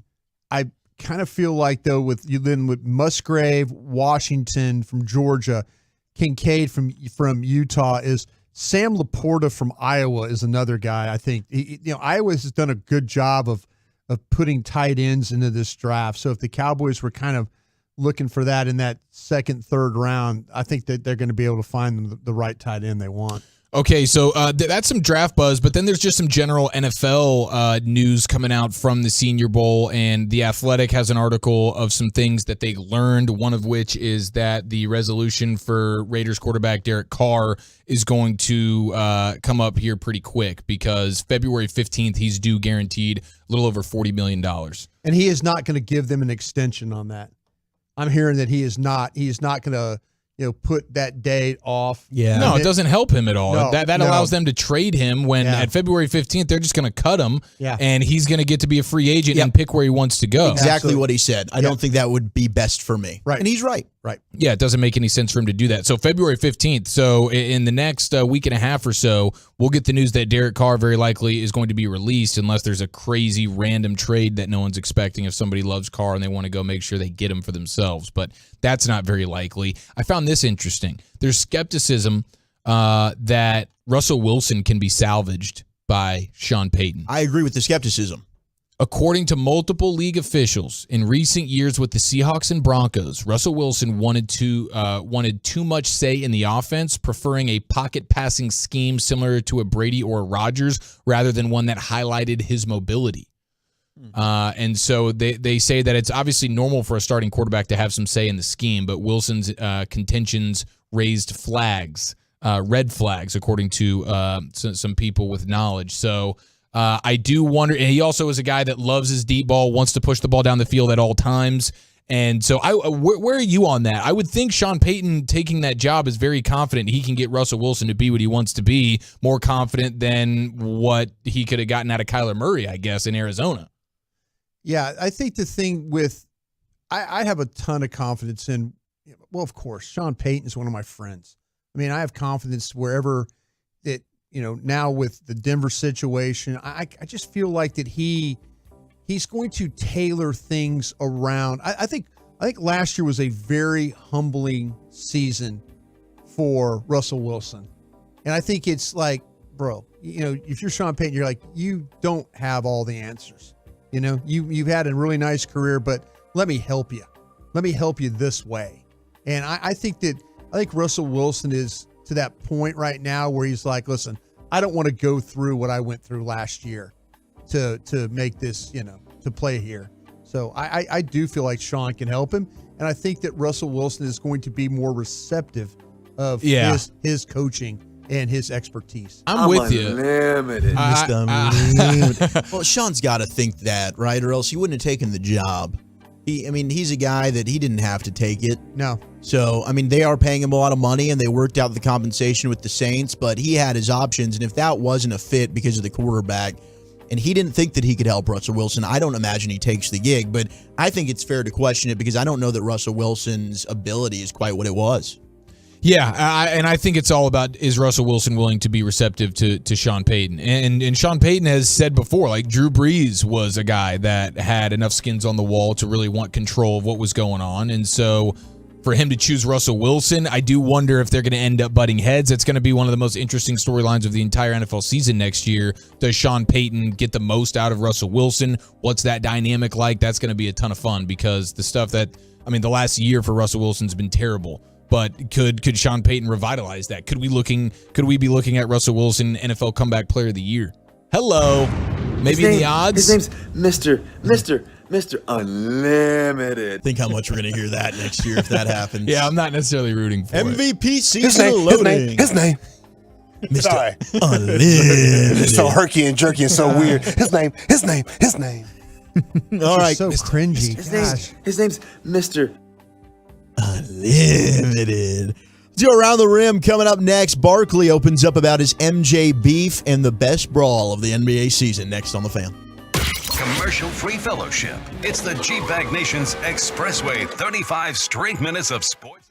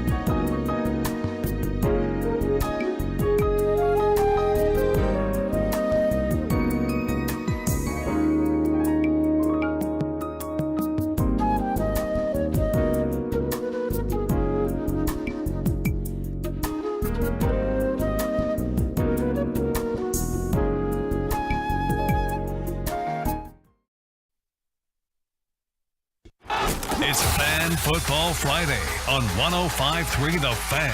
Sponsored by Blue Nail Roofing. About to go around the rim here in the G-Bag Nation. Great to have you in. 877-881-1053. We are about 15, 20 minutes away from Biggest L, Biggest Dub. Where have you taken some L's this week? More importantly, where have you gotten those personal victories? 877-881-1053. Fan Bowl tomorrow. What a party that is going to be. Starting at 2 o'clock. Round tables going down. You'll have Alec Medford and Will Chambers rocking and rolling from 9 to 1. And then the round tables take over. The party begins. And Hagee looks to regain his, 3-4-time status of Fan Bowl champion. According to him, he's never lost. And make sure you stop by and just say what's up to Medford. He's already prepping for that show. He's up here in the side studio right now. Yeah. And you'll be able to see for yourself. Are they pierced? Oh, his the nips. He did get voted most likely to have his nipples pierced here at the station, Alec Medford. And I imagine when do we vote on that? He'll be showing those off. Oh, you got an email you didn't get about that it. memo? Yeah. Oh, I missed that memo. Well, majority ruled, and I believe he'll be showing those off tomorrow at Texas Live. That was and not one of the Revolver Brewing. questions I was asked about the show. Oh, really? You got maybe we all got got different questionnaires. Yeah, about 3 hours. We'll talk. I know that's a big time tease, but we'll Bobby talk. sent me. I don't know. I do have a little update though, because you guys were just hating on Valentine's Day in the break, and my mom group texted me and all three of my brothers and said, "Remember, Valentine's Day is coming. Romantic wordy cards, Victoria's Secret, Kendra Scott, fancy dinner. .. So that's what my You're mom all did. about Mom that. got Like, bars, bro. Yeah, dude, she just Got straight some up. bars right That's there. it. There was no like, hey Fancy guys, dinner. there was- Yeah. Kendra Scott. I'm like, I like oh, how what do she- I look like over here? She's shouting out the Victoria's Secret. Yeah, she's like that. That's a full on PSA. It was a good friendly reminder for me last night. But it was also like, no, man, I'm gonna do the flowers. I'm gonna do the card, and then hopefully we'll get a dinner out of it. But I don't know about the rest of that stuff. I would definitely text back, holler at me, mom, ... with that cash. Yeah, but Okay, brother. as we heard like earlier that? this morning, Hey. you know I won't return that cash. All right, let's go ahead and cut the lights out. We'll put the I kids did. down. I don't think you'd pay me back. We'll put the kids down for the afternoon snoozer. And speaking of Valentine's Day, we will go all the way around the rim. Let it ride. Rain dance. Rain dance. I gotta join here, man. I've been saving for a special occasion. Yes, we are getting texts about if you missed the registration window for Fan Bowl, can you still go and party? Absolutely, you can. Okay, so you don't have to come and actually play. You can watch everybody play and have a great time at Texas Live and Revolver and drink some brews and hang out with your brews. That's objective number 1. 214 brought us how you feeling, fam? Feel great. Feeling great, huh? Absolutely. You're what, Yeah. like 9 hours into this bad boy? Since 5:30 this morning. Yeah. Been here since 5. Been here since 5. And then you've been on the mic since 5:30. Right. Absolutely killing it. Thank you to Mark, Tolo Mark. Yeah, Mark. Super Beast for sending thank the Pecan you. Lodge. Yeah, thank you so much, Mark. Really appreciate that. Mark reached out to me and I was kind of embarrassed about it, but and then he and Zach were able to visit and stuff. But really appreciate the Pecan Lodge. The food was excellent. Really Love you, appreciate Mark. it. Yeah, thank you. All right. And no, 972, my mom wasn't asking me or 940. Maybe the way that came out was bad, as if my mom was asking me to get her Victoria's Secret. And That's where my mind I don't think that went. was her play. But I also know the relationship you have with your mom. And it's not an overtly sexual one, right? You No. know that. Okay, very good. No. Now, we first need to get to some beef between Chuck and MJ here. Yeah, so Charles Barkley was discussing on a recent podcast it was all the smoke. But what really started all this beef between you and MJ and how they haven't talked in nearly a decade? So he sat down with Matt Barnes and Steven Jackson. And, well, Chuck kind of went into more detail, let us behind the curtain on what's going on 10 years ago. That night, what happened with Jordan? You and MJ were really close. Yes. And haven't spoke in some time. Is there light at the end of the tunnel with that? Do you feel like you guys can mend that? That would be on his end, Matt. He was my best friend at the time, and I love the guy and I miss the guy. But, I got to do my job. What I said, first of all, I don't think it's fair for me to critique other GMs and coaches and have a double standard. That goes back to the Skip Bayless thing. Like, you can tell the guys he liked and guys he disliked. I think I'm fair to everybody. What I said about Michael, I said, I don't know if he's ever going to be successful because of the people around him. I think he hires too many of his friends. And because your friends don't ever tell you no. The hardest thing about being famous is because you're paying all the bills, they're on your private jet, they're not going to tell you when you're doing something wrong. Because he was struggling as a general manager, running a team. And I said, I don't know if he's ever going to be successful because the people around him are never going to tell him no and like, yeah, don't draft that dude. We need to trade that dude, blah, blah, blah. And he went ballistic. And he called me and that's the last thing I heard was, mother you're supposed to be my boy and blah, blah. And I said, man, I got to do my job.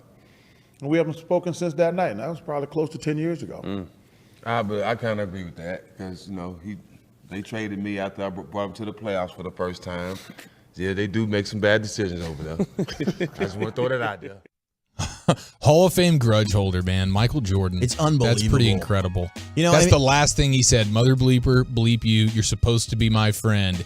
That's the last words you'll ever hear from me. There it is. What all a the savage. smoke. It's what made him great, man. Yeah. It is part of what made him great, but it also is part of what is not ideal to carry with you, I guess. No, it's not. It's not healthy. Friendships. And I get it. On the court, fine. Whatever you need to do to get a competitive edge. But we're talking of, is it worth it really to just not be friends with Charles Barkley for over a decade because he was openly critical and just being fair and doing his job? I think the obvious adult answer is to say no, it's not worth ruining your friendship for. But I also don't know what it feels like to have somebody that I feel is super close to me on the microphone criticizing me. Like, it's just not something that I'm familiar with. Like, I do it every day. It's one of your, yeah, I guess that is a fair rebuttal.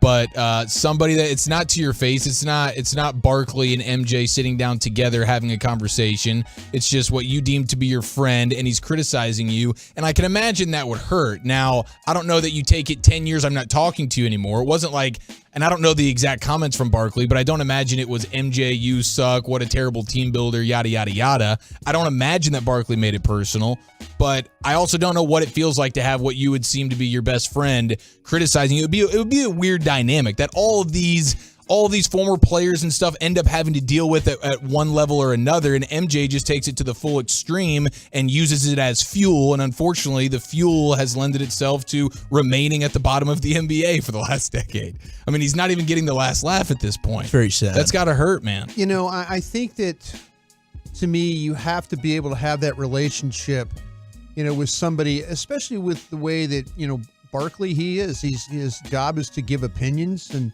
his views and stuff like that. And, if you're Michael Jordan, I mean, this reminds me so much of, this is Jerry Jones. And I've told this story before, and I'm sorry if you've heard it, but I'll tell it again.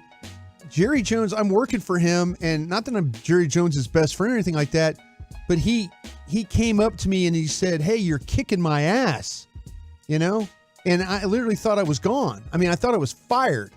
And he goes, "But you're fair about it." And, and I think that maybe Michael Jordan and Charles Barkley, hey, man, you're kicking my ass. And Charles then could explain, well, you got to think about this, man. You're not, and then you could have that conversation, but just to not, just not to even like acknowledge it anymore. After that day, boom, you're no longer friends. And I kind of feel like that's the unfortunate thing.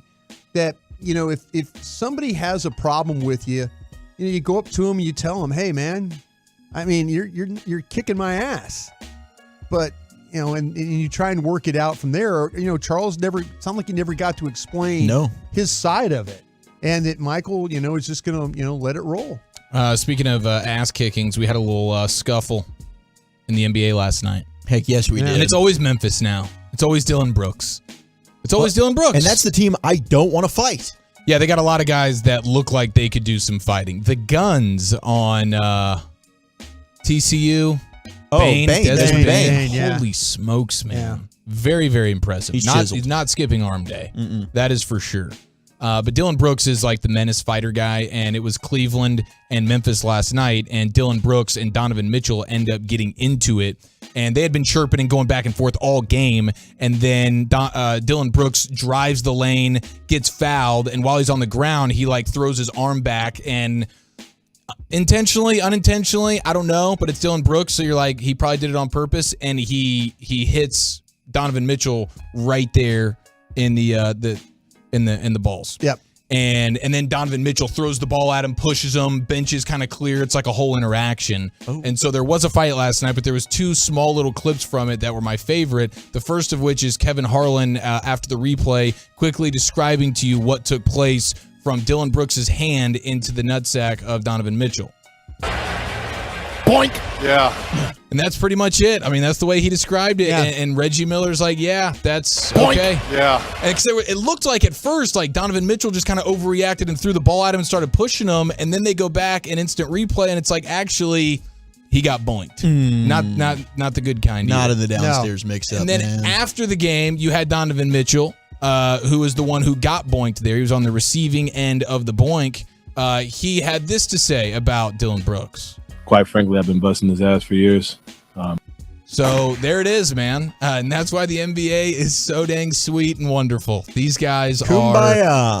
It's great. You have guys that are intentionally getting out in front of it and talking their bleep, and they're putting up 50 points, and they're pushing each other, and it's awesome. And that's why we love the NBA. And then we also have a great troll job. Tyrese Halliburton was not an all-star snub. He got the nod. Now, people are a little upset that in the Eastern Conference, old James Harden didn't get it. Maybe even Jalen Brunson didn't get it. Yeah, I can see the Jalen Brunson beef. But the young pacer, Tyrese Halliburton, he did get the all-star nod. And so that takes me to his trolling bit. And we have to go back about a month or two when Wally Szczerbiak. Do you guys remember Wally Szczerbiak? Minnesota Timberwolves. Yeah. He is now a part of the Indiana Pacers broadcast in some way. And listen to what he had to say about Tyrese Halliburton about a month ago. 1 point game, 18 seconds left. Step back. Mr. supposed wannabe fake all-star with the big miss there, and then the rebound by Randall. And then Randall iced the game with all the free throws. Last chance down 3 for the wannabe all-star. Let me keep it that way. He's in his second year. He's a very good player. He's not going to make the all-star team. A guy like Julius Randle or Jalen Brunson will make it over Tyrese Halliburton. Tonight we saw why. Oh, it's his third year? Yes, right. Okay, so he sort of petered out there at the end. It's his third year. I'm not really familiar with this guy's game, but he just buries him. It's weird. Like, what did Tyrese Halliburton do to Wally Szczerbiak? I get sideswiped like that. Well, now Halliburton is pushing back, and he's doing it in a very fun, quiet, inconspicuous sort of way where he's just changed his Twitter profile pic to Wally Szczerbiak. And it's the exact Wally Szczerbiak like screenshot of the moment that he was ripping into Halliburton and how he won't be an all-star. And now, of course, he is an all-star, and I love it right there. The pettiness and the revenge and the trolling there. Took from a page out Halliburton. of Bobby Belt's Troll God book. Nothing but respect there. Working out every day thinking about you. Yeah, the whole right. time. Taking shots just thinking about you. Thinking about you, Wally. Thinking about you, buddy. I'm coming for you. All right, there's a little Friday afternoon rim sesh. This time tomorrow, we'll be partying with you at Fan Bowl at the Revolver Brewing at Texas Live in Arlington. It's going to be legendary. And we also got a little Biggest L, Biggest Dub on the horizon. Where have you taken some L's this week? More importantly, where have you gotten some personal victories? Text them in. We'll do it next right here on The Fan. You can wait 24 hours. Or you can find out Cowboys and NFL insider info immediately by listening to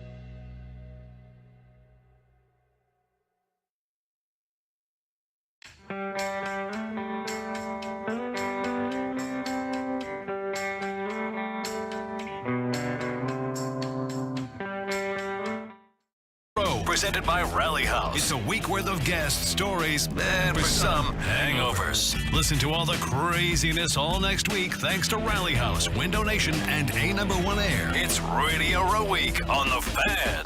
Classic Chevrolet and Grapevine knows you like buying to be easy. That's why they created the Classic Chevrolet Easy Pass online buying tool. Visit ClassicChevrolet.com to get started. Chevrolet, found new roads. Boss man Gavin Spittle giving us an early peek at this Fan Bowl bracket. I think I'm going up against Sean Sharif, round one, boys.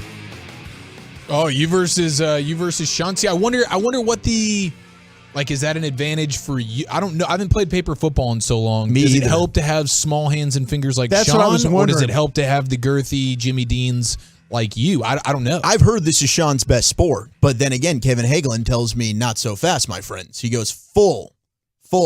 That's his best So sport. are we saying in tail of the tape that like two guys going against each other with like sausage fingers and little hand? Yeah, kind of guy? exactly. So if we're like at the weigh-ins, that's really all they That's talked actually about. exactly. Was Will the these hands and Jimmy fingers. Deans get me the victory over Tiny Hands Sharif? Yeah, That's what I'm just saying. for round one though, Walchuk. Well, then I'm coming for you. Oh, okay. Are you Very guys in the nice. same Won't be your area first bracket? time. Did you look at you're in the same? I don't know. I just noticed my name paired with Sean, and maybe that ends up changing. But I know that there's going to be a lot of smack talk involved, and we'll see. We'll see how this one goes. I kind of feel like I saw I'm up against Ruben, you know, and I'm Watch out, Pedro. I'm worried about the fact that he'll like really get into it. Yeah, I think he's he a will. college kid. He's going to be fired up. And- he and- needs and all the this confidence. This could he be can like get. this could be like the Colts versus the Cowboys, you know. Where the fourth quarter he's just stomping on you. Just curb stomping me for sure. I think you're Brian's trying to just play dumb, play with this. coy, and then Yeah. he's actually a big time paper He's football trying- guy. No, I seriously, the last time I played paper football, seriously, I think I was 9 years old, 10 years old. I don't blame you. So that's 50 years I was in ago. high It's like school. riding a bike, bro. But Think? I think so. I mean, I swear, it'll all come if back to us. If we were playing like electric football, or like I mentioned the hockey game, this would be. I used to just dominate in that paper football. That's like you had to used to. I couldn't. I was not very good at that. Man, it's going to be great tomorrow. It will be. It will be fun though. It'll be fun. Get to on see out everybody. there, see for yourself. Revolver Brewing at Texas Live. We'll have, of course, noon. We got the live show out there. Will Chambers, Alec Medford. 2:00 is the roundtables. That'll be fun. We'll have the paper football tournament going on, but also just a ton of good times with your favorite fan hosts and our favorite listeners out there. Our Turn It On, Leave It On Tolos. It's going to be a blast. But it is time. Text in Twolos, Tubers, 877-881-1053. Where have you taken some victories? Where have you taken some L's along the way? Because it's time for Biggest L, Biggest Dub. Oh, yeah. Now listen here.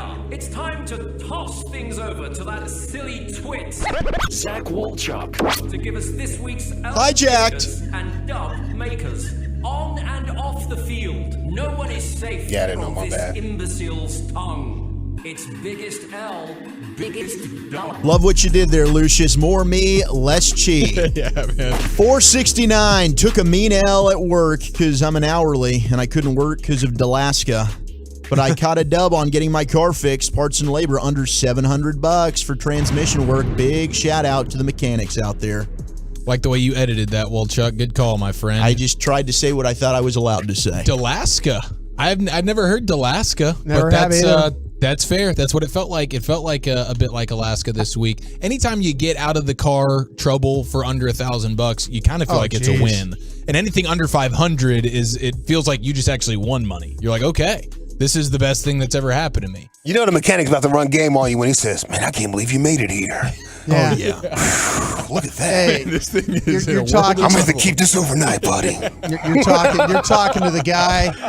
You're talking to Better get the, hustled. the guy that goes in for the 5-minute oil change, and it's like $850. They bring you the air filter. They bring you the air Oh, filter. this looks a little bit dirty. Your transmission. I mean, I fluid. cannot change it for you, but Yeah.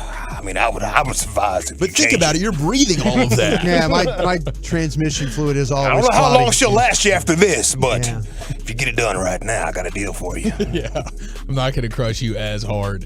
The 817 Biggest L had my 3mm kidney stone pass on Monday. That I would never wish that on. I mean, I'm glad it passed for you. I would never wish that pain on anybody. Seriously. Is it the pain of it sitting in that spot, or is it the coming out part that hurts the most? Excuse me? The pain to me was it just sitting there, and then knowing it was trying to get through the system. I swear, I literally, I would. I just don't even want to think about that. My gout and my bunion toe, those things are problems. But if I ever have to go through that again, seriously, just push me in the lake. All right. I mean, seriously, We'll just run you over. Fish food. So you'd rather take the combo platter of gout on the right foot and bunion on the left as opposed to one kidney stone. The kidney stone, seriously. Okay. No, I appreciate that because I haven't had any of those. Oh, they couldn't get the pain medicine to me fast enough. You know? Okay. Ugh. We should power rank the pains one day. Okay. Like body pains. And I think Broadus would be a great even do a expert. top 10 maybe next week. How's your yeah. body, Top 10 pain? How's your body pain going on? Well, around yeah, there? that's certainly my big L. I slipped and fell in the driveway yesterday when I went to heat up my car to head to the radio station, and it was extremely painful. The tailbone hurt initially, but my left foot kind of rolled up under me a little bit, and it tweaked the knee, the left knee, and then my toes. I didn't even realize it, but I woke up this morning and my 3 of my middle toes on my left foot were really, really in pain. No, so I'm having toe pain. No, like they just got smashed on something, and then I have knee pain. That's what I'm most concerned about. I really do think there's ligament damage in my knee right now. I'm hopeful that it's just like one of these MCL sprains and not a full-on like ACL tear, because I've had too many of those in the past. Snipped and fix the leg at the same time. Yeah, and shout out to the texter who got the vasectomy this week. He texted that in 940. Finally got the vasectomy done. So congratulations to you, sir. That's fantastic. 3-2-1. Biggest L was the weather. Biggest dub was getting to hear a full day at Broadus. Thank you. I'm sure Broadus would agree. That's his an biggest L, dub. That's an L for you for sure, but thank you. We have a great bounce back situation. We love when we see this in Biggest L, Biggest Dub. Last week we had the Clemson basketball player who, after his nap, realized that his balls had exploded. Yeah. Oh, that's right. He's since recovered through surgery. Yeah. But apparently, and his name is Brevin Galloway, he has signed, how about this for a bounce back? He's signed with an underwear company, Shinesty. And now he's got his own. He's got an NIL deal, an underwear deal after his testicle. Is he promoting a certain part of the underwear is working well for me or something like that? Yeah, I don't know. I haven't seen any commercials or anything, but like kudos to him, man. Like this time last week he was on the recovery table, and now he's cashing checks. Him and Jeter in that underwear game. Sometimes you look back and you're like, that was a really low moment for me, but it worked out for the best. And that might be a moment for him. Like you never know when opportunity is going to just explode on you. This is an L. Very well said, bro. You got to relax, bro. You got to stop. But opportunity. You can tell he's starting He's to explaining himself. He's starting to lose himself a little bit. He's getting a little bit numb from just talking into a mic for 19 hours. We had the over-under at 4 o'clock. So yeah, we did. I think it's getting punchy for sure. No, man. What'd I say? It's exploding on you. I didn't laugh. Sorry, I was Everybody's worried about the questions I'm going to ask Bobby Marks, and I'm pretty sure Broadus is going to ask the most wild one. We might need Lucius to take over this interview. I think this is an L that has taken place, but we haven't. This is like a future L, retroactive. I don't really know how to describe it. We got a little taste of this conversation between Bomani Jones and Jake Paul, and it feels like Jake Paul's about to be handed a significant L here, and we'll all get to see it, I believe, this week or tonight. Later on tonight, HBO Game Theory with Bomani Jones. He's got a sit-down interview with Jake Paul, and this is the teaser promo for the full-on show tonight. Here's their interaction. After Tommy Fury, where do you go from there? Like, what happens if you lose one of these fights? I don't plan on losing. You know, I don't train to lose. Maybe that I feel like that's probably like your mindset. You know, a lot of people try to project their mindsets onto me. I ain't no projected of a mindset. My question is, this is work because we're all surprised that you keep winning these fights, right? But if somebody does beat you, how much interest stays in this when it stops being a surprise? They won't. And I'm gonna be honest, bro. I don't know who the you are. My PR team set up this interview. All I know about you is that people don't like you. That is fantastic. That's I when Jake imagine Paul has no response, and he's just got to go for the jugular for Bomani Jones. I don't know who you are, but in reality, you know who Bomani Jones is. You're on my show, which is called Game Theory with Bomani Jones. You not knowing who I am doesn't make much sense. I imagine the ensuing 90 seconds or so involve Bomani Jones completely undressing Jake Paul in a way that is going to be extremely fun for us all to watch tonight and this weekend. So that's an L for Jake Paul, I'm assuming, and we'll find out all together later on tonight. Let's go get this Bobby Marks dub. Yes, let's get the Bobby Marks dub. I guess you're. That's it, huh? That's. Well, I mean, at the time, listen. No, that's fine with me. That was a great dismount. I love the way that you handled that. I almost hit the button. I was like, well, that's it. No, that's good. All right, biggest sell, biggest dub in the books. Let's talk with Bobby Marks, ESPN NBA front office insider, next on the Fan. 35 minutes of commercial-free Fan. Holy mackerel. It's the Expressway with Sean and RJ mornings at 7:20.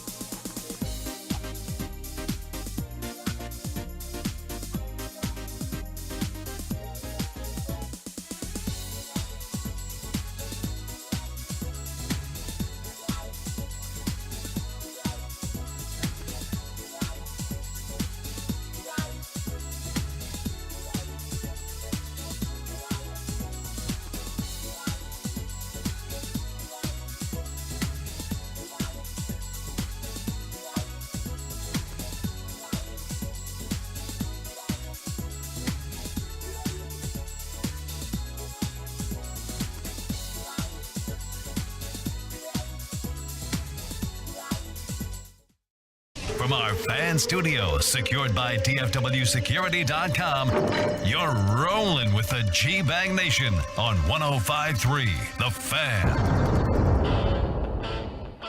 Rolling on into hour number 3 of the G-Bag Nation, and Brian Broaddus is on what, hour number 10, 11 now?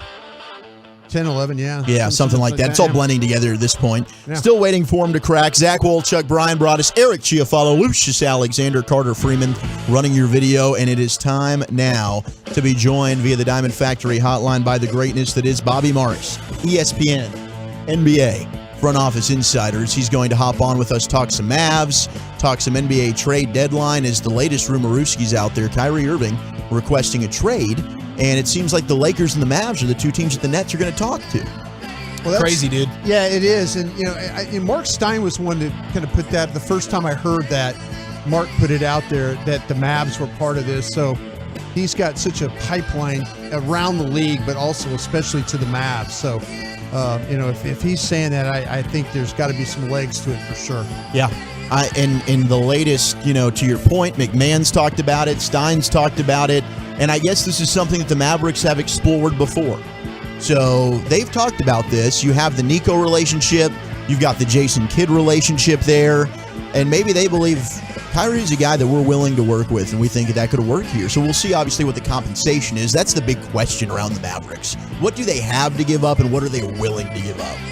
Yeah, are you willing to punt on first-round picks in the future? And are you willing to tie yourself to a guy like Kyrie Irving who can be a little bit day-to-day in terms of his desire to play and what he wants? He wants to remain in net. He wants to go to the Lakers. He demands a trade. Okay, I'm here. I'm cool. I'm with my friend KD. But it's just it never seems like he's very happy in the place that he's in. And so do you want to commit years and tons of dollars to him?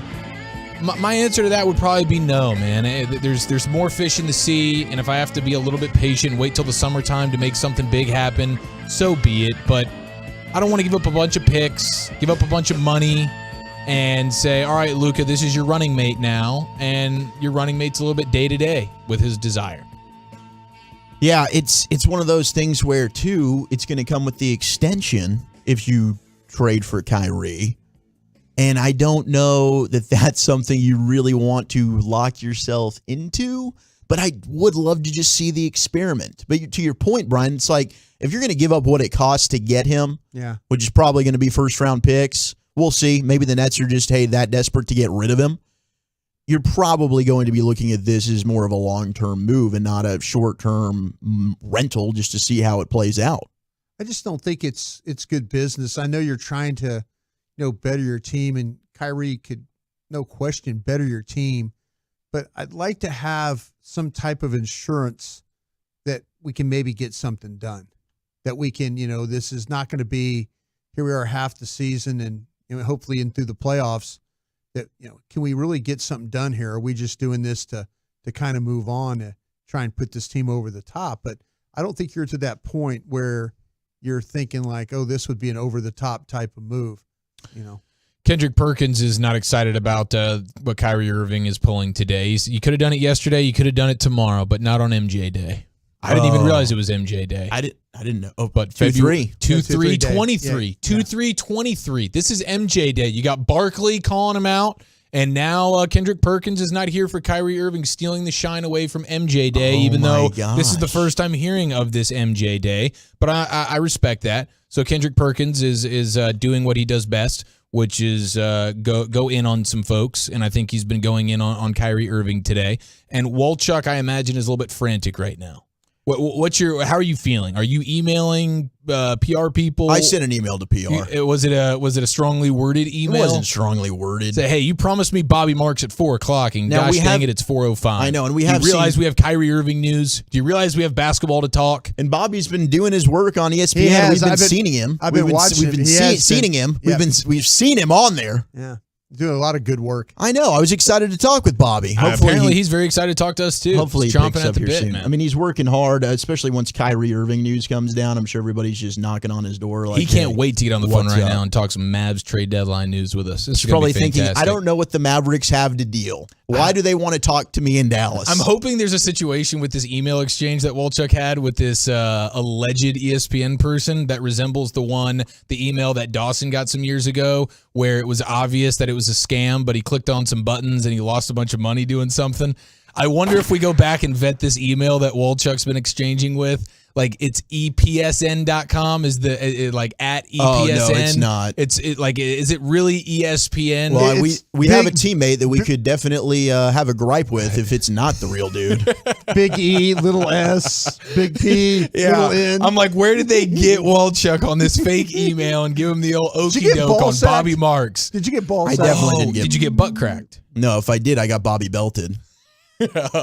Hey, he's the ultimate troll god. If Bobby was your assist, Bobby Belt was your assist on getting ESPN's Bobby Marks here 6 days ahead of the deadline. Get on the phone, boys. I mean, Bobby Marks is a busy man this time of year. Carter said that's what we get for relying on grown men named Bobby. Well said, Carter Freeman, who I am alleging to be, when it's all said and done tomorrow at Fan Bowl, Texas Live, at the Revolver Brewing, I'm alleging Carter Freeman's going to be the single drunkest fan employee there.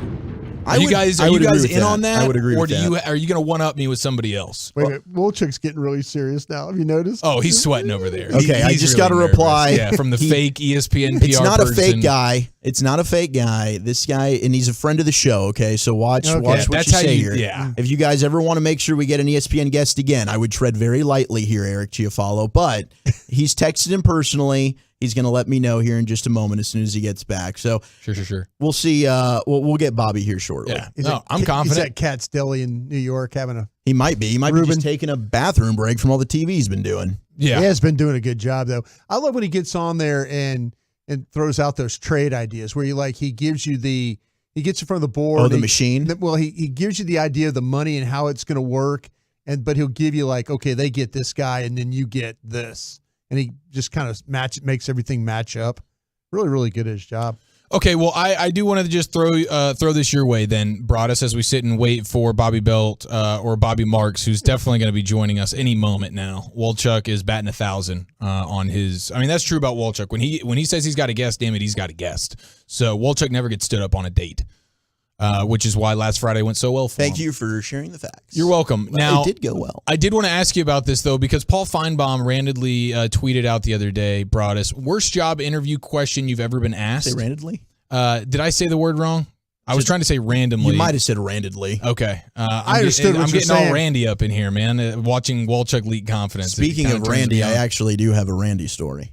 Oh, you do? Okay, let's put a bookmark in that. Let's get back to your Randy story in a second. But Benjamin Watson, remember Ben Watson? Yeah. NFL tight Jordan. end. Right. He's the guy who most recently was about to put his hands on Peter Burns. Yeah. Right, on the SEC network. Exactly, for saying something about his wife. Well, he responded to Feinbaum's question about the worst job interview question you've ever been asked. And I think it's a good question for the Tolos. What's the dumbest question you've ever been asked in a job interview? 877-881-1053. But Benjamin Watson says, at the Combine, the Cleveland Browns asked me if I ever smoked weed.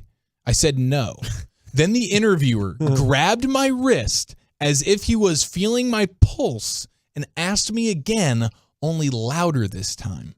I was seated in a chair in the middle of a dark room with a spotlight on it. The front office stood in the shadows, mob style. ... That was a Combine interview that Benjamin Watson said. And he ended up playing for the Browns later on in his career. And he's like, I got no problem, no hard feelings at all with the Browns. But he says, whenever I was a rookie going through the Combine interview questions, that was the weirdest interaction that I had. Do you smoke weed? No. Okay, now I'm going to grab your wrist and I'm going to ask you louder. All the lights are going to be out. There's going to be a spotlight on you. And the front office is just standing in the shadows, mob style. That's pretty incredible.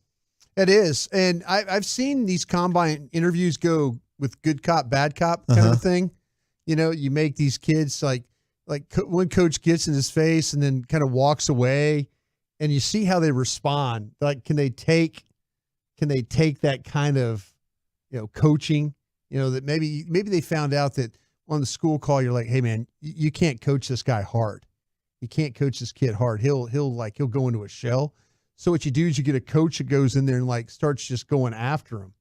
Mm-hmm. And you see if the kid is going to wilt or is he really going to, he's going, no, man, you know what you're talking about here. I think you had Pete Carroll whenever they had DK Metcalf in Took there. off his shirt. He took his shirt off, did. and then DK took his shirt off, and they They were showed like flexing a great together. bro moment together. Very odd. Gosh, you say odd, I say bros being dudes. Being guys. Now, we are getting a lot of the dumbest question is, why do you want this job? Oh, yeah. It certainly has nothing to do with the money. It's for the love of the game, sir. Yeah. I Just need really- I need a job. I've always dreamed I need a of paycheck. loading freight into these airplanes overnight at FedEx. I'm looking obviously. for employment. What about the 817 saying that they were asked if you were a pizza, what kind of pizza would you be in a That's real legit job interview? It's a weird one. I don't know. I don't know where you take those answers. Well, you're going meat lovers. Yeah, that's true. That's true because I'm bold and carnivorous. You that love way. meat. Yeah, I'm a meat guy. I'm not ashamed to say that. I don't even know what kind of beat. Like, I don't know how to answer that. How do you question. answer the weaknesses question? Yeah, What are your weaknesses? And then the easy one is like, I overwork myself. I'm addicted to the game that way, and I just like I always Your weakness? My weakness is like I work too hard. I'm right? really lazy. Yeah, I don't know. I don't know how do you. I don't care respond to very that. much. I'm sure there's somebody like an interviewee expert that can tell you how you respond to those questions. I don't know how to respond to the weakness question. Yeah. I really don't. I'm not going to sit here and I'm not going to give away. I'm not going to show my cards. Okay. And yes, I thank you. 469. This Bobby Marks interview has been kick ass, and Bobby, we appreciate the time. It was his podcast with Zach Lowe ran long.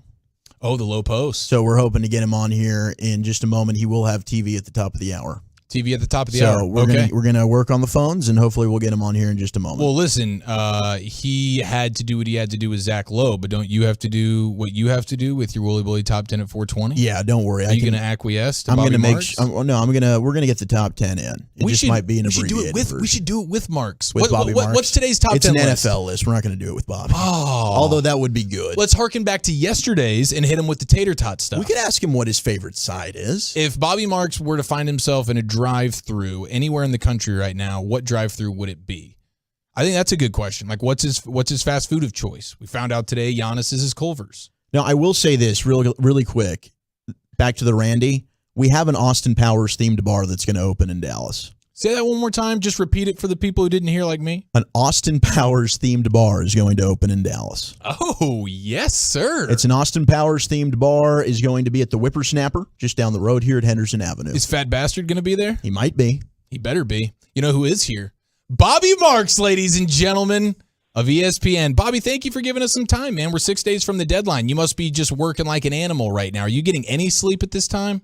You know what? I was in Publix, which is the big shopping, food store down here in Florida, and I was like in like the crumb cake aisle when like all of a sudden all hell broke loose because it had been pretty quiet up until that point here. So yeah, I guess what we thought was going to be a relatively quiet deadline, which is next Thursday, has certainly shaken up some things with this Kyrie Irving news. You were shopping for grocery essentials when you got hit with the Kyrie Irving news. It's amazing. I was thinking, like, do I leave the cart in the aisle and just walk out the store, or do I just pay for it, and do I have enough time to get home in time? It's incredible. Have you had that sandwich, by the way? The chicken tender sandwich. I hear it's incredible. That thing's Publix. legendary. Bobby, can you confirm? I have not. No, I have not. Okay, it comes highly recommended. Next time Bobby Marks finds himself at Publix, he needs to try the chicken tender sando sub sandwich from Publix. We don't have it here in Texas, but apparently it's to die for. I will do that. I will definitely do that. All right, Bobby, thank you so much again for giving us some time. I'm still batting 1,000 now with the guest booking, so I'm feeling really good about this. You saved his rear end, Bobby. You have no idea. Well, I saw you guys calling in. I was doing a podcast with Zach Lowe. Hey, it's all good. An emergency pod, and I saw you call. I was like, I can't answer this call coming in. I know I'm supposed to be on radio. I just can't answer it, and I'm glad it worked out here. No, we're thrilled to have you, but we got to ask you. Obviously, Kyrie and the Mavs. It seems like that's being linked. The Mavs and the Lakers, the two teams. How likely do you think the Mavs are to be involved with this thing? Seriously. Well, I mean, I think it's Yeah, I mean, I think if Dallas is, I don't think a guy like, certainly Spencer Dinwiddie would be involved. But, when you look at what the Mavericks have under contract, outside of Luka and Spencer, is they've got a lot of what we call those sweet spot contracts, right? Guys that making between $10 and $20 million here. So I think for Dallas's perspective, it's, hey, we know Irving's he's going to be a free agent. What do you view him as, right? Do you view him as a rental for the next 4 months? Are you comfortable signing him to a 2 or 3 year contract, for as a free agent here? What number is that? Are you willing to give up draft compensation here? They still owe New York that first, in June. And then from Brooklyn's perspective, are you willing to take back, Tim Hardaway Jr. contract that has money on it? Is there anyone else appealing here? So I think they're linked, just based on what they have potentially to offer. I think it's a matter of, how much Dallas is willing to kind of go in, because, it's a unique situation. I mean, Irving's, hey, he's having an all-star year. He's been healthy when he's been on the court. I mean, that's kind of been the big thing. But as you guys know, I mean, there's a lot that comes with it, right? Like as I said, he's the perfect 1 year max player. He's a perfect 1 year player for your organization here. And the risk comes with what you have to give up, and then what, and what you are comfortable as far as long-term, because there's a track record, right? I mean, you go through his history. The last 4 years in Brooklyn, there's been something every season. I mean, I thought we were, somewhat in the clear after everything that happened in November, because how he's been playing, and then all of a sudden this pops. So I just think, as far as, that Dallas front office has to be comfortable as far as exploring, as far as what the cost is going to be, and what the kind of the future will hold. Bobby, my experience is working in the National Football League in front offices, and when you make these kinds of trades, do you go into with your eyes open as like, hey, I'm only going to do this if I can get an extension, or talk about an extension? Does it work a lot differently in front offices in basketball? Yeah, I mean, it does. I mean, I think that certainly drives the price as far as what you're willing to give up. I mean, Irving's he's in a unique situation because of how the extension rules are in the NBA. If Dallas or another team would acquire him, he can sign, it's like a 2 year, like $77 million extension. That's the maximum, right? If you play out the year, then, they can sign him up to 5 years as a free agent here. So, I mean, after 2 years, $76 million, that's fine with me, right? I mean, I would maybe do that for the next couple years, because because it's a short-term deal. And he has shown to be healthy here. So yeah, I mean, everything kind of comes into play as far as, I think it'll be interesting if Irving gives the Nets a list of teams, and if Brooklyn allows him permission to talk with those teams. I think we don't see that much in the NBA. I mean, I dealt with it when I was in the Nets front office with Carmelo Anthony back in 2011. You don't see that much. And I think that might help a little bit, based on just kind of getting an understanding what he's looking for in the offseason, where his head is. And that may make a deal a little bit easier. Okay, so you were obviously an assistant general manager in your time. You're working NBA front office insider for ESPN right now. You're Nico Harrison. Are you pulling the trigger on a move like this for Kyrie? I would probably do it if it, I would do it for, I probably wouldn't put a pick in there, but, Hardaway Jr., Christian Wood. If you're not comfortable signing Christian Wood long-term at his number, something like that. I'm not putting any of the younger players, whether it be Hardy or Green. I'm not doing Dinwiddie. I'm not doing Finney-Smith. So I think there's an offer out there, but I just don't know if that will be appealing to Brooklyn. Bobby Marks with us on 105.3 The Fan. I think that's the biggest question for Mavs fans. What do they have that is appealing via trade to other teams? Outside of Kyrie, is there any other trade that maybe you're hearing or that you think that the Mavericks could possibly make to try and get more help for Luka? Yeah, I mean, certainly, Bojan Bogdanovic's been linked to a lot of different teams. I just think it's going to cost you probably an unprotected first, and that's probably going to be, 2 years after this Nick's pick is conveyed, and that's rich. I mean, he's under contract after this year for 2 more years. He can certainly help them. That's probably kind of, as I said, that's a little bit high as far as for him. But you're right. I mean, they've got a nice group of rotational players, right? Like there's not Porzingis last year was different because I guess you can call him as a blue chip prospect based on his upside if healthy. I liked what they did, and you split that up into a bunch of different players here. But Ken, an expiring, Dwight Powell, guys like that, Hardaway, as I said, got years left.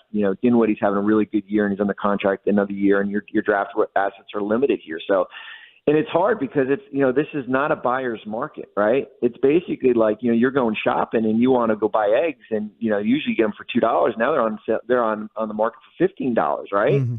So do you want to pay $15 for a carton of eggs? Like, that's the hard thing, because there's just not many sellers out there, teams that are looking to, and if there are, they're basically kind of driving the price up. Bobby, when you were making those calls and working your phones for the trades and stuff like that, if you had a guy that's a first-time general manager, how do you deal with first-time general managers with Nico and that? I mean, are you taking these calls because his team, the guys? I mean, you're looking at all his information. Your scouts are giving you reports and all that stuff. How do you deal with a first-time general manager? Oh, I mean, I think you're taking calls on all, from all, whatever 29 other teams here. I mean, we dealt with it, and it was interesting. We during Carmelo, there was a new GM in Denver, and his name was Masai Ujiri, right? First time at it. And, man, he was tough as nails. I mean, he was so tough during it here. So I don't think it matters if you've been in the league a year, 2 years, 20 years here. I think if you've got some substance to you, and I know Nico does, I think there's kind of a principle as far as kind of what you're willing to do as far as, in a deal here, and what you're willing to kind of do long-term here. And, yeah, I mean, you've got Luka under contract for the next, 4 years here, but I do think there's a little bit of a, certainly sense of urgency. But is this the guy that you're willing to kind of give up a lot for, or is there another guy that's going to come about this summer? And that's the hard thing to try to kind of sift through. Bobby, appreciate you, man. Thank you so much. I know it's been a hectic day for you today, but hopefully we can visit with you again down the line. Love your insight. Appreciate it. Thanks, guys. There he goes. Bobby Marks, our front office insider, courtesy of ESPN, with us here on the Diamond Factory Hotline. All right, we got the Wooly Bully Top 10 coming up on the other side. I got the best plays in Super Bowl history. What do you think is the best play? 877-881-1053. We'll do that next on The Fan. Listen.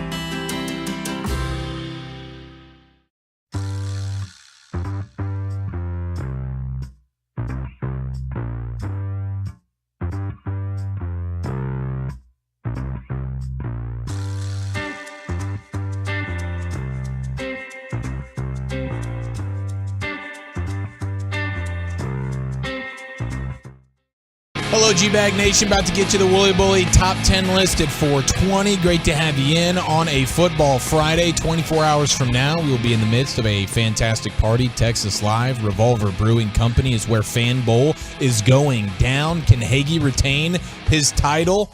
I don't know. We'll find out, but I can't wait for the roundtables and all the fellowship and partying with the Tolos all afternoon long tomorrow, starting at officially 2 o'clock, but we'll be live with Medford and Will Chambers and from 9 to 1, and then the roundtables take over and the party ensues. So cannot wait to see you, Texas Live, Revolver Brewing tomorrow, Fan Bowl 2023, NFL News of the Day in 12 minutes. But right now, we get the Wooly Bully List of the Day.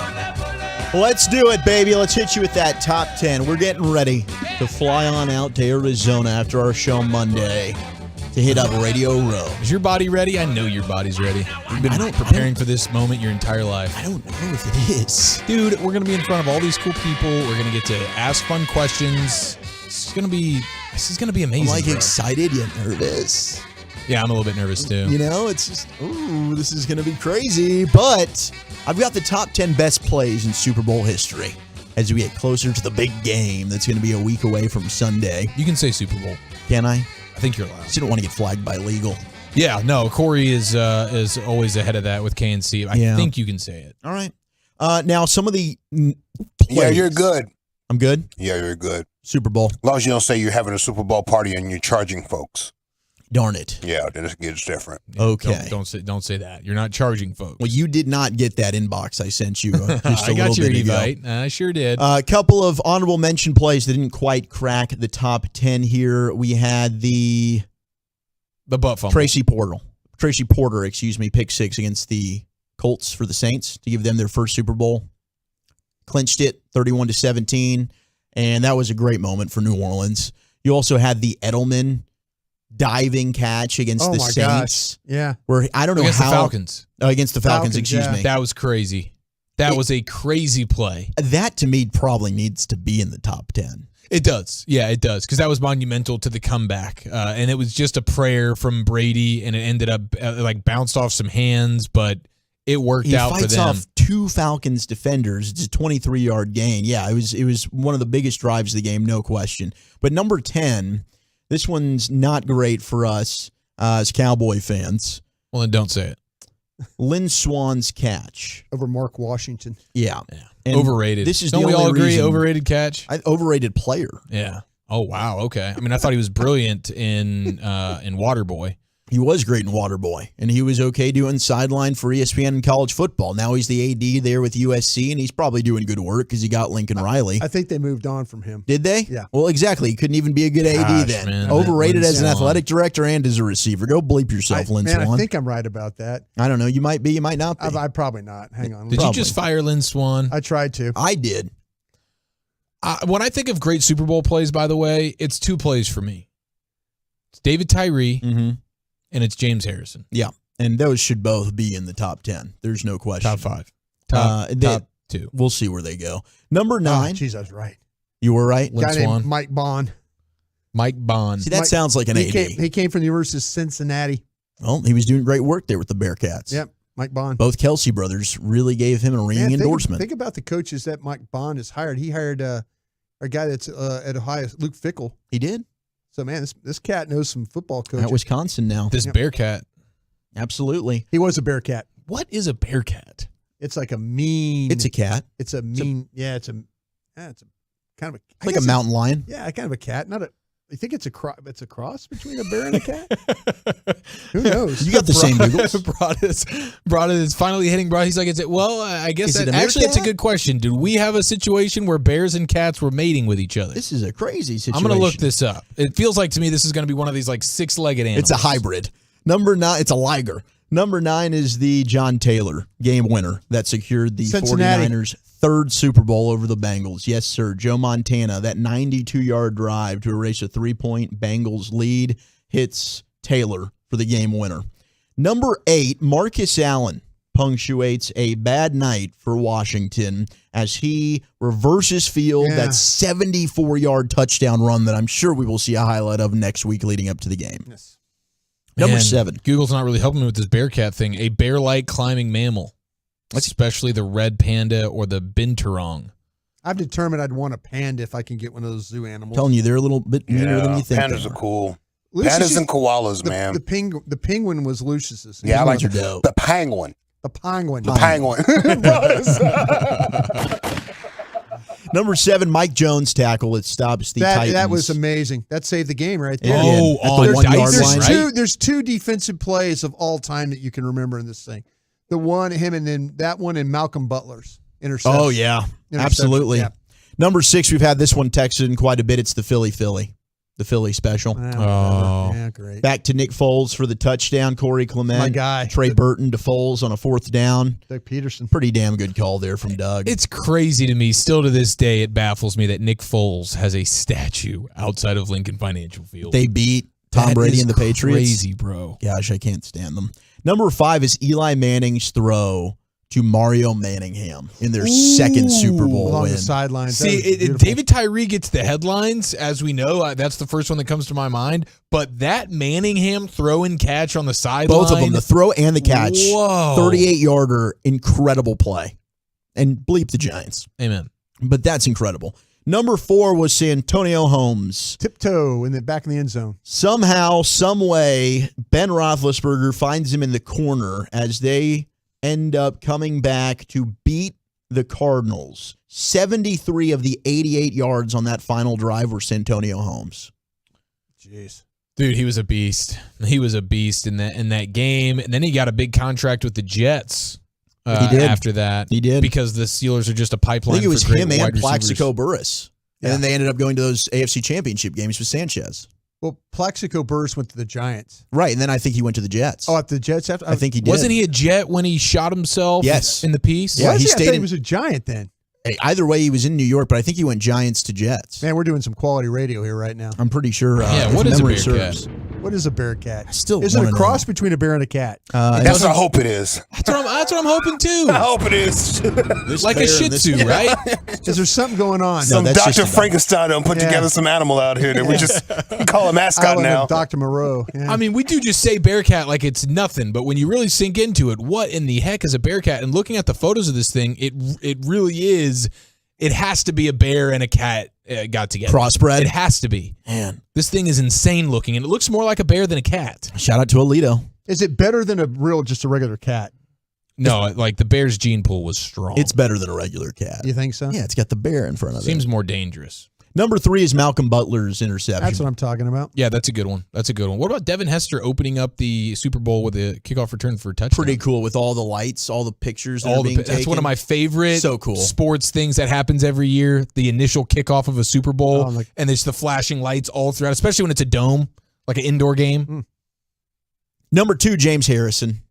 Yes, The dude. interception, 100-yard return. You've got Larry Fitzgerald basically running through the sideline to try and catch him. Think about that. Okay, you had 2 of the plays in the top 10 were the tiptoe catch in the end zone and then that play. Same game.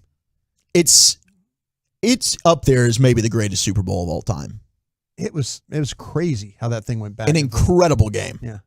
And performances. I mean, Kurt Warner's performance in that game was fantastic. And Larry Fitzgerald. Larry his whole playoff run, that's the greatest individual postseason run I've ever seen. Larry Fitzgerald's performance just on this James Harrison play where he attempted the tackle and he had to bob and weave throughout the sidelines. I thought he was going to get him almost, but not quite. That was such a legendary play. But number 1, the greatest Super Bowl play of all time. Helmet catch. It is the helmet catch.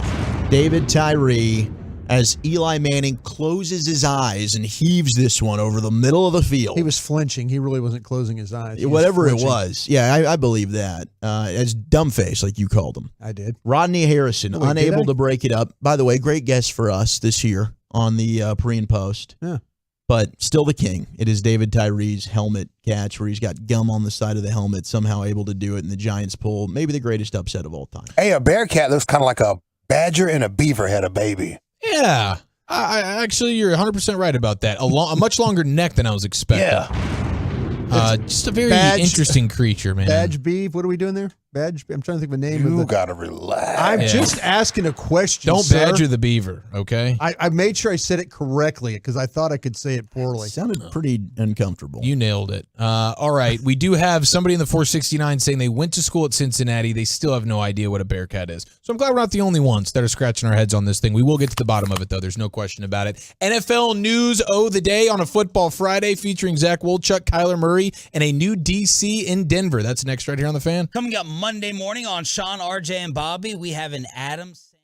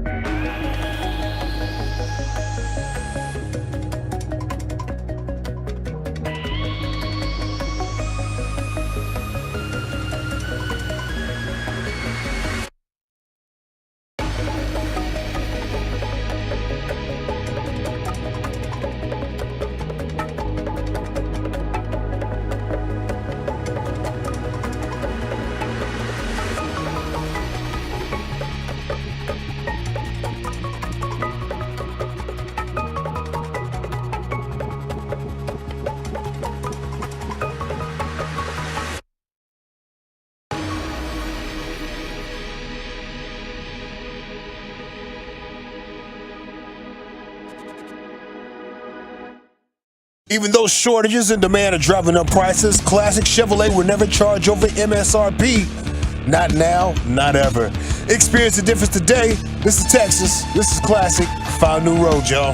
Thanks, LA. Got the Fan Bowl bracket fresh off the press. I'll reveal that for you at the top of the hour. We got some NFL news of the day right here, right now. Derek Carr has been given permission to talk to other teams by the Raiders of Vegas. Yeah, the Raiders are desperate to trade him. They don't want to have to.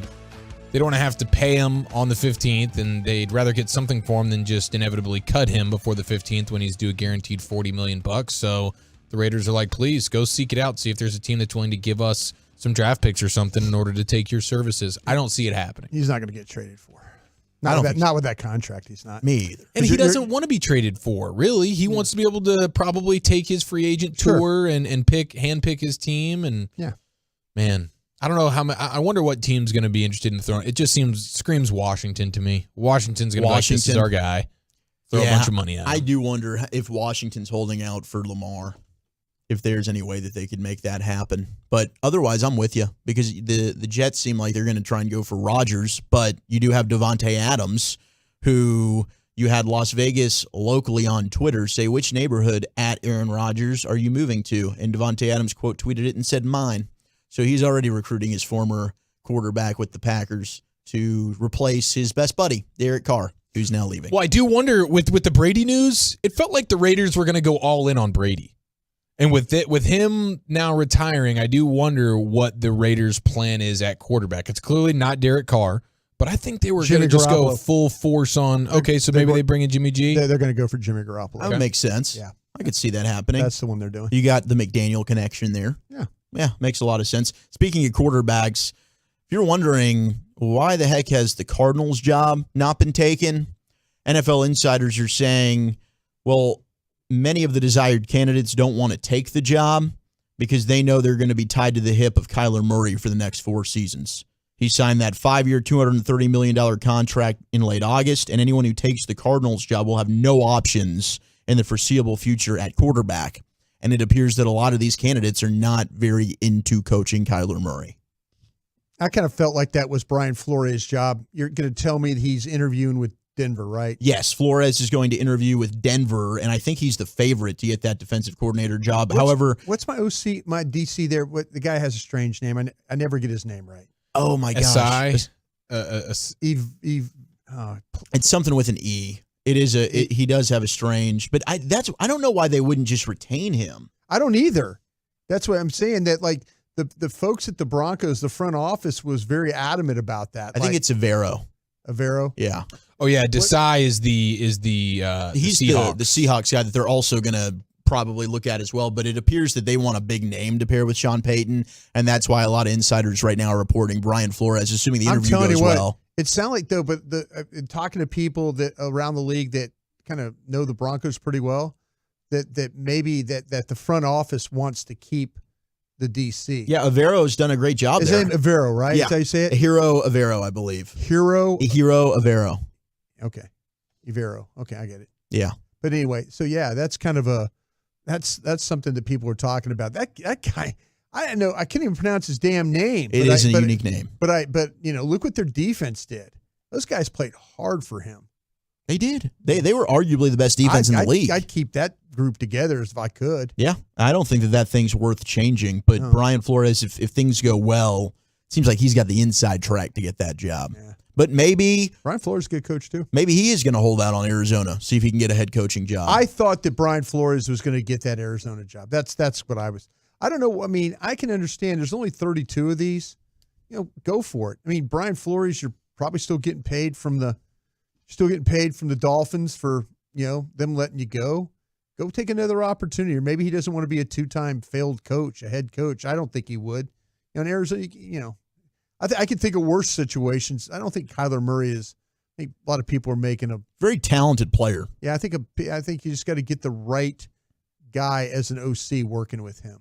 We talked yesterday about Joe Mixon and the charges before we got off the air. Yeah, got dropped, huh? Yeah, the misdemeanor menacing charge against Joe Mixon from the Bengals. It's been dismissed earlier today. Now, it could be refiled later, but as of right now, those charges have been dropped. So Joe Mixon in the clear. Speaking of Joe Burrow, though, his teammate, Zach Taylor said they're going to start contract negotiations with him for a new deal. He's going to break the bank. Yeah. So if you're another team that's trying to lock up a quarterback, you might want to get that done before Cincinnati has to get their deal done with Joe Burrow, because that guy's about to reset the market. The Chargers with Herbert, I think, and then Baltimore with Lamar. It's really interesting because the Bengals are a team, their only business, the owner's business, is the NFL. And now they're billionaires because of it. Their team's worth billions.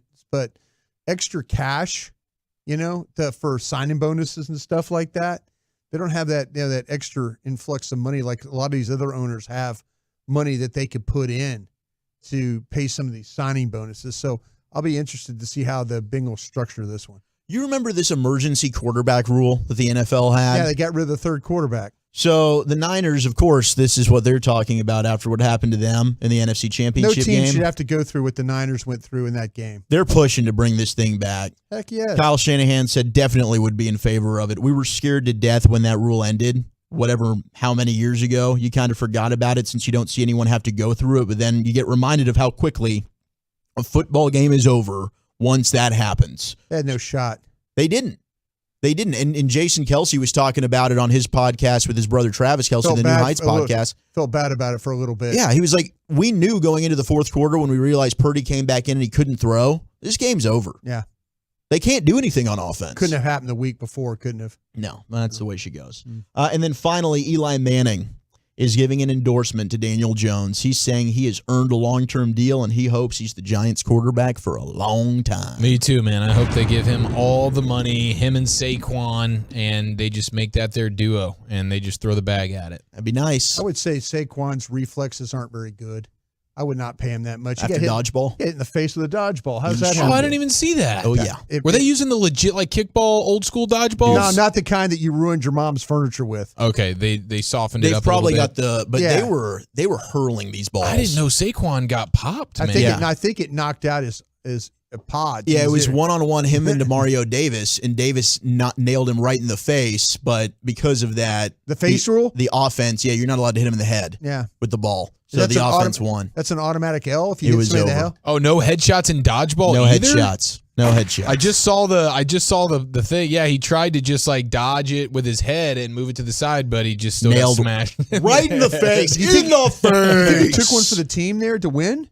He might have. Do you think he knew those rules? No, I don't think he did. I think that was he did. totally He turned incidental. around and he was kind of complaining a little bit like, whoa, hey, he was pointing to his face.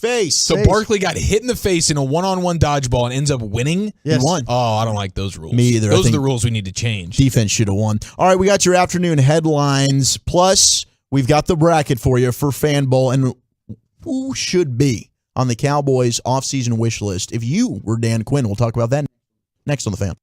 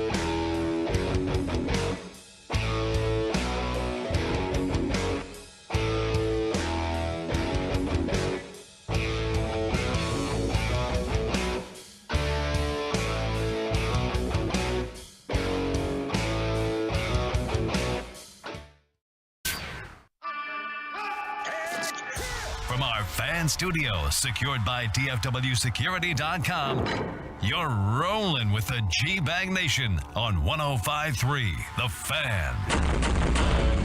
The Fan Bowl bracket is out. I'm going to unveil it for you. Who is facing who as we get ready for Fan Bowl 2023 tomorrow? We're going to handicap this thing? Brewing. I'm going to handicap You this want to play thing. the bracket out and see how it goes? Goodness. We can. You want to play it I'm out? down.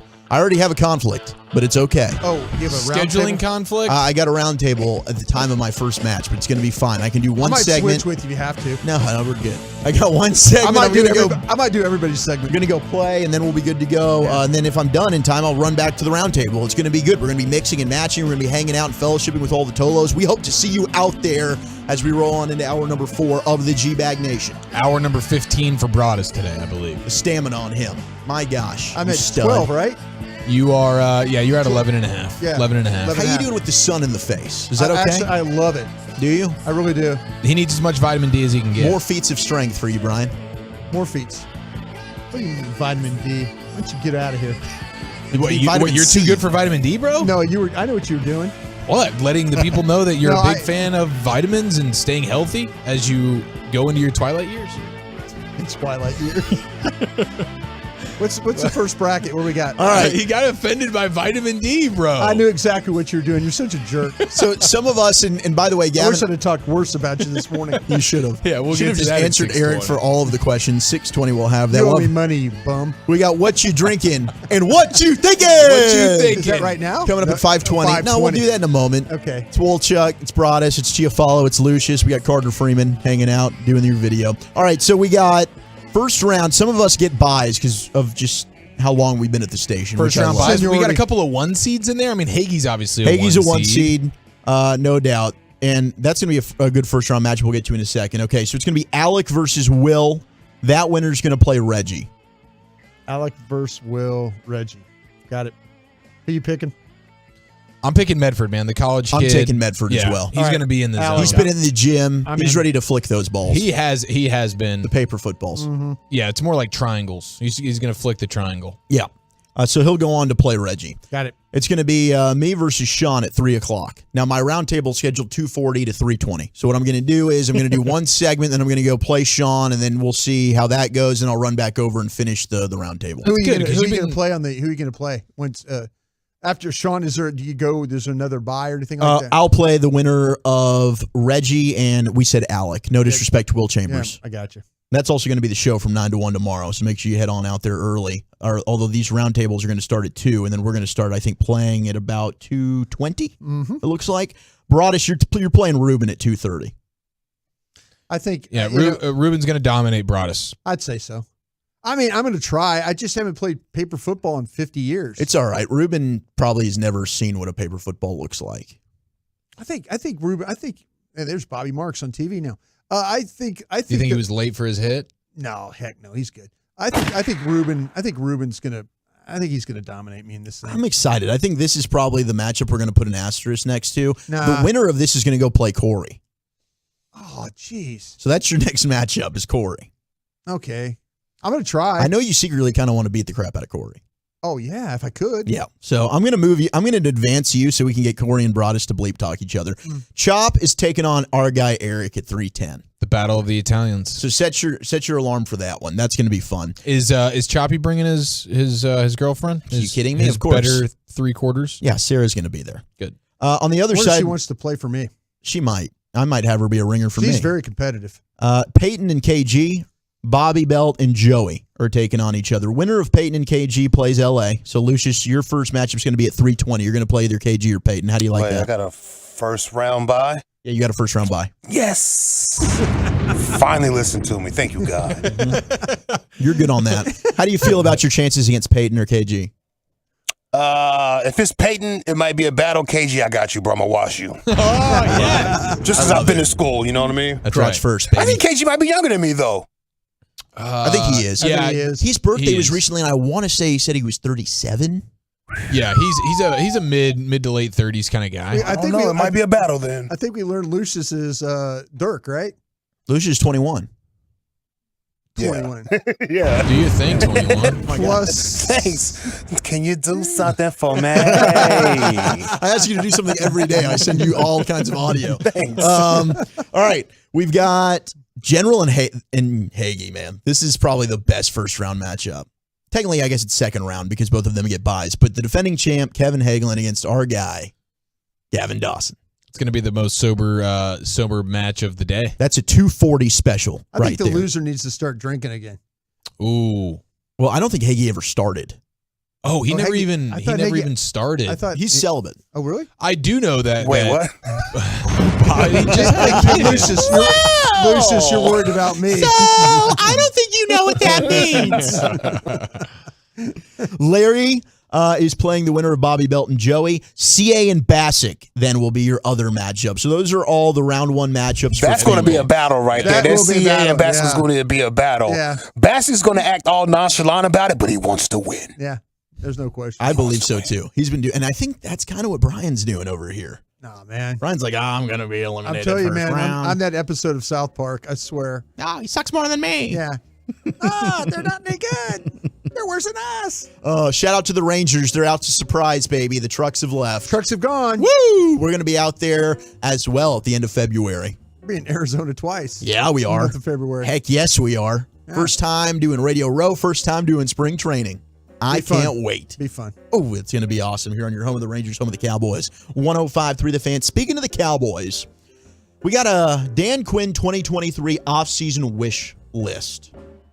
Let's see what you guys think about this. Number one on the wish list, courtesy of Blogging the Boys, defensive tackle. I feel like this is always on the Cowboys wish A 1 list. or a 3? They are saying free agent Deron Payne. Okay, so they're really kind of saying a 1. A 1.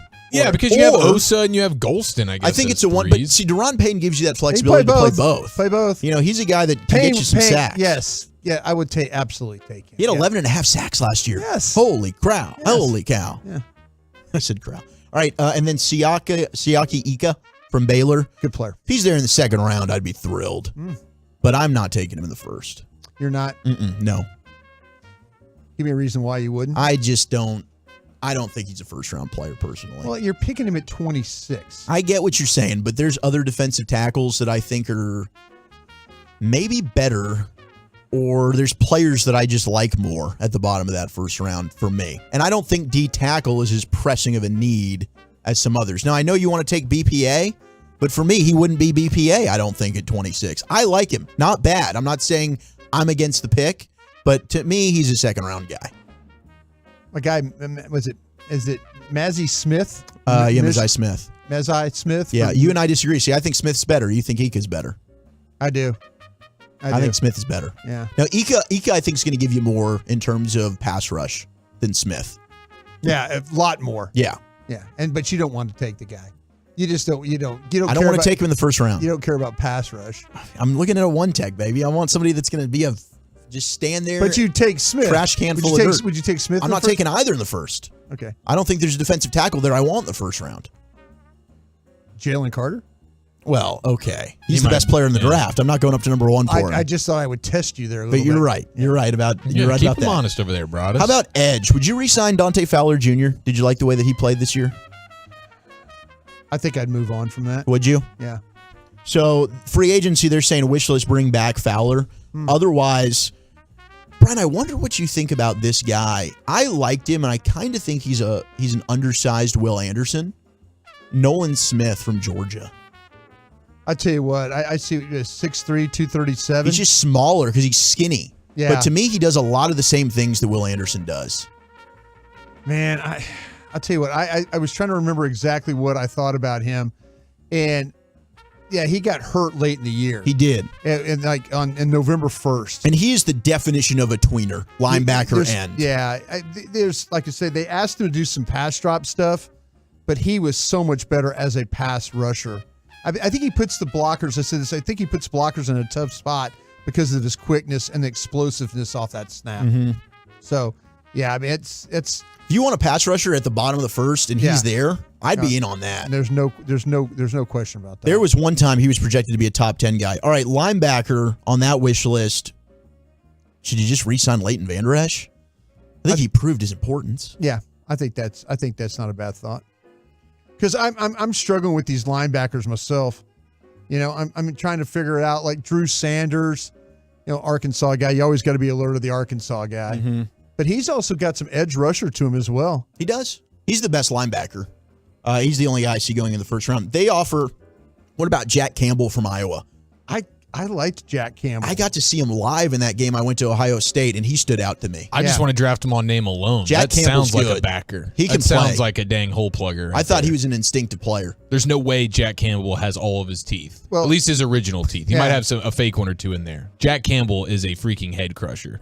I've never seen him play. It sounded like a spy novel. But I know Jack for a fact Campbell. this dude It's like Jack Reacher. Don't come over the middle on old Jack Campbell because he's here to take your face off. Something needs to be checked on Jack Campbell, though.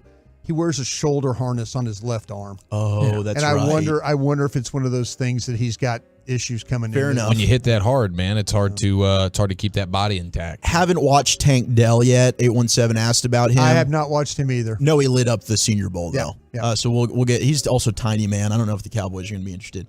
Cornerback Patrick Peterson. When we watched Minnesota, you were prepping for that game. Yeah. You said you can take advantage of Patrick Peterson. You think he's just old now? I think he needs to keep working on his podcast.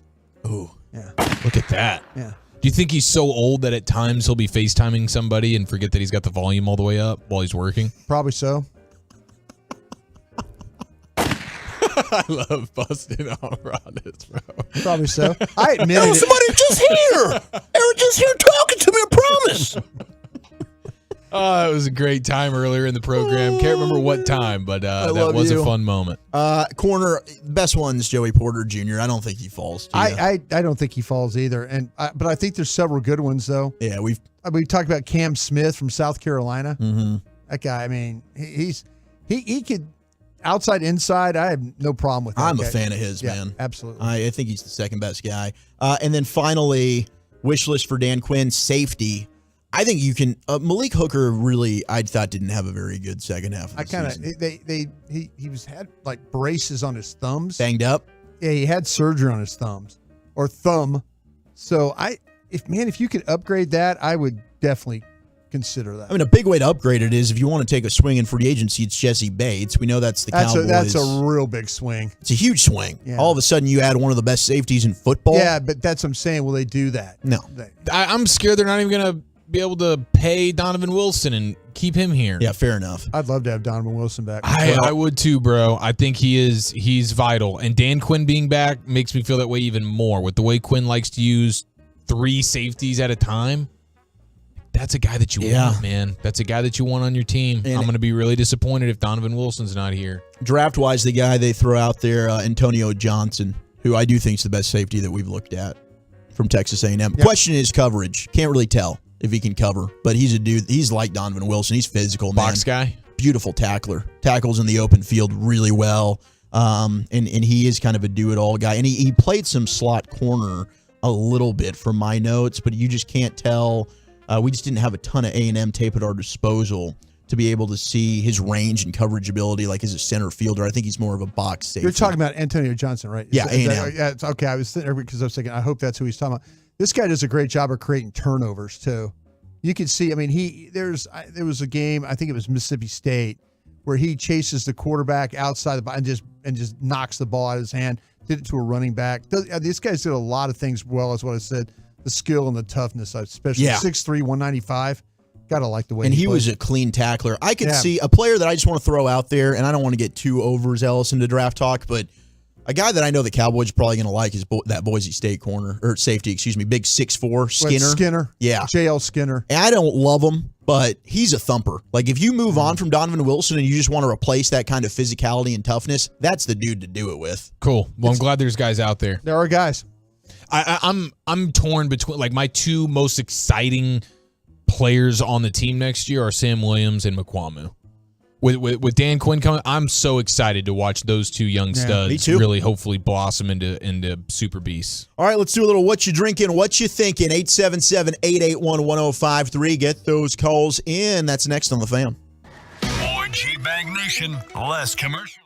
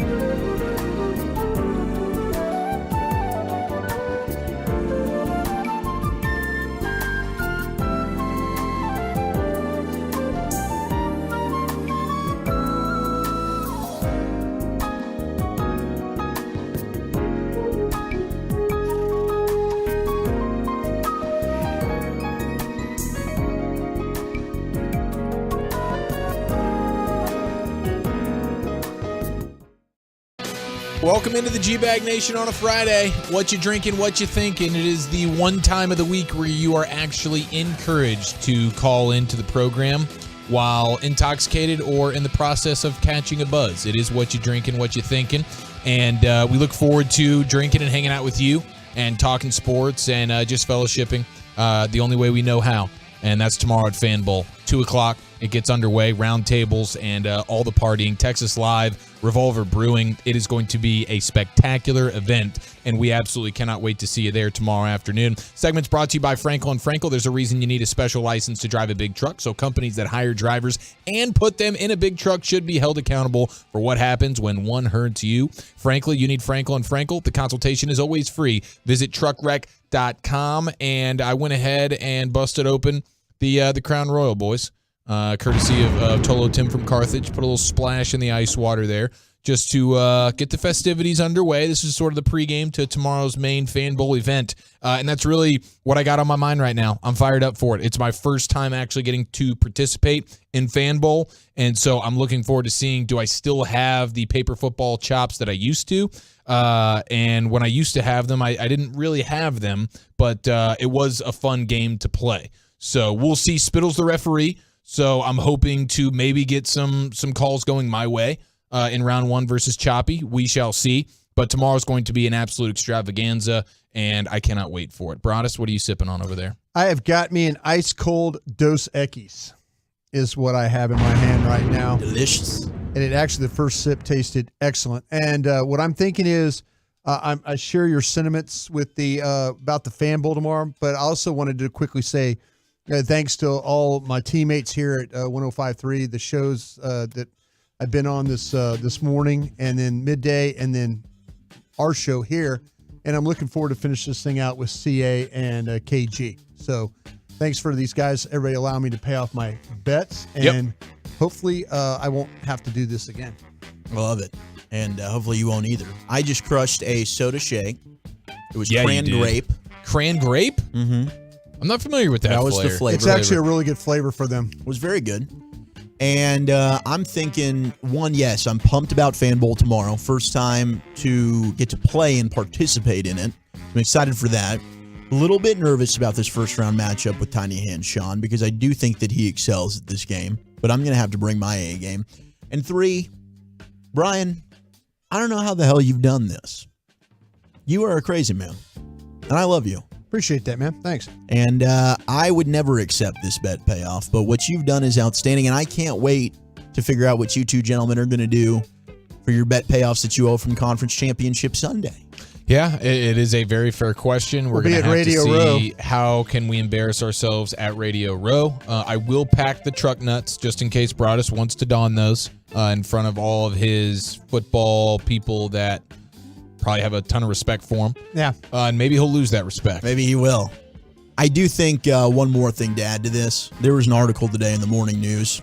Would cutting ties with Ezekiel Elliott have an Amari Cooper-like effect on the Cowboys? And what they're referencing is the fact that Jerry still stands by the Amari move was smart because they were able to bring in 4 other players for the price of Amari, which essentially was like Fowler. They made the trade for Hankins. They signed Anthony Barr. You got to move on from Zeke. You have to. The money doesn't make any sense. He can go ahead and restructure if he wants, but it's nothing against the individual. He gave us a great interview. I enjoyed talking with him and interacting. I think Zeke's a great dude. He's had a great career, but I don't see it anymore. The running back is a youthful young man's game. And I don't see why you'd keep a short yardage back on your team just for the sake of doing it because he's a good locker room guy. Yeah. Spare me with that reasoning. The problem with Zeke is even if the first down marker's 10 yards away, he's still a short yardage back. You know, it's just no matter what, he's giving you a solid 2 yards. It could be 2nd and 10 or it could be 2nd and inches. 2 yards are guaranteed. Unfortunately, that's all you're really guaranteed at this point. So it'll be interesting to see how that plays out. I'm expecting Zeke to not be here. But, man, crazier things have happened. That is for sure. Let's head into the Pimp Cup for Lucius Alexander. My friend, what you drinking? Alkaline water. Hello. Trying to finish that gallon before I get out of here. Thinking about the Chris Jackson, Abdul Rauf documentaries dropping tonight on Showtime. I was with him at LSU. That boy can shoot. That man can shoot. I'll tell you what. Steph Curry before Steph Curry. Are you serious? Oh, I'm not That familiar man- with his that- game. Oh my God. Let me tell you this at LSU. It was inbounds pass to him, 2 dribbles, and shot, and usually going in. He's just a bucket. Oh, God. So what From happened to him? anywhere. What was his thing? then? Kaepernick. Yeah. He was Kaepernick before Kaepernick and Steph before Steph. Yeah. Wow. Oh, wow. Yeah, America Okay. ain't ready to look in the mirror. You know what I mean? And this is on Showtime. It's on Showtime. Yeah. Sweet. And I'm going to watch Bomani Jones tonight. HBO, second season. It's been pretty good so Guy's a far. player. Yeah. And The Menu. I got to finish up The Menu because Yeah. my ass keeps falling asleep. Okay, so Again? that's a movie. Yeah, it's a menu. Yeah, a movie. It's a And, menu. and it's it seems worth watching though you keep falling asleep. Okay. I get too full. It's too dark in there. Yeah. And nobody wakes me up. Like, they see me nodding. It's like, oh, Dad, sleep. Just let him sleep. No, wake me up, fool. Help me out. The movie's on for a reason, man. I'm trying to watch trying it. to watch such this a, thing. It's such a creepy movie, though. It really kind of It's eerie. creepy. Like you kind of like, it's kind of cringy a little bit. Ralph Fiennes is fantastic as always.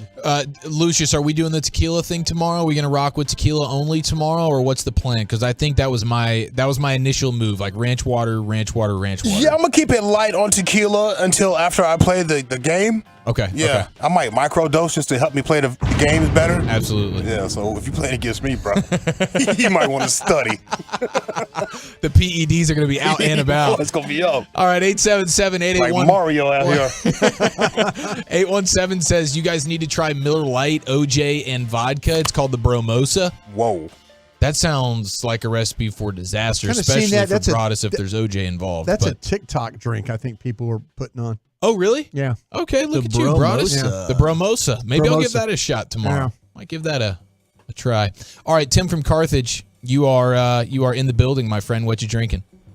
Hey, Eric. Hey, Zach. Brian. How's everybody doing? I hope you're doing well. Great. Happy that you made it through the ice storm okay. Drinking a little bit of leftover Crown Royal myself today, Eric. And wanted to answer a question for you guys because y'all asked what a Bearcat is, and I'm a graduate of Sam Houston State University. Oh, that's right. Any Aggie would tell you that a Bearcat is someone they beat the snot out of every year at the first game of the season. So I got two things to ask you guys to do. Yeah. The first thing is, Brian, please don't forget the 105.3 the fan autograph ball, because I know Rally House is going to be sending you some legends your way. Out in Arizona. Are you going to be And at Eric, Are you going to be at the deal Go tomorrow? ahead. Are you going to be at the deal tomorrow? No, I can't. I got. Oh no, some I'm going to family mail it. business. Yeah, absolutely. I'm going to mail this ball to you.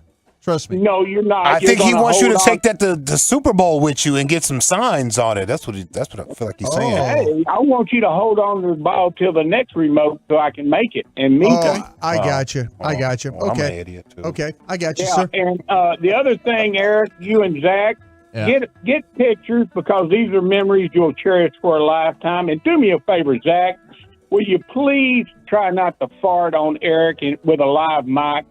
I love you guys and have fun. Thank you, Tim. Love you, Tim. I appreciate that. Just because you asked so nicely, I'll do my best not to do that. I'm trying to get better about it. You will not do. Yeah. Well, he said try. Try. Yeah, he didn't even, he just give it a shot, man. Let's just see some effort out of you, bro. We're not even worried about the results. Yeah, because me and Walchuk are sharing a room together. I think we're the only two that are sharing a room for the Super Bowl. So he might smoke me out of the room the same way he smokes us out of the studio from time to time. Hey, Oxnard wasn't that biggie, was it? Honestly, I can't remember. I had to deal with all your hair in the bathroom. Yeah, touche. Fair enough. You Good know? call. I call truth. Yeah, how many toilets and stuff you done clogged up? Well, not toilets. I get the shower drain. Yeah.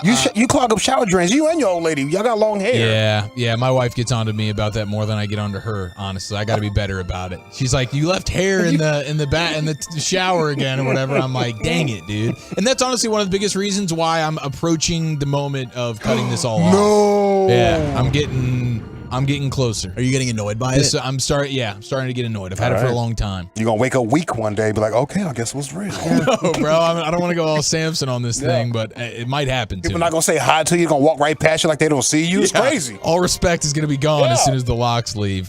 All right, speaking of long locks, let's head out to Quinlan, where Kenny is residing. Kenny, what you drinking, my brother? What up? What up? Right now, we're rehabbing out here in Keller, Texas, at my son's house from hip replacement surgery, and I'm drinking peach mango flavored water, and I'm looking forward in a few weeks to that shot of rock and roll tequila. There you go. Amen, bro. And this is show number 108, and buddy, let me tell you, life is great. Oh, yeah. I want to give a shout out to Miss Tamara, Mama and Papa Bear brought us. Thank you. Shout out to my granddaughter Cadence, and to my hockey playing grandson Landon, who played in Omaha, Nebraska, won their tournament, beating team number 3 in the country for the championship last weekend. And Landon this weekend is playing in Odessa, and baby Maxon is playing in Buffalo, New York, tournament this weekend. Good luck to him. Not a baby. Yeah. And I want to give a shout out to, also I want to tell you I'm burning up this walker out here too. So we're working on that. Nice. Shout out to Danny Cartridge, Mr. Nasty, Mr. Mooney, Polo and Garland, and my friend Rodeo Ron. And gentlemen, I have a question for you. Who is the youngest player in the NFL to be enshrined into the Hall of Fame? It's a very good question. And I do not know. I don't believe I know the answer to that. Terrell Davis? Gale Sayers, 34 years old. 34, wow. Gale Sayers. Jim Brown, number 2 at 35. Okay. And at 36 is Dick Butkus, Earl Campbell, and Barry Sanders. And also, Gale Sayers is known to be one of the first players, along with Brian Piccolo, to be the first black and white players to be roommates in the NFL. Great movie, Brian's song. Outstanding, Kenny. Thank you for the education today. That's beautiful stuff. Look at Kenny, man. Even without his rock and roll tequila, still bringing that fastball. Hey, Rodeo Ron. Rodeo Ron. Oh, 214 texting, and this is Natty Daddy from Twitch. He's drinking a Coke and vodka, thinking Broadus is a freaking monster for his bet payoff. Also wants to shout out all the Twolos. Heck yeah. Yeah, the Twolos are legendary. We absolutely know that. I'm sure there's a bunch of drinking and thinking going on right there. Actually, I do see some Dos Equis making an appearance in the Twolo chat. So cheers to that, Broadus, who is also consuming the lovely, tasty Dos Equis. Here we go. Polo. We got Polo. What you drinking, baby? I'm drinking some Tropical Punch Kool-Aid today. My girl just made me a little burger and some fries, homemade burger and fries. Ain't nothing like it in the world. Amen. Broadus, I asked you a question last week, Broadus, but Gavin cut you off. What's up with this Rooney Rule, man? I mean, why would Jerry Jones interview this dude from Carolina, knowing that everybody built like the country, McCarthy, but it's going to call the plays for like a West Coast offense, which we don't have players for, because Tony Pollard, even though he's hurt, is built like Deebo Samuel. He don't catch the ball like him or run the ball like him, but he's the only person on our team that's built like a West Coast wide receiver, the way he can take them punishment going through that hole, getting hit by them safeties and linebackers. Another thing, Nico Harrison, dog, you better not ever trade for Kyrie Irving. Try to go get Rozier from Charlotte, because Kyrie Irving crazy, y'all. Don't get me wrong, he got his opinions, he do his thing, but it's crazy. But what you got to say about this Rooney Rule, man? It makes no doggone sense. Bye. All right. Bye, Polo. Congrats on the cheeseburger, by the way. I assume it was a calling cheeseburger. people crazy now. Yeah, calling people crazy on the air. The thing with the Rooney Rule is that, to me, it's lies. It is lies. It is. It really is lies. 100%. It really is lies. And the sad thing about it is that they thought that they were putting in to help, and they're really not helping with it. That's the thing. I'll tell you what doesn't help. It really doesn't help. I applaud that the Houston Texans have hired as many black coaches as they've have, head coaches. I don't feel like you're helping the situation by firing them after 1 year. I don't think that helps the situation. Don't disagree with that. Yeah. I mean, you can hire, but, give these guys a chance. And if you're not going to give them a chance, we'll figure something else out. But I don't think it's doing the black coaches or anybody any good to get hired and then get fired as quickly as they were. Yeah, and D'Amico Ryans, I imagine that the one and done as a head coach in Houston, I imagine that's the will last change of it now. in Houston. Yeah. Yeah, it should be. And if it's not, we got a problem. Yeah. All right, Joe, welcome in. What you drinking? I'm drinking Chick-fil-A sweet tea because I'm still working. Congratulations. So am I. Delicious tea. It's good. I'm headed to Will's Point out there Kenny's area. Okay. What I'm thinking is a couple of things. Number one, what the hell was the deal with the Mavericks last night? Leading by 30 points at the halftime and then just barely winning. That's the kind of stuff that drives me crazy about the Mavericks. And the Dallas Cowboys kind of every year they do this the same way for the last 27 years. So that's another story. I kind of like the moves that they've made, most of them anyway, so far. I don't necessarily think that they should cut Zeke, but they should definitely redo his contract because he's not worth what he's getting paid. And then they need to get rid of some of these receivers that they keep holding on to. Thank you, Joe. I think we get where you're going with that one there.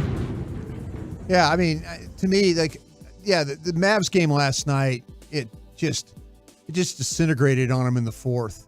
Oh, and Luka got hurt. But if you watch the Mavs all year, that's the Mavs. Mm-hmm. They find ways to make the game very interesting in the end when they shouldn't have to make it interesting at the end. We talk about basketball IQs, rotations. Are they missing pick and roll stuff? Defensive lapses. Teams get back in the game. That's a tough way to live. Sure is. And when you have Tim Hardaway Jr. that's bricking left and right. When you got Dinwiddie was bricking last night. I was going to say too. you got 2 or 3 guys in your starting 5 that are going like 3 of 18 on you. That's gonna hurt. But when your whole offense is Luka and then Luka goes down and then Dinwiddie has to become your Luka, that's an unfair ask. Then you're going to get out rebounded by a million, and it's the rare win that feels like a loss. Thank goodness for Josh Green. Thank goodness for Josh Green. Amen to that. All right, Ryan. Shout out to Window Nation for this segment too, by the way. Yes, you took the words right out of my mouth there, Lucius. Let's go to Ryan. Ryan, what you drinking, baby? Hey, dudes, I'm drinking some water right now. Do have a fatty of Copenhagen in, though, as I travel down the way here. But really thinking about a few things. First of all, Broadus, you crushed it today. Thank you. Listening to you this morning. It was awesome. I think we're all a little bit better sports fans, a little bit more sports knowledge because of it. Thank you. Follow. Yes, sir. I am a dad of 3 girls, so I feel you. Embrace it. It's the greatest blessing on earth. Power to the girl dads of the world. And lastly, wanted to call on this last week, but really, the NFC Championship game was kind of the worst possible scenario in my opinion. It's literally the 2 worst fan bases in the NFL. They really are. And after hearing some of the garbage that they sent out, at least the 49ers fans sent out to some of y'all, I was happy to see them lose. Couldn't stand the fact that it was the Eagles fans. But, hopefully my fellow Red Raider, Patrick Mahomes, is going to end their season. And I think the horse manure in Philadelphia is safe because of that. So, yeah.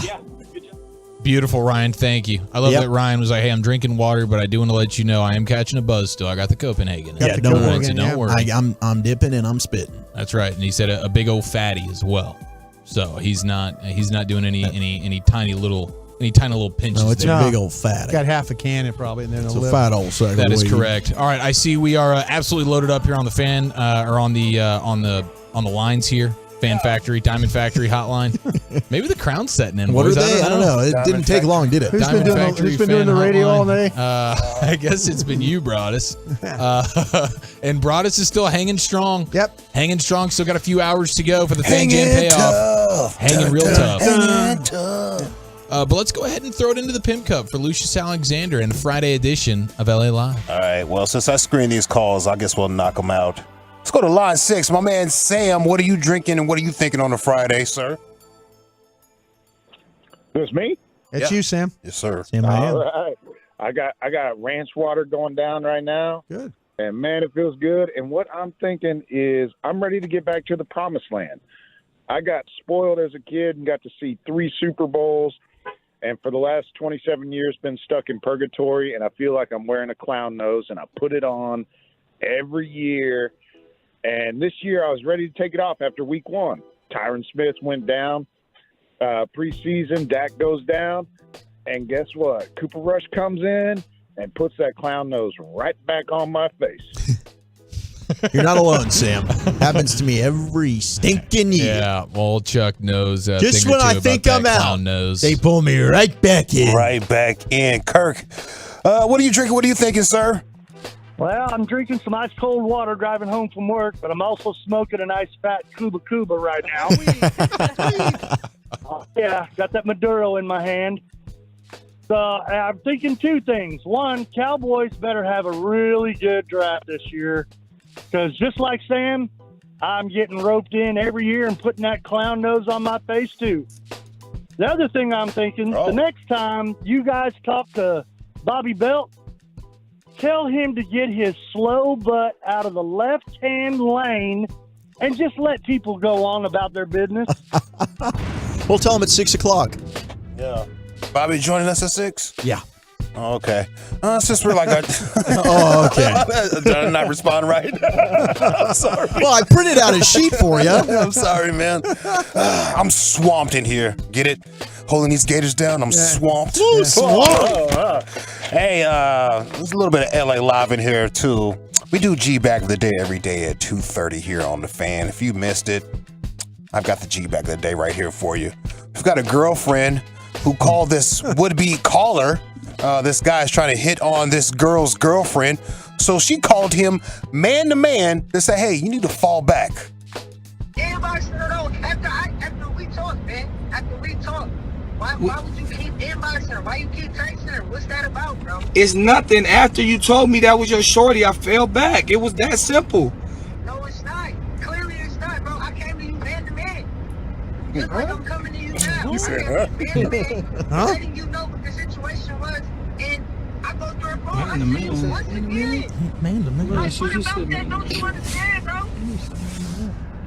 Man to man. Hey, man, look at me when I'm talking to you, man. Man, listen to this. I respect y'all relationship, and I'm going to leave it at that. The whole thing was, when I seen her, I didn't know she was with you. She don't even mess with dudes, so what you pressing her for, man? What do you mean? She had a dress on. You said you talking to me man to man, now I'm confused. You're being funny, bro. You're being funny, bro. Yeah. Hilarious. That is pretty special stuff. Hilarious. Hilarious. Rodeo Ron, you're in the G-Bag Nation. What are you drinking? What are you thinking, sir? Ooh, we're going to make this short, sweet, and simple, baby. I'm drinking that Jim Beam with a little splash of Dr. Pepper. And always remember, if you're not hanging out with Rodeo Ron in the G-Bag Nation, where the F you at, baby? Yeah, Ron. Amen, Ron. Good call, baby. That's it? I think that, yeah, Hey, short and sweet, that's what I'm bro. talking about, Ron. Ron got it in. said it. Man. Ron's got He party said it. plans. He Ron. said it. Got in it. Place to be.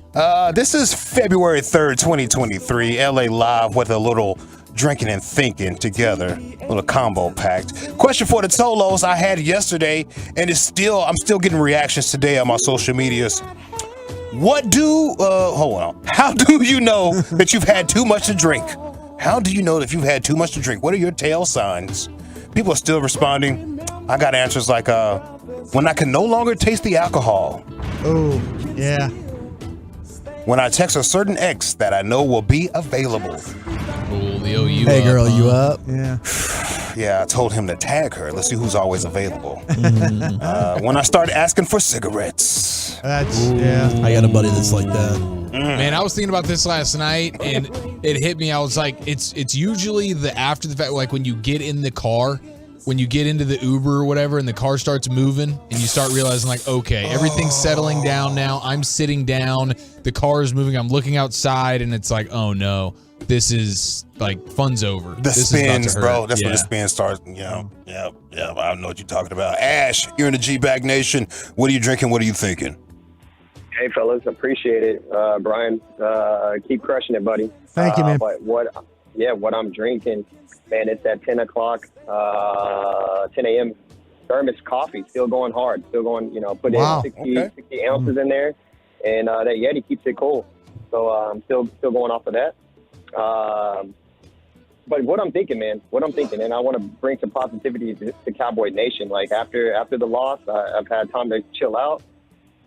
And I'm not, and I'm optimistic. I'm thinking about looking at the NFC as a whole. Like, can we really truly name 4 quarterbacks that are better than Dak in the NFC? I think we're just positioned to continue to at least toy around with the idea of the playoffs, because the NFC East, of course, you're not going to be better than Hurts. That's a given. But who knows what's going to be at the quarterback position for San Fran?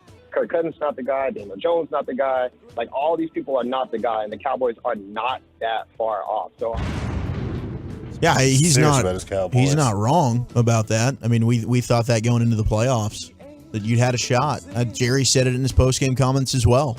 We thought with Dak being the guy He that was sick. we had an opportunity to make a deep run.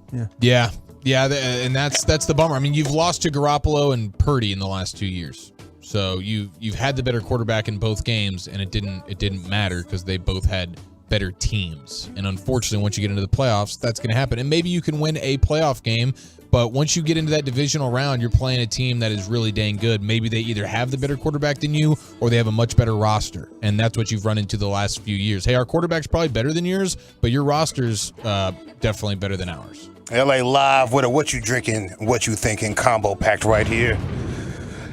Question for the Tolos is still moving. How do you know that you've had too much to drink? What are your tail signs? Someone usually informs me. Oh, you've had too much. Hey, you've had a little too much. Time to settle down. Hey, we're cutting you off, You need sir. to pay your tab. Yeah. Why don't you When get my a lip burger? gets numb. Ooh. Numb lips. Yeah, that's really good. It's when you like had that first cigarette after a drink. That lip getting on. Oh boy. Oh man, I miss it. Yeah, me too. When cocaine starts to sound like a good idea. Yeah, you're drunk, though. You need to go home. You need to go home. And weed is not the gateway drug. Alcohol is. I'm gonna put a bomb on that one. Ooh, Yeah, I'll fair support enough that. on that. If you like your kids, if you let your kids play with your phones, while you're doing other things, kids love the phone. They know how to do all types of things on the phone. But be careful. There was a Michigan kid. He was 6 years old.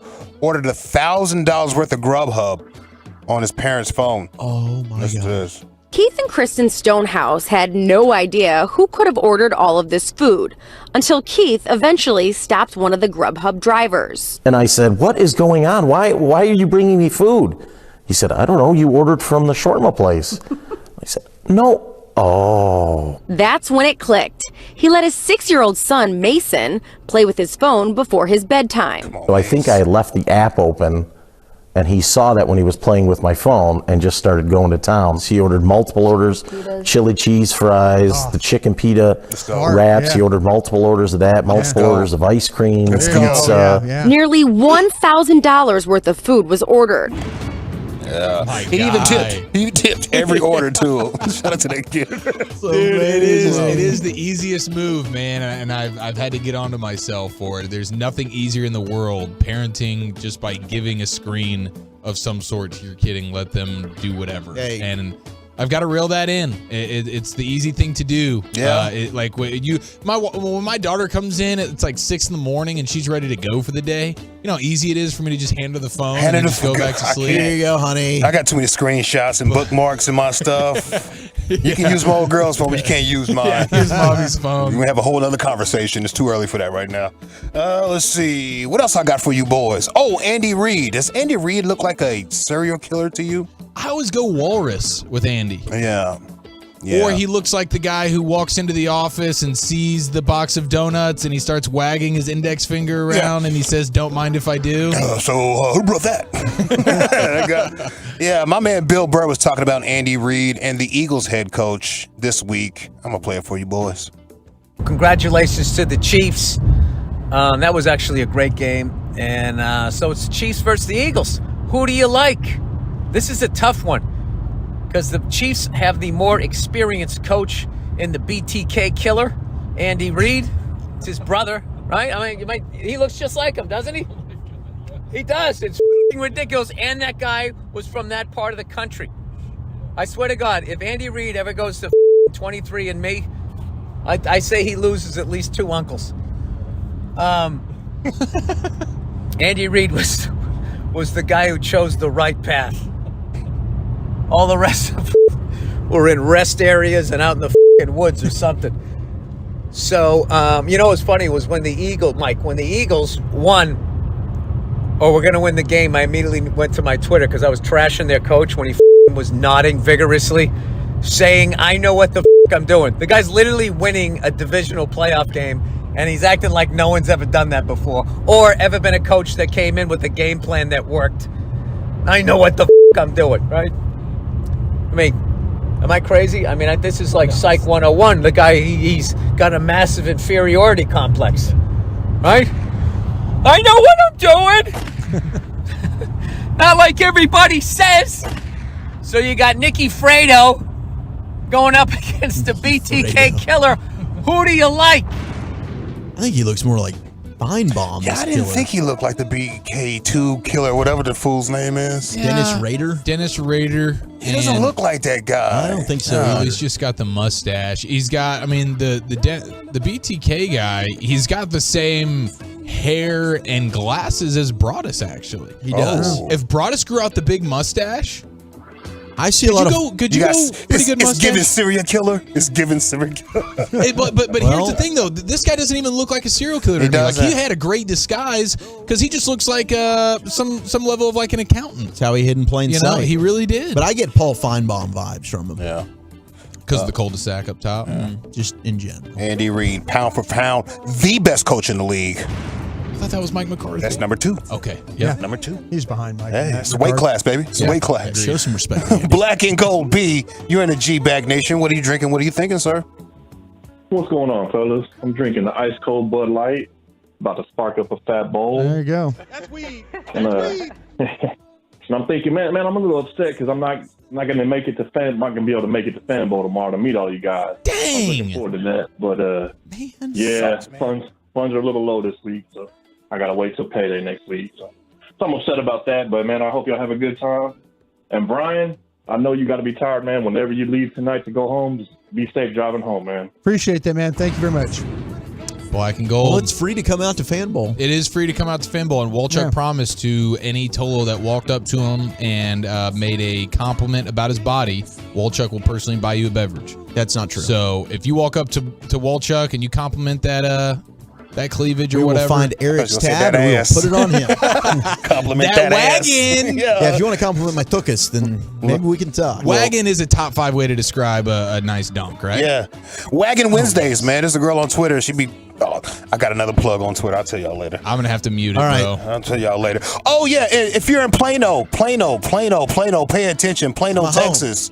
There is not a brothel out there that you keep. I know you fellas keep hitting up this house thinking it's a brothel. It's not a brothel. You're probably being trolled or have the wrong address. Let's go to Inside Edition Trash TV for the report. Stranger after stranger, one after another. Why are they walking up to a nice lady's home and ringing the doorbell?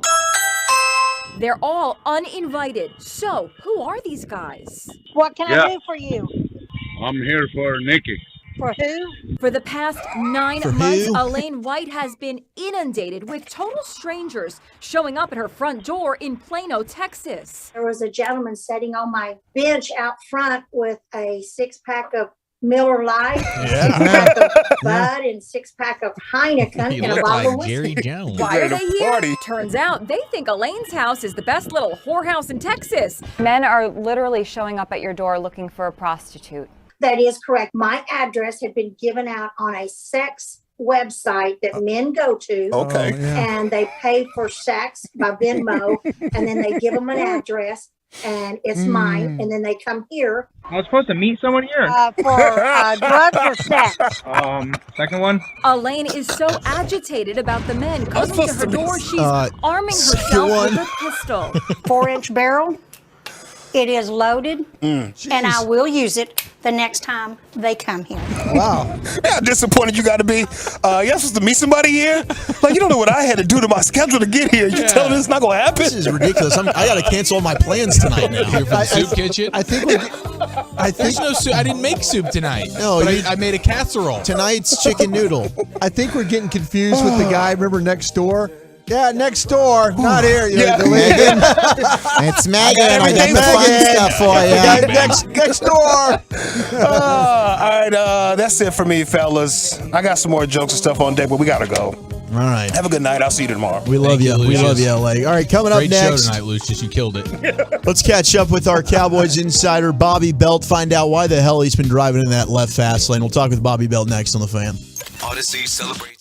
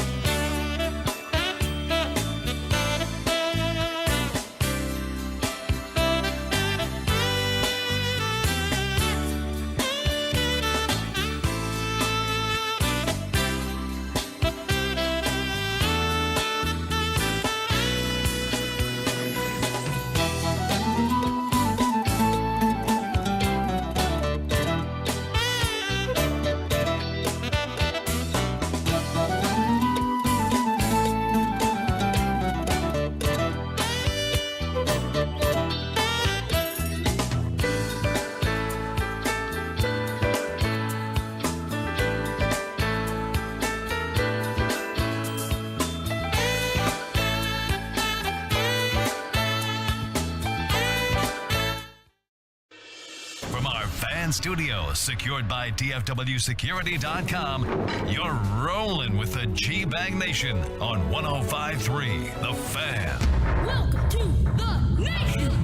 Bobby Belt set to join us here on the Diamond Factory Hotline as we are into the final hour, the power hour, hour number 5 of the G-Bag Nation. Although Brian brought us, he's still got 3 more hours left.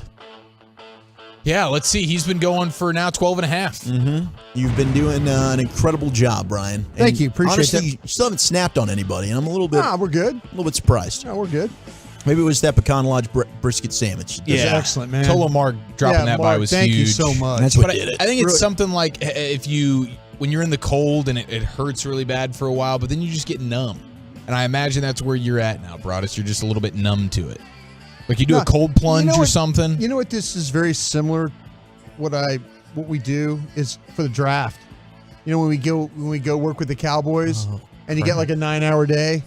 You know, you start and then you kind of go through, and then but you do it for 3 days straight. Yeah, that's true. That's true. It's like So you never leave. You were built for this. Yeah, it just kind of conditions you to when you're going to do that here in a couple months. Okay, fair enough. That'll be exciting. I know our buddy Bobby Belt has also experienced that as well as he joins us now, our Dallas Cowboys insider. And Bobby, we just got the list of potential guests we're going to have for Radio Row. Your good friend Dan Orlovsky going to be hopping on the morning show. How you pumped? Are you feeling good about it or what? Yeah, how you pumped? Yeah, it's great. You pumping iron right now for it? Yeah, pumped. So excited. So you're not excited. I am. Thrilled. Can't wait. Is that going to be the most contentious on-air moment of your career? I'm thrilled. I can't wait, guys. Man, nothing gets Bobby riled up quite like a Dak disrespect. What's up with the driving slow in the left lane situation? Okay, so this is sort of been misconstrued over time. What I said a couple months back on the radio was that left lane is obviously for passing, and you're going fast and everything like that. What I said is that if somebody is zooming up behind me going like 110 and they're kind of weaving in and out of the lanes, and then they like are in the left lane and they're trying to get past me or whatever, I'm going to make them like they're going to have to get past me because I'm not going to try and predict their next bob and weave by getting out of the way and then getting clipped by a 110-mile-per-hour car. So if you're one of those jackasses who comes up fast like that and is like pushing like 105, I'm not moving. Sorry. I would expect that from Bobby. I mean, he's gonna troll no matter what, or where he is. So that makes a ton of sense. That's not even totally a troll. That's also I don't want to get clipped by the psycho driving 110 or whatever, It's and called then just sending move me out into the a way, spin. Bobby. All right, move out the way and don't be No. a jerk. No, get out the way. Nope, not happening. You know, Bobby, have you?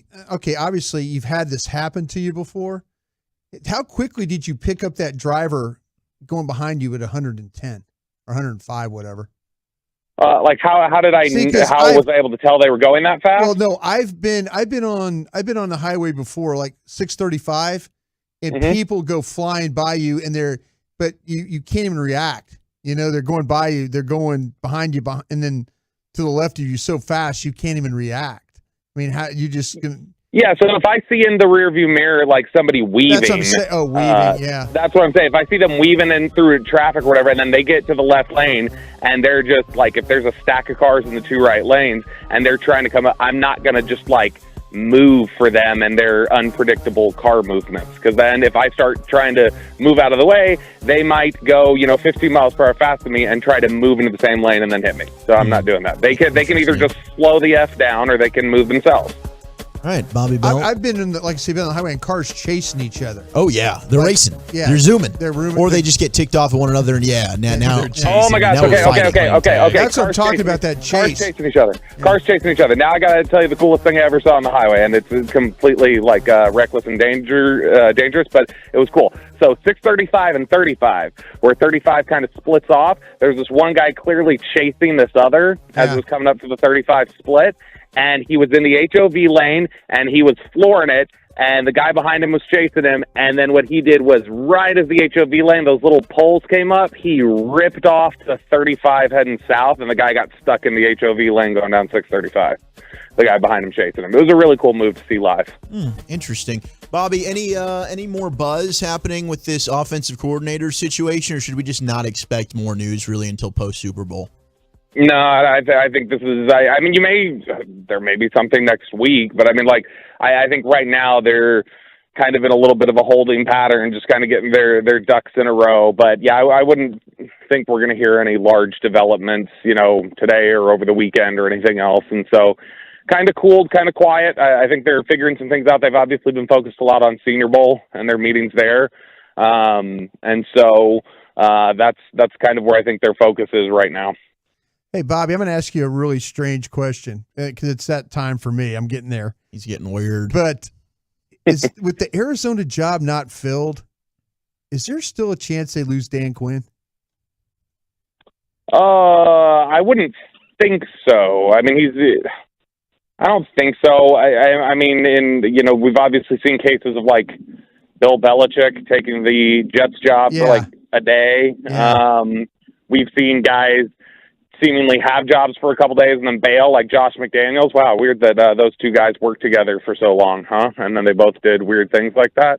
But no, I think that Dan Quinn's committed. He's here, and I mean, I guess anything's possible. You would say 0.01%, maybe that's out there. But no, I think Dan Quinn's here, and I think Dan Quinn, even though he probably would not say this, maybe not even, he wouldn't say it publicly, he may not even say it privately, but just internally, I think he's probably thinking in his own head as well that this could potentially be a job that I could be up for in a year, is the one that I'm the Cowboy coaching under right now. Yeah. And so, I mean, would you want the Cowboys job, or would you want to be tied to the Cardinals and some of the difficulties that seem to be going on there, especially with the idea of how difficult, it's talked about that Kyler Murray has been in recent years. We talked earlier about a Dan Quinn offseason wish list. What would be at the top of your wish list if you were Dan Quinn? A linebacker, a cornerback. I mean, just in general, I think a lot of what was wrong with the defense in the second half of the year was they just became banged up, and you were kind of mixing and matching and things like that. I trust whatever Dan Quinn wants to put out there, whatever Dan Quinn gives his seal of approval for in terms of a personnel move. I'm going to trust that it's going to work out okay, but I think you're going to look at, you'd want another corner, whether that's the draft or free agency. You'd want to shore up linebacker. Linebacker was such a tough spot for them. If Leighton Vander Esch wasn't playing or wasn't playing well, the defense was usually playing really poorly. And so I think you want to try and strengthen the linebacker core. And that would kind of be where my focus is at, corner, linebacker.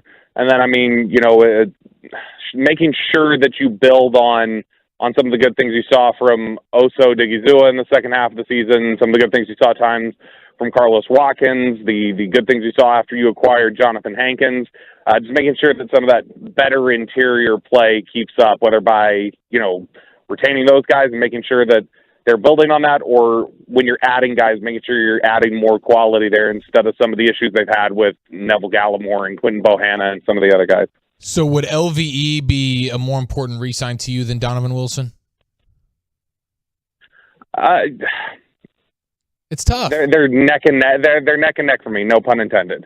I think that the Donovan Wilson is such he sets the tone so much for that defense with his physicality, and I wouldn't want to lose that tenacity and that aggressiveness. But in terms of, if you tell me you take Donovan Wilson off the field or Leighton Vander Esch off the field in just a random game last year, I'm guessing the defense plays a lot worse with Leighton Vander Esch not there than with Donovan Wilson not there. And that's not an indictment on Donovan Wilson. I think really highly of him.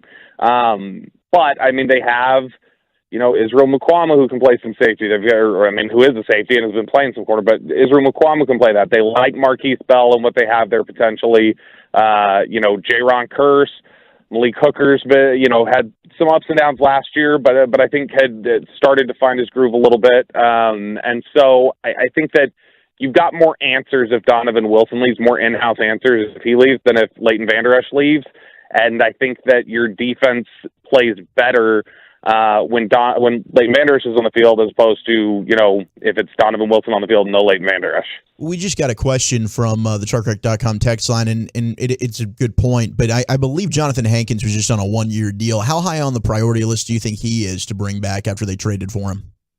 I mean, I think they saw that, hey, when they brought him here, there was a change and things improved. And then when he was lost to the pec injury, things got worse. And so I think that, it's easy to, just like Leighton Vander Esch, kind of connect the dots and go, oh, okay, when he's out here, the defense is playing better. There's fewer issues. Everything seems to run better. And so I think that he's got to be somebody that they're looking at as somebody they'd like to retain. But I mean, as Brian talked about this week after Jerry's comments about, Jason Peters and Tyron Smith and Ezekiel Elliott, things like that, a lot of that's to be determined what they think about that, because they got to have their meetings. I mean, individual coaches may like somebody sticking around, but in terms of just kind of collectively coming together and getting an idea of where the front office wants to go with some of these moves, I think just about everybody is to be determined. Bobby, when you look at this offensive line, and to me, I'm trying to kind of figure out what you're going to do. You mentioned with Tyron Smith, and I'm not really worried about Jason Peters, but the Tyron Smith thing, if in fact that Tyron Smith does stay, do you move him back to left tackle? Is that, and immediately now it's Terrence Steele at right tackle again? I don't think you should. I think you've already committed to this process. In terms of getting Tyler Smith as your future left tackle, and I don't want to go backwards. And even though Tyron Smith looked good at times, there were other times he looked really bad. It was really inconsistent play from Tyron Smith. There's no, you can't combine any two players on the roster and get a bigger cap savings with a pre-June 1 cut than you can just by cutting Tyron Smith. And so, I mean, if it frees up damn near $10 million, you've got two tackles in place, two young tackles. And so to me, I think that you're just, prolonging the inevitable. Just move on, rip the Band-Aid off. And I know I've been calling for this for like 2 years, basically, Brian. But just go ahead, move on. You've got your tackles. Start figuring out what you want to do on the interior with the guards. Say thanks for your time, your service to Tyron Smith. Collect that $10 million and be on your way. I don't want to, even on a pay cut, I don't want this to, I don't want to try and figure anything out. Let's just move forward. Availability is important. That was their buzzword all last year, and Tyron Smith has shown for 7 years he can't be available. Availability. You're 100% right. What was your favorite part of Brian Broaddus and his availability for you this morning? The next segment, probably, that you guys are going to do, where you listen to some of the things that Brian had to say about G-Bag superlatives. But I will say this, Brian did a fantastic job, got rave reviews on all three platforms, the Twitch, the YouTube, the fan text. Everybody was giving him a ton of praise, and I know he continued to get praise on KNC, but a real trooper, knocked it out, made it easy for us. We all kept talking during the breaks about, like, this is the fastest show we've ever been a part of. Yeah. Because we're all used to all three of us trying to, talk through some things, and especially for Sean and RJ, they're just now getting used to even having three people in there. To have four in there and then able to discuss a lot of different things, it made things fly by. It was fun this morning. Well, we don't mind sharing. Sharing is caring, but that's not a permanent deal. All right, he's ours, and we're not giving him up. You can't have him forever. Well, I mean, until Super Bowl, right? Because we're supposed to cross-pollinate, guys. We are. So Brian, if you want to come over on our show and just bail on G-Bag for a day, feel free, man.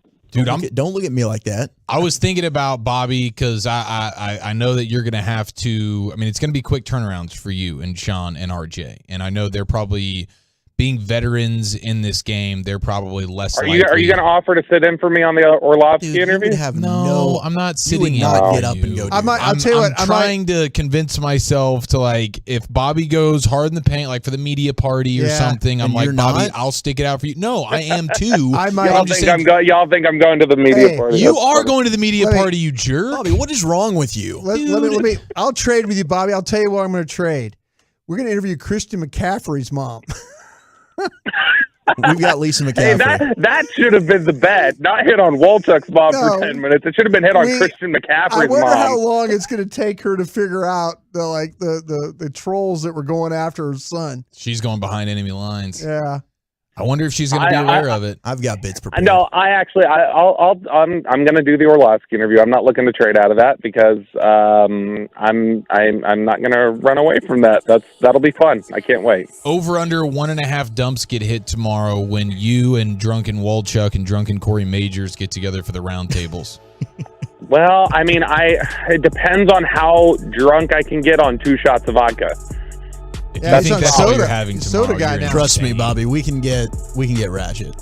I know you can, Zach, because like you've been on it for an extended period of time. I'm a week. Like I just had like those 2 shots like a week ago. When we're drinking our meals, you're gonna feel those 2 shots, buddy. Okay, all right. I'm excited. I can't wait. I guess the question is more dumps in the segment from Fanbowl or more dumps with Orlovsky on Wednesday, I guess is the question. All right, fair enough. Bobby, anything else before we let you go? Just that I love you all. I love you more. There he goes, the great Bobby Belt, our Cowboys insider, he's trying to dip out of the media. What is wrong with him? Is he just not social?